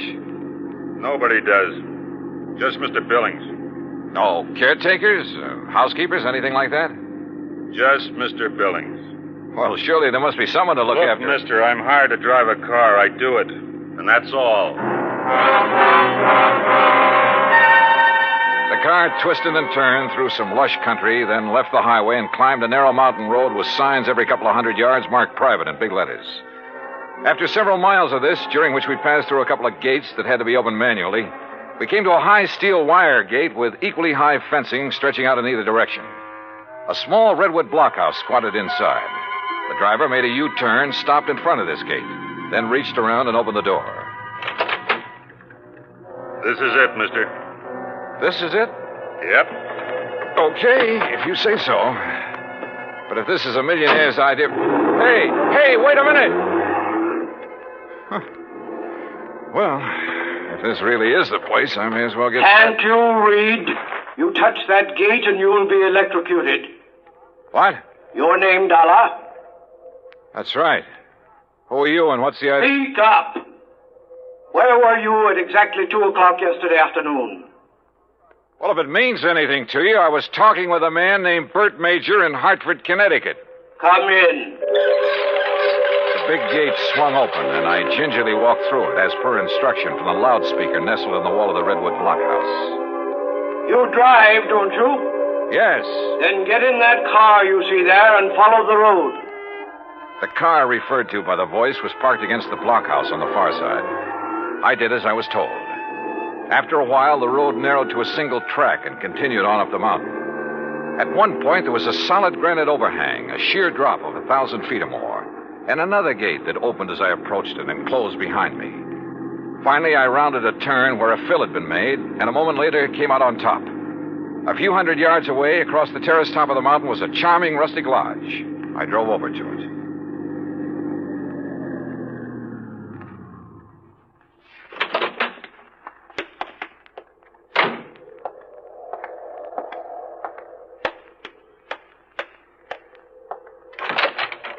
Good morning, Mr. Dollar. Mr. Billings? Come in. Hearing about this man was strange enough. Seeing him was even more of a shock. About 5'2", flashing gray eyes, bullet bald. He was wearing a baggy old jacket that hung nearly to his knees. This way. I want you to see my view of the lakes below. Well? Beautiful. What was that? I said beautiful. Yes, it is. Now, Mr. Major has informed you of the insurance on my diamonds, which disappeared 2 nights ago. Yes, sir. He told me that... Speak up! He told me you insured $2 million worth of diamonds against theft by persons or things unknown on this earth. Exactly. And I wish to collect from your company on that basis. Well, Tell me, where did you keep them? Right here on this table in front of the window, right here. You mean to say you didn't lock up such valuable property? Mr. Dollar, let me show you something. Look here, on my control panel. Do you recall the series of gates you passed through after leaving the main road? Yeah, very well. Well, by means of my electronic devices, I followed your progress every inch of the way. Well, I'll be darned. I watched your arrival at the main gate on this video screen. Ingenious, eh? That's putting it mildly. What did you say? I say that's putting it mildly. Yes. As I'm sure you noticed, this mountaintop is completely encircled by a 12-foot electrified fence. Between it and the inner fence is a maze of photoelectric cells. This panel controls floodlights with which I can cover every inch of ground between the 2 fences.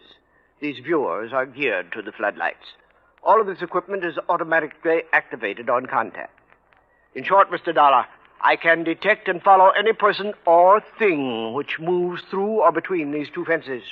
Anyone who knows electricity could cut your fences and come right on up the road. I did not say this mountaintop was impregnable. I said no one could reach it without my knowledge.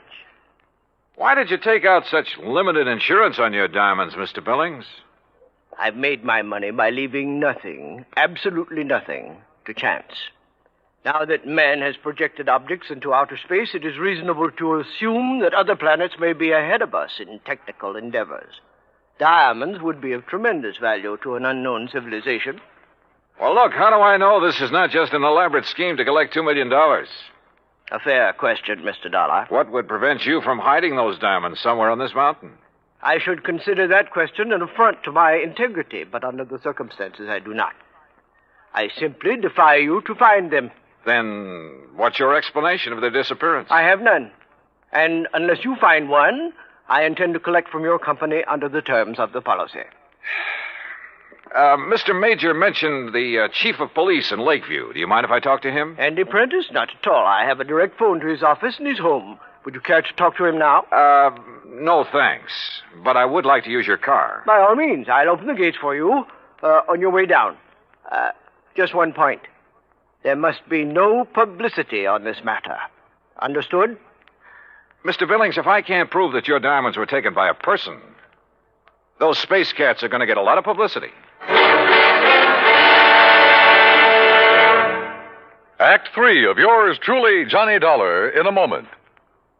And now, Act 3 of yours truly, Johnny Dollar, and the Diamond Dilemma matter. While I drove down the mountain with gates electronically opening and closing behind me, I did some thinking. Billings had bought and paid for his privacy at tremendous cost. I couldn't see any loopholes in the setup. Yet, the diamonds had disappeared. 45 minutes later, I pulled up in front of the police station in Lakeview. Obviously, I was expected by the chief of police, Andy Prentice. Hello, Mr. Dollar. My name's Prentice. Mind if I join you? No, hop in. Just cruise down by the lake. I'm sure you want this to be a private conversation, too. Good idea. Now, what's your opinion on the diamonds? Well, I don't know who took them, but I'll tell you one thing. I don't believe it was some thing or somebody from outer space. Well, how would you get through all those electrified fences, photoelectric cells, floodlights, and closed-circuit viewers? Yeah. Well, what's your opinion? I'm as practical and logical as the next fella. If a human being couldn't get to Mr. Billings without his knowledge, and he'd call me the moment somebody tried, well... Oh, sure. Spaceman. Well, what else? I noticed one thing, Chief. He's a little hard of hearing and doesn't wear a hearing aid. He doesn't need one. Just turns up the volume on all that electronic stuff he has around him. Well, suppose someone parachuted onto the top of that mountain. How would he get out? Man could dig under those fences. That would leave evidence, and I've been over every inch of the ground. I've even thought of the expert pole vaulter idea. No sign. Nothing makes any sense. Yeah, I see what you mean. How about a ride in Billings' private plane? I'd like to take a look at that mountain from the air. I don't know what good it'll do you, but I'll go along. Well, maybe there are spacemen. But I still don't believe it.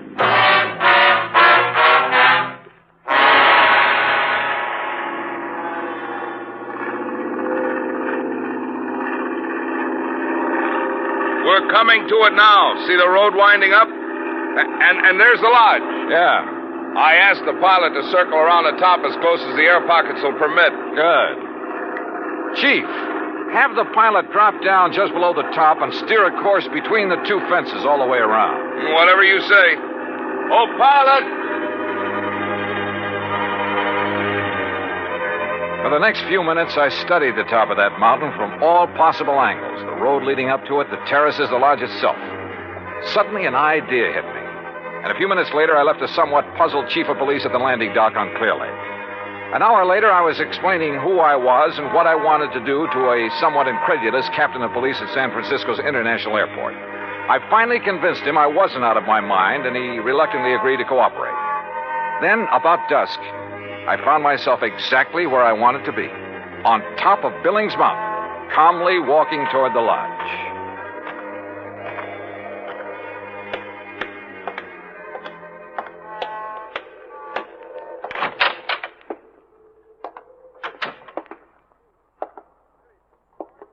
Good evening, Mr. Billings.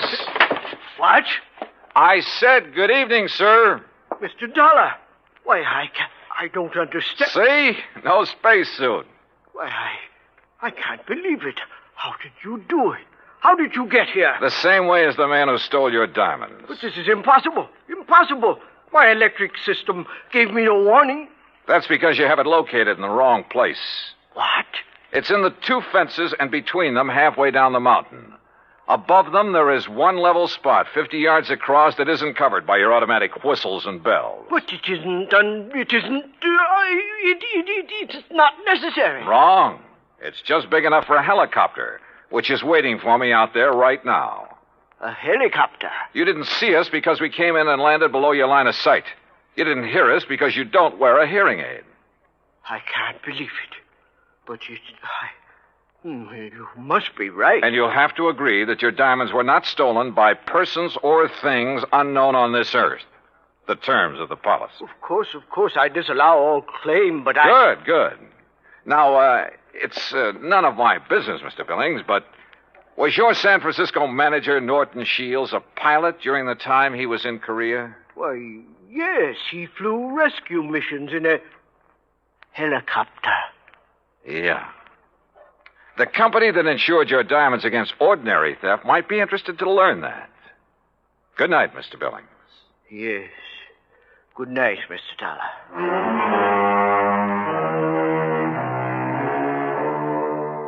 You know, in some ways, I felt sorry for him. He'd spent millions of dollars to insure his diamonds and his privacy.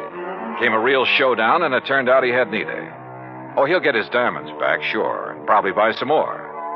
But privacy, with or without money, is a pretty hard thing to come by. At least in this man's world. Expense account total, including incidentals and transportation back to Hartford, $284.30. Yours truly, Johnny Dollar.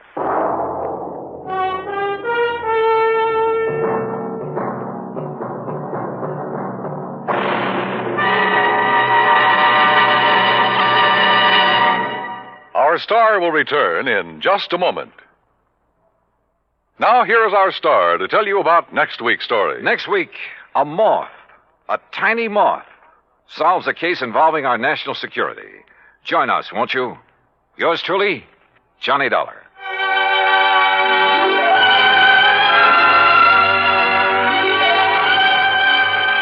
Yours truly, Johnny Dollar, starring Bob Bailey, originates in Hollywood and is produced and directed by Jack Johnstone. Today's story was written by Alan Botzer.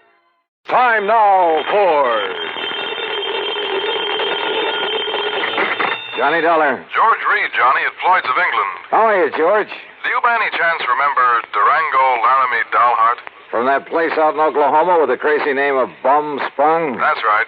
Now, Johnny... How could I ever forget him? And more to the point, has he ever forgiven you? Forgiven me? After all, you were the one who accused him of passing counterfeit money. Well, I when know. all he did was wash and starch and iron a few $100 bills to make them look nice and new and crisp. Well, I'm quite frank to admit I was entirely wrong about him that time. Hey, tell me, does he still pay his premiums in brand new money and in person? Yes, and that's what has me worried. How do you mean?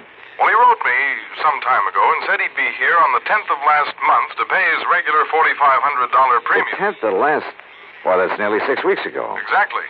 And he hasn't appeared. Well, did you write or wire him to see what's holding him up? I got no answer. Johnny, I think something's happened to him. After all, with the way he flashes money around, it's a wonder somebody hasn't knocked him off long before this. George, if anything's happened to old Durango, Laramie, Dalhart. Yeah, I thought you'd feel that way about it. Yeah. I'll let you know what I find out when I get to, if you'll pardon the expression, bum spung.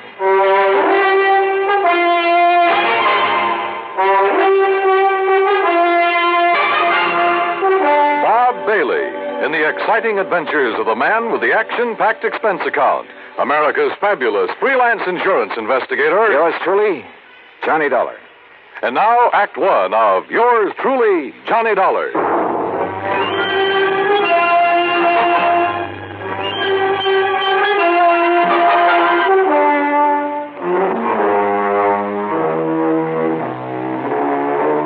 Expense account submitted by Special Investigator Johnny Dollar to Floyd's of England, American Office, Hartford, Connecticut. Following is the account of expenses incurred during my investigation of the Durango Laramie matter. George Reed has quite a penchant for handing me really offbeat cases. But for once, this looked like serious business. Expense account item 1, 9420, transportation. I arrived in Enid, Oklahoma shortly after 4 a.m. Item 2, $1.85 for breakfast. Item 3, $50 deposit on a rental car.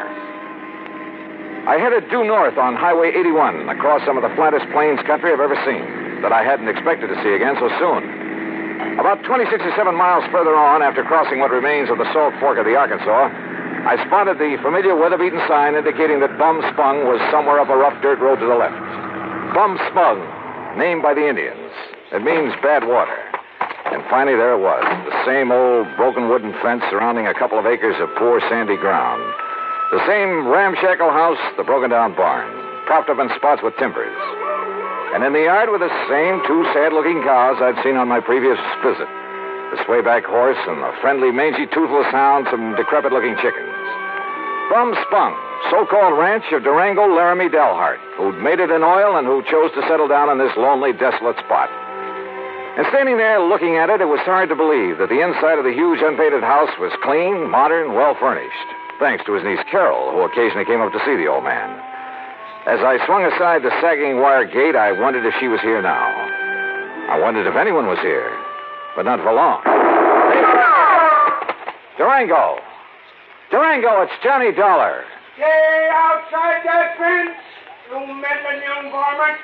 This here now is private property. Wait a minute. You're not Durango. I came here to see Durango, Laramie, Delhart. Oh, you did, eh? Well, Durango ain't here. Now, look, you. Oh, you shut up that gate and drive away from here. You see this here now, 30-30? Drive away? After you've blown a hole in one of my tires? I did, eh? Well, I guess that wasn't very sociable, now was it? Hey, look, lower that gun for a minute, will you? Oh, no, you don't. No, you don't. You try anything funny and I'll let you have it. Only, I guess it is up to me to fix that there tire for you, ain't it? Huh? After all, as long as I done it. Now, let me take a look and make sure you just ain't up to some trick here. Yeah, but I am. Hey! Just give me that gun now. Oh, no, you don't. No, you... Okay. Now, who are you and what are you doing here and where's Durango? My hoppers, sonny. You sure pack a punch. Start talking, mister. Who are you? Who am I? Sidewinder Wilson, that's who I am. Who'd you think? And who are you? Johnny Dollar, insurance investigator. What are you doing here? What am I doing here? Why, old Durango sent me a telegram, that's why. Oh, yeah? Sure. Here now. Read it for yourself. To Mr. Sidewinder Wilson, Gunside Oil Field, somewheres near the Petterdale River, Texas. Yeah, that's where the field is, and that's where I got this telegram. Get yourself up here to Bum Spung. That's what he says. Take care of my ranch for a while and get here fast, signed Durango. Yeah. Now, you satisfied? Just who are you, Sidewinder? Who am I? Durango's oldest, bestest friend is all. Known him since we rigged together in the oil fields before he made his gold strike up in Colorado, that's who. So when he tells me to come up here and take care of things, I come, that's all. What'd you expect? But now look here, Johnny, is what you say your name is? Johnny Dollar. Yeah, well, there's something I don't like about Durango's going away this time. What do you mean? What I mean? Well, I mean the way he must have left in a powerful hurry, that's what. You know Durango pretty good? Pretty good. Well, can you see him leaving this nice house of his'n with all the doors and windows unlocked? He wasn't here when you arrived? No, sir. He'd already went away. And can you see him leaving no food around for the cattle and Methuselah and Primrose? Methuselah and Primrose? What is this? The horse and this nice old dog here. And what about the tractor? Just sitting out there in the field, plows down halfway up a furrow. What are you getting at, Sidewinder? What am I getting at? I'm saying he must have left in an awful hurry, that's all. And if you ask me, there's something funny about it, and I don't mean funny, ha-ha. Yeah, I think you got something there. You see, he was due in Hartford, Connecticut over 6 weeks ago. Pay up on his insurance, huh? That's right. All loaded down with brand new money, I bet. Probably. Yeah, I've told that crazy old coyote 1,000 times that he oughtn't to go traipsing all over the country with all that money in his kick. Johnny, if he ain't showed up the way he was supposed, it just means one solitary single thing. Like what, Sidewinder? Like what? Well, like Like somebody's waylaid and bushwhacked him for his money, that's what. Yeah. Yeah, I'm afraid so. But, Sidewinder, I sure hope you're wrong. Johnny, I sure hope I'm wrong. Act 2 of yours truly, Johnny Dollar, in a moment. And now for another episode in the life of Sergeant Donald Bellwether, my husband.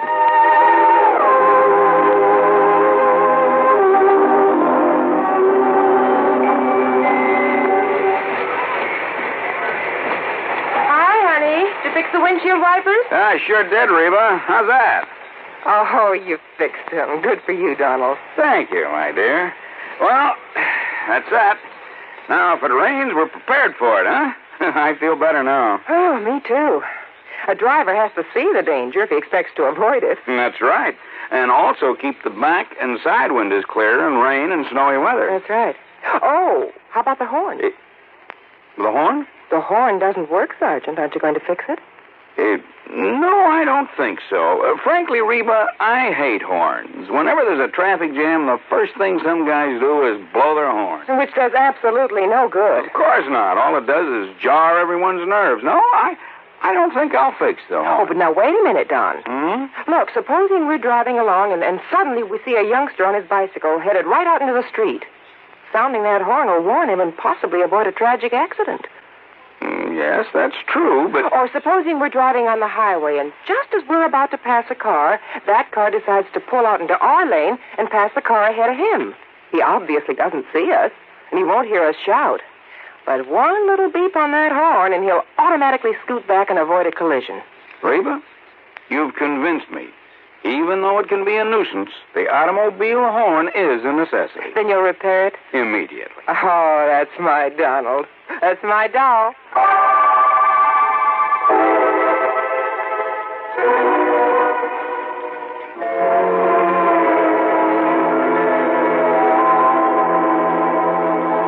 And now, Act 2 of yours truly, Johnny Dollar, and the Durango Laramie matter.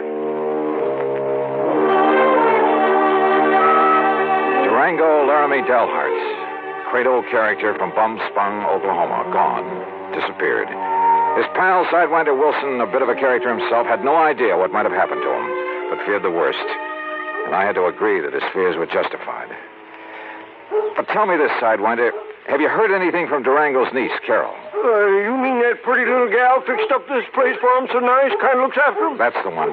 Well, say, don't she live down to Enid? Enid, yes, runs a gas station. That's right, sign of the Flying Red Horse. Come on, help me fix this tire. We'll drive back to Enid. Well, I'll help you fix the tire, but I'm staying right here. Oh, why? Why? Because Durango's trusting me to take care of the place. And if he does turn up, God willing, I'll be here to have him get in touch with you. Okay, now let's get this tire fixed. No, wait. Look. Huh? See that fancy convertible coming up the road? I not only saw the convertible, but more important, who was in it, who pulled up alongside the fence and stepped out. She was 23 or 4, a tall, slim brunette wearing a neatly tailored skirt, a tight-fitting silk blouse. Neat, trim. She looked like she'd just stepped out of Charles of the Ritz. Well, I'll be dog-blasted, Johnny. Carol, how are you? You couldn't resist my fatal charms. I couldn't stay away. Well, just with that. Oh, now, wait a minute. What's the matter with you? You don't like that? Oh, no, come here, gal. Now, Johnny, Yeah? Carol? Oh, Johnny. Gee, I've missed you. Oh, you shut up, Sidewinder. Johnny. Mm-hmm. By coming by Gory, Durango could see Durango. Oh, yeah. Carol, listen to me. You gonna propose, Johnny? Where's Durango? Have you heard anything from him since he left here 6 weeks ago? He went to Hartford. But he hasn't arrived there. Oh, now don't you start worrying none about old Uncle Durango or anything. You sure, Johnny? I'm sure. That crazy old goot setting out across the country with over $50,000 in money in his pants. He ought to know better than to... Oh, Oh, Johnny, do you think something's happened to him? Yes, me. I think somebody's killed him for that money. Oh, no. You haven't heard from him since he left? Only a postcard from Chicago where he stayed overnight at some fancy hotel. And, Johnny, that wasn't like him. What do you mean? Oh, it was before he went straight to Hartford. That real estate man was from Chicago, Carol. What real estate man? Oh, he used to come out here looking for people with oil money. Tried to get Durango to invest in real estate, Florida, New England. Well, what did his postcard say? Nothing, really. Just that he was staying overnight. And before he'd come back, he was going to look at Ong's hat. Who is Ong? Oh, he was always writing silly stuff like that. I don't know. Ong. Oh, Johnny, what'll we do? Where's the nearest phone? Back in Enid. Then come on, that's where we're going.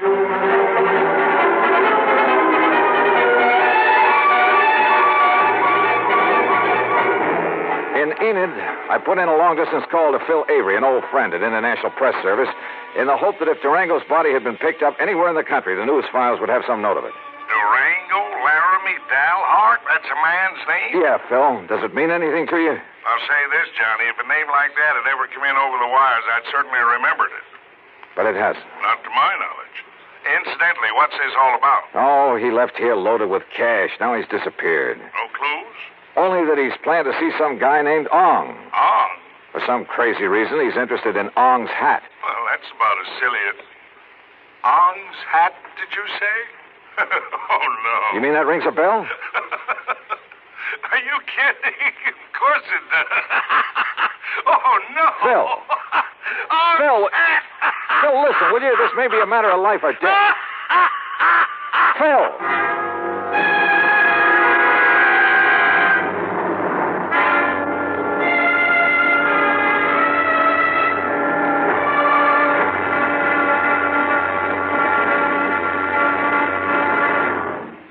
Act 3 of yours truly, Johnny Dollar, in a moment.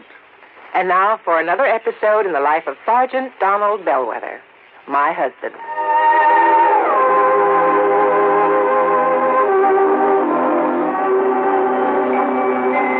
Reba! Reba! What is it, Donald? Confound it, Reba, I can't find the fountain pen. I've looked all through this desk. Here it is, dear. Here it is. You must have used it as a marker when you were reading this book. Let's see, this great literary classic, Six-Gun Showdown at Powder River Gulch. All right, never mind about my reading habits. Just look at the coverage we're going to get with this new auto accident policy. Let's see. We have collision. $50 deductible. Fire, theft, public liability, property damage, medical benefits. In other words, we have complete coverage. That's right. Of course, it's going to cost us money. I'm sending the company a check right now. Gee, it's too bad we don't live in Rhode Island.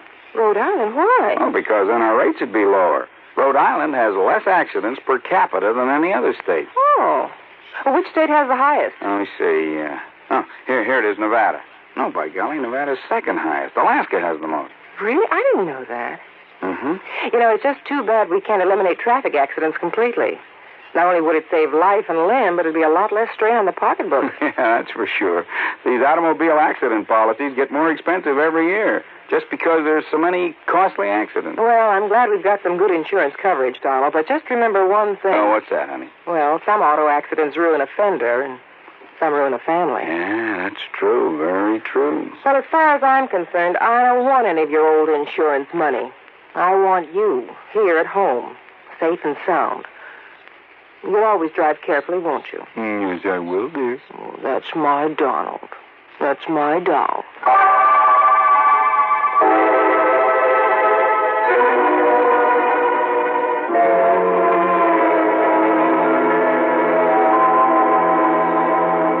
And now, Act 3 of yours truly, Johnny Dollar, and the Durango Laramie matter.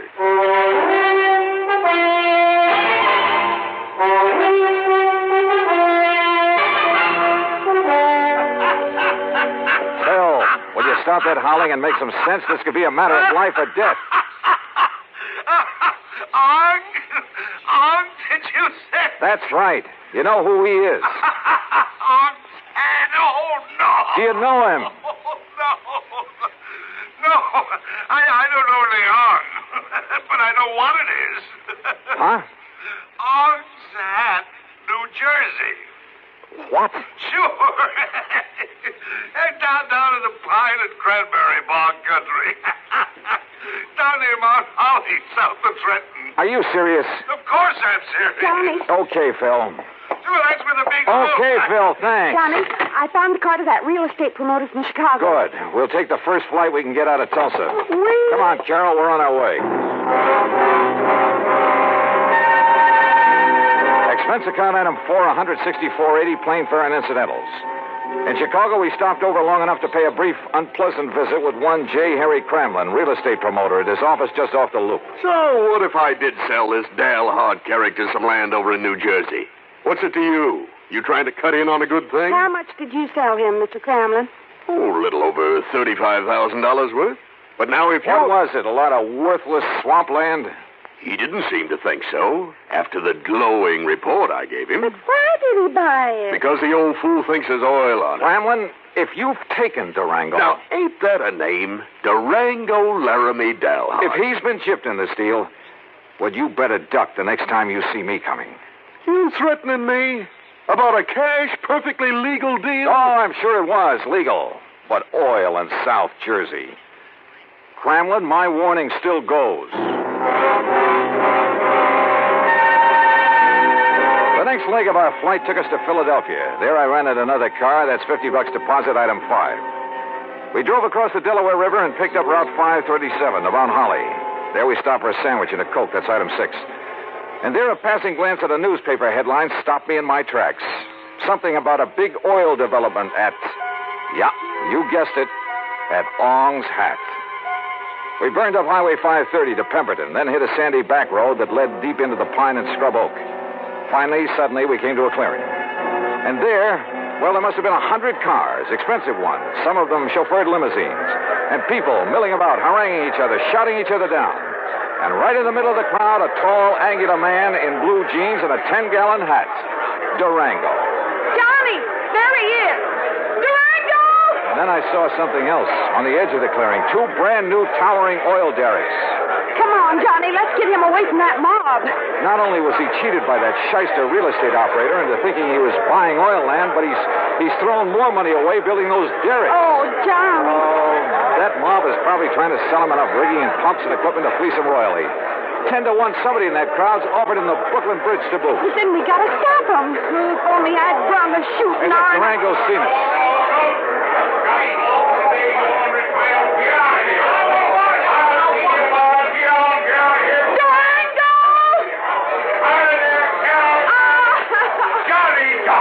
Durango. Well, what's the dog-blasted tarnation ever rung you out for this godforsaken country, huh? Oh, Durango, you old skunk, you're all okay. Why, sure I am. Come on in this shack here so we can get away from this blasted crowd. Come on.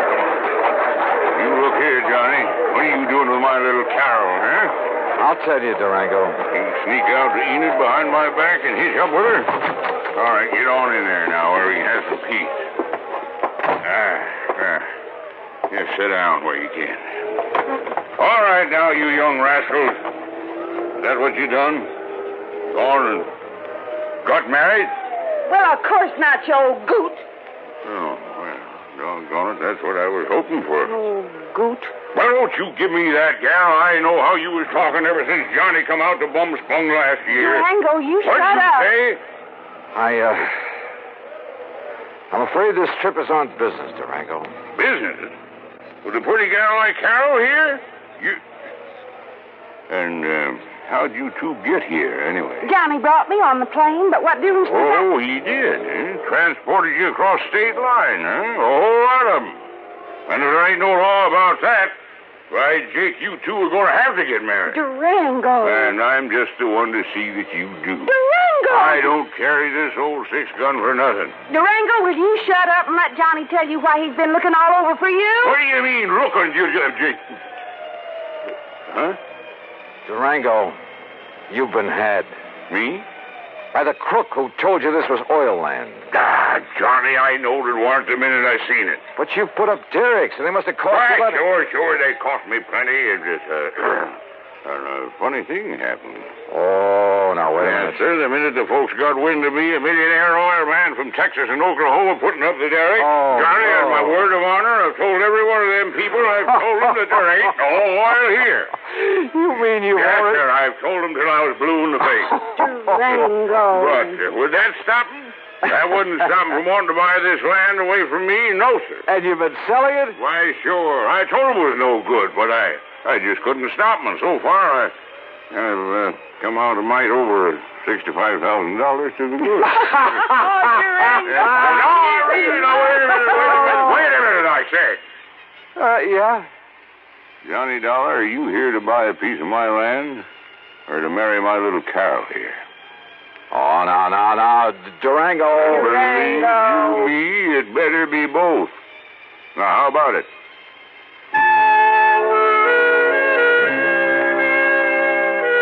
Expense account item 7, $1,000 even. The company now owns a small hunk of land in Ong's Hat, New Jersey. As for Carol, that ever-loving doll, well, someday, maybe someday. Expense account total, including incidentals and transportation back to Hartford, $1,416 even. Yours truly, Johnny Dollar.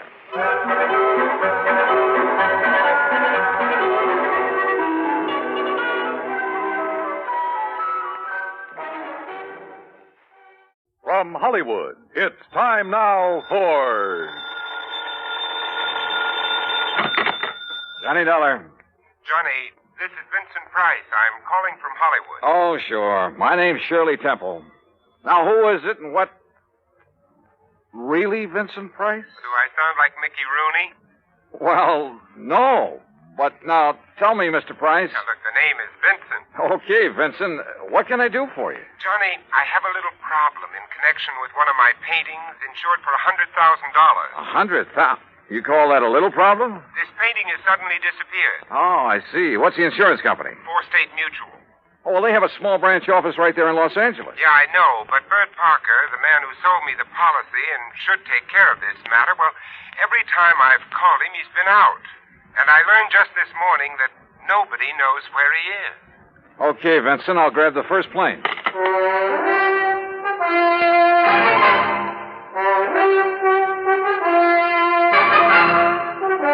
Bob Bailey in the exciting adventures of the man with the action-packed expense account.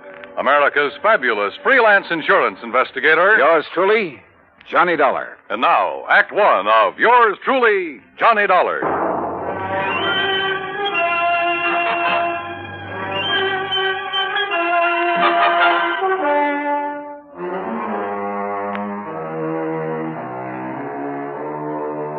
Expense account submitted by Special Investigator Johnny Dollar to the State Mutual Insurance Company, Home Office, Hartford, Connecticut. Following is an account of expenses incurred during my investigation of the Price of Fame matter.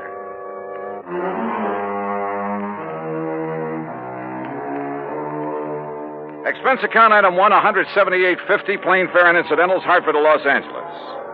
By the time the big silver Constellation made its landing at the international airport, it finally dawned on me that I hadn't arranged with Vincent Price about where and how and what time I'd meet him.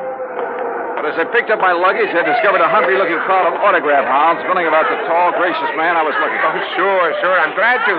Look, but just one at a time, will you please? I can't very well. All right, there you are. Now I have to meet a friend. Gee, just one more, please. Huh, Mr. Price? All right, if you insist. Here. Best wishes from T. Willie Rocking Horse. Huh? How are you, Johnny? Oh, great, but I didn't expect... Johnny who? You mean to say you folks don't recognize Johnny Dollar? Oh, no, wait a minute. Attaboy, Johnny. Give 'em all.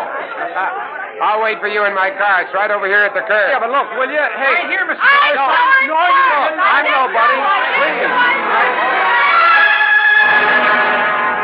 By the time I got away from that mob, I felt as though I'd been run through a ringer. But we finally took off in Vincent's car and drove to his beautiful home up in one of the canyons west of Beverly Hills. Nestled among the trees with spacious lawns and well-kept gardens, it's furnished in the most excellent taste. I'm no expert, but to say that I was impressed by the extraordinary works of art in that home would be the understatement of the week. Engravings, prints, fine sculptures, but most of all, paintings. And even to my unpracticed eye, all of them were, well, magnificent. Here's a little thing I picked up in London, Johnny. It's called The Old Man in Red by Goya. Wow. Yeah, I thought original oils by him were found only in the big museum. Well, I've been pretty lucky in getting hold of some of these. Yeah, you've known what you were doing, too. You like this one? It's called Fright. It was painted by Kenneth McManus. Uh-huh. Beautiful. Beautiful. Like all the rest of them. Thanks. How about this one here at the end? Night Wind by, I'm sorry, Vincent, I can't make out that name. You don't have this one lighted like the rest. No, that's to maintain its somber mood, Johnny. Oh. And that's what made it possible for the substitution of this copy to go undetected. That's a copy? Yeah, that's my problem. The $100,000 Night Wind by Jean-Baptiste has been stolen. This was left in its place. Oh, I see. It's not a bad copy, probably worth a couple of $100, but it's hardly a genuine Baptiste. Well, when did you discover this substitution, Vincent? When I returned from a lecture tour early last week. Oh, that's right. You've been traveling all over the country lecturing on art, Now, haven't let's you? call it talking about art, huh? Tell me, have you notified the police about this? I suppose I should have. Well, I felt that was Bert Parker's job. And you haven't been able to reach him over at Four State Mutual? As I told you on the phone, he hasn't been in his office for some time. Vincent, have you any theories about who might have done this? Yes, I'm afraid I have. Why do you say it that way? Very few people knew I'd gotten hold of this Baptiste, only some close friends and a couple of art experts. So? And the place was not broken into during the time I was away. Of that I'm sure. Well, go on. The family and servants kept very close track of anyone who entered the house while I was gone. You have a list? Yes, I do have a list. Here. Good. Alfred R. Hawkinson. That's an electrician who came to do some wiring. He wouldn't know a Rembrandt from a Mickey Mouse. Ann M. Schumann. A music teacher. Loves music, hates paintings. What about delivery boys, people like that? They never get beyond the back door. Go on, read on. That next one is Ben, the gardener. You can forget about him. And Bert L. Huh? Yeah, Bert Parker. He was here twice. What for? Well, ostensibly to check on some of the paintings he'd insured. The first time, on the 11th, Mrs. Price was with him while he poked around. On the 15th, she had to leave to keep an appointment. And just when he left the house, nobody seems to know. Oh, brother. Are you thinking the same thing I am? Now, look, Johnny, I haven't known Bert very long, and, well, he seemed like such a harmless little old fuddy-duddy. As for his knowledge of art... Yeah, I wondered about that. Well, he was perfectly satisfied to take my evaluation on the 2 or 3 things he'd insured. So, well, Johnny, I may be all wrong. Vincent, a thing like this may only happen once in 1,000 years. In any event, the company will certainly make good your loss. Well, with a work of art, it isn't really the money that counts. And, Johnny, listen. Look, I may have jumped to a completely unjustified conclusion about Bert Parker. Oh, yeah? Sure. Well, let's go down to his office and see. We'll return to Johnny Dollar and the Price of Fame matter. That's Vincent Price in just a moment. And now, Act 2 of yours truly, Johnny Dollar and the Price of Fame matter. A priceless original oil painting, stolen from the home of Vincent Price, famous radio and picture star. One of the few people who'd had the opportunity was the man who'd sold him the insurance on it, Bert Parker. Together, we went to Parker's office at Four State Mutual in downtown Los Angeles. It was on the 16th that Mr. Parker phoned in to say he wasn't feeling very good and wouldn't be in for a day or two. Hey, it was on the 15th that he was at your house, Vincent. Yes, that's over 2 weeks ago. And you haven't heard from him since, Miss Pritt? No, Mr. Dollar. We've tried calling his apartment, but since there hasn't been anything really pressing here at the office... What's the address of his apartment, please? Well, it's out in Westwood, 1308 Pandora Avenue. Look, Vincent, I'm going out there. I'll call you if I find... You're going to need transportation, aren't you, Johnny? By the highest price chauffeur in the country? Sure, why not? Oh, before you go, Mr. Price, I wonder if I could have your autograph. Well, why didn't you get Johnny Dollars, Miss Britt? He loves to give them. Oh, yes. Oh, no. No, you don't, Vincent. Let's go. It took a little persuading, but the landlord at Bert's apartment finally let us into his 4-room suite. It was empty, except for a few old clothes, and it was obvious that he'd packed and left in a hurry. I rummaged around in the closets, tables, bureau, for a clue as to where he might have gone. and came up with nothing. You give up, Johnny? Yeah, Vincent, I'm afraid so. I poked around that desk some more after you'd finished with it and found this wedged in behind a drawer. Oh? Travel folder. Paris. Yeah, it looks real fresh, too. Minor Travel Agency, Beverly Hills. Well, what do you think? Pretty much of a long shot, Vincent. But they do pay off sometimes, don't they?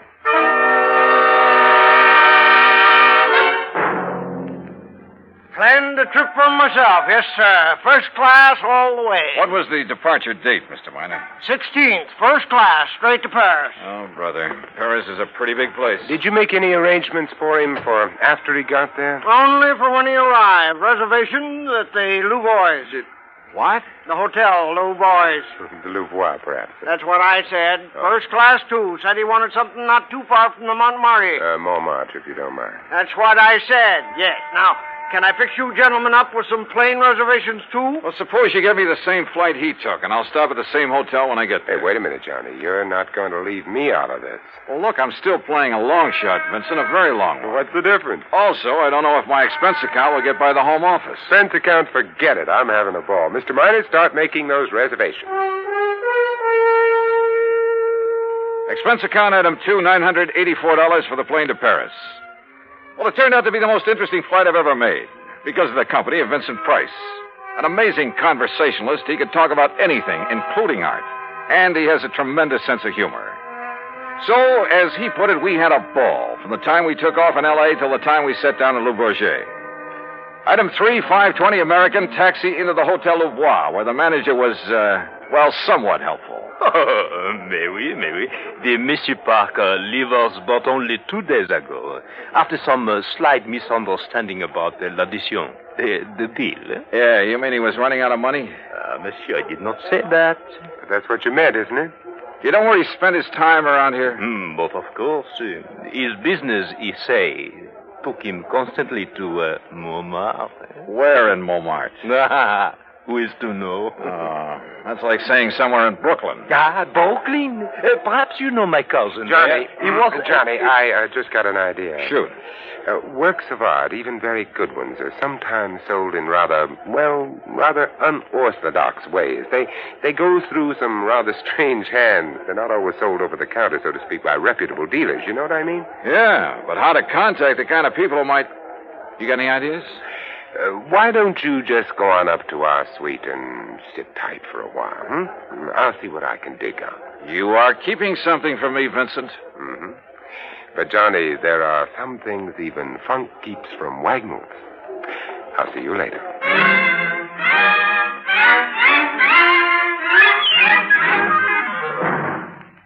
Act 3 of yours truly, Johnny Dollar, in a moment. And now, Act 3 of yours truly, Johnny Dollar, and the Price of Fame Matter. All of gay, romantic Paris just outside the door, and time on my hands. So what did I do? Took Vincent Price's advice, went back to my room at the Hotel Louvois, and waited. 2, 3, 4 hours. Finally, shortly after 8 p.m., Vincent came in bearing a couple of packages. Sorry to have made you wait, Johnny, but I think I'm on the trail of something. Looks to me like you've been on a shopping spree. Props, Johnny, for you. Have you found out where Bert Parker is? No, but I think you will. Here, try this on. Huh? What's this all about?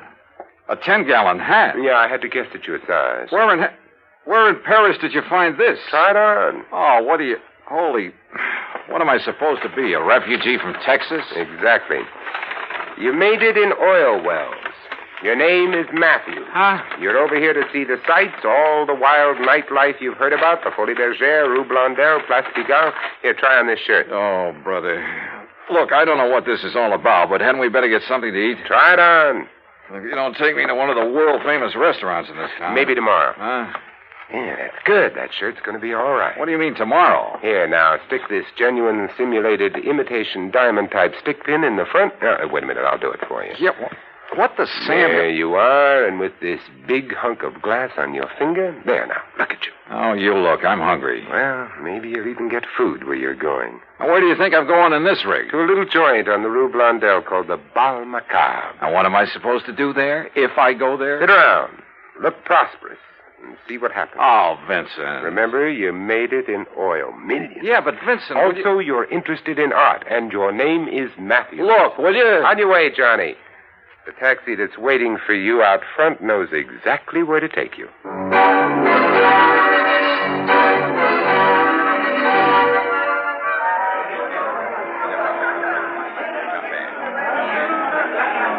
Macabre was really a joint. It was dirty, and the people packed like sardines in it were dirty, too. Characters who made a business of being characters. And everybody screamed at everybody else. Except, that is, for the wormy little man who sidled up to the postage stamp-sized table on which my glass and a bottle of wine were balanced. Pardon. You are Mr. Matthews, are you not? That's right. From Texas, no? Oh, yes, sir, partner. The great and glorious state of Texas. Sit down and pour yourself a glass of this here red ale. Who are you? They call me La Chagrin. What's that mean? Well, they're what you call the gray cat. Hey, that's cuter than the name of my old friend Coyote Bill. Well, do you enjoy the Paris nightlife? You know something? I'm getting fed up with it. Yeah, I think I'll just buy me a couple of nice pictures and go on back home. What kind of pictures, monsieur? Well, good ones. Oil pictures. Like that Mona Lisa I seen at the Louvre. You know, good ones, I mean. Well, like a Jean-Baptiste, perhaps? You mean you know where a man could get a hold of a genuine one of them? Well, for a price, of course. Well, listen, I got money and I'll spend it. Well, I offered them $500,000 for that Mona Lisa, but they turned me down. But if I could get a hold of a genuine Baptiste, well, partner, you just name the price. Oh, well, I'll make no promises, mon ami. But I do have a friend, and for a slight consideration... Name your price and take me to him. I will be waiting for you at the corner with the taxi. That is what you call okay? Okay. I shall be waiting. I'll be there, partner. You bet I will. And I'd certainly like to know how Vincent set this up.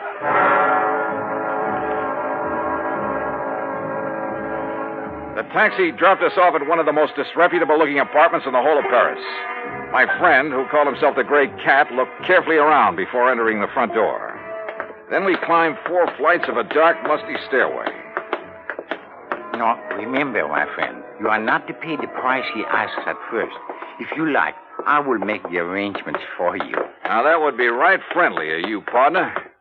But how would you come out on this? Well, all I ask, monsieur, is 10% of what you pay.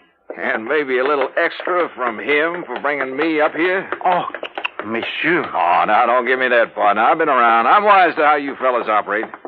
But if I can get a hold of a real, genuine Baptiste... You will see.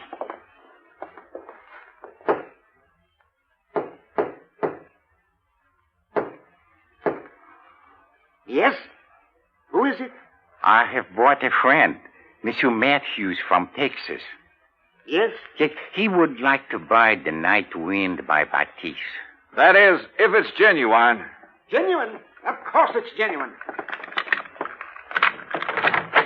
There, on the table. Can't you see for yourself that it's the Oh, no. Well, Bert Parker. Johnny Dollar. That's right. Insurance investigator. Investigate you? Oh, I've just remembered somebody is waiting for me. That's right, I am. Mr. Price.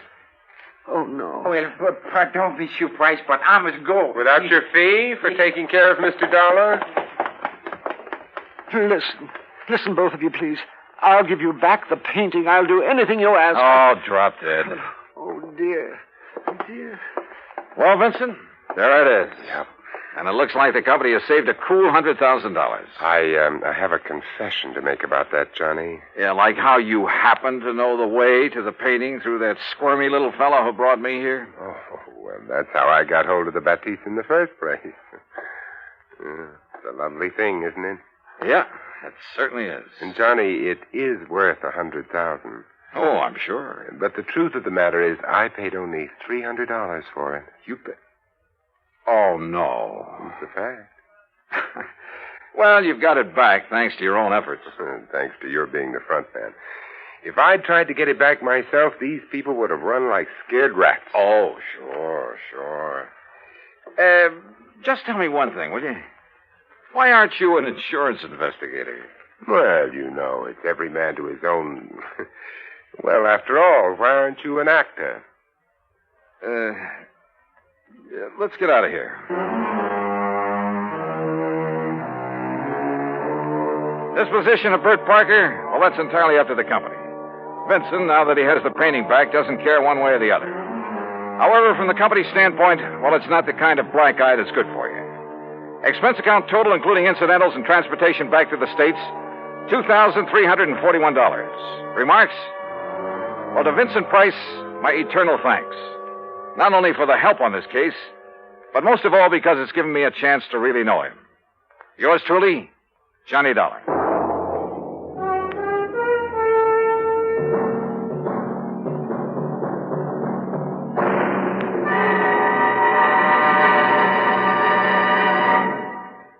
Our star will return in just a moment. Now, here's our star to tell you about next week's story. Next week, the heart of sunny southern Jersey, and a case that took a very sudden, very strange twist. Join us, won't you? Yours truly, Johnny Dollar.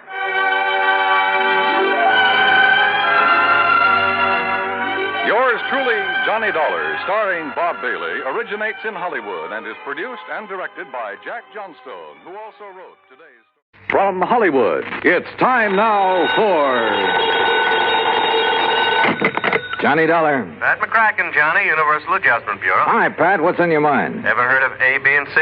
Well, yeah, back in the first grade. Oh, look, I'm not talking about the alphabet. I'm talking about an advertising agency. Oh, well, what about it? Well, the A stands for Appleton. Alfred Appleton, 55 years old, and Eastern Trust has his life insured for $100,000.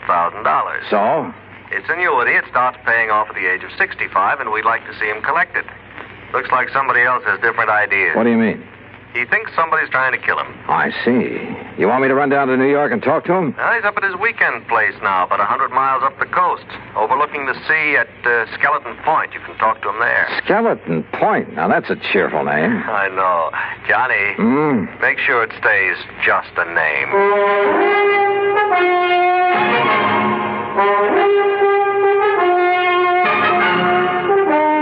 Bob Bailey in the exciting adventures of the man with the action-packed expense account.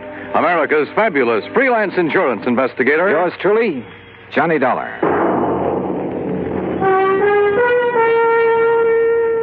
And now, Act One of yours truly, Johnny Dollar.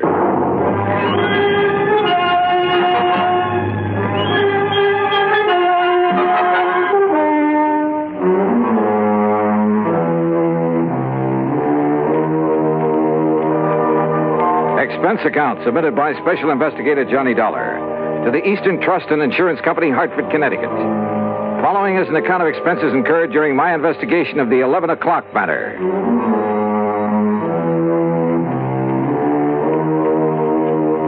Expense account item 1, $8.40, gas and mileage on my car to Skeleton Point through a drenching rainstorm. The Appleton home, perched high on a cliff at the edge of the sea, was an old weather-beaten affair, but right now it looked mighty good to me.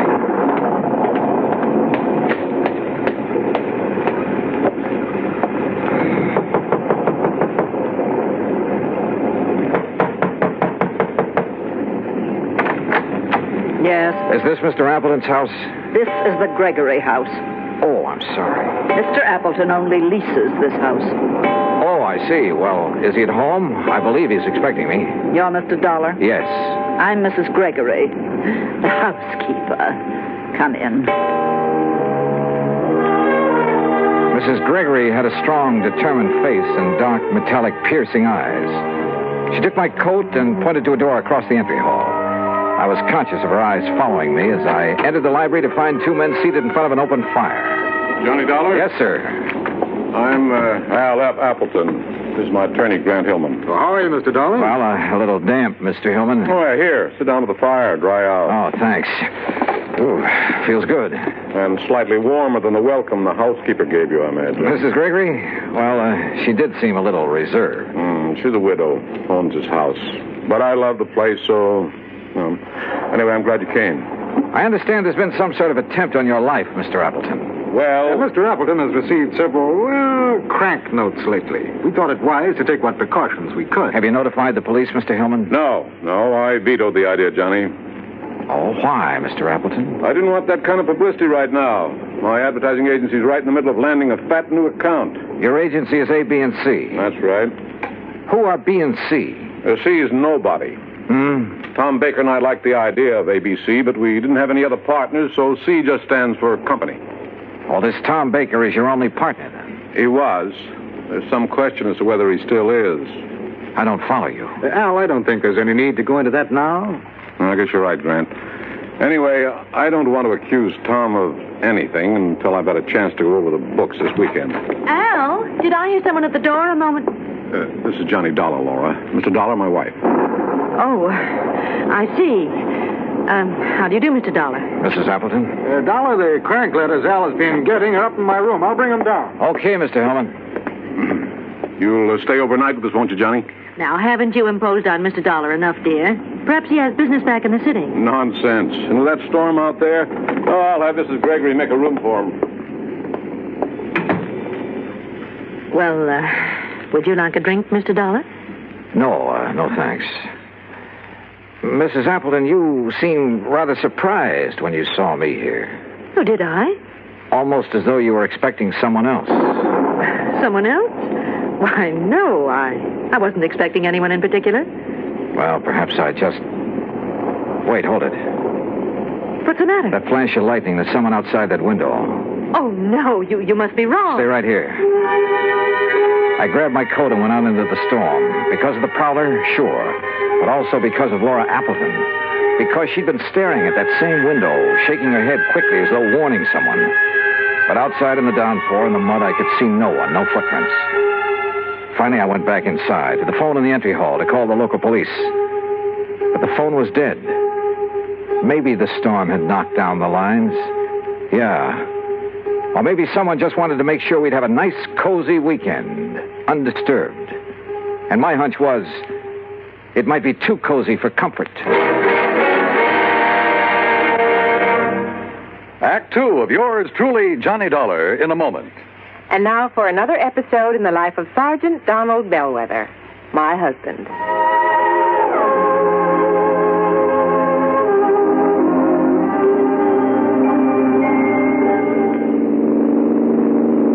Donald? Yes, dear? How much farther is it? About 100 miles. You're not getting sleepy, are you? Oh, no. I'm all right. Now, you just close your eyes, honey, and take another nap. We'll be home soon. Okay. You stay awake now? Yeah, I will. Oh, I still think we should have stopped in the hotel.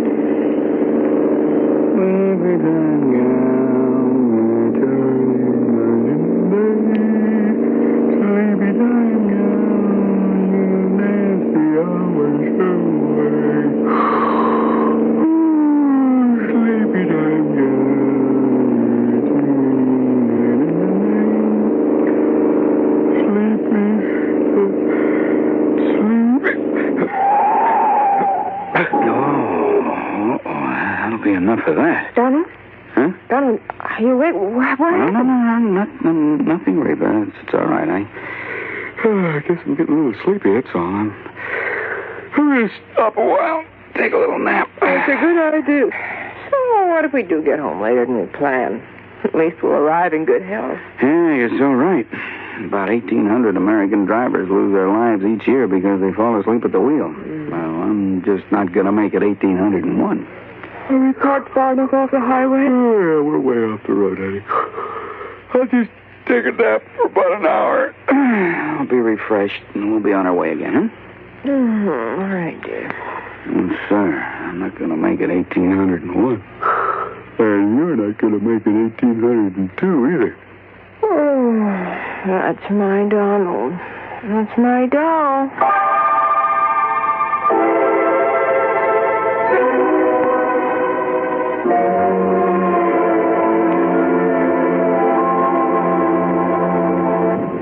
And now, Act 2 of yours truly, Johnny Dollar, and the 11 o'clock matter.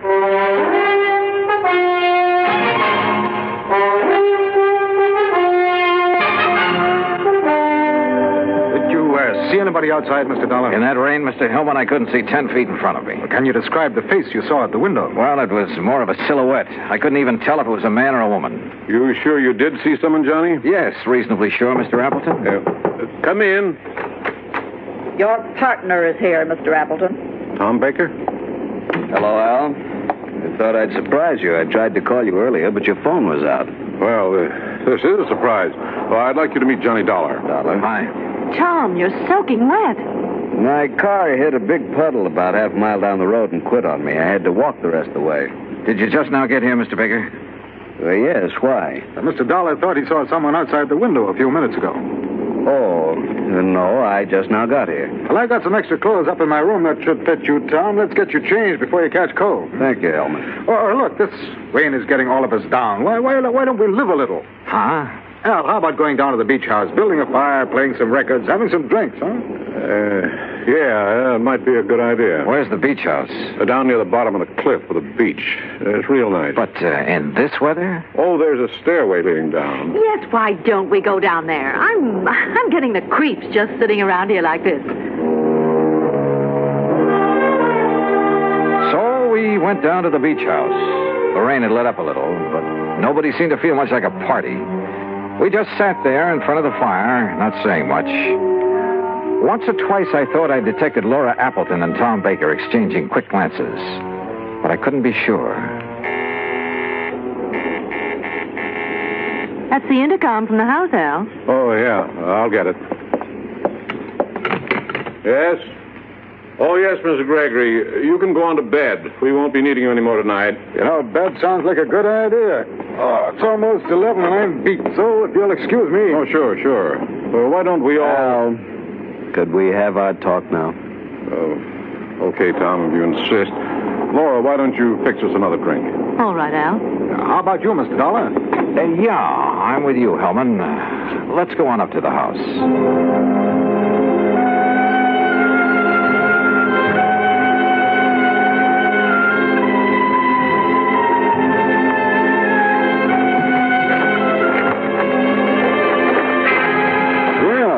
The rain has let up. Yeah. Mr. Hillman, I didn't come with you because I was tired. I wanted to talk to you. I thought as much. Earlier this evening, Appleton said something about not wanting to accuse Baker of anything until he'd gone over the books this weekend. What did he mean? Well, I'm not really sure, Mr. Dollar. All I know is that Al seems to think he may have found some irregularities in the books of his advertising agency. Oh? Well, if there is anything wrong, I'd blame myself partially. How so? Well, I manage most of Al's affairs, but the agency has been running so smoothly, at least so I thought, that, well... I see. That's going to change as of right now. I didn't come up to go to bed either. I'm going to work on those books. Ought to take me about an hour. Just about 11 now. Will you be up by midnight? Yeah. I'd like to know what you find out. Where's that light switch? I never could remember. Dollar. What is it? There's somebody else in here. Look out. What? Oh!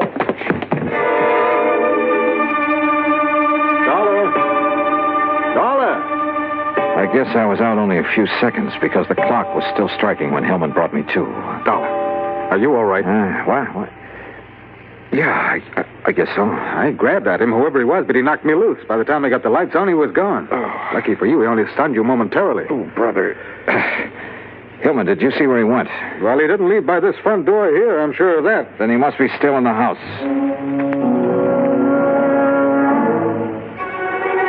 We worked our way through the house room by room. Finally, 10 minutes later, we stood by an open window in a back room. Well, there's our answer. He went out this window. Yeah. What is it? What's the matter? What? Oh, Mrs. Gregory. Yeah, Mr. Dollar was attacked by a prowler. A prowler? What? That's terrible. Where's the intercom to the beach house? We'd better tell Mr. Appleton. Right there on the wall. This button here? Yes.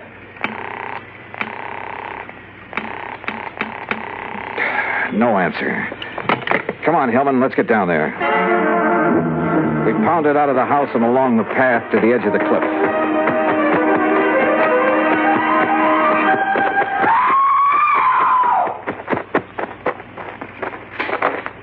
Then we found her, Laura, standing at the top of the wooden stairway. One section of the railing was broken away. We looked over the cliff. There was a body lying on the rocks down below. It was Al Appleton.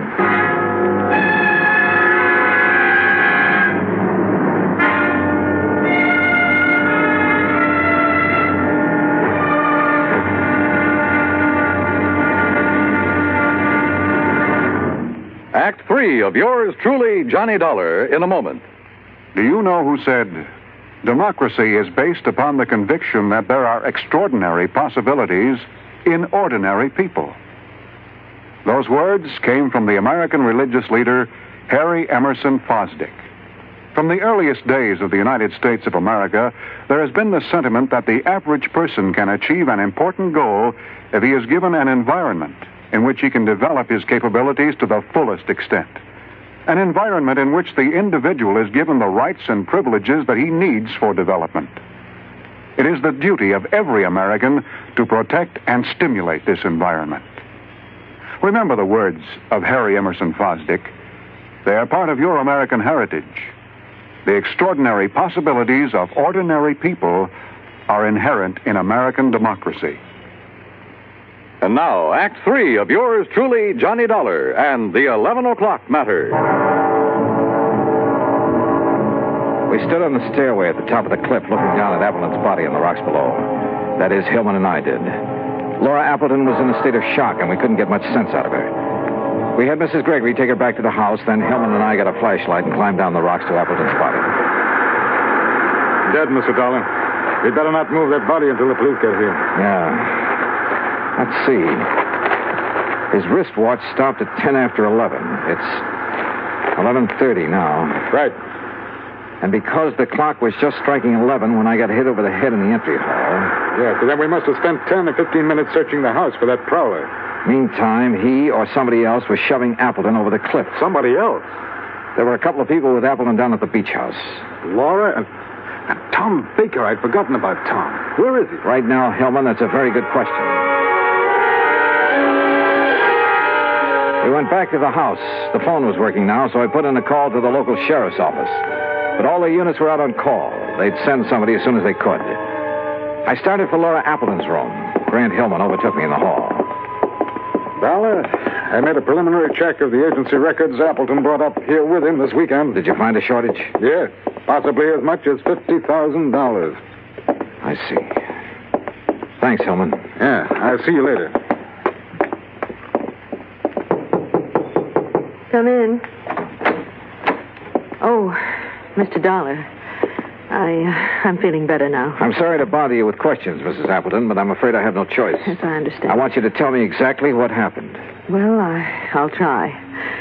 After you and Grant Hillman left the beach house, my husband and Tom Baker and I sat there a few minutes, and then Tom left. I see.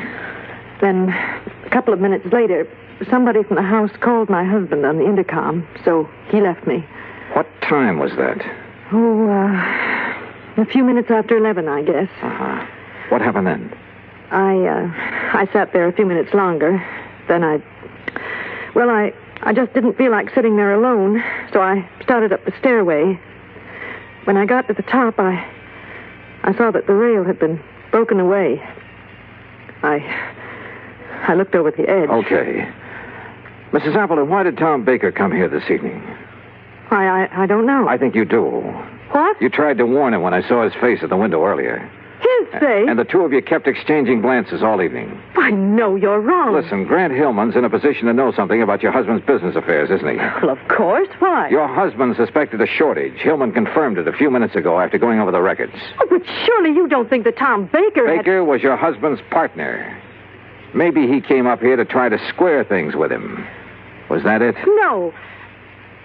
Oh, all right.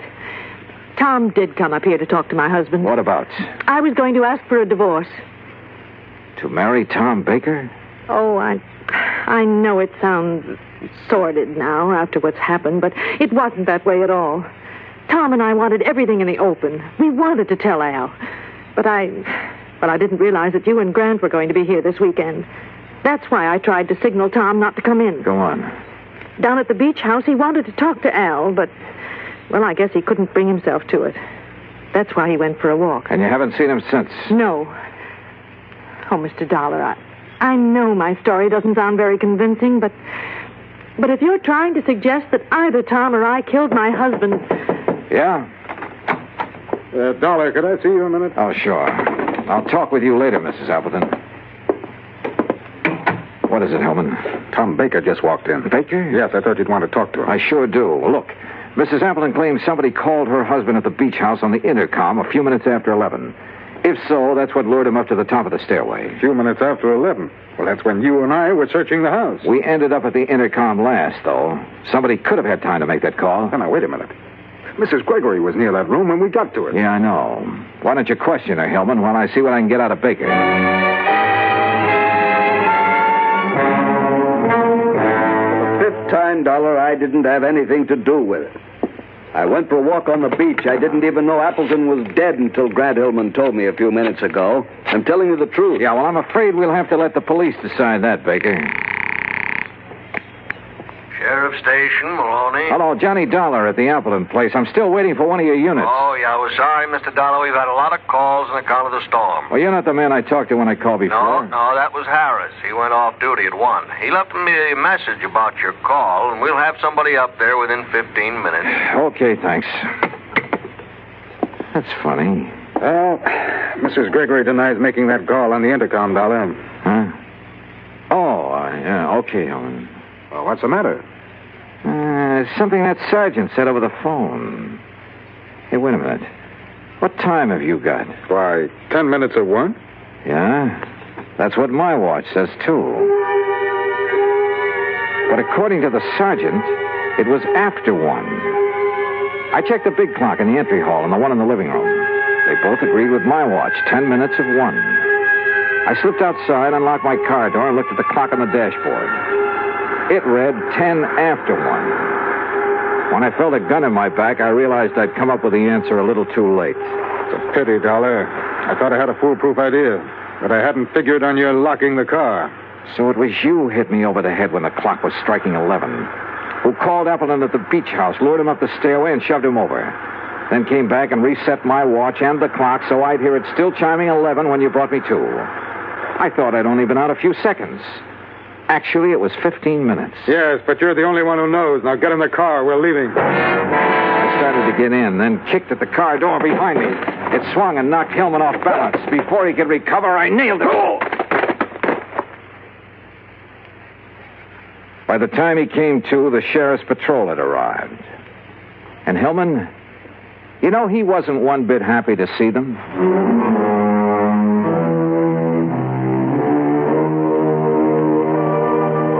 Expense account item 2, $13 even. Transportation back home. Total expenses, $21.40. And a real bargain, if I do say so myself. Remarks? Hillman's motive was money, of course. It was he who'd taken the $50,000 from Appleton's agency. Yours truly, Johnny Dollar.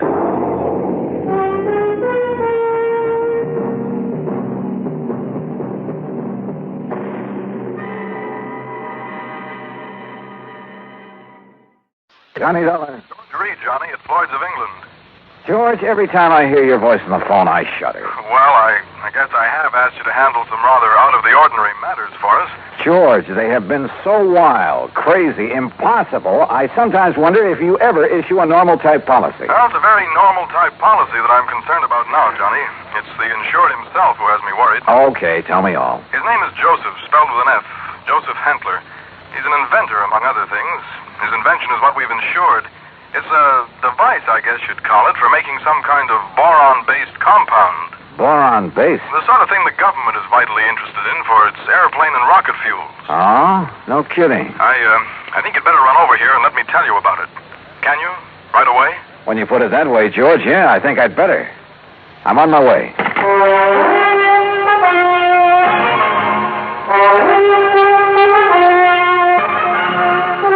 Bob Bailey in the exciting adventures of the man with the action-packed expense account, America's fabulous freelance insurance investigator. Yours truly, Johnny Dollar. And now, Act One of yours truly, Johnny Dollar.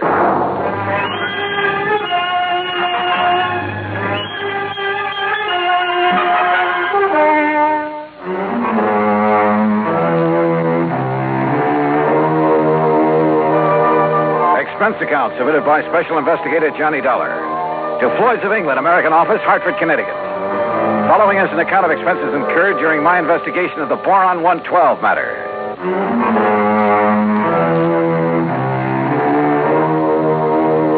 Expense account item 1, $1.10 cab from my apartment to George Reed's office. As I walked in, he motioned me to a chair, leaned over to the intercom on his desk, and pushed a key. Sit down, Johnny. Miss Larkin. Yes, Mr. Reed. Mr. Dollar is here. Will you come in, please? Oh, yes, sir. Well, George, what's it about this time? Glad to see you, Johnny. I gave you most of the story over the phone. Well, you only told me you've issued a policy to this man, Hantler, was it? That's right, Joseph Hantler. Yeah, and that you've insured some invention of his for, how much did you insure it for? $20,000. It's a piece of apparatus, Johnny, that he has spent over 7 years developing. Sit down, Miss Larkin. Oh, thank you. Apparently, it's a very complicated something or other. I never did know much about such things. For making borax, or more specifically, a compound he calls Boron 112 for use in high-powered fuel. Sounds important. It is, at least so far as I've been able to determine. Yeah, been all sorts of government tests and experiments with these super fuels, hasn't there? Exactly. Many things formerly used purely as explosives, remember this, Johnny, many things formerly used as explosives are now being developed as fuels. Well, the perfect example is atomic fission and hydrogen fission or fusion or whatever it is. Exactly. All right, now let's get down to cases. You've insured some apparatus that's supposed to make Boron 112. What kind of apparatus? I've never seen it. It's all very secret. Well, now, wait a minute. How do you know this machine or whatever it is even exists? Looks to me like you've insured a pig in a poke. No, Johnny. For $20,000. Wow. No, Johnny, I'm not that much of a fool. One man, a recognized physicist, has, at my request. And mind you, this was before I'd agreed to issue the policy. Understand? Go on. His name is Dr. Hugo von Brauer. Oh, I've heard of him. Yes. Well, Hantler permitted him to see enough to convince von Brauer that he has something mighty important there. That he's on the right track to, well, whatever it is he's out to accomplish. Okay. I'll take your word that you were right in issuing him the policy on it. But now what's happened? The thing blow up in his face or something? No, as I told you over the phone, it's the man himself I'm worried about. Because of something I've just learned. Like what? Miss Larkin, this is Mr. Johnny Dollar. Now, will you please... Yeah, I know. Gee, Mr. Dollar, this is a real thrill. I've heard so much about you. Hi, Miss Larkin. Gee, won't you just call me Louise? Yeah, sure, Louise. Oh, gee. Miss Larkin, will you just tell Mr. Dollar what you told me this morning? Yes, sir. Oh, gee. Well, it was like this, Mr. Dollar. A couple of years ago, well, you know, when I was just a kid, not very mature, you know what I mean? Oh, sure. Go on. Well, some of the kids I traveled around with, some of them were awful immature, compared to me, that is. Miss Larkin. Well, a couple of them had some pretty funny ideas about the government, things like that. You know what I mean? I'm afraid I don't. Well, like, they used to think they were very smart attending a lot of secret meetings. The kind the FBI likes to keep tabs on. Now, you know what I mean? Go on, Miss Larkin. Well, anyhow, this one night, we didn't take all their talk very serious, mind you, and that's the truth. We didn't think there was anything in it, just a lot of talk. Will you please get to the point? I am, Mr. Reed. Well, anyhow, Charlie and me, that was my boyfriend, Charlie White. At least one of my boyfriends. I always have a lot of them, you know what I mean? Yes. Well, go on, please. Well, Charlie and me, we said, sure, we'll attend one of your meetings. You know, just for laughs, you know what I mean? And what kind of a meeting was it? Oh, it was terrible. It was awful, Mr. Dollar. A bunch of people I never saw before making speeches. Yeah. Down with the government, start the revolution, you know, that sort of thing. Oh, we got out of there in a hurry, believe you me. I'm sure. And we were pretty lucky, too, because the police or the FBI or somebody came in after and busted the whole thing up. Hey, maybe you read about it. That's all very interesting, Louise, but just what... Yes, Miss Larkin, get to the point. All right. Well, just this morning, when I was filing the office copy of this insurance policy and I saw the name on it, oh, gee, Mr. Dollar, it hit me like a... Well, do you know what? What? That name, Joseph Hantler. Oh. It was the same as one of the fellas, an older guy that me and Charlie had seen at that meeting. Now, what do you think of that? $20,000 on a highly secret device. Yes. That might be to produce some kind of explosive. Exactly, instead of a simple fuel additive. Exactly the suspicion that came into my mind, Johnny. Of interest to the government, he had told me. But what government? We're jumping to an awfully big conclusion, George. Have you notified the FBI? I suppose I should, eh? Yeah. No, not yet. We may be all wrong about this. Oh, but Mr. Dollar... We may be all wrong about the man, his apparatus, his intentions, everything. Let me see what I can find out about him first. Now, whatever you say. But remember one thing, Johnny. Yeah? You may be dealing with far more than just this one man. So be careful. Be very careful. Oh, gee, you'd better, Mr. Dollar. You know what I mean? Act 2 of yours truly, Johnny Dollar, in a moment. Now, Act 2 of yours truly, Johnny Dollar, and the Boron 112 matter.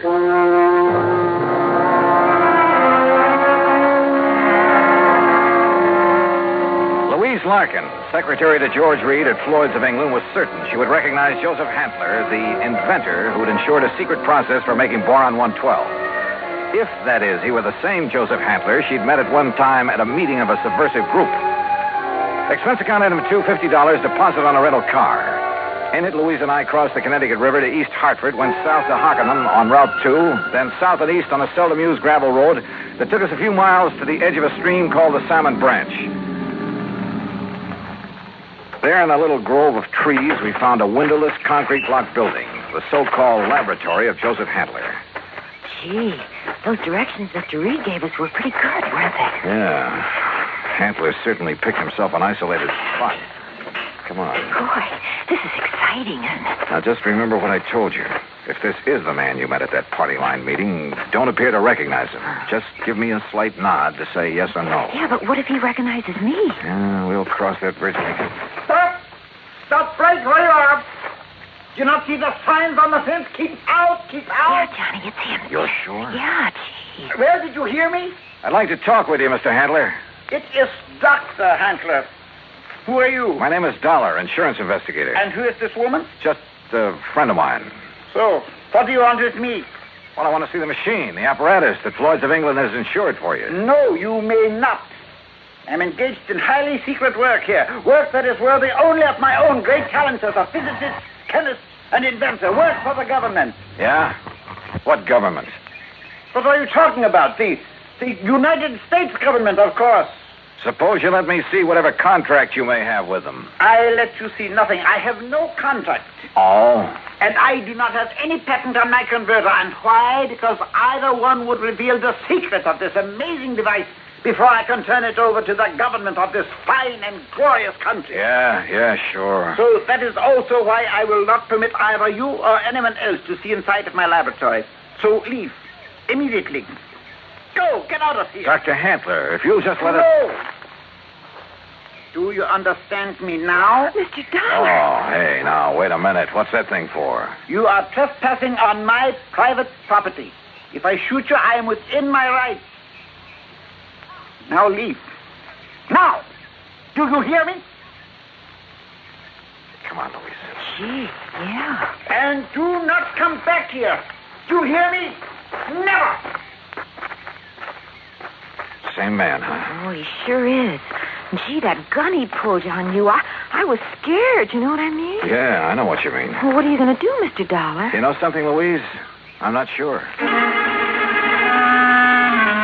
But I was sure by the time we got back to Hartford. I took Louise back to George Reed's office. George was out to lunch, but I stopped long enough to telephone an old friend of mine, Lee Houck, at the local office of the FBI. Asked him to meet me for a bite to eat.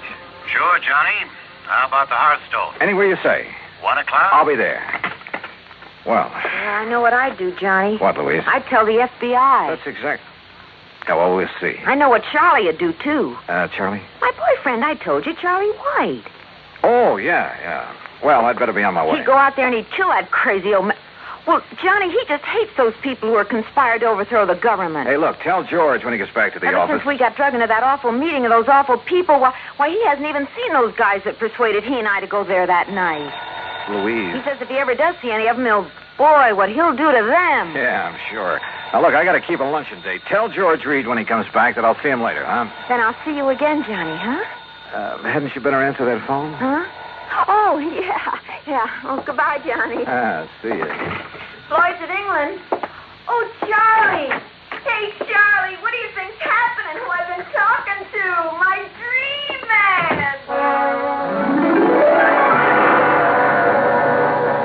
Item 3, 7:20, lunch for Lee Houck and myself.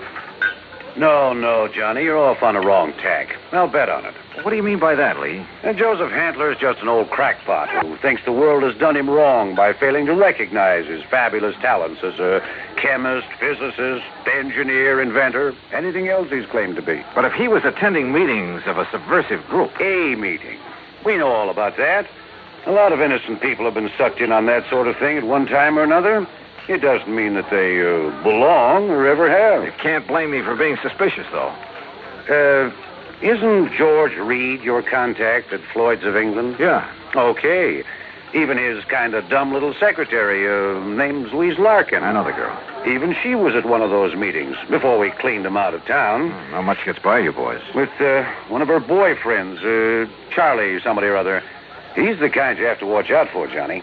Young hothead. An easy recruit for a group like that, huh? More important, the kind who's liable to take the law into his own hands when it comes to fighting back at him. But you're sure old Handler is harmless? Sure. He's an erratic old coot, liable to blow your head off if he thinks you're interfering with one of his crazy projects. Yeah, he'd probably rob a bank if he thought he could get away with it to further one of his crackpot inventions, and would feel entirely justified. But believe me, he'd have no part of subversive activity. Hey, you said crackpot inventions. George Reed tells me Dr. Hugo von Brauer okayed this present project. It's a real sad one, isn't it? Huh? Von Brauer, one of the best minds in the country. Until that breakdown last fall. You mean that he's no longer...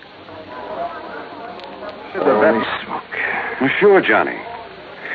If George sold him insurance on Von Brauer's okay... Well, how does Handler keep going? Does he ever sell anything he develops? No, it probably lives off an old trust fund, something like that. Want me to check on it? No, wait till after I've seen him again. Somehow I've got to see that machine of his, see how badly the insurance company stands to get took. Yeah, Johnny. I think you better.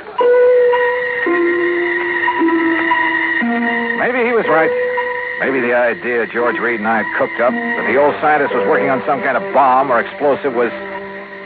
Anyhow, my problem was to find out exactly what he was working on, what the company had blindly insured. So I drove out there again.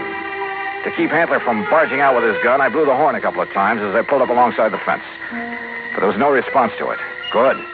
Maybe Handler wasn't there. Maybe I could somehow get into the place, see for myself what was up. But suddenly, from inside the building came a couple of dull thuds. And then the whole thing began to bulge at the seams, began to...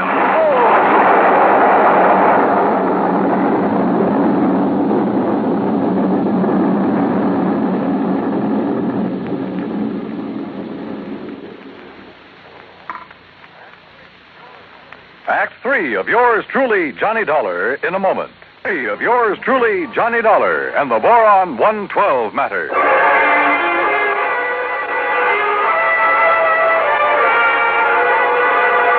Carefully, I dragged myself out from under what was left of my rental car, where the explosion of the laboratory building had blown me, pushing aside a few chunks of concrete, bits of lumber that had landed on me.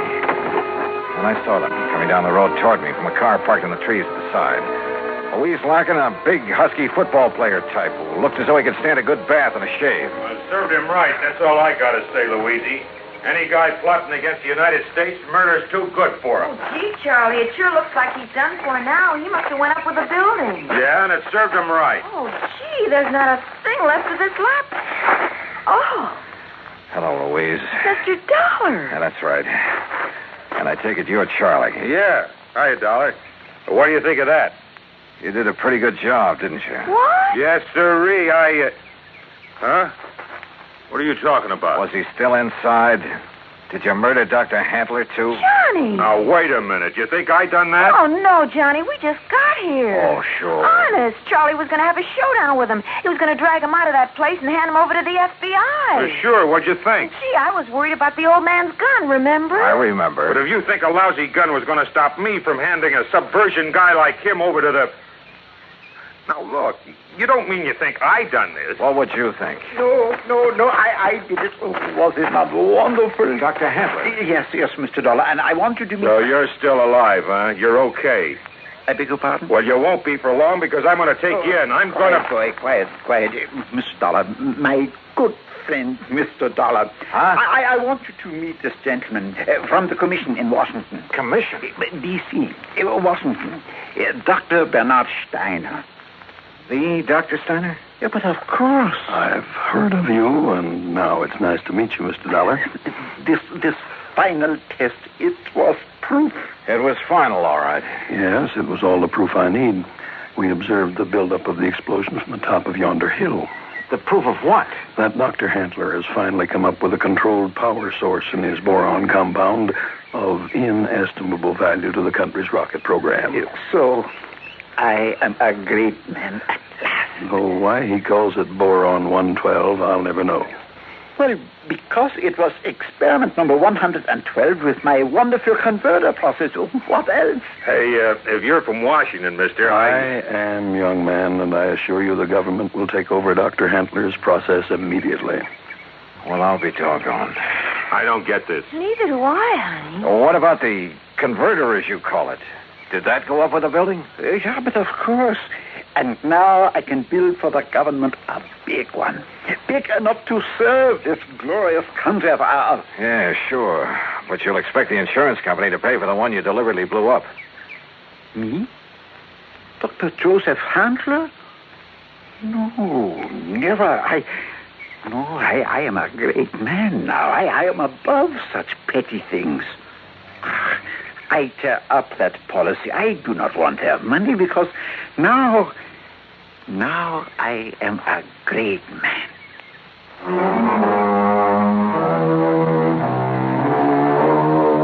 There you are, George. Full report. Payment on the policy is up to you. And if you do pay, at least it's in a good cause. Also, well, I guess you and I have both learned a lesson about jumping to conclusions. Expense account total, including incidentals, replacement of the rental car, and transportation back to Hartford, $2,431. Yours truly, Johnny Dollar.